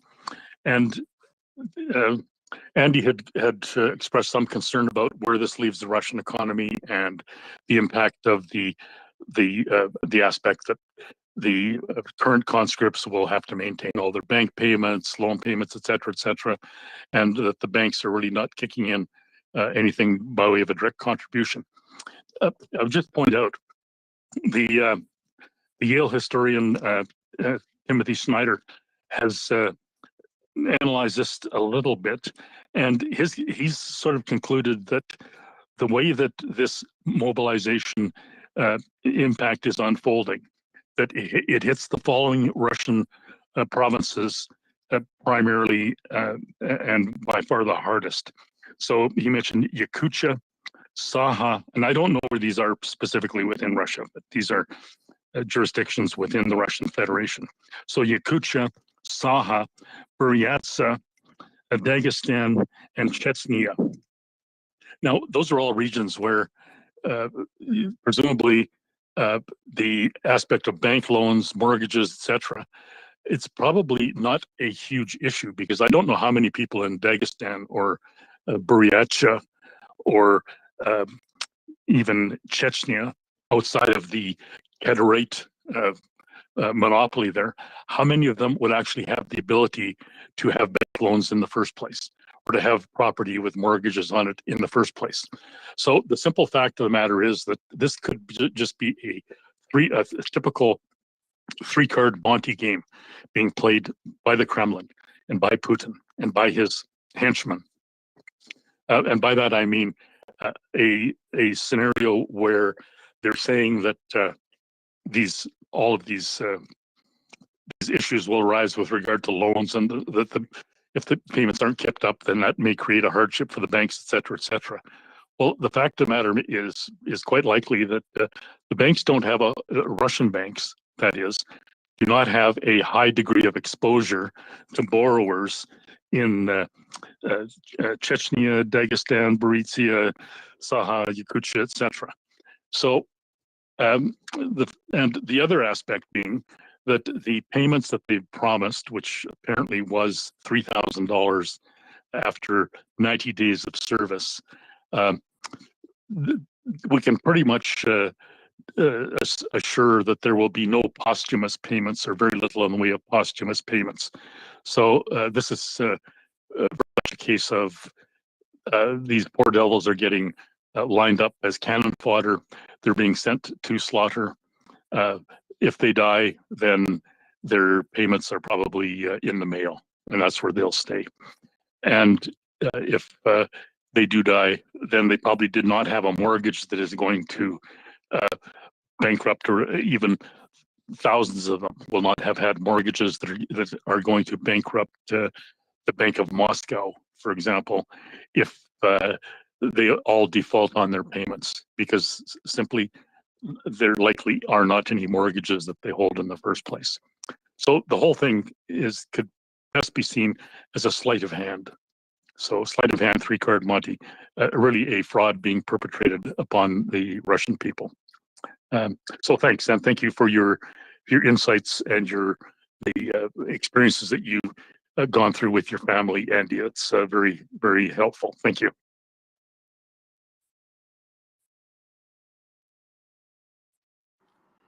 Thanks, Leonard.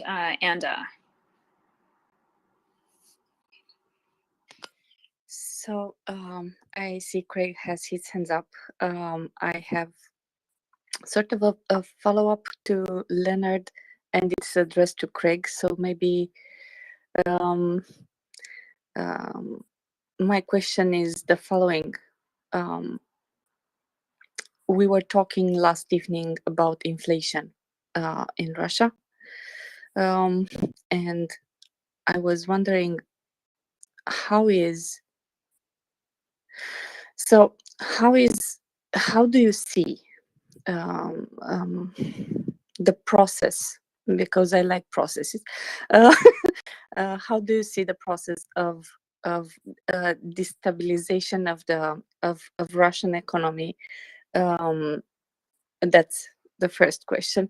Taking into consideration inflation, the fact that some small businesses already gone bankrupt, some of the big businesses which invested from outside Russia, if they did not retract from Russia, they don't heavily invest there. You also have this big expenditure with the army, because it's costly every day. So how are all these three, and the trade with other countries, which is declining, how do you see them going down? Because it's clearly they are going down, but if you could give us some insights. And then I have another question for you. Yeah, so I mean, it's kind of a complicated question, but nonetheless an important one. So I'll try to summarize. It's going to take a while for these effects to set in. I think it's fair to say that the Russian government, like all authoritarian governments, for lack of a better phrase, always kind of CYAs, right?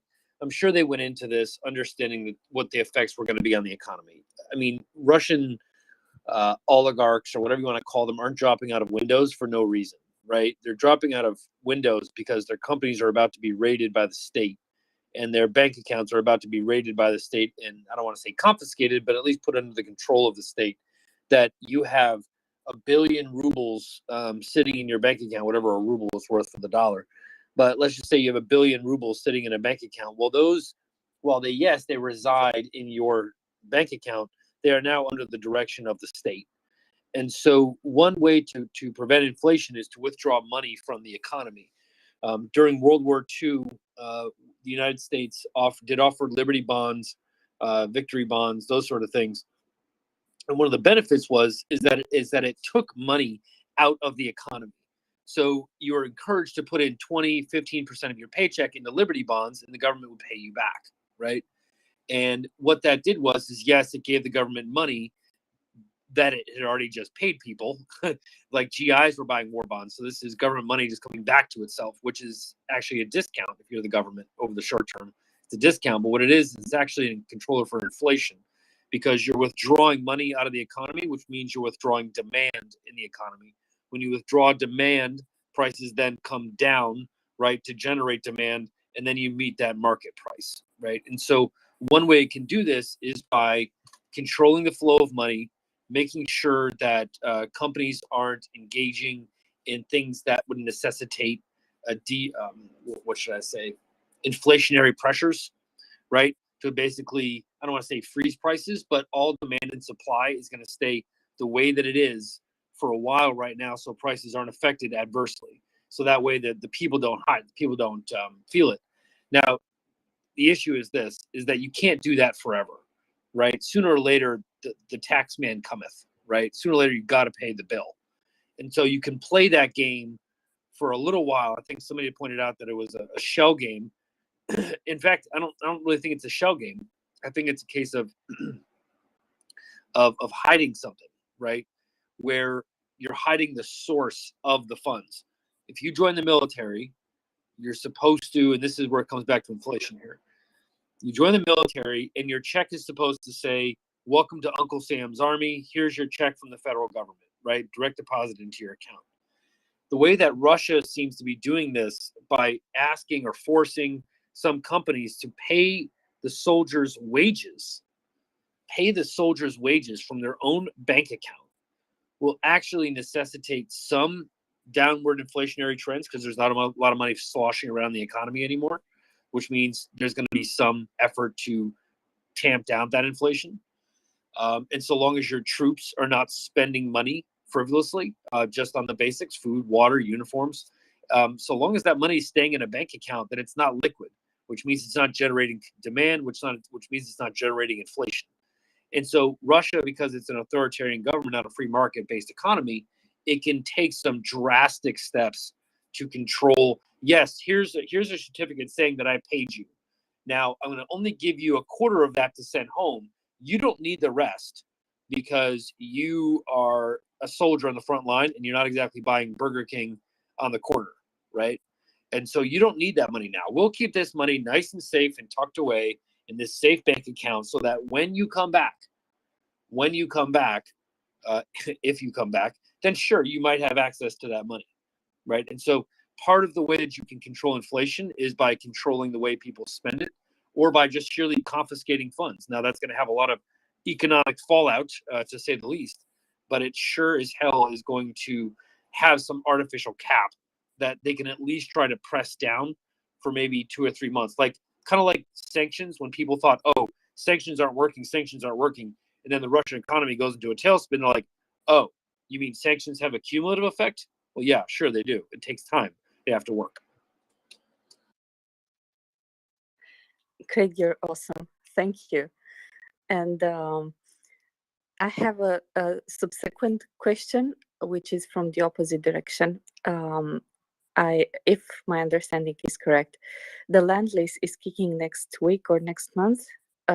So some big amounts of money are going to enter into Ukraine.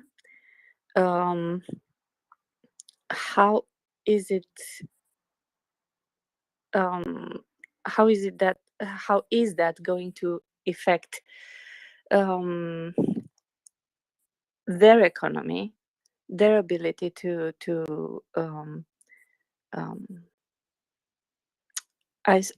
one thing that amazes me is that they rebuild as they are fighting the war, so they are simply amazing. Not only the railways, but also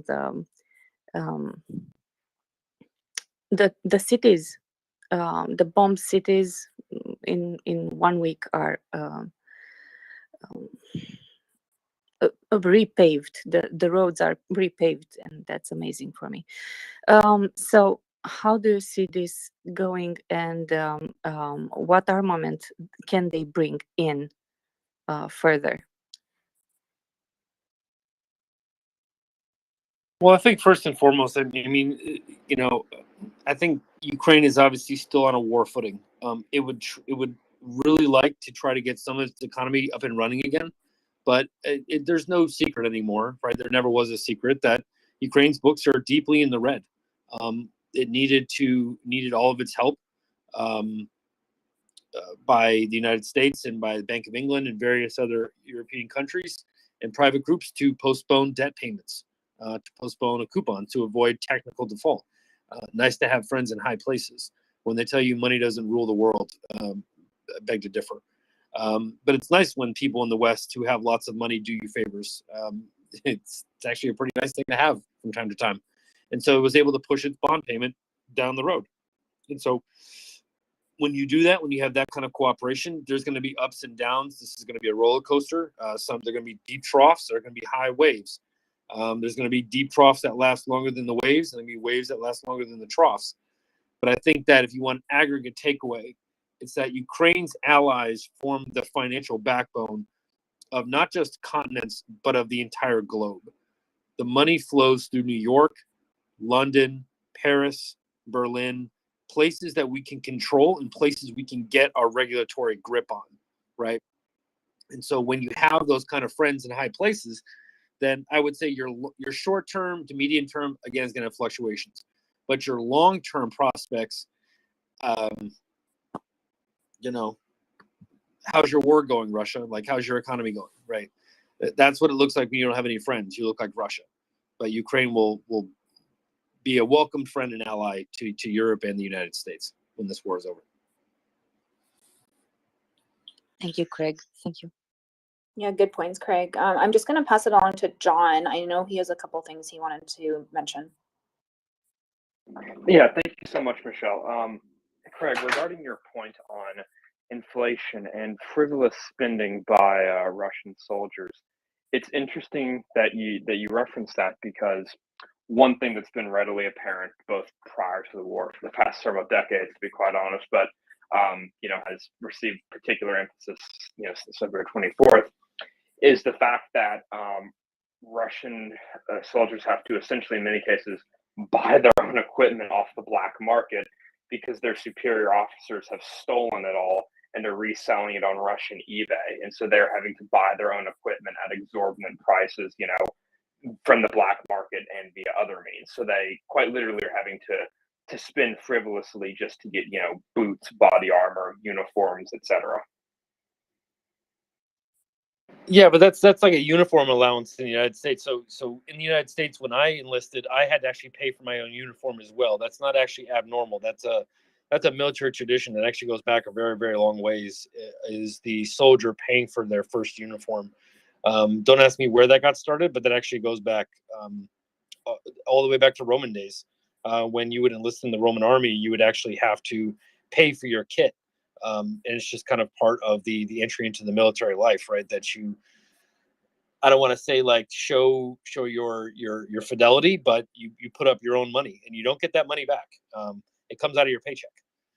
And so the Russia's, the government is in itself paying itself back. It's kind of trying to get a wash on that, if you want me to be honest. But in terms of frivolous spending, to my point though, John, I think what I've seen is that these Russian soldiers are not allowed to send all their money back home. They're only allowed to send parts of it. So that's where I get like the frivolous spending kind of point. But yeah, what's up? Well, I was also beyond the uniforms. I was also referring to the fact that they, like, for example, the member Russian paratroopers are having to buy their own plate carriers and ballistic. Oh yeah, like their strike equipment. plates. Oh yes. And it's not, and they weren't buying, those things from the Russian government. They weren't even buying the uniforms from the Russian government. They were buying them off of whatever the Russian equivalent of eBay is from officers and other personnel that had stolen them and reselling them. Yeah, no, absolutely. Yeah, no. Yeah, that okay, now I'm in sync with you. And I'm like, okay, yeah, that's definitely not something I did when I joined the Navy. I didn't have to buy my own stuff. But yes, that's true. Craig, I have a question for you from AGS Rams. So I'm assuming he's an NFL fan. This is going to be a two-part question, so I'll just ask the first part first, and then if you can answer that, and then I'll ask the second part.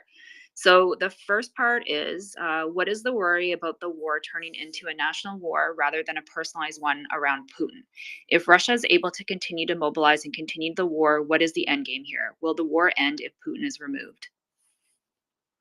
That's a fantastic question, and not to be too redundant here, but I think we're at a battle. We're approaching a battle of the Bulge moment, where Germany either has to surrender and put its hands up and admit national defeat and national dishonor, or they give it one last roll of dice, and you have to fight them all the way across the border, right, or right up into it, right. You literally have to put your bayonets into the ground over the border.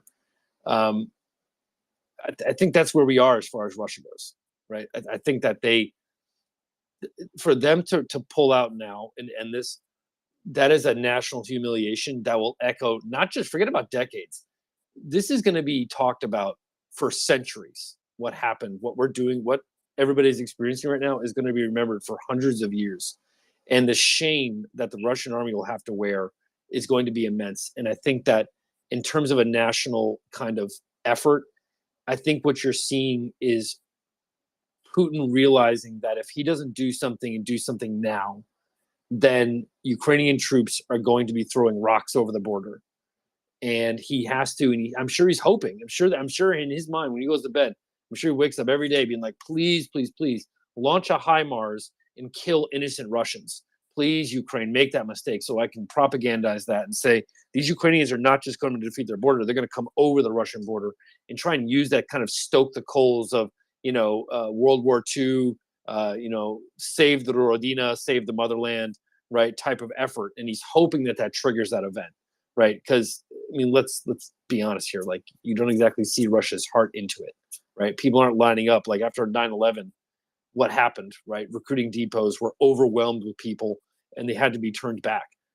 I don't think we saw that mass enlistment into the ranks in Russia. I think everybody kind of, ran for the hills. Yeah, great question. And love your answer. So the second part is around how is Russia going to be using its conscripts? So would it make more sense to use these men as almost static defensive units in order to hold the front and act as rear area support, allowing whatever is left of the professional troops to act as reserve and assault units? What is the general thought on how the Russians will play this out?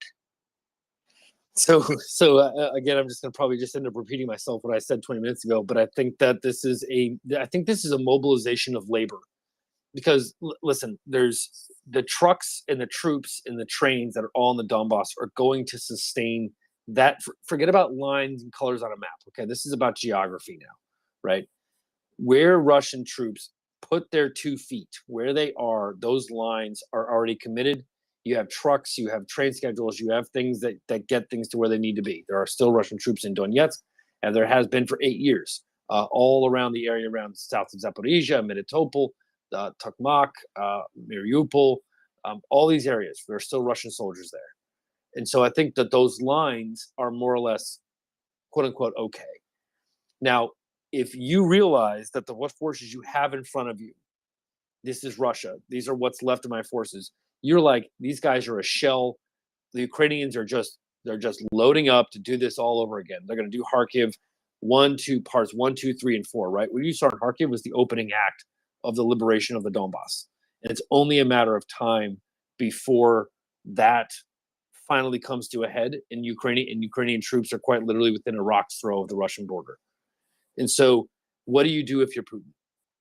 Do you admit defeat, take your armies out and say, listen, game's up, we lost, we're not going to go down this road? Or do you say, all right, listen, I need more troops, I need some kind of reserve, I need something, because what's in the field is not going to cut it. Those guys are going to get absolutely demolished and decimated in a matter of months, right? So what do? You don't want to give up, but you don't want to mobilize the entire nation and put 1 million men into uniform, right, with a rifle and all the rest of that stuff. So what do? You mobilize an extra logistical army to separately from the field forces, independently for its own operations. So you have an overlay of logistic operations. One logistic supports the battlefront. One logistic supports this mass effort to get a huge amount of force centralized somewhere in the Donbass. And hopefully that logistical effort, and then what units are still active in the Russian army, because not every single regular Russian army unit has actually been deployed to Ukraine. Not all of them have. A lot of them, yeah, but not all of them. So there are still some left.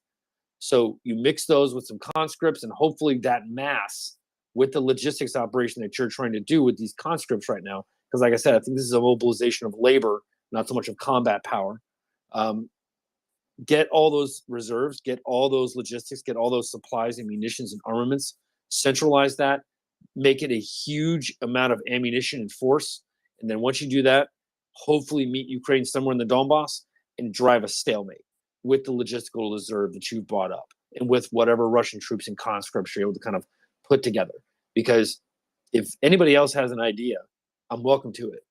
But every other scenario that you play out, whether it's just logistics or tactics or otherwise, Russia loses. So unless you're willing to surrender, then this is it. This is your only play, is to try to force a stalemate on the Ukrainian side of the border where Ukraine can't go forward, you can't go forward, and it's wintertime in Europe and everybody's screaming for a ceasefire. And then boom, Russia's like, see, you didn't get us all the way out, and then use that as their kind of their their win, right? That's how I see this all kind of unraveling, so to speak. Do I think they're gonna be able to do that? No. I think HIMARS and all kinds of other toys they're gonna get are gonna make that impossible. But if you're Russia, what's your option, right? What choice do you have, right? And this is kind of all you're left with.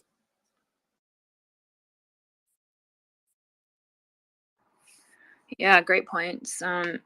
Thank you. So Robert, Leonard, and then I have another question from DMs. Michelle, you're doing such a great job. And this is the first time I've experienced you as a co-host. It's the first time I've co-hosted. I don't know what happened. I made one comment this morning and now I'm co-hosting. There you go. I think that's a tip for everybody else. No, I'm just kidding. Do not come up and speak because you never know what's going to happen at night. I'm going to keep my mouth shut because I can't be up here that often anyway. Craig, I pegged you for a military guy, but you're starting to come across as a true Renaissance man with all of your, I'm sorry, I've been drinking a little bit. I'm under a lot of stress in the rest of my life. Renaissance man in terms of your commentary on the economic impacts across the board. But I'm going to go back to logistics. Now that I have the open railway map org in front of me, I'm looking at the supply to Luhansk, and it looks to me like it runs through Donetsk. Okay, I'm having trouble with the map because my Russian isn't so good, but it looks to me like, It's all in Cyrillic, right? It's so annoying that it's all in Cyrillic. well, it's great. I should be more of a Renaissance man myself, but I'm not. But Luhansk basically doesn't have supply unless it comes in from the west. And so I am thinking that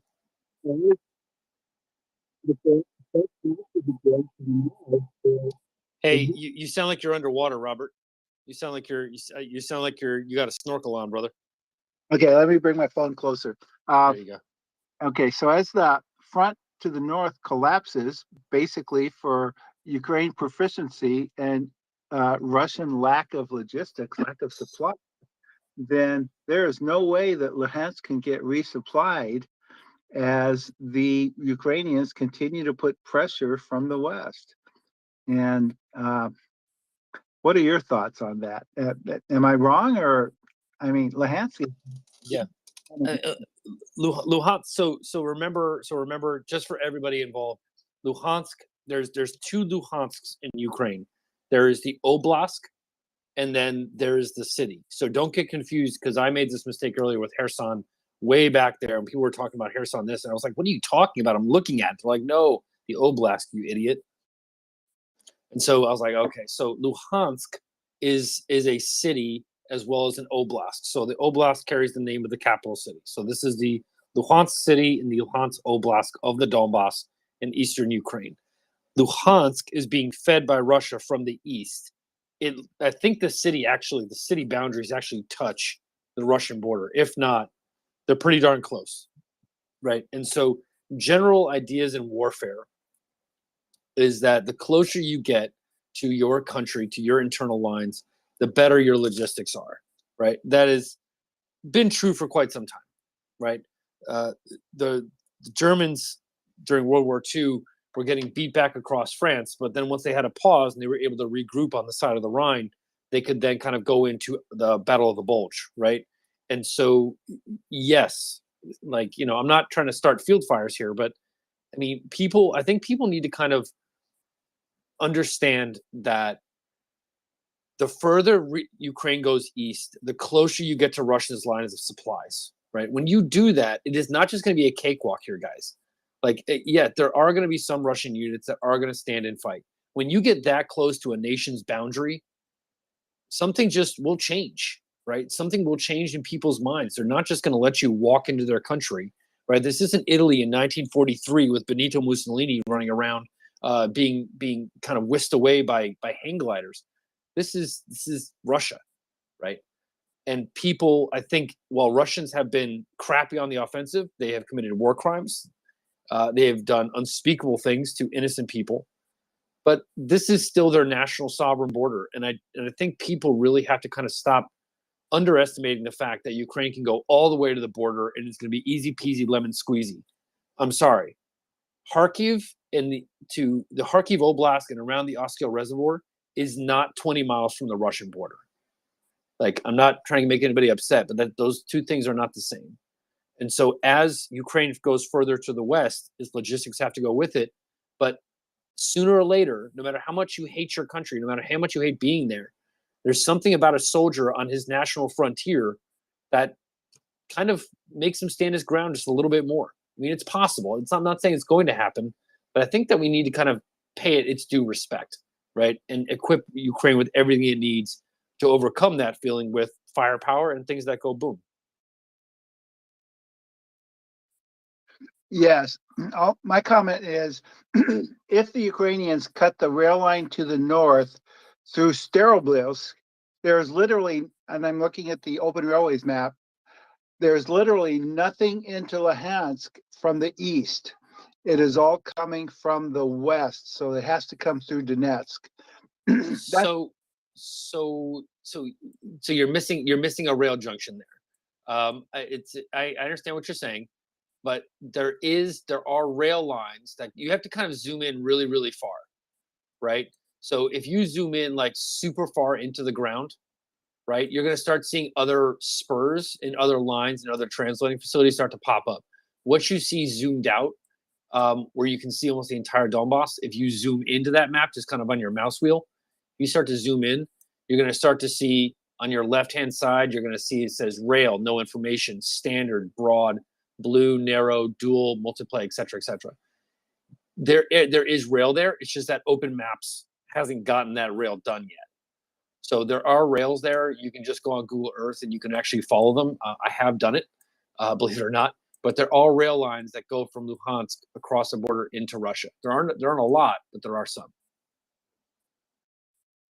Okay, so what you're saying is that if I look at the yellows, I'm sorry, the blue bold cities, there's probably a rail line going through them, and I just need to look closer.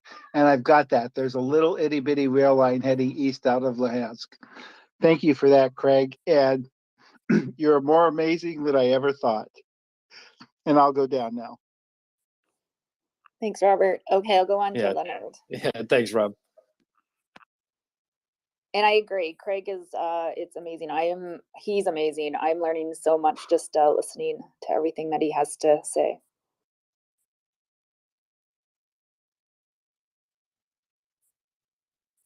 What's up, Leonard? Thank you. Yeah, I second that, Craig. In fact, when you've got some spare time, I've got some Dr. Zhivago train scenes to discuss with you. But to fast forward to the lady who was asking about the effects of the Lend-Lease program a couple of speakers back. She was inquiring as to how this might impact, change, increase the level of effort out of the U.S. and so on. I would just point out for her reference that the Lend-Lease formality, if you will, it's a tick date on the calendar, but it should probably be regarded as not much more than that in terms of how significantly it will play upon physical delivery of material.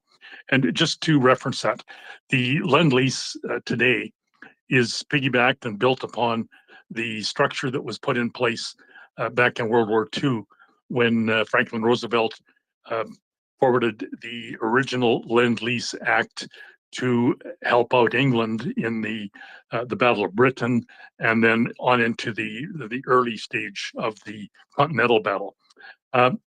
So just to keep in mind, at that time the U.S. was providing aircraft, hardware, ships, destroyers, etc., in huge volumes to Britain.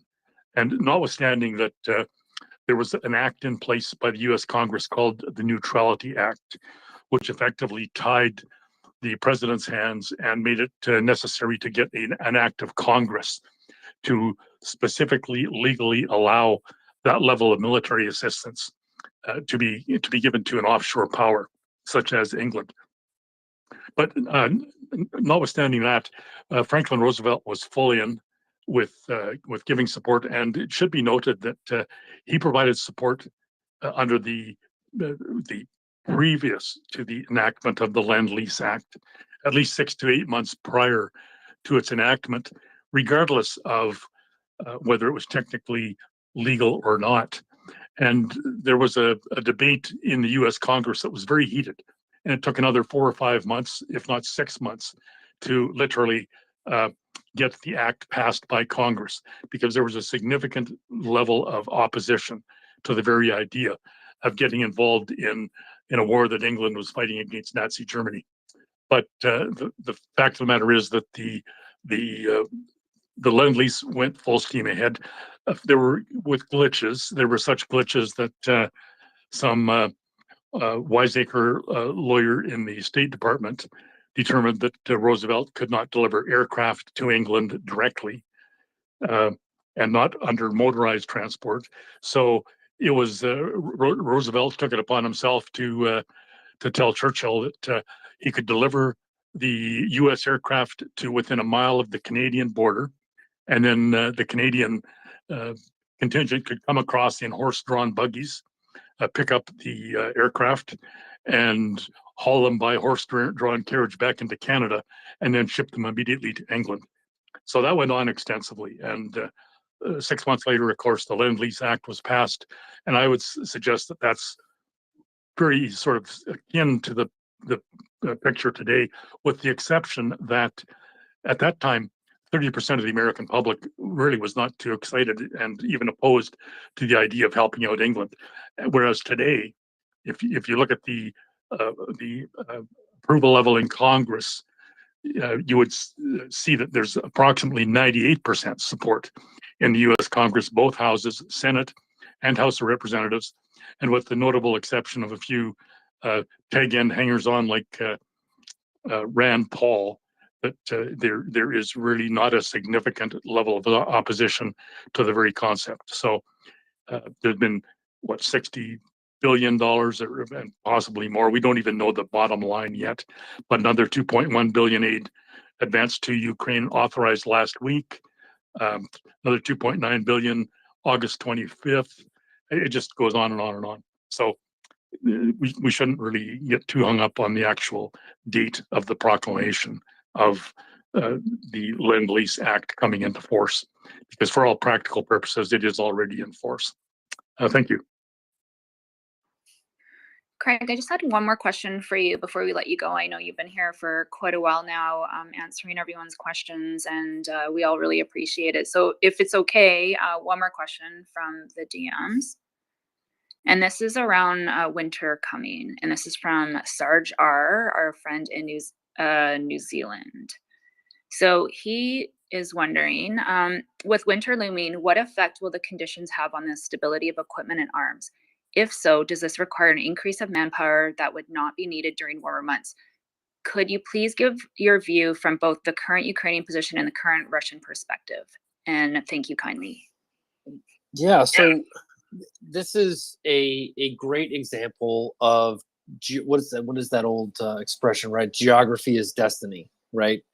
The cars that are made in Russia are made differently because of the climate. The planes are made differently.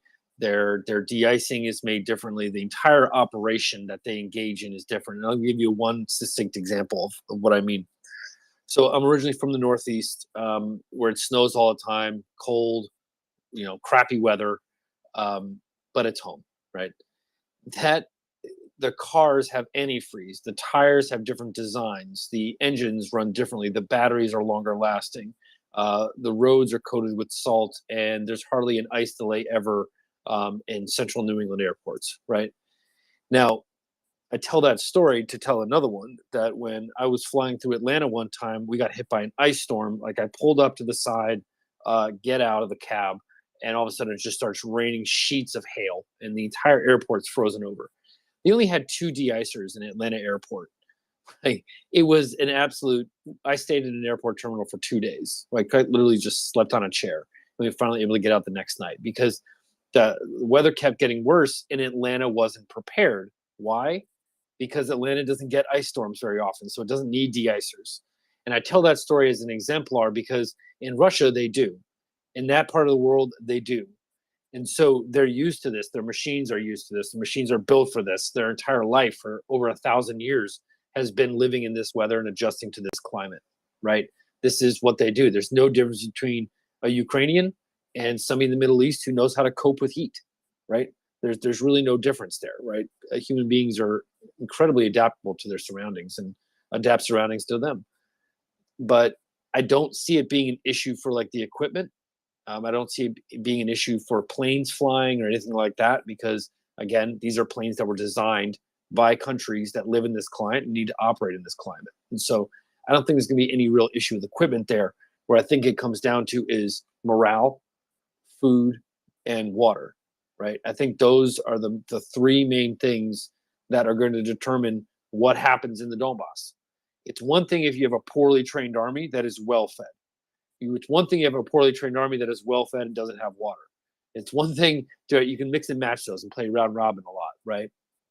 But the point that I'm getting at is that these are 2 countries that have existed in this climate for over 1,000 years, more, right? 12, 1,300 years they've existed in this climate.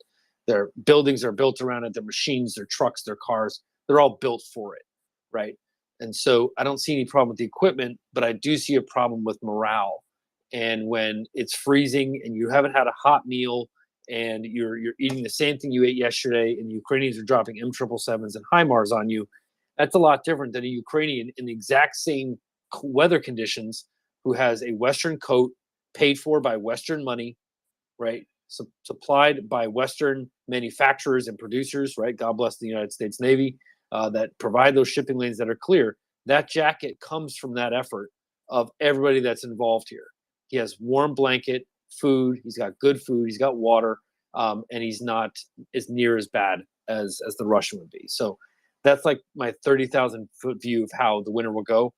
But I will defer to Chuck when he says he predicts a Christmas offensive.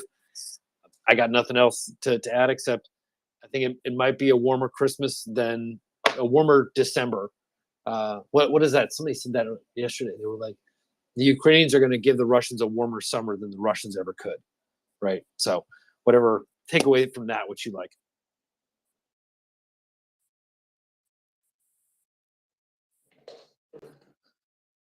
Oh, sorry.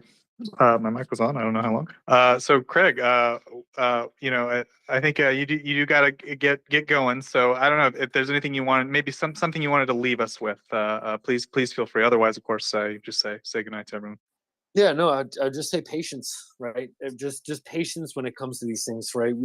We're all, like I said, we're all coming down from this high of this offensive in Kharkiv, the soon-to-be liberation of Kherson, and we're all kind of looking for that next step, right? We're all kind of looking to see, where all this goes, and it's good, and we all are having a good time. We're not obviously a Ukrainian soldier with that kind of high, but for those that have been in these spaces, Ryan, John, Bloke, Joseph, Michelle, again, welcome to the party. Axel's listening, Colby's listening, Dr. Paul's listening. That I think that what we've seen since the beginning of this war is, I think, one of the most rare occurrences in the history of human conflict. And I mean that from a logistical perspective. This was a country that is landlocked, no access to shipping. Everything moves over land.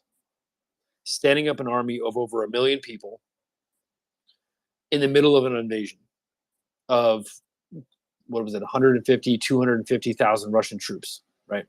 And in the middle of this, they go from these first pictures that we get out, they go from these logistic raiders to these guys who are picking off this and driving tanks away. Remember the tractors? Remember the Ukrainian farmers with their tractors? Remember those days, right? Where they're just being pulled out of fields left and right. And Ukraine didn't know what to do with them, right? To transfer from that level of combat to now seeing combined arms, aircraft in the air, HIMARS firing, M777s, mechanized mounted troops on the move, executing very complicated field maneuvers under fire. To go through that transition, I think shows that Ukraine's, obviously its heart is in it, its mind is in it, but that if we can kind of, as a group, understand that when we see that transition, the war's not over yet, right? And that's what I mean by patience. It's not over yet. We're all having a lot of good times. We're all smiling because this looks really good and Russia looks really bad. But let's, what is it, Joseph, that Colonel Spencer says, right? The enemy always gets a vote, right? Russia will have a vote in this. And I think that when I say patience, it's not just like, oh, why it's Saturday, why hasn't Ukraine done this yet? I'm not saying that time patience. I'm saying have patience with the Ukrainian military to let them do what they want to do and try to avoid people out there who might criticize them for taking their time, or, oh, they're scared, and, oh, they don't want to do this and they don't want to do that. Ukraine's going to do what it wants to, right? And I think that's the kind of patience we need to have with them, is that sometimes their goals or what they think they can achieve or want to achieve are different than your own. And you have to start to look at it through their lens a little bit more, I think, as time goes on. We're going to have to look at it not so much as a third party, but we're going to have to try to look at it through first person views more often than not. Dude, Joseph teed you up perfectly for TikTok, and you didn't swing. You, hey, no, because you guys told me not to. You said I couldn't do that anymore. So on a more serious note, I think you're exactly right. And the perfect example of that was, we kept hearing about the Kherson offensive all through August, and people or Russian apologists kept trying to throw it up like it was something they could remark on and claim that the Ukrainians weren't capable. And September rolled around and they found out quite the opposite. So I agree with you wholeheartedly. I think that, Ryan, I think you and I go back in this quite a while, right? We've been doing this since April, right? When we were first having conversations about oil and stuff like that, right? March or April, yeah. March or April, right? And remember those days when we were kind of just trying to understand, Russia just abandoned Kiev, and we were all kind of having that, right? We're going to have a lot more of those ups and downs, but I think that the ups are going to, what is that phrase?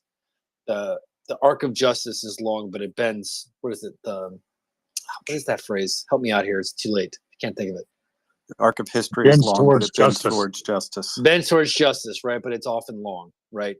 And so it takes a while to get there, but it will get there. But I think that with Ukraine transitioning like this, I don't think we have any reason to doubt that whatever it does is what it meant to do, right? And it's not some kind of game to them, right? This is all well planned out. To Yehuda's point, he says this. He's like, no, these are all planned out. This is all planned. I think it is, right? And so my patience request isn't so much like time patience, but patience with Ukrainian activities and what it is that they're trying to do. We're going to have to sit through probably another month, if you want to know the actual idea. Probably have to sit through another month, then 2 weeks, then the shaping operation will start, and then it'll start to slowly ramp up, and then you're going to start to see saturations and strangulation operations for logistics, and then that's where you're going to start to see this really kind of come down. Absolutely. It's the old parable of the tortoise and the hare. That's exactly correct. Yeah, but with that, thanks guys for having me, Joseph, Michelle. It's always good to see. Always good to see you guys, and Michelle. And hold on, Dr. Paul got up here faster than a gerbil. Yeah, can I go real quick? Sorry, is that okay if I go? Yeah, for sure. Thanks so much, Craig. And this might be the last time you see me. I'm kidding.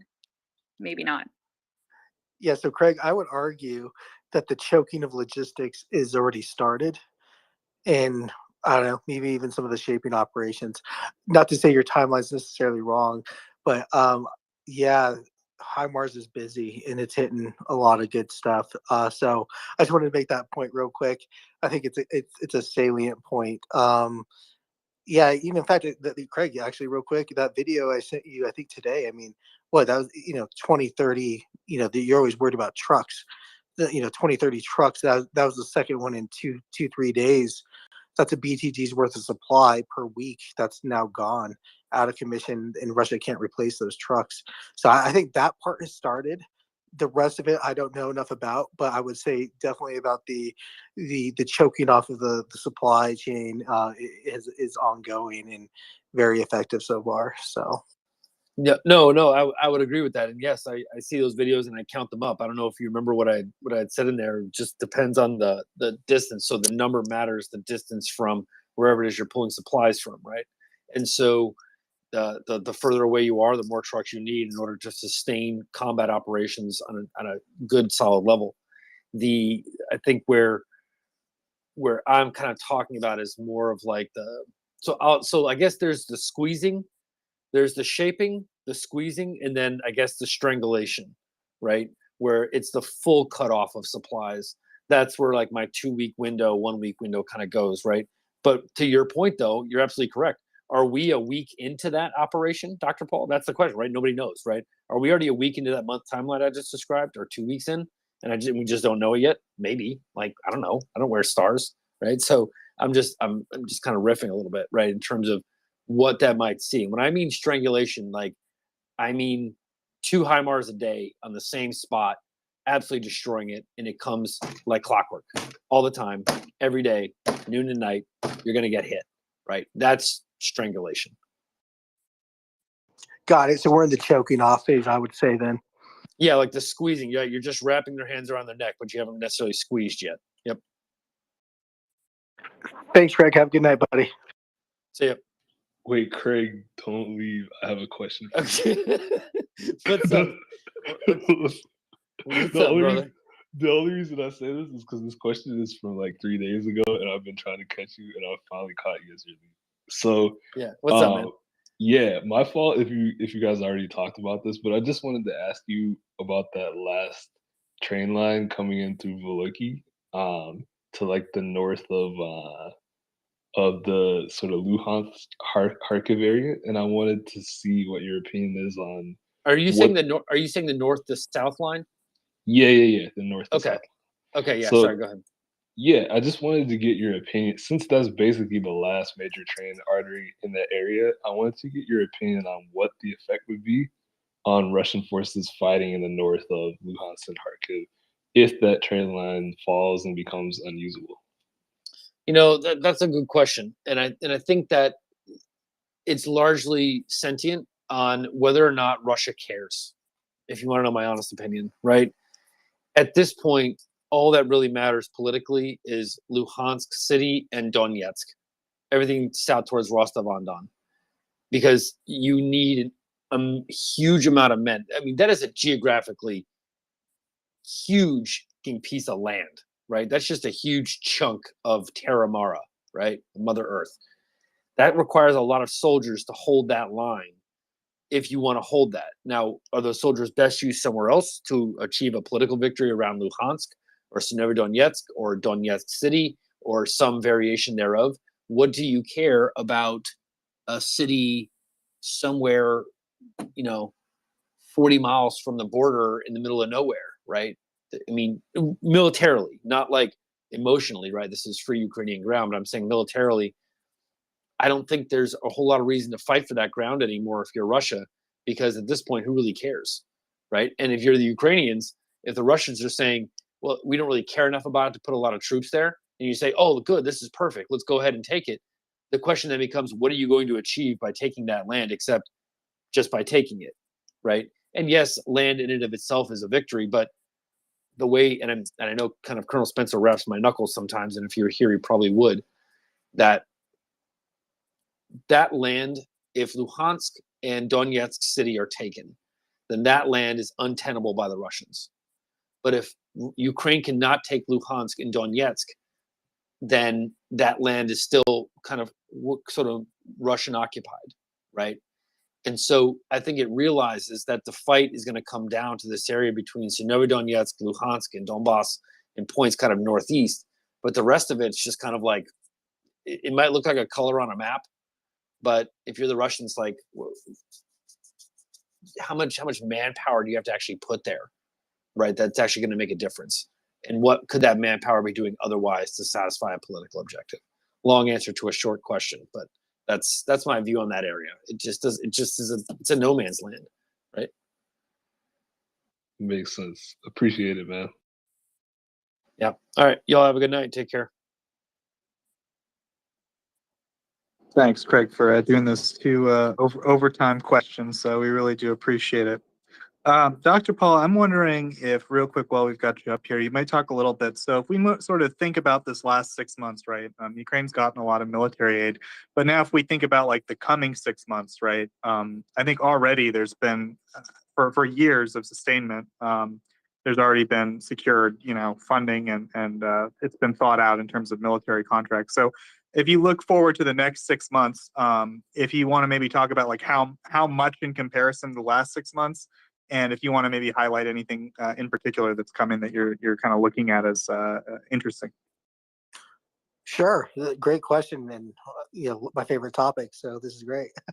The key thing I've noticed with a lot of things, not everything, but the really high-end capabilities that Ukraine's been given, there is an interesting cadence with regard to contracts being given for the next gen weapon system. So for me with ATACMS, it's very curious. Like the fiscal year 2023 starts in October for DoD, and I think the entire United States government. And that's when the United States is going to start getting access to the first 300 precision strike missiles. So that's like the next gen version of ATACMS. And so the ATACMS, in Chuck and I discussed this night, and others, like I'm definitely team ATACMS. Like in my view, they are there, not in great quantities per se, and they're being used very quietly and strategically, probably. But I believe they're there, and so I think that's an interesting thing there. The stand-in ground attack munition or anti-radiation missile, it's replacing the HARMs. The HARM systems are coming, or have been there, and they're going to continue to come because the United States is done with them. Right? They're no longer procuring them. So I think that's an important point. The interesting German munition, I believe that eventually will possibly be given. I think that could, I don't know this, but for some of the strikes we've seen that have been inexplicable, that could make a lot of sense.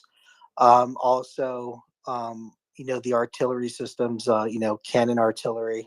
CJ and I have talked about this. The key thing I look for is procurement that's not part, or that is above and beyond the standard procurement, planned procurement for the year. And so we've seen some of this with the M109s, the A5s, I think they are, A6s, I think.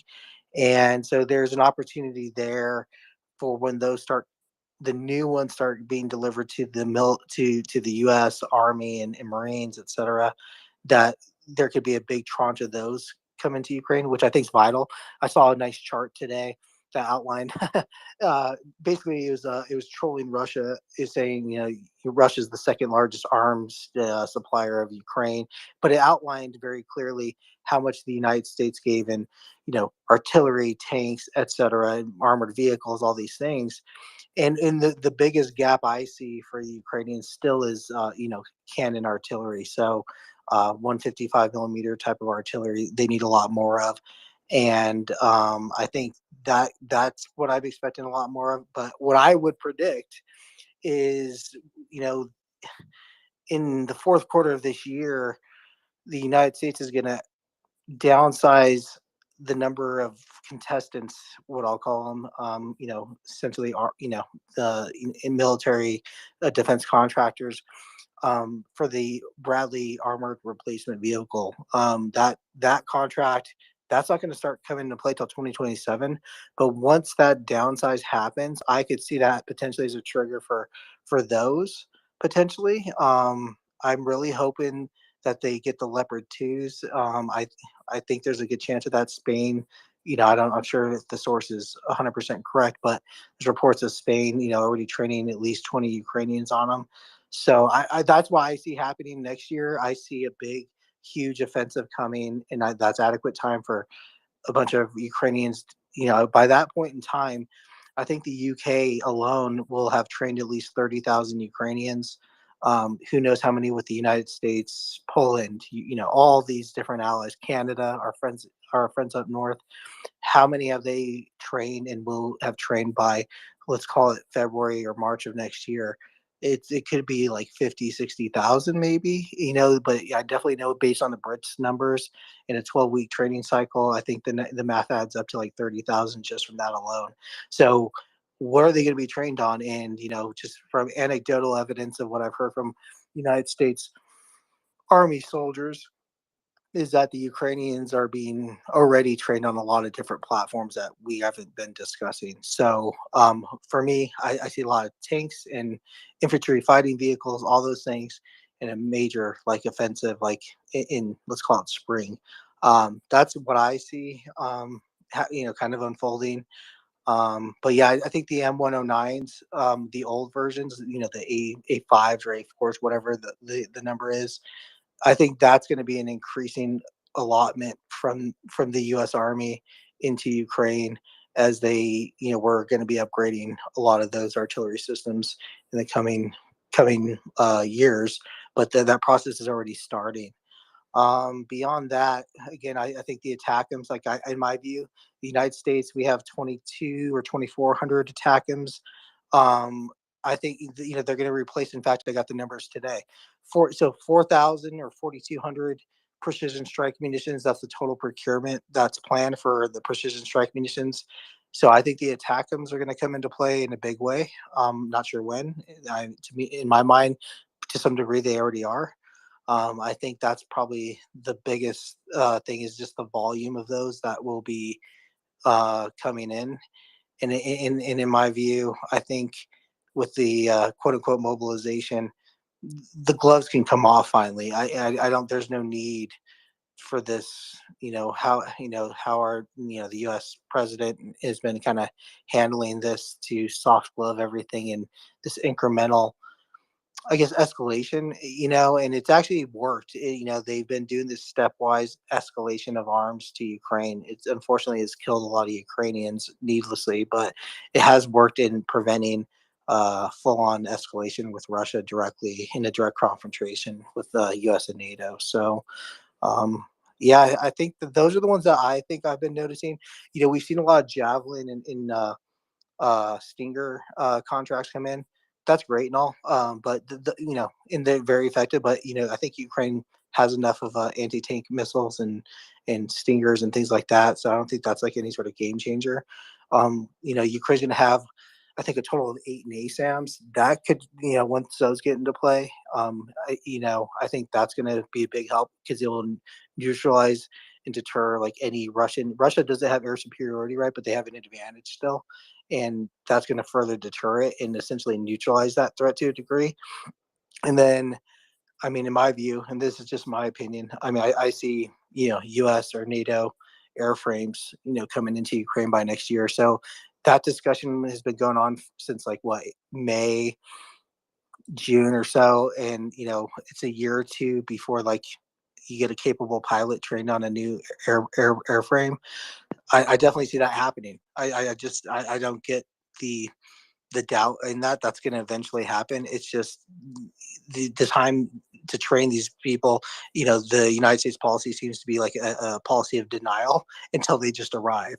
And so that's how I see it unfolding over the next 12, 18 months. But that being said, the other key part, Russian artillery, their advantage has been really neutralized substantially by this is the great advantage of HIMARS.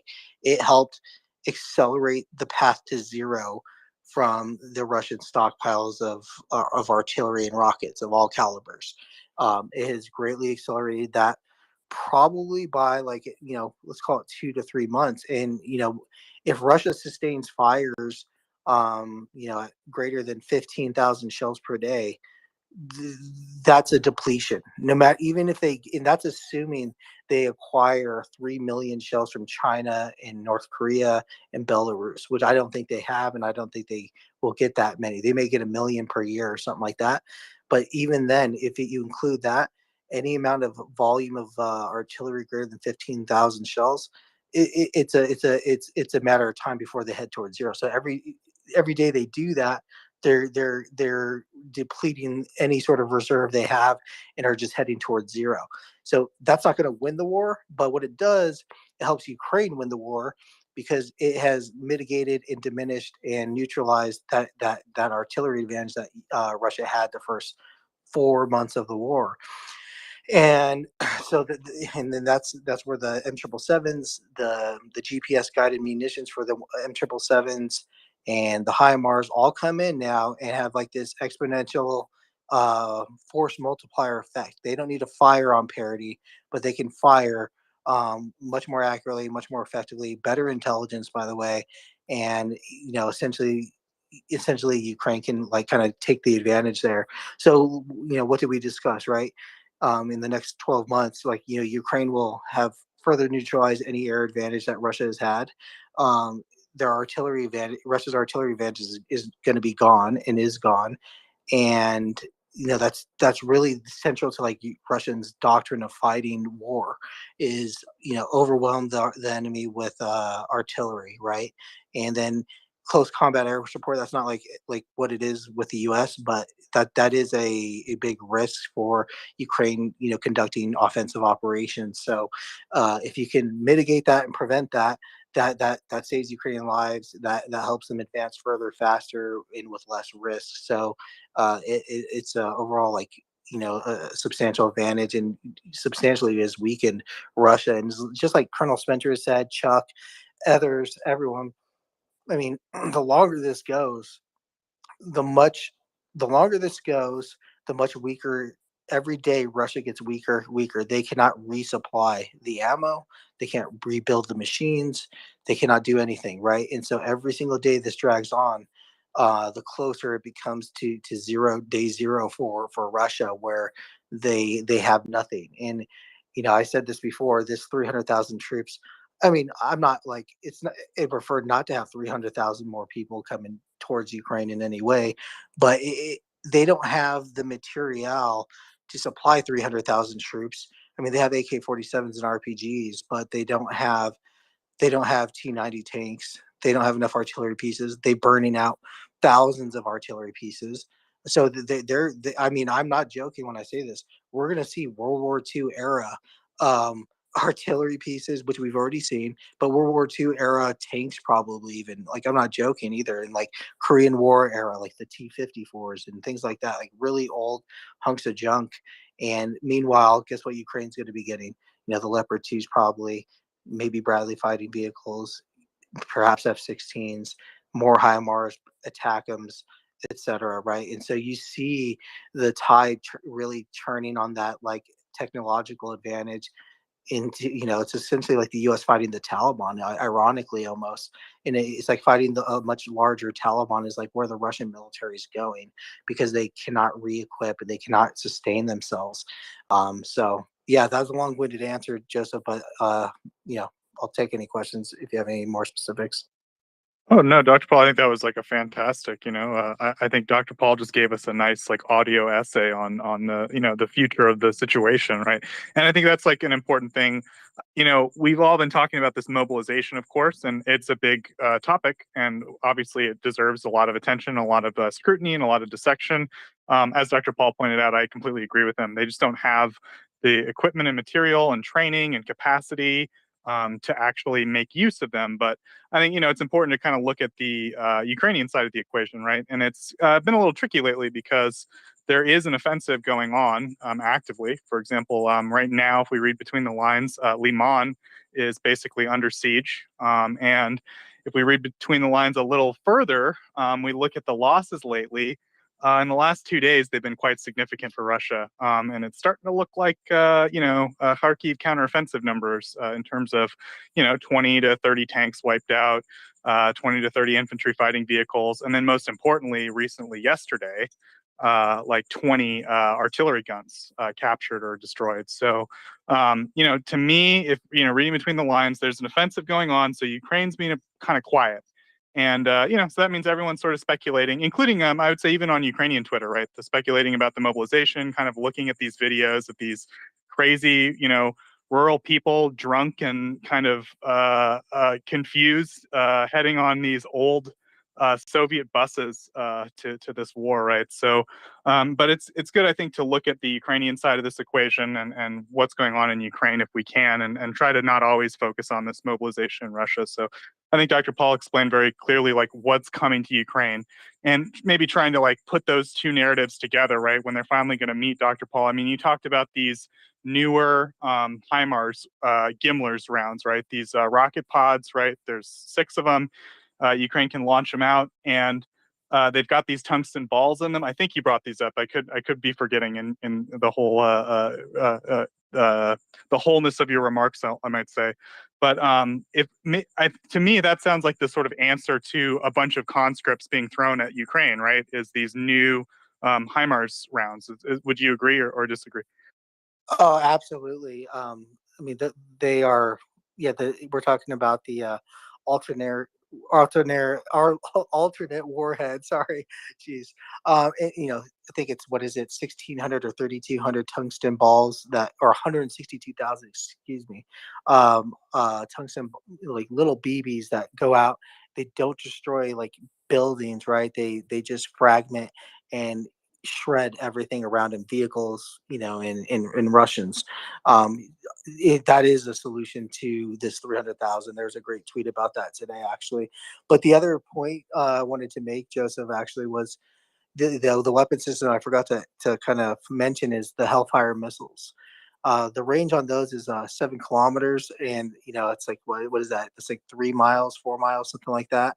So it's longer than Javelin. It's more potent than Javelins, and it's kind of interesting what they can do with those. It's I think it was Norway that supplied a ground-based system that can carry multiple of these Hellfire missiles on there. And I guess what I'll say is, if the United or whoever, if the Ukrainians were able to figure out how to get the HARM missiles onto Su-57s and Su-31s and MiGs and things like that, there's no reason to say maybe they can't figure out how to put Hellfire missiles onto the helicopters that they have and the planes that they have, and that's a pretty big game changer relative to those stupid unguided rockets that both Russia and Ukraine are firing, like 45 degrees into the air and towards the direction of where Russians are or to the enemy is on each side, and hoping they hit something. That's pretty. It's kind of like it's kind of an overly poor risk benefit to like even risk a helicopter to go do a mission like that. However, what's interesting is what Ukraine has been doing with their soft units is phenomenal, just in general. Like, if anybody was listening to Chuck tonight, he kind of went into detail about about that headquarters where the general got hit and the colonel and like his command staff. So that requires somebody to be there a drone can't just detect the patterns of life of the enemy, right? 7 a.m. is like, where the command comes in and he has a staff meeting. Like that requires eyes on the ground and targeting on the ground real time with drone support, I'm sure.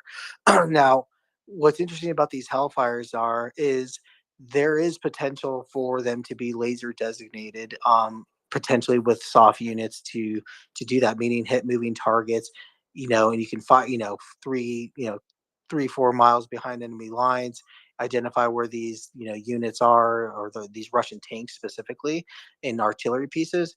And, you can essentially shoot it and forget it from a helicopter or the ground station or however it could work. And it really decimate the frontline units of the Russians. So I think that's personally, I think it's a game changing piece of kit, and would be really looking forward to seeing some videos of that at some point. I believe I saw one video, and I sent it to Chuck and maybe even CJ, asking what they thought about it, because it looked very different than a javelin strike or an NLAW strike or an artillery strike or a loitering munition strike on a tank. It was a massive, massive hit, and it came out of nowhere, and it was highly effective. So I personally think that's what it was. But I'm not the expert on really understanding that. Someone like Portland would be great to have on to discuss that at some point. But yeah, that's another key piece, because you can pre-position these ground systems, in a line of retreat if needed. That's kind of the Ukrainian strategy. Like when Russia does an offensive, like they kind of suck them into like corridors to get annihilated with artillery and other things, right? And the one thing I was surprised I haven't seen in this war is that I was kind of expecting like javelin killer teams of like 10 to 15 finding a column of guys or of Russian tanks and vehicles, and then launching at once 5 to 10. But we aren't really seeing that. It's more like hit and run tactics, 1 to 2 javelins, and then or NLAWs, and then they kind of like disperse and then do it all over again the next day. But here with the Hellfires, because of the range, you can pre-position, remotely fire. I don't know the exact number, either 4, 6, or 8 of these, and really decimate an entire column in pre-positioned areas. And so, yeah, I think that's going to be a big game changer, especially with the soft units working in unison with those weapons.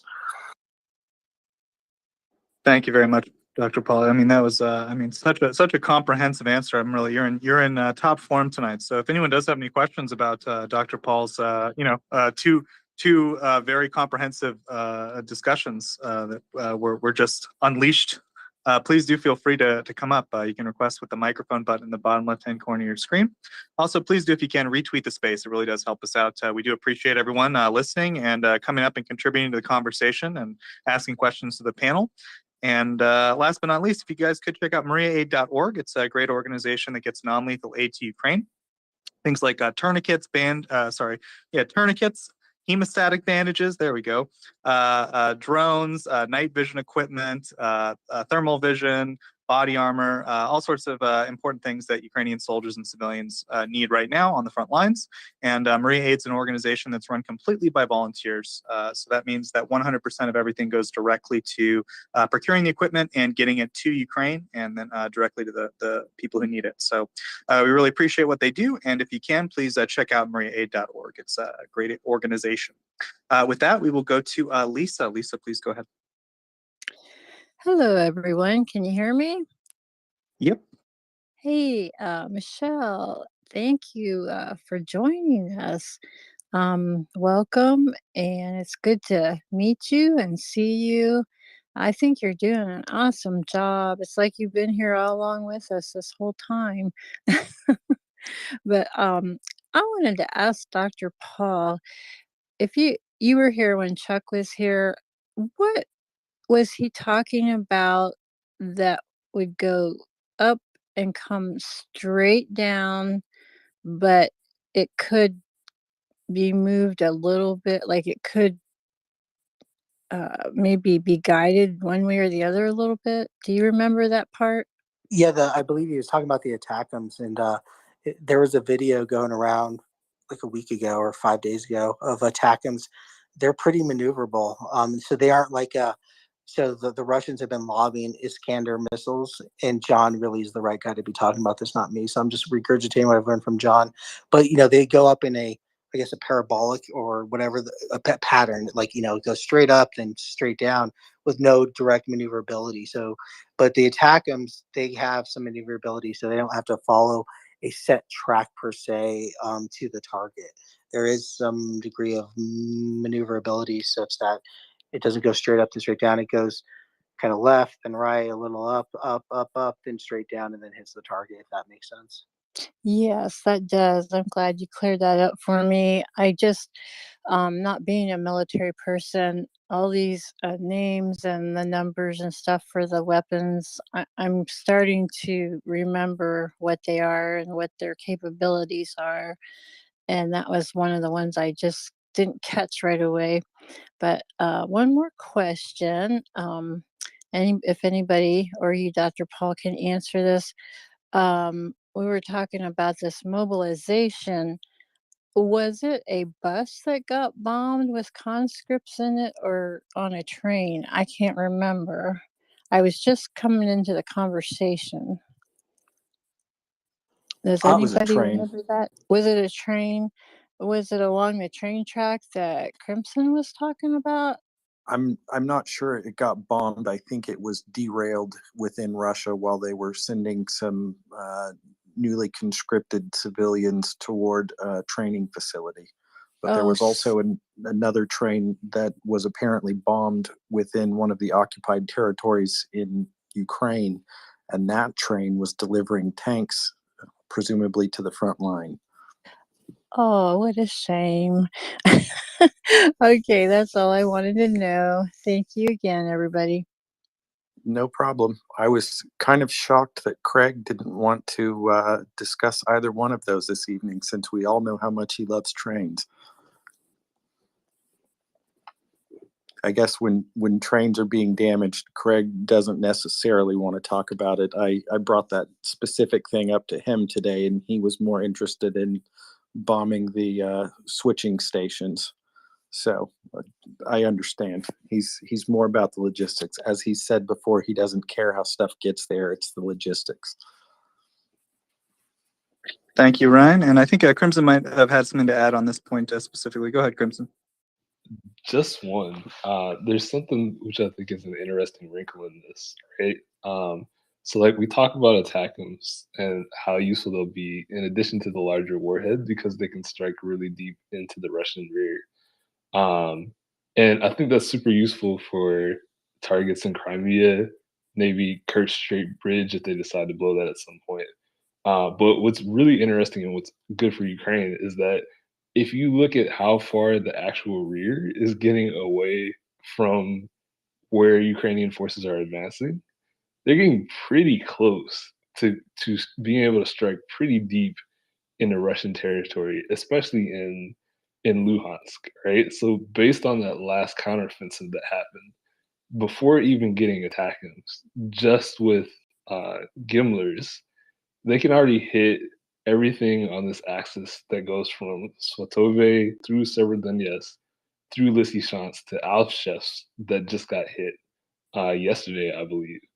And if any part of that northern Luhansk Oblast falls, just like the recent North Kharkiv offensive, right? Part of the reason they lost so much territory so fast is that there actually aren't a lot of bigger towns and cities very close together. They're very spread out. So that means if you lose one position, there's a lot of ground to cover before you get to another strong point. And so if they lose any of the strong points in northern Luhansk Oblast, it's quickly going to get to the point where they can hit Luhansk city itself and anything else in that region with Gimlers before they even get ATACMS, which is really interesting. And I think that's another reason why like this next month or so is a really, really, really pivotal time in terms of establishing positions that allow them to strike more deeply, even before they get longer range munitions than they already have.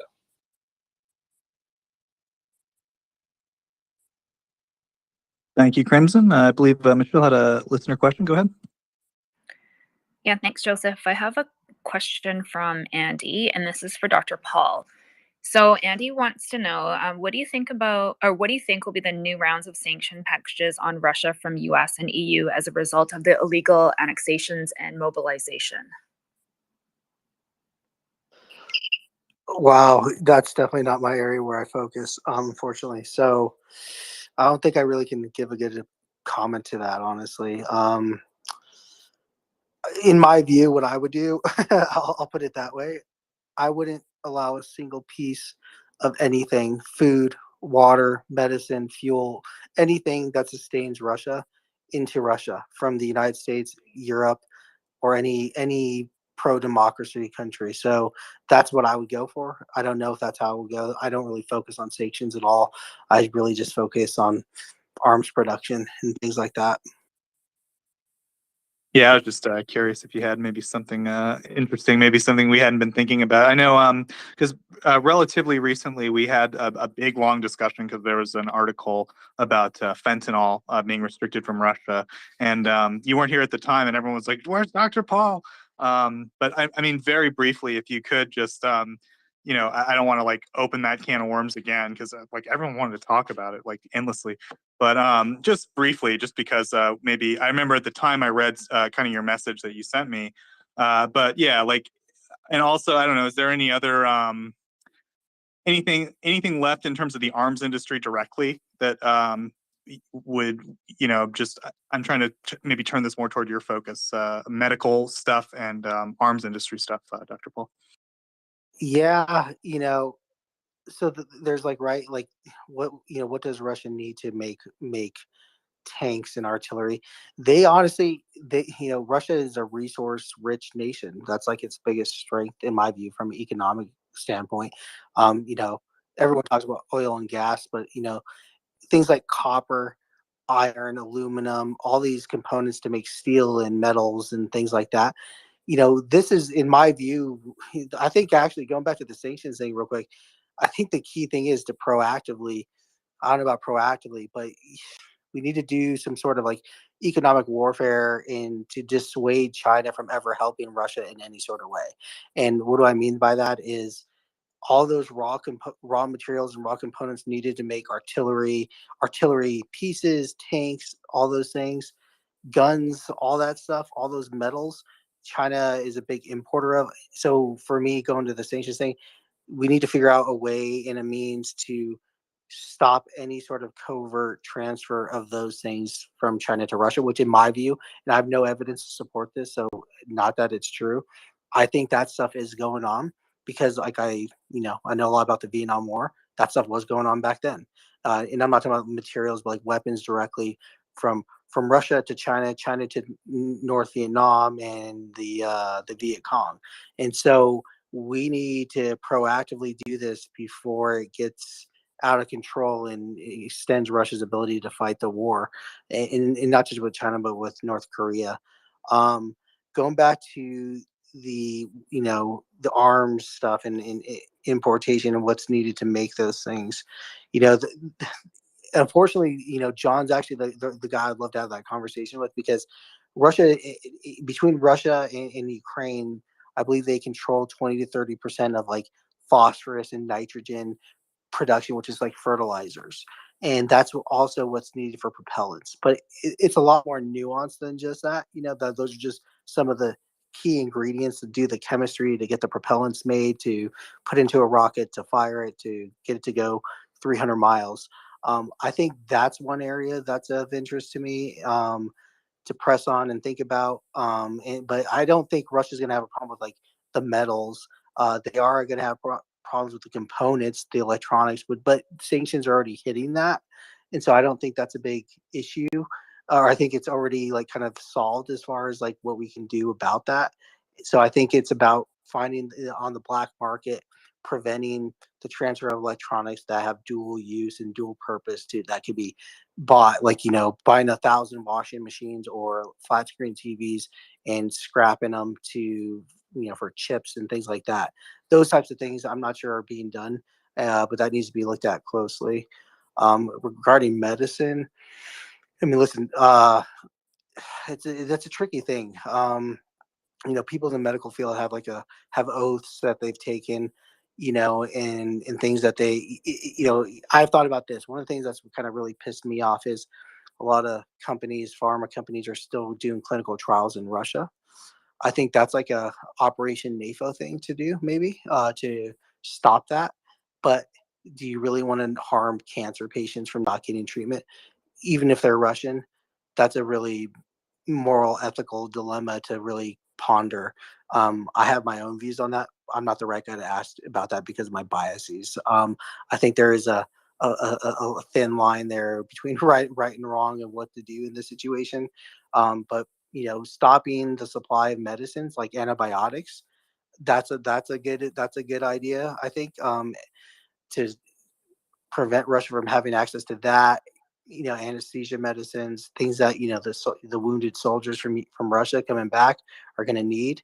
Because if you can press them on those types of things, then the wounded to casualty rate, that or the wounded rate to death rate, the conversion essentially from the wounded to death would be higher. Which in warfare, unfortunately, this sounds really grim to talk about, frankly, but it really that's what you're trying to do, right? And the issue with that is we need to press India, because India is a big generic manufacturer of a lot of old medicines, like antibiotics, for example. And so, maybe the United States with sanctions needs to look at something there with India and preventing any sort of export of medicines and other key electronics and things. Whatever India is doing, they aren't doing enough to support Ukraine, that's for sure. But we need to make sure to stop the flow of everything really into Russia.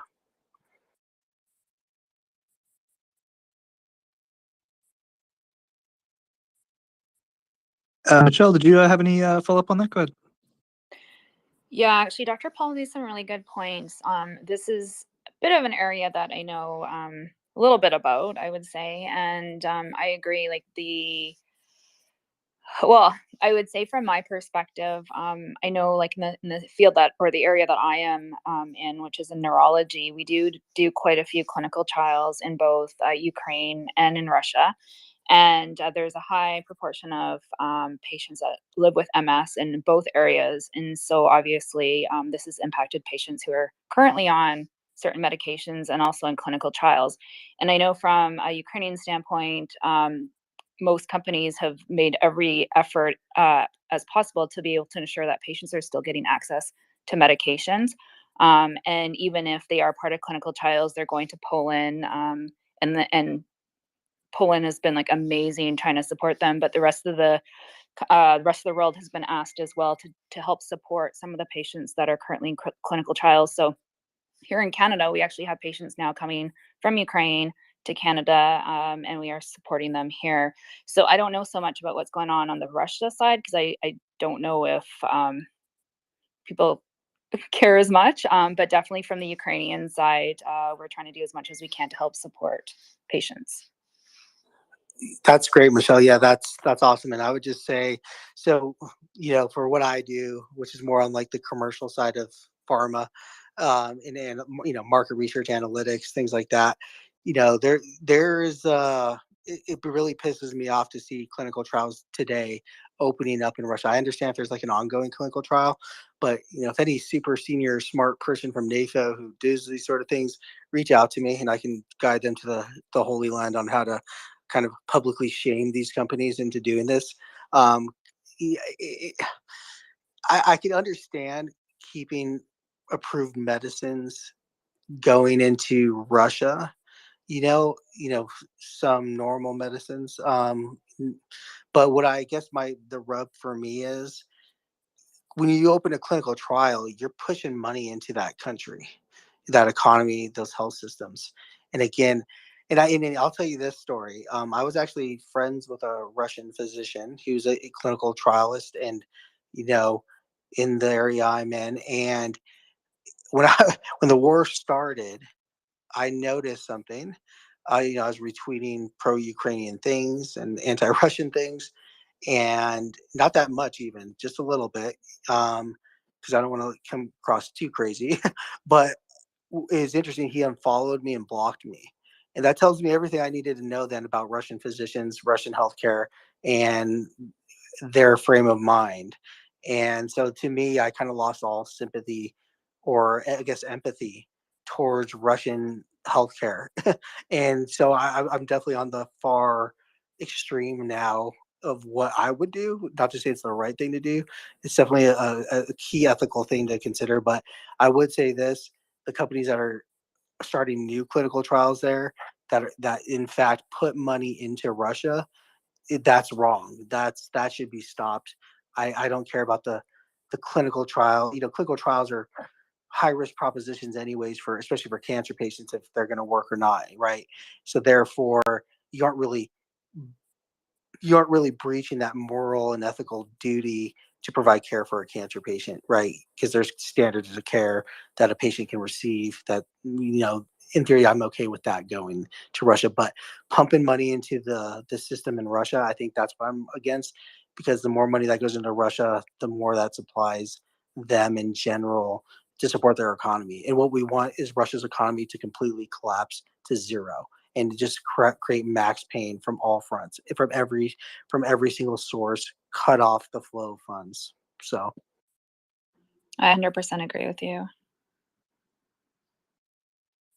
Yeah, thanks, Michelle and Dr. Paul. And I just want to maybe make it clear once again, I think Dr. Paul did a great job saying this up front, but just, these are Dr. Paul's like personal ethical thoughts on the matter. I don't think he's like saying anything definitive about this. And, I think he was very clear on that. So thank you, Dr. Paul. We have a lot of hands that have been very patient. Very quickly, I want to go to Colby, who I think has something he wants to say on the sanctions, and then we'll go to the rest of the hands. So thanks for being so patient, everyone. Go ahead, Colby. Thanks, Joseph. So, sanctions. I think that Western countries have already, I don't want to say exhausted, but they've done a lot of what they could do with primary sanctions.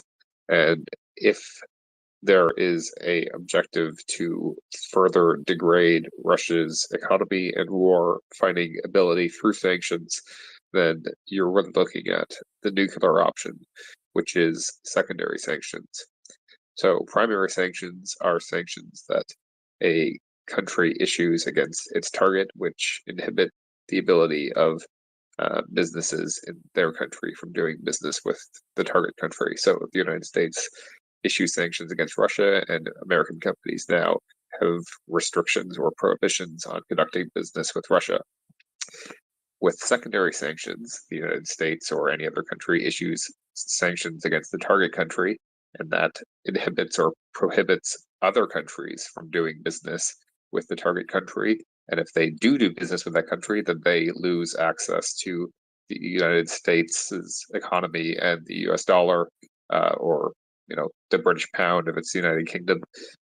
This is the nuclear option. And so far, the United States and other countries have not leveled any of these sanctions because they have very far wide-ranging consequences.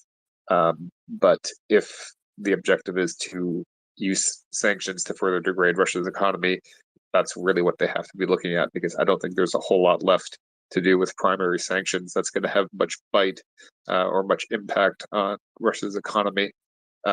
So I would suggest that if there's a desire to escalate the response due to Russia's sham referendums they're conducting, which is what the question was originally, they should just be looking at escalating the amount of military aid that they provide to Ukraine. That would be the appropriate response in my mind to the sham referenda, not just trying to have more sanctions of any variety. Amen. Okay, I see that Support has their hand up. Support Ukraine. Yeah, thanks, Michelle. I just had a follow-up question for Dr. Paul about the tungsten BB HIMARS, as it were. I vaguely recall hearing a couple of months ago that the U.S. military was starting to sort of decommission that particular type of HIMARS. Like I think they were retooling some of them to use the more standard explosive payload. Just wondered if that's true, if you can confirm that. And if so, do we still think there'll be some that'll be available to be used in Ukraine? So what you're thinking of, and you're kind of mixing the two. So the alternate warhead subbed out like cluster munitions from the DPICM, I think it's called, the DPICM. Those are being decommissioned and have been. However, the United States classified 2,400 of them for emergency use only. So they have some in stockpile, these old ones. Those are the ones that are really the best, probably, I would say. In fact, it's noteworthy that the Ukrainians, this was, I think, in August or maybe July, they were asking for the DPICM version of artillery. Now, there's 155 millimeter artillery that have this DPICM type of warhead or explosive charge, and then there's also a Gimler's rocket type that has it. So but the Ukrainian request that was publicly disclosed is they want the DPICMs. What's interesting about that is, right, that's a vague term, right? We want DPICM artillery. Well, that can mean, technically HIMARS is artillery. So therefore it can amend, HIMARS can emit the 155s. We don't know, but it's interesting to note that the United States has 2,000 to 2,400 of these, HIMARS versions in the stockpiles. And by the way, they expire in 2024, because they only have each of these rockets has a shelf life. In the United States, extended it in 2019 from a 10-year shelf life to 15. So that cost money. So they procured the upgrades or whatever they had to do to make them last another 5 years. So that's where they are now. So they're going to be gone in 2024 anyways. I say, like, to Colby's freaking point, I think he nailed it spot on. The appropriate response is not sanctions to the mobilization rhetoric. The appropriate response is heavier, stronger, more aggressive weapons. And that should have been given months ago, but here we are. And that's the right response, is stronger weapons and to really cripple and debilitate the Russian military. Great. Thanks so much for clarifying that.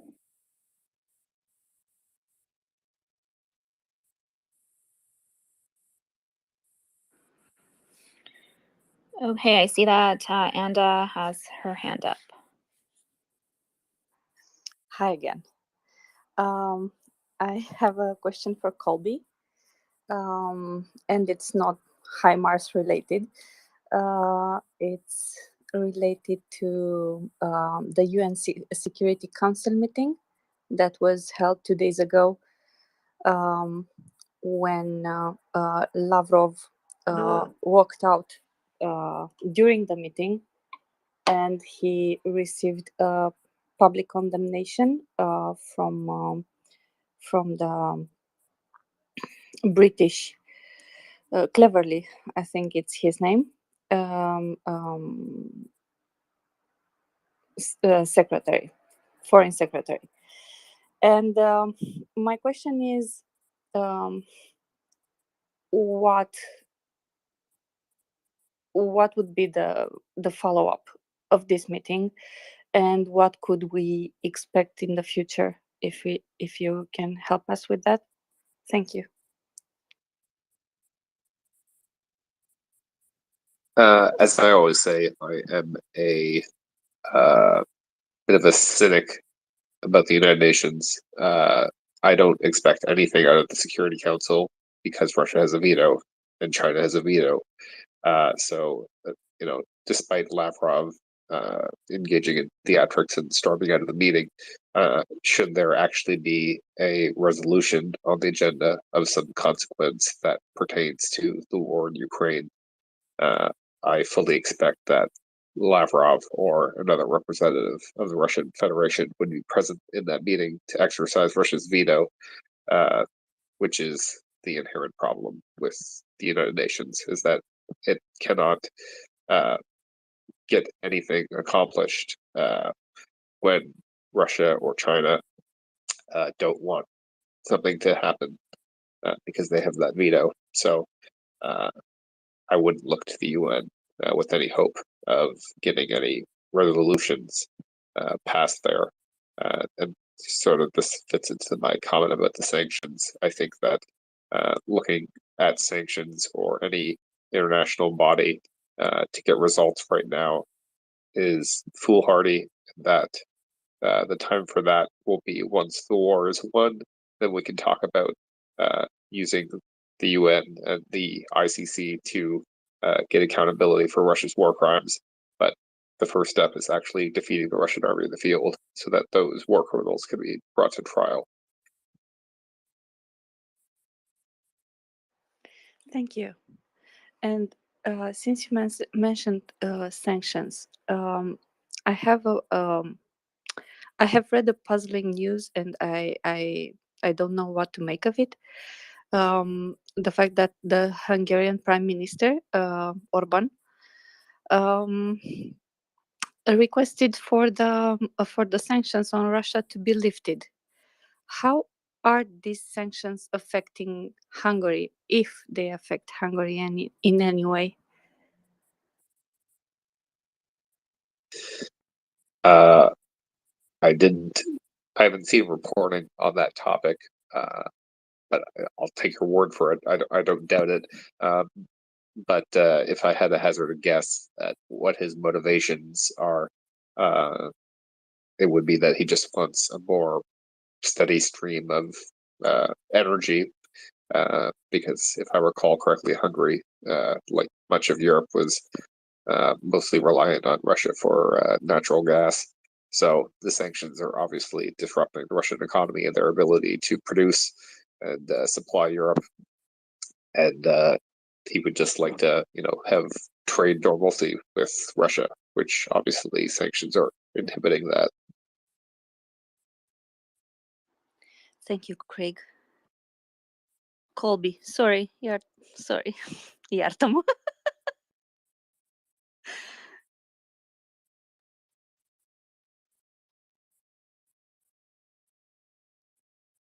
Thank you, Anda and Colby. Up next, I believe it was Fallacious. Please go ahead.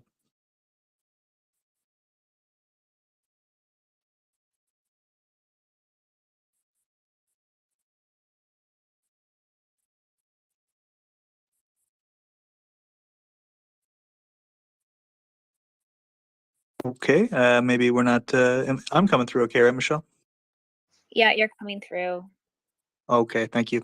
Up next, then we have Irish Ting. Please go ahead.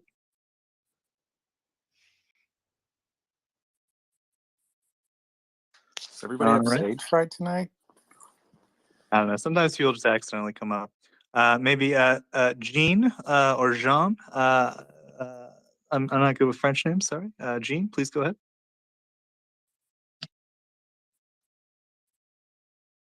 Ooh. I saw you unmute there. So does that mean no, nothing to say? Okay. All right. We got a lot of people on the panel not talking. So yeah, but if anyone does want to come up and actually talk, you can press the microphone button in the bottom left-hand corner of your screen, and then once you get up here, you can press the little heart icon, and on the far right, you can raise your hand, and we'll do our best to answer your question. Yeah. But no, right now we've got Dr. Paul and Colby up. I think Colby, it sounds like you're a bit under the weather, though. I'm hoping you get well soon, buddy. You feeling all right? How'd you guess? I figured it was probably pretty noticeable in my voice. Yeah, you sound a little stuffed up, man. I hope you feel better. Thanks. Yeah, me too.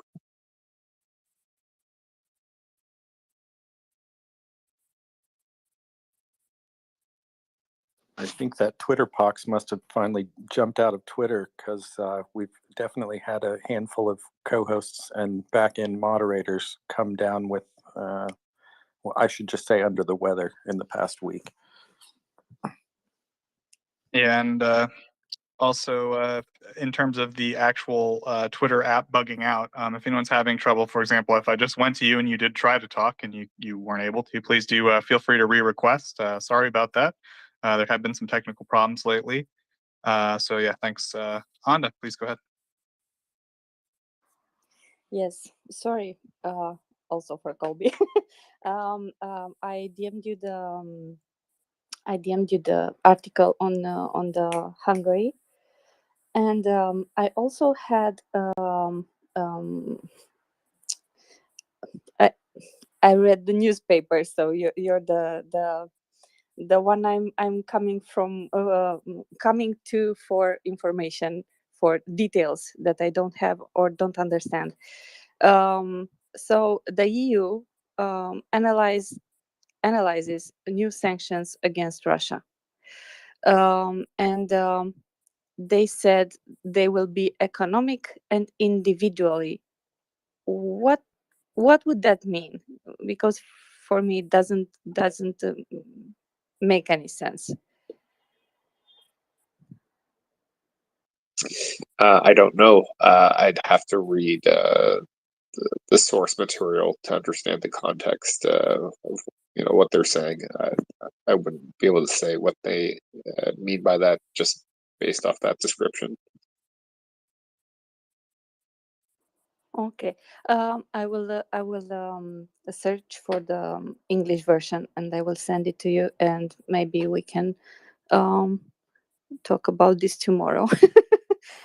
Sure. I mean, I'll say if you're reading it in Romanian, then sometimes things kind of get lost in translation when they're being translated from one language to another, and the meaning doesn't quite convey the same way. Exactly. But usually I can find the same news in Western newspapers, so I will try to find the equivalent, so you have, um, as you say, a correct translation. Okay, thank you very much. I have a question for you, Joseph, from one of our listeners. So this is around just Putin, and there's some talk today about him potentially having more of an active participant in military strategy tactics. Is there any truth or insight whether he has any understanding of the current Russian military situation and its state of despair? Is he capable of being sober and accepting some truth of the military situation? So thanks for answering that if you can. Yeah, it's a good question. I mean, it's kind of a speculative question, right? We don't really have a full picture of the kind of information that Putin's getting, or what exactly he's going to read into the information he gets. But broadly speaking, right, we've heard sort of since maybe 2 months in or so that Putin has taken a direct role in various types of military planning. Again, we can't confirm it for sure, but various sources have said this. If it's true, it's probably a good thing, I guess, overall, because Putin doesn't seem to have any real military experience or operational planning experience, or I would say he seems to have a World War II understanding of strategy if we're looking at the situation on the ground. But anyway, yeah, I think, like, broadly speaking, if we look at the Russian system itself, which is sort of predicated on, making up a bunch of numbers and impressing your superiors, I'm guessing that he doesn't have like a true picture of what's happening. I'm not going to say that he's like completely oblivious and that he's, his noblemen are, deceiving him or something like that. I think that he's clear. I think that the lack of results, he's not completely in the dark to the situation, but I think that, in terms of the actual stuff his subordinates are telling him, it's probably, look at these numbers, boss, we destroyed 48 HIMARS, we're doing great. That's like my belief. And I don't think we want to get like too deep into speculating exactly like what what goes on in Putin's mind, or I don't know exactly how much it really ultimately changes much, but yeah, if anyone does maybe want to comment on it a little bit, we can maybe go into it a bit. So yeah, thanks, Michelle. It does seem like some people maybe wanted to talk about it because we got a lot of hands now. So I'm not sure if I know the order. Do you have a good idea? Go ahead. Yeah, I saw Colby put his hand up, so I don't know if it was in response to the same question or if he had a Yes. comment question. Okay, perfect.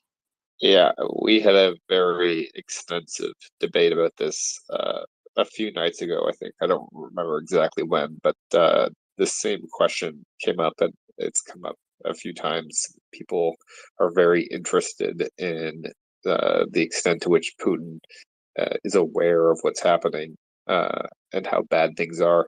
And for me, it's all a little bit too speculative. It's obvious that he knows that his soldiers are not currently sitting in Kyiv. That much is clear. He wouldn't be issuing this mobilization order if everything was going, swimmingly for them. So I'll leave the psychoanalyzation to Dr. Tom and others who have background in that field about what's going on in Putin's head. It's all a little bit too much for me personally. I don't think it's productive, honestly, to try and play these guessing games about what does he know, what does he not know. I think, just based on what we know about the Russian, their state, their apparatus, the way that Putin operates, he does have yes men around him, so he's probably not getting a full picture, but he's certainly not completely in the dark either. He knows things are not going great. He's probably getting some embellishments, a mix of accurate and incorrect information.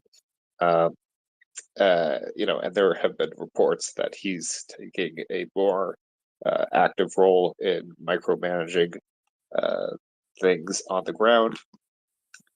And to that, I will just say, and I tweeted this, that will go worse for him than it went for a certain Austrian corporal during World War II. Yeah, thanks, Colby. I think, like you put it really succinctly. I couldn't really put it better myself. And yeah, unless anyone has anything really to add, like beyond that, I don't think there's much productive to be gained from speculating too deeply about it. But I was happy to try to give a short answer. I think Colby gave a pretty succinct answer. So thanks for that. Michelle, go ahead.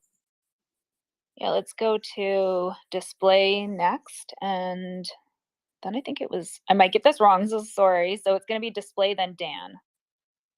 Oh, and before we get too far off topic, I have an anecdote that relates specifically to this, so I'll just hold it if you want to go to other speakers first. But yeah, go ahead, Crimson. I was going to change the subject, so go ahead. Okay, so I just wanted to say, since you wisely wanted to veer away from speculation to what we know, take this with a grain of salt. It's anecdotal. But speaking directly to this, the other day, right, just a short few days after essentially getting routed in the Kharkiv area, Russian forces made an attempt to assault Kupiansk, and that's a city that the Ukrainian forces just took. There are quite a lot of Ukrainian forces in that area, and those forces near Kupiansk and in that area of Kharkiv are in no condition whatsoever to mount an assault. Right, they're heavily degraded. At best, they should be at least regrouping and refitting. Maybe they should actually be falling back towards stronger positions. So when I saw that reported by the general staff, I wondered, like, what in the world possessed them to do that? And then there's this account, War Translated, Dmitry, the Estonian translator who translates intercepted communications from Russian soldiers. And he translated, I believe, either yesterday or the day before, a soldier who, in an expletive-laden rant, was describing the situation there. And essentially what he said is, they did that because they were told to take back all the territory that Ukraine just captured. And he was speaking to, I believe, his wife, and was sort of, colorfully saying exactly how much sense that doesn't make. But the other thing that he said that I thought was interesting was that order to do that came directly from the top, from Putin. And so I thought that was an interesting anecdote. Obviously, again, take this with a grain of salt. We never know for sure. But yeah, it would make sense that someone in a position like that would order something that makes that little military sense, but is sort of symbolic. And I thought it was interesting and maybe pertinent to what was being discussed. Yeah, thank you so much for adding in your input, Crimson. So we'll go to display next. Hey guys, good evening. Before I change the subject, I don't want to speculate on what Putin knows or Putin doesn't know, but let me just put it this way. The more Putin commands direct troops, the better it is for every supporter of Ukraine. And on that note, I wanted to bring up a different subject. So with recent events in the past couple of days, mainly the full general mobilization. I know partial mobilization gets thrown around on Twitter and social media and all sorts of places. Let me just tell you, that's completely wrong. I've read the original Russian documents. I've talked to some of my Russian friends who've also read the original documents. There's no such thing as a partial mobilization. This is a general mobilization. If people don't realize that this is a war by now that's been going on for 8 years and 7 months, it's time to wake up. This is about as far as you can escalate. I don't know. I'm appalled every time I hear somebody say the word conflict. It's disgusting. You need to call it what it is. Words have power. So on that note, I forgot what the second subject I was going to get at, but I'm sure I'm going to remember as I keep talking about this. But I heard that NATO Secretary General Jens Stoltenberg and White House Press Secretary Karine Jean-Pierre, they both talked about potential responses to this escalation by Russia. And I was kind of wondering what the room thought on when we could see some real actionable items on that front, because the West really needs to react to this. Basically, Russia is just extending their loss even further and costing more Ukrainian lives and their own lives, frankly. And we need to put a stop to this. Thanks. Yeah, I mean, it's a great question. It's a great point. I wish I had a more like concrete answer for you. I think the best I can say is that we've seen a reaction certainly from both the EU and the United States in terms of seeing this, and I think that there will be some kind of a response, right? In terms of providing Ukraine with a new level of support, a higher level of support as a result, a direct result of this. But beyond that, like specifics, I think it might take a little bit of time. I think the EU is talking about a new round of sanctions. Obviously, I'm hopeful that it'll go far beyond that. But I think that it's pretty clear that, as you pointed out, this is this is a general mobilization. I think you're absolutely correct in that, and that this is essentially as far as Russia can go. Like this is the end of the line for Russia. They're scraping the barrel in terms of like who they can use now. It's no longer just dragging homeless people off the street and going into insane asylums. This is basically kidnapping everyone that they can politically get away with at this point, emptying out villages in rural Russia, emptying out any non-Russian population. I mean, this is a huge I don't know. They're throwing a lot of meat into this grinder, and it's really this is the moment that I think that the countries supporting Ukraine need to step up and help put an end to this. Ultimately, this is the time where the decisive blow can be struck. So any follow up there, Display? Go ahead. Yeah, in the Stoltenberg article, they mentioned increasing military aid, and so that's why I was kind of wondering what could be next on the docket. Obviously, we in this room know that Ukraine needs IFVs. They would love NBTs. They would also love fighter jets. They would also love ATACMS, which they may or may not have. I won't speak to that. But what do you guys think? I mean, sanctions are also great too. I agree. Me personally, at the end of the day, I want to see air power, but I don't know. Colby, any broad thoughts on this? Kind of an open question. This isn't complicated. Just send ATACMS, send more trucks, send more armored personnel carriers. It's not complicated. I don't know what the White House is waiting for. I really don't.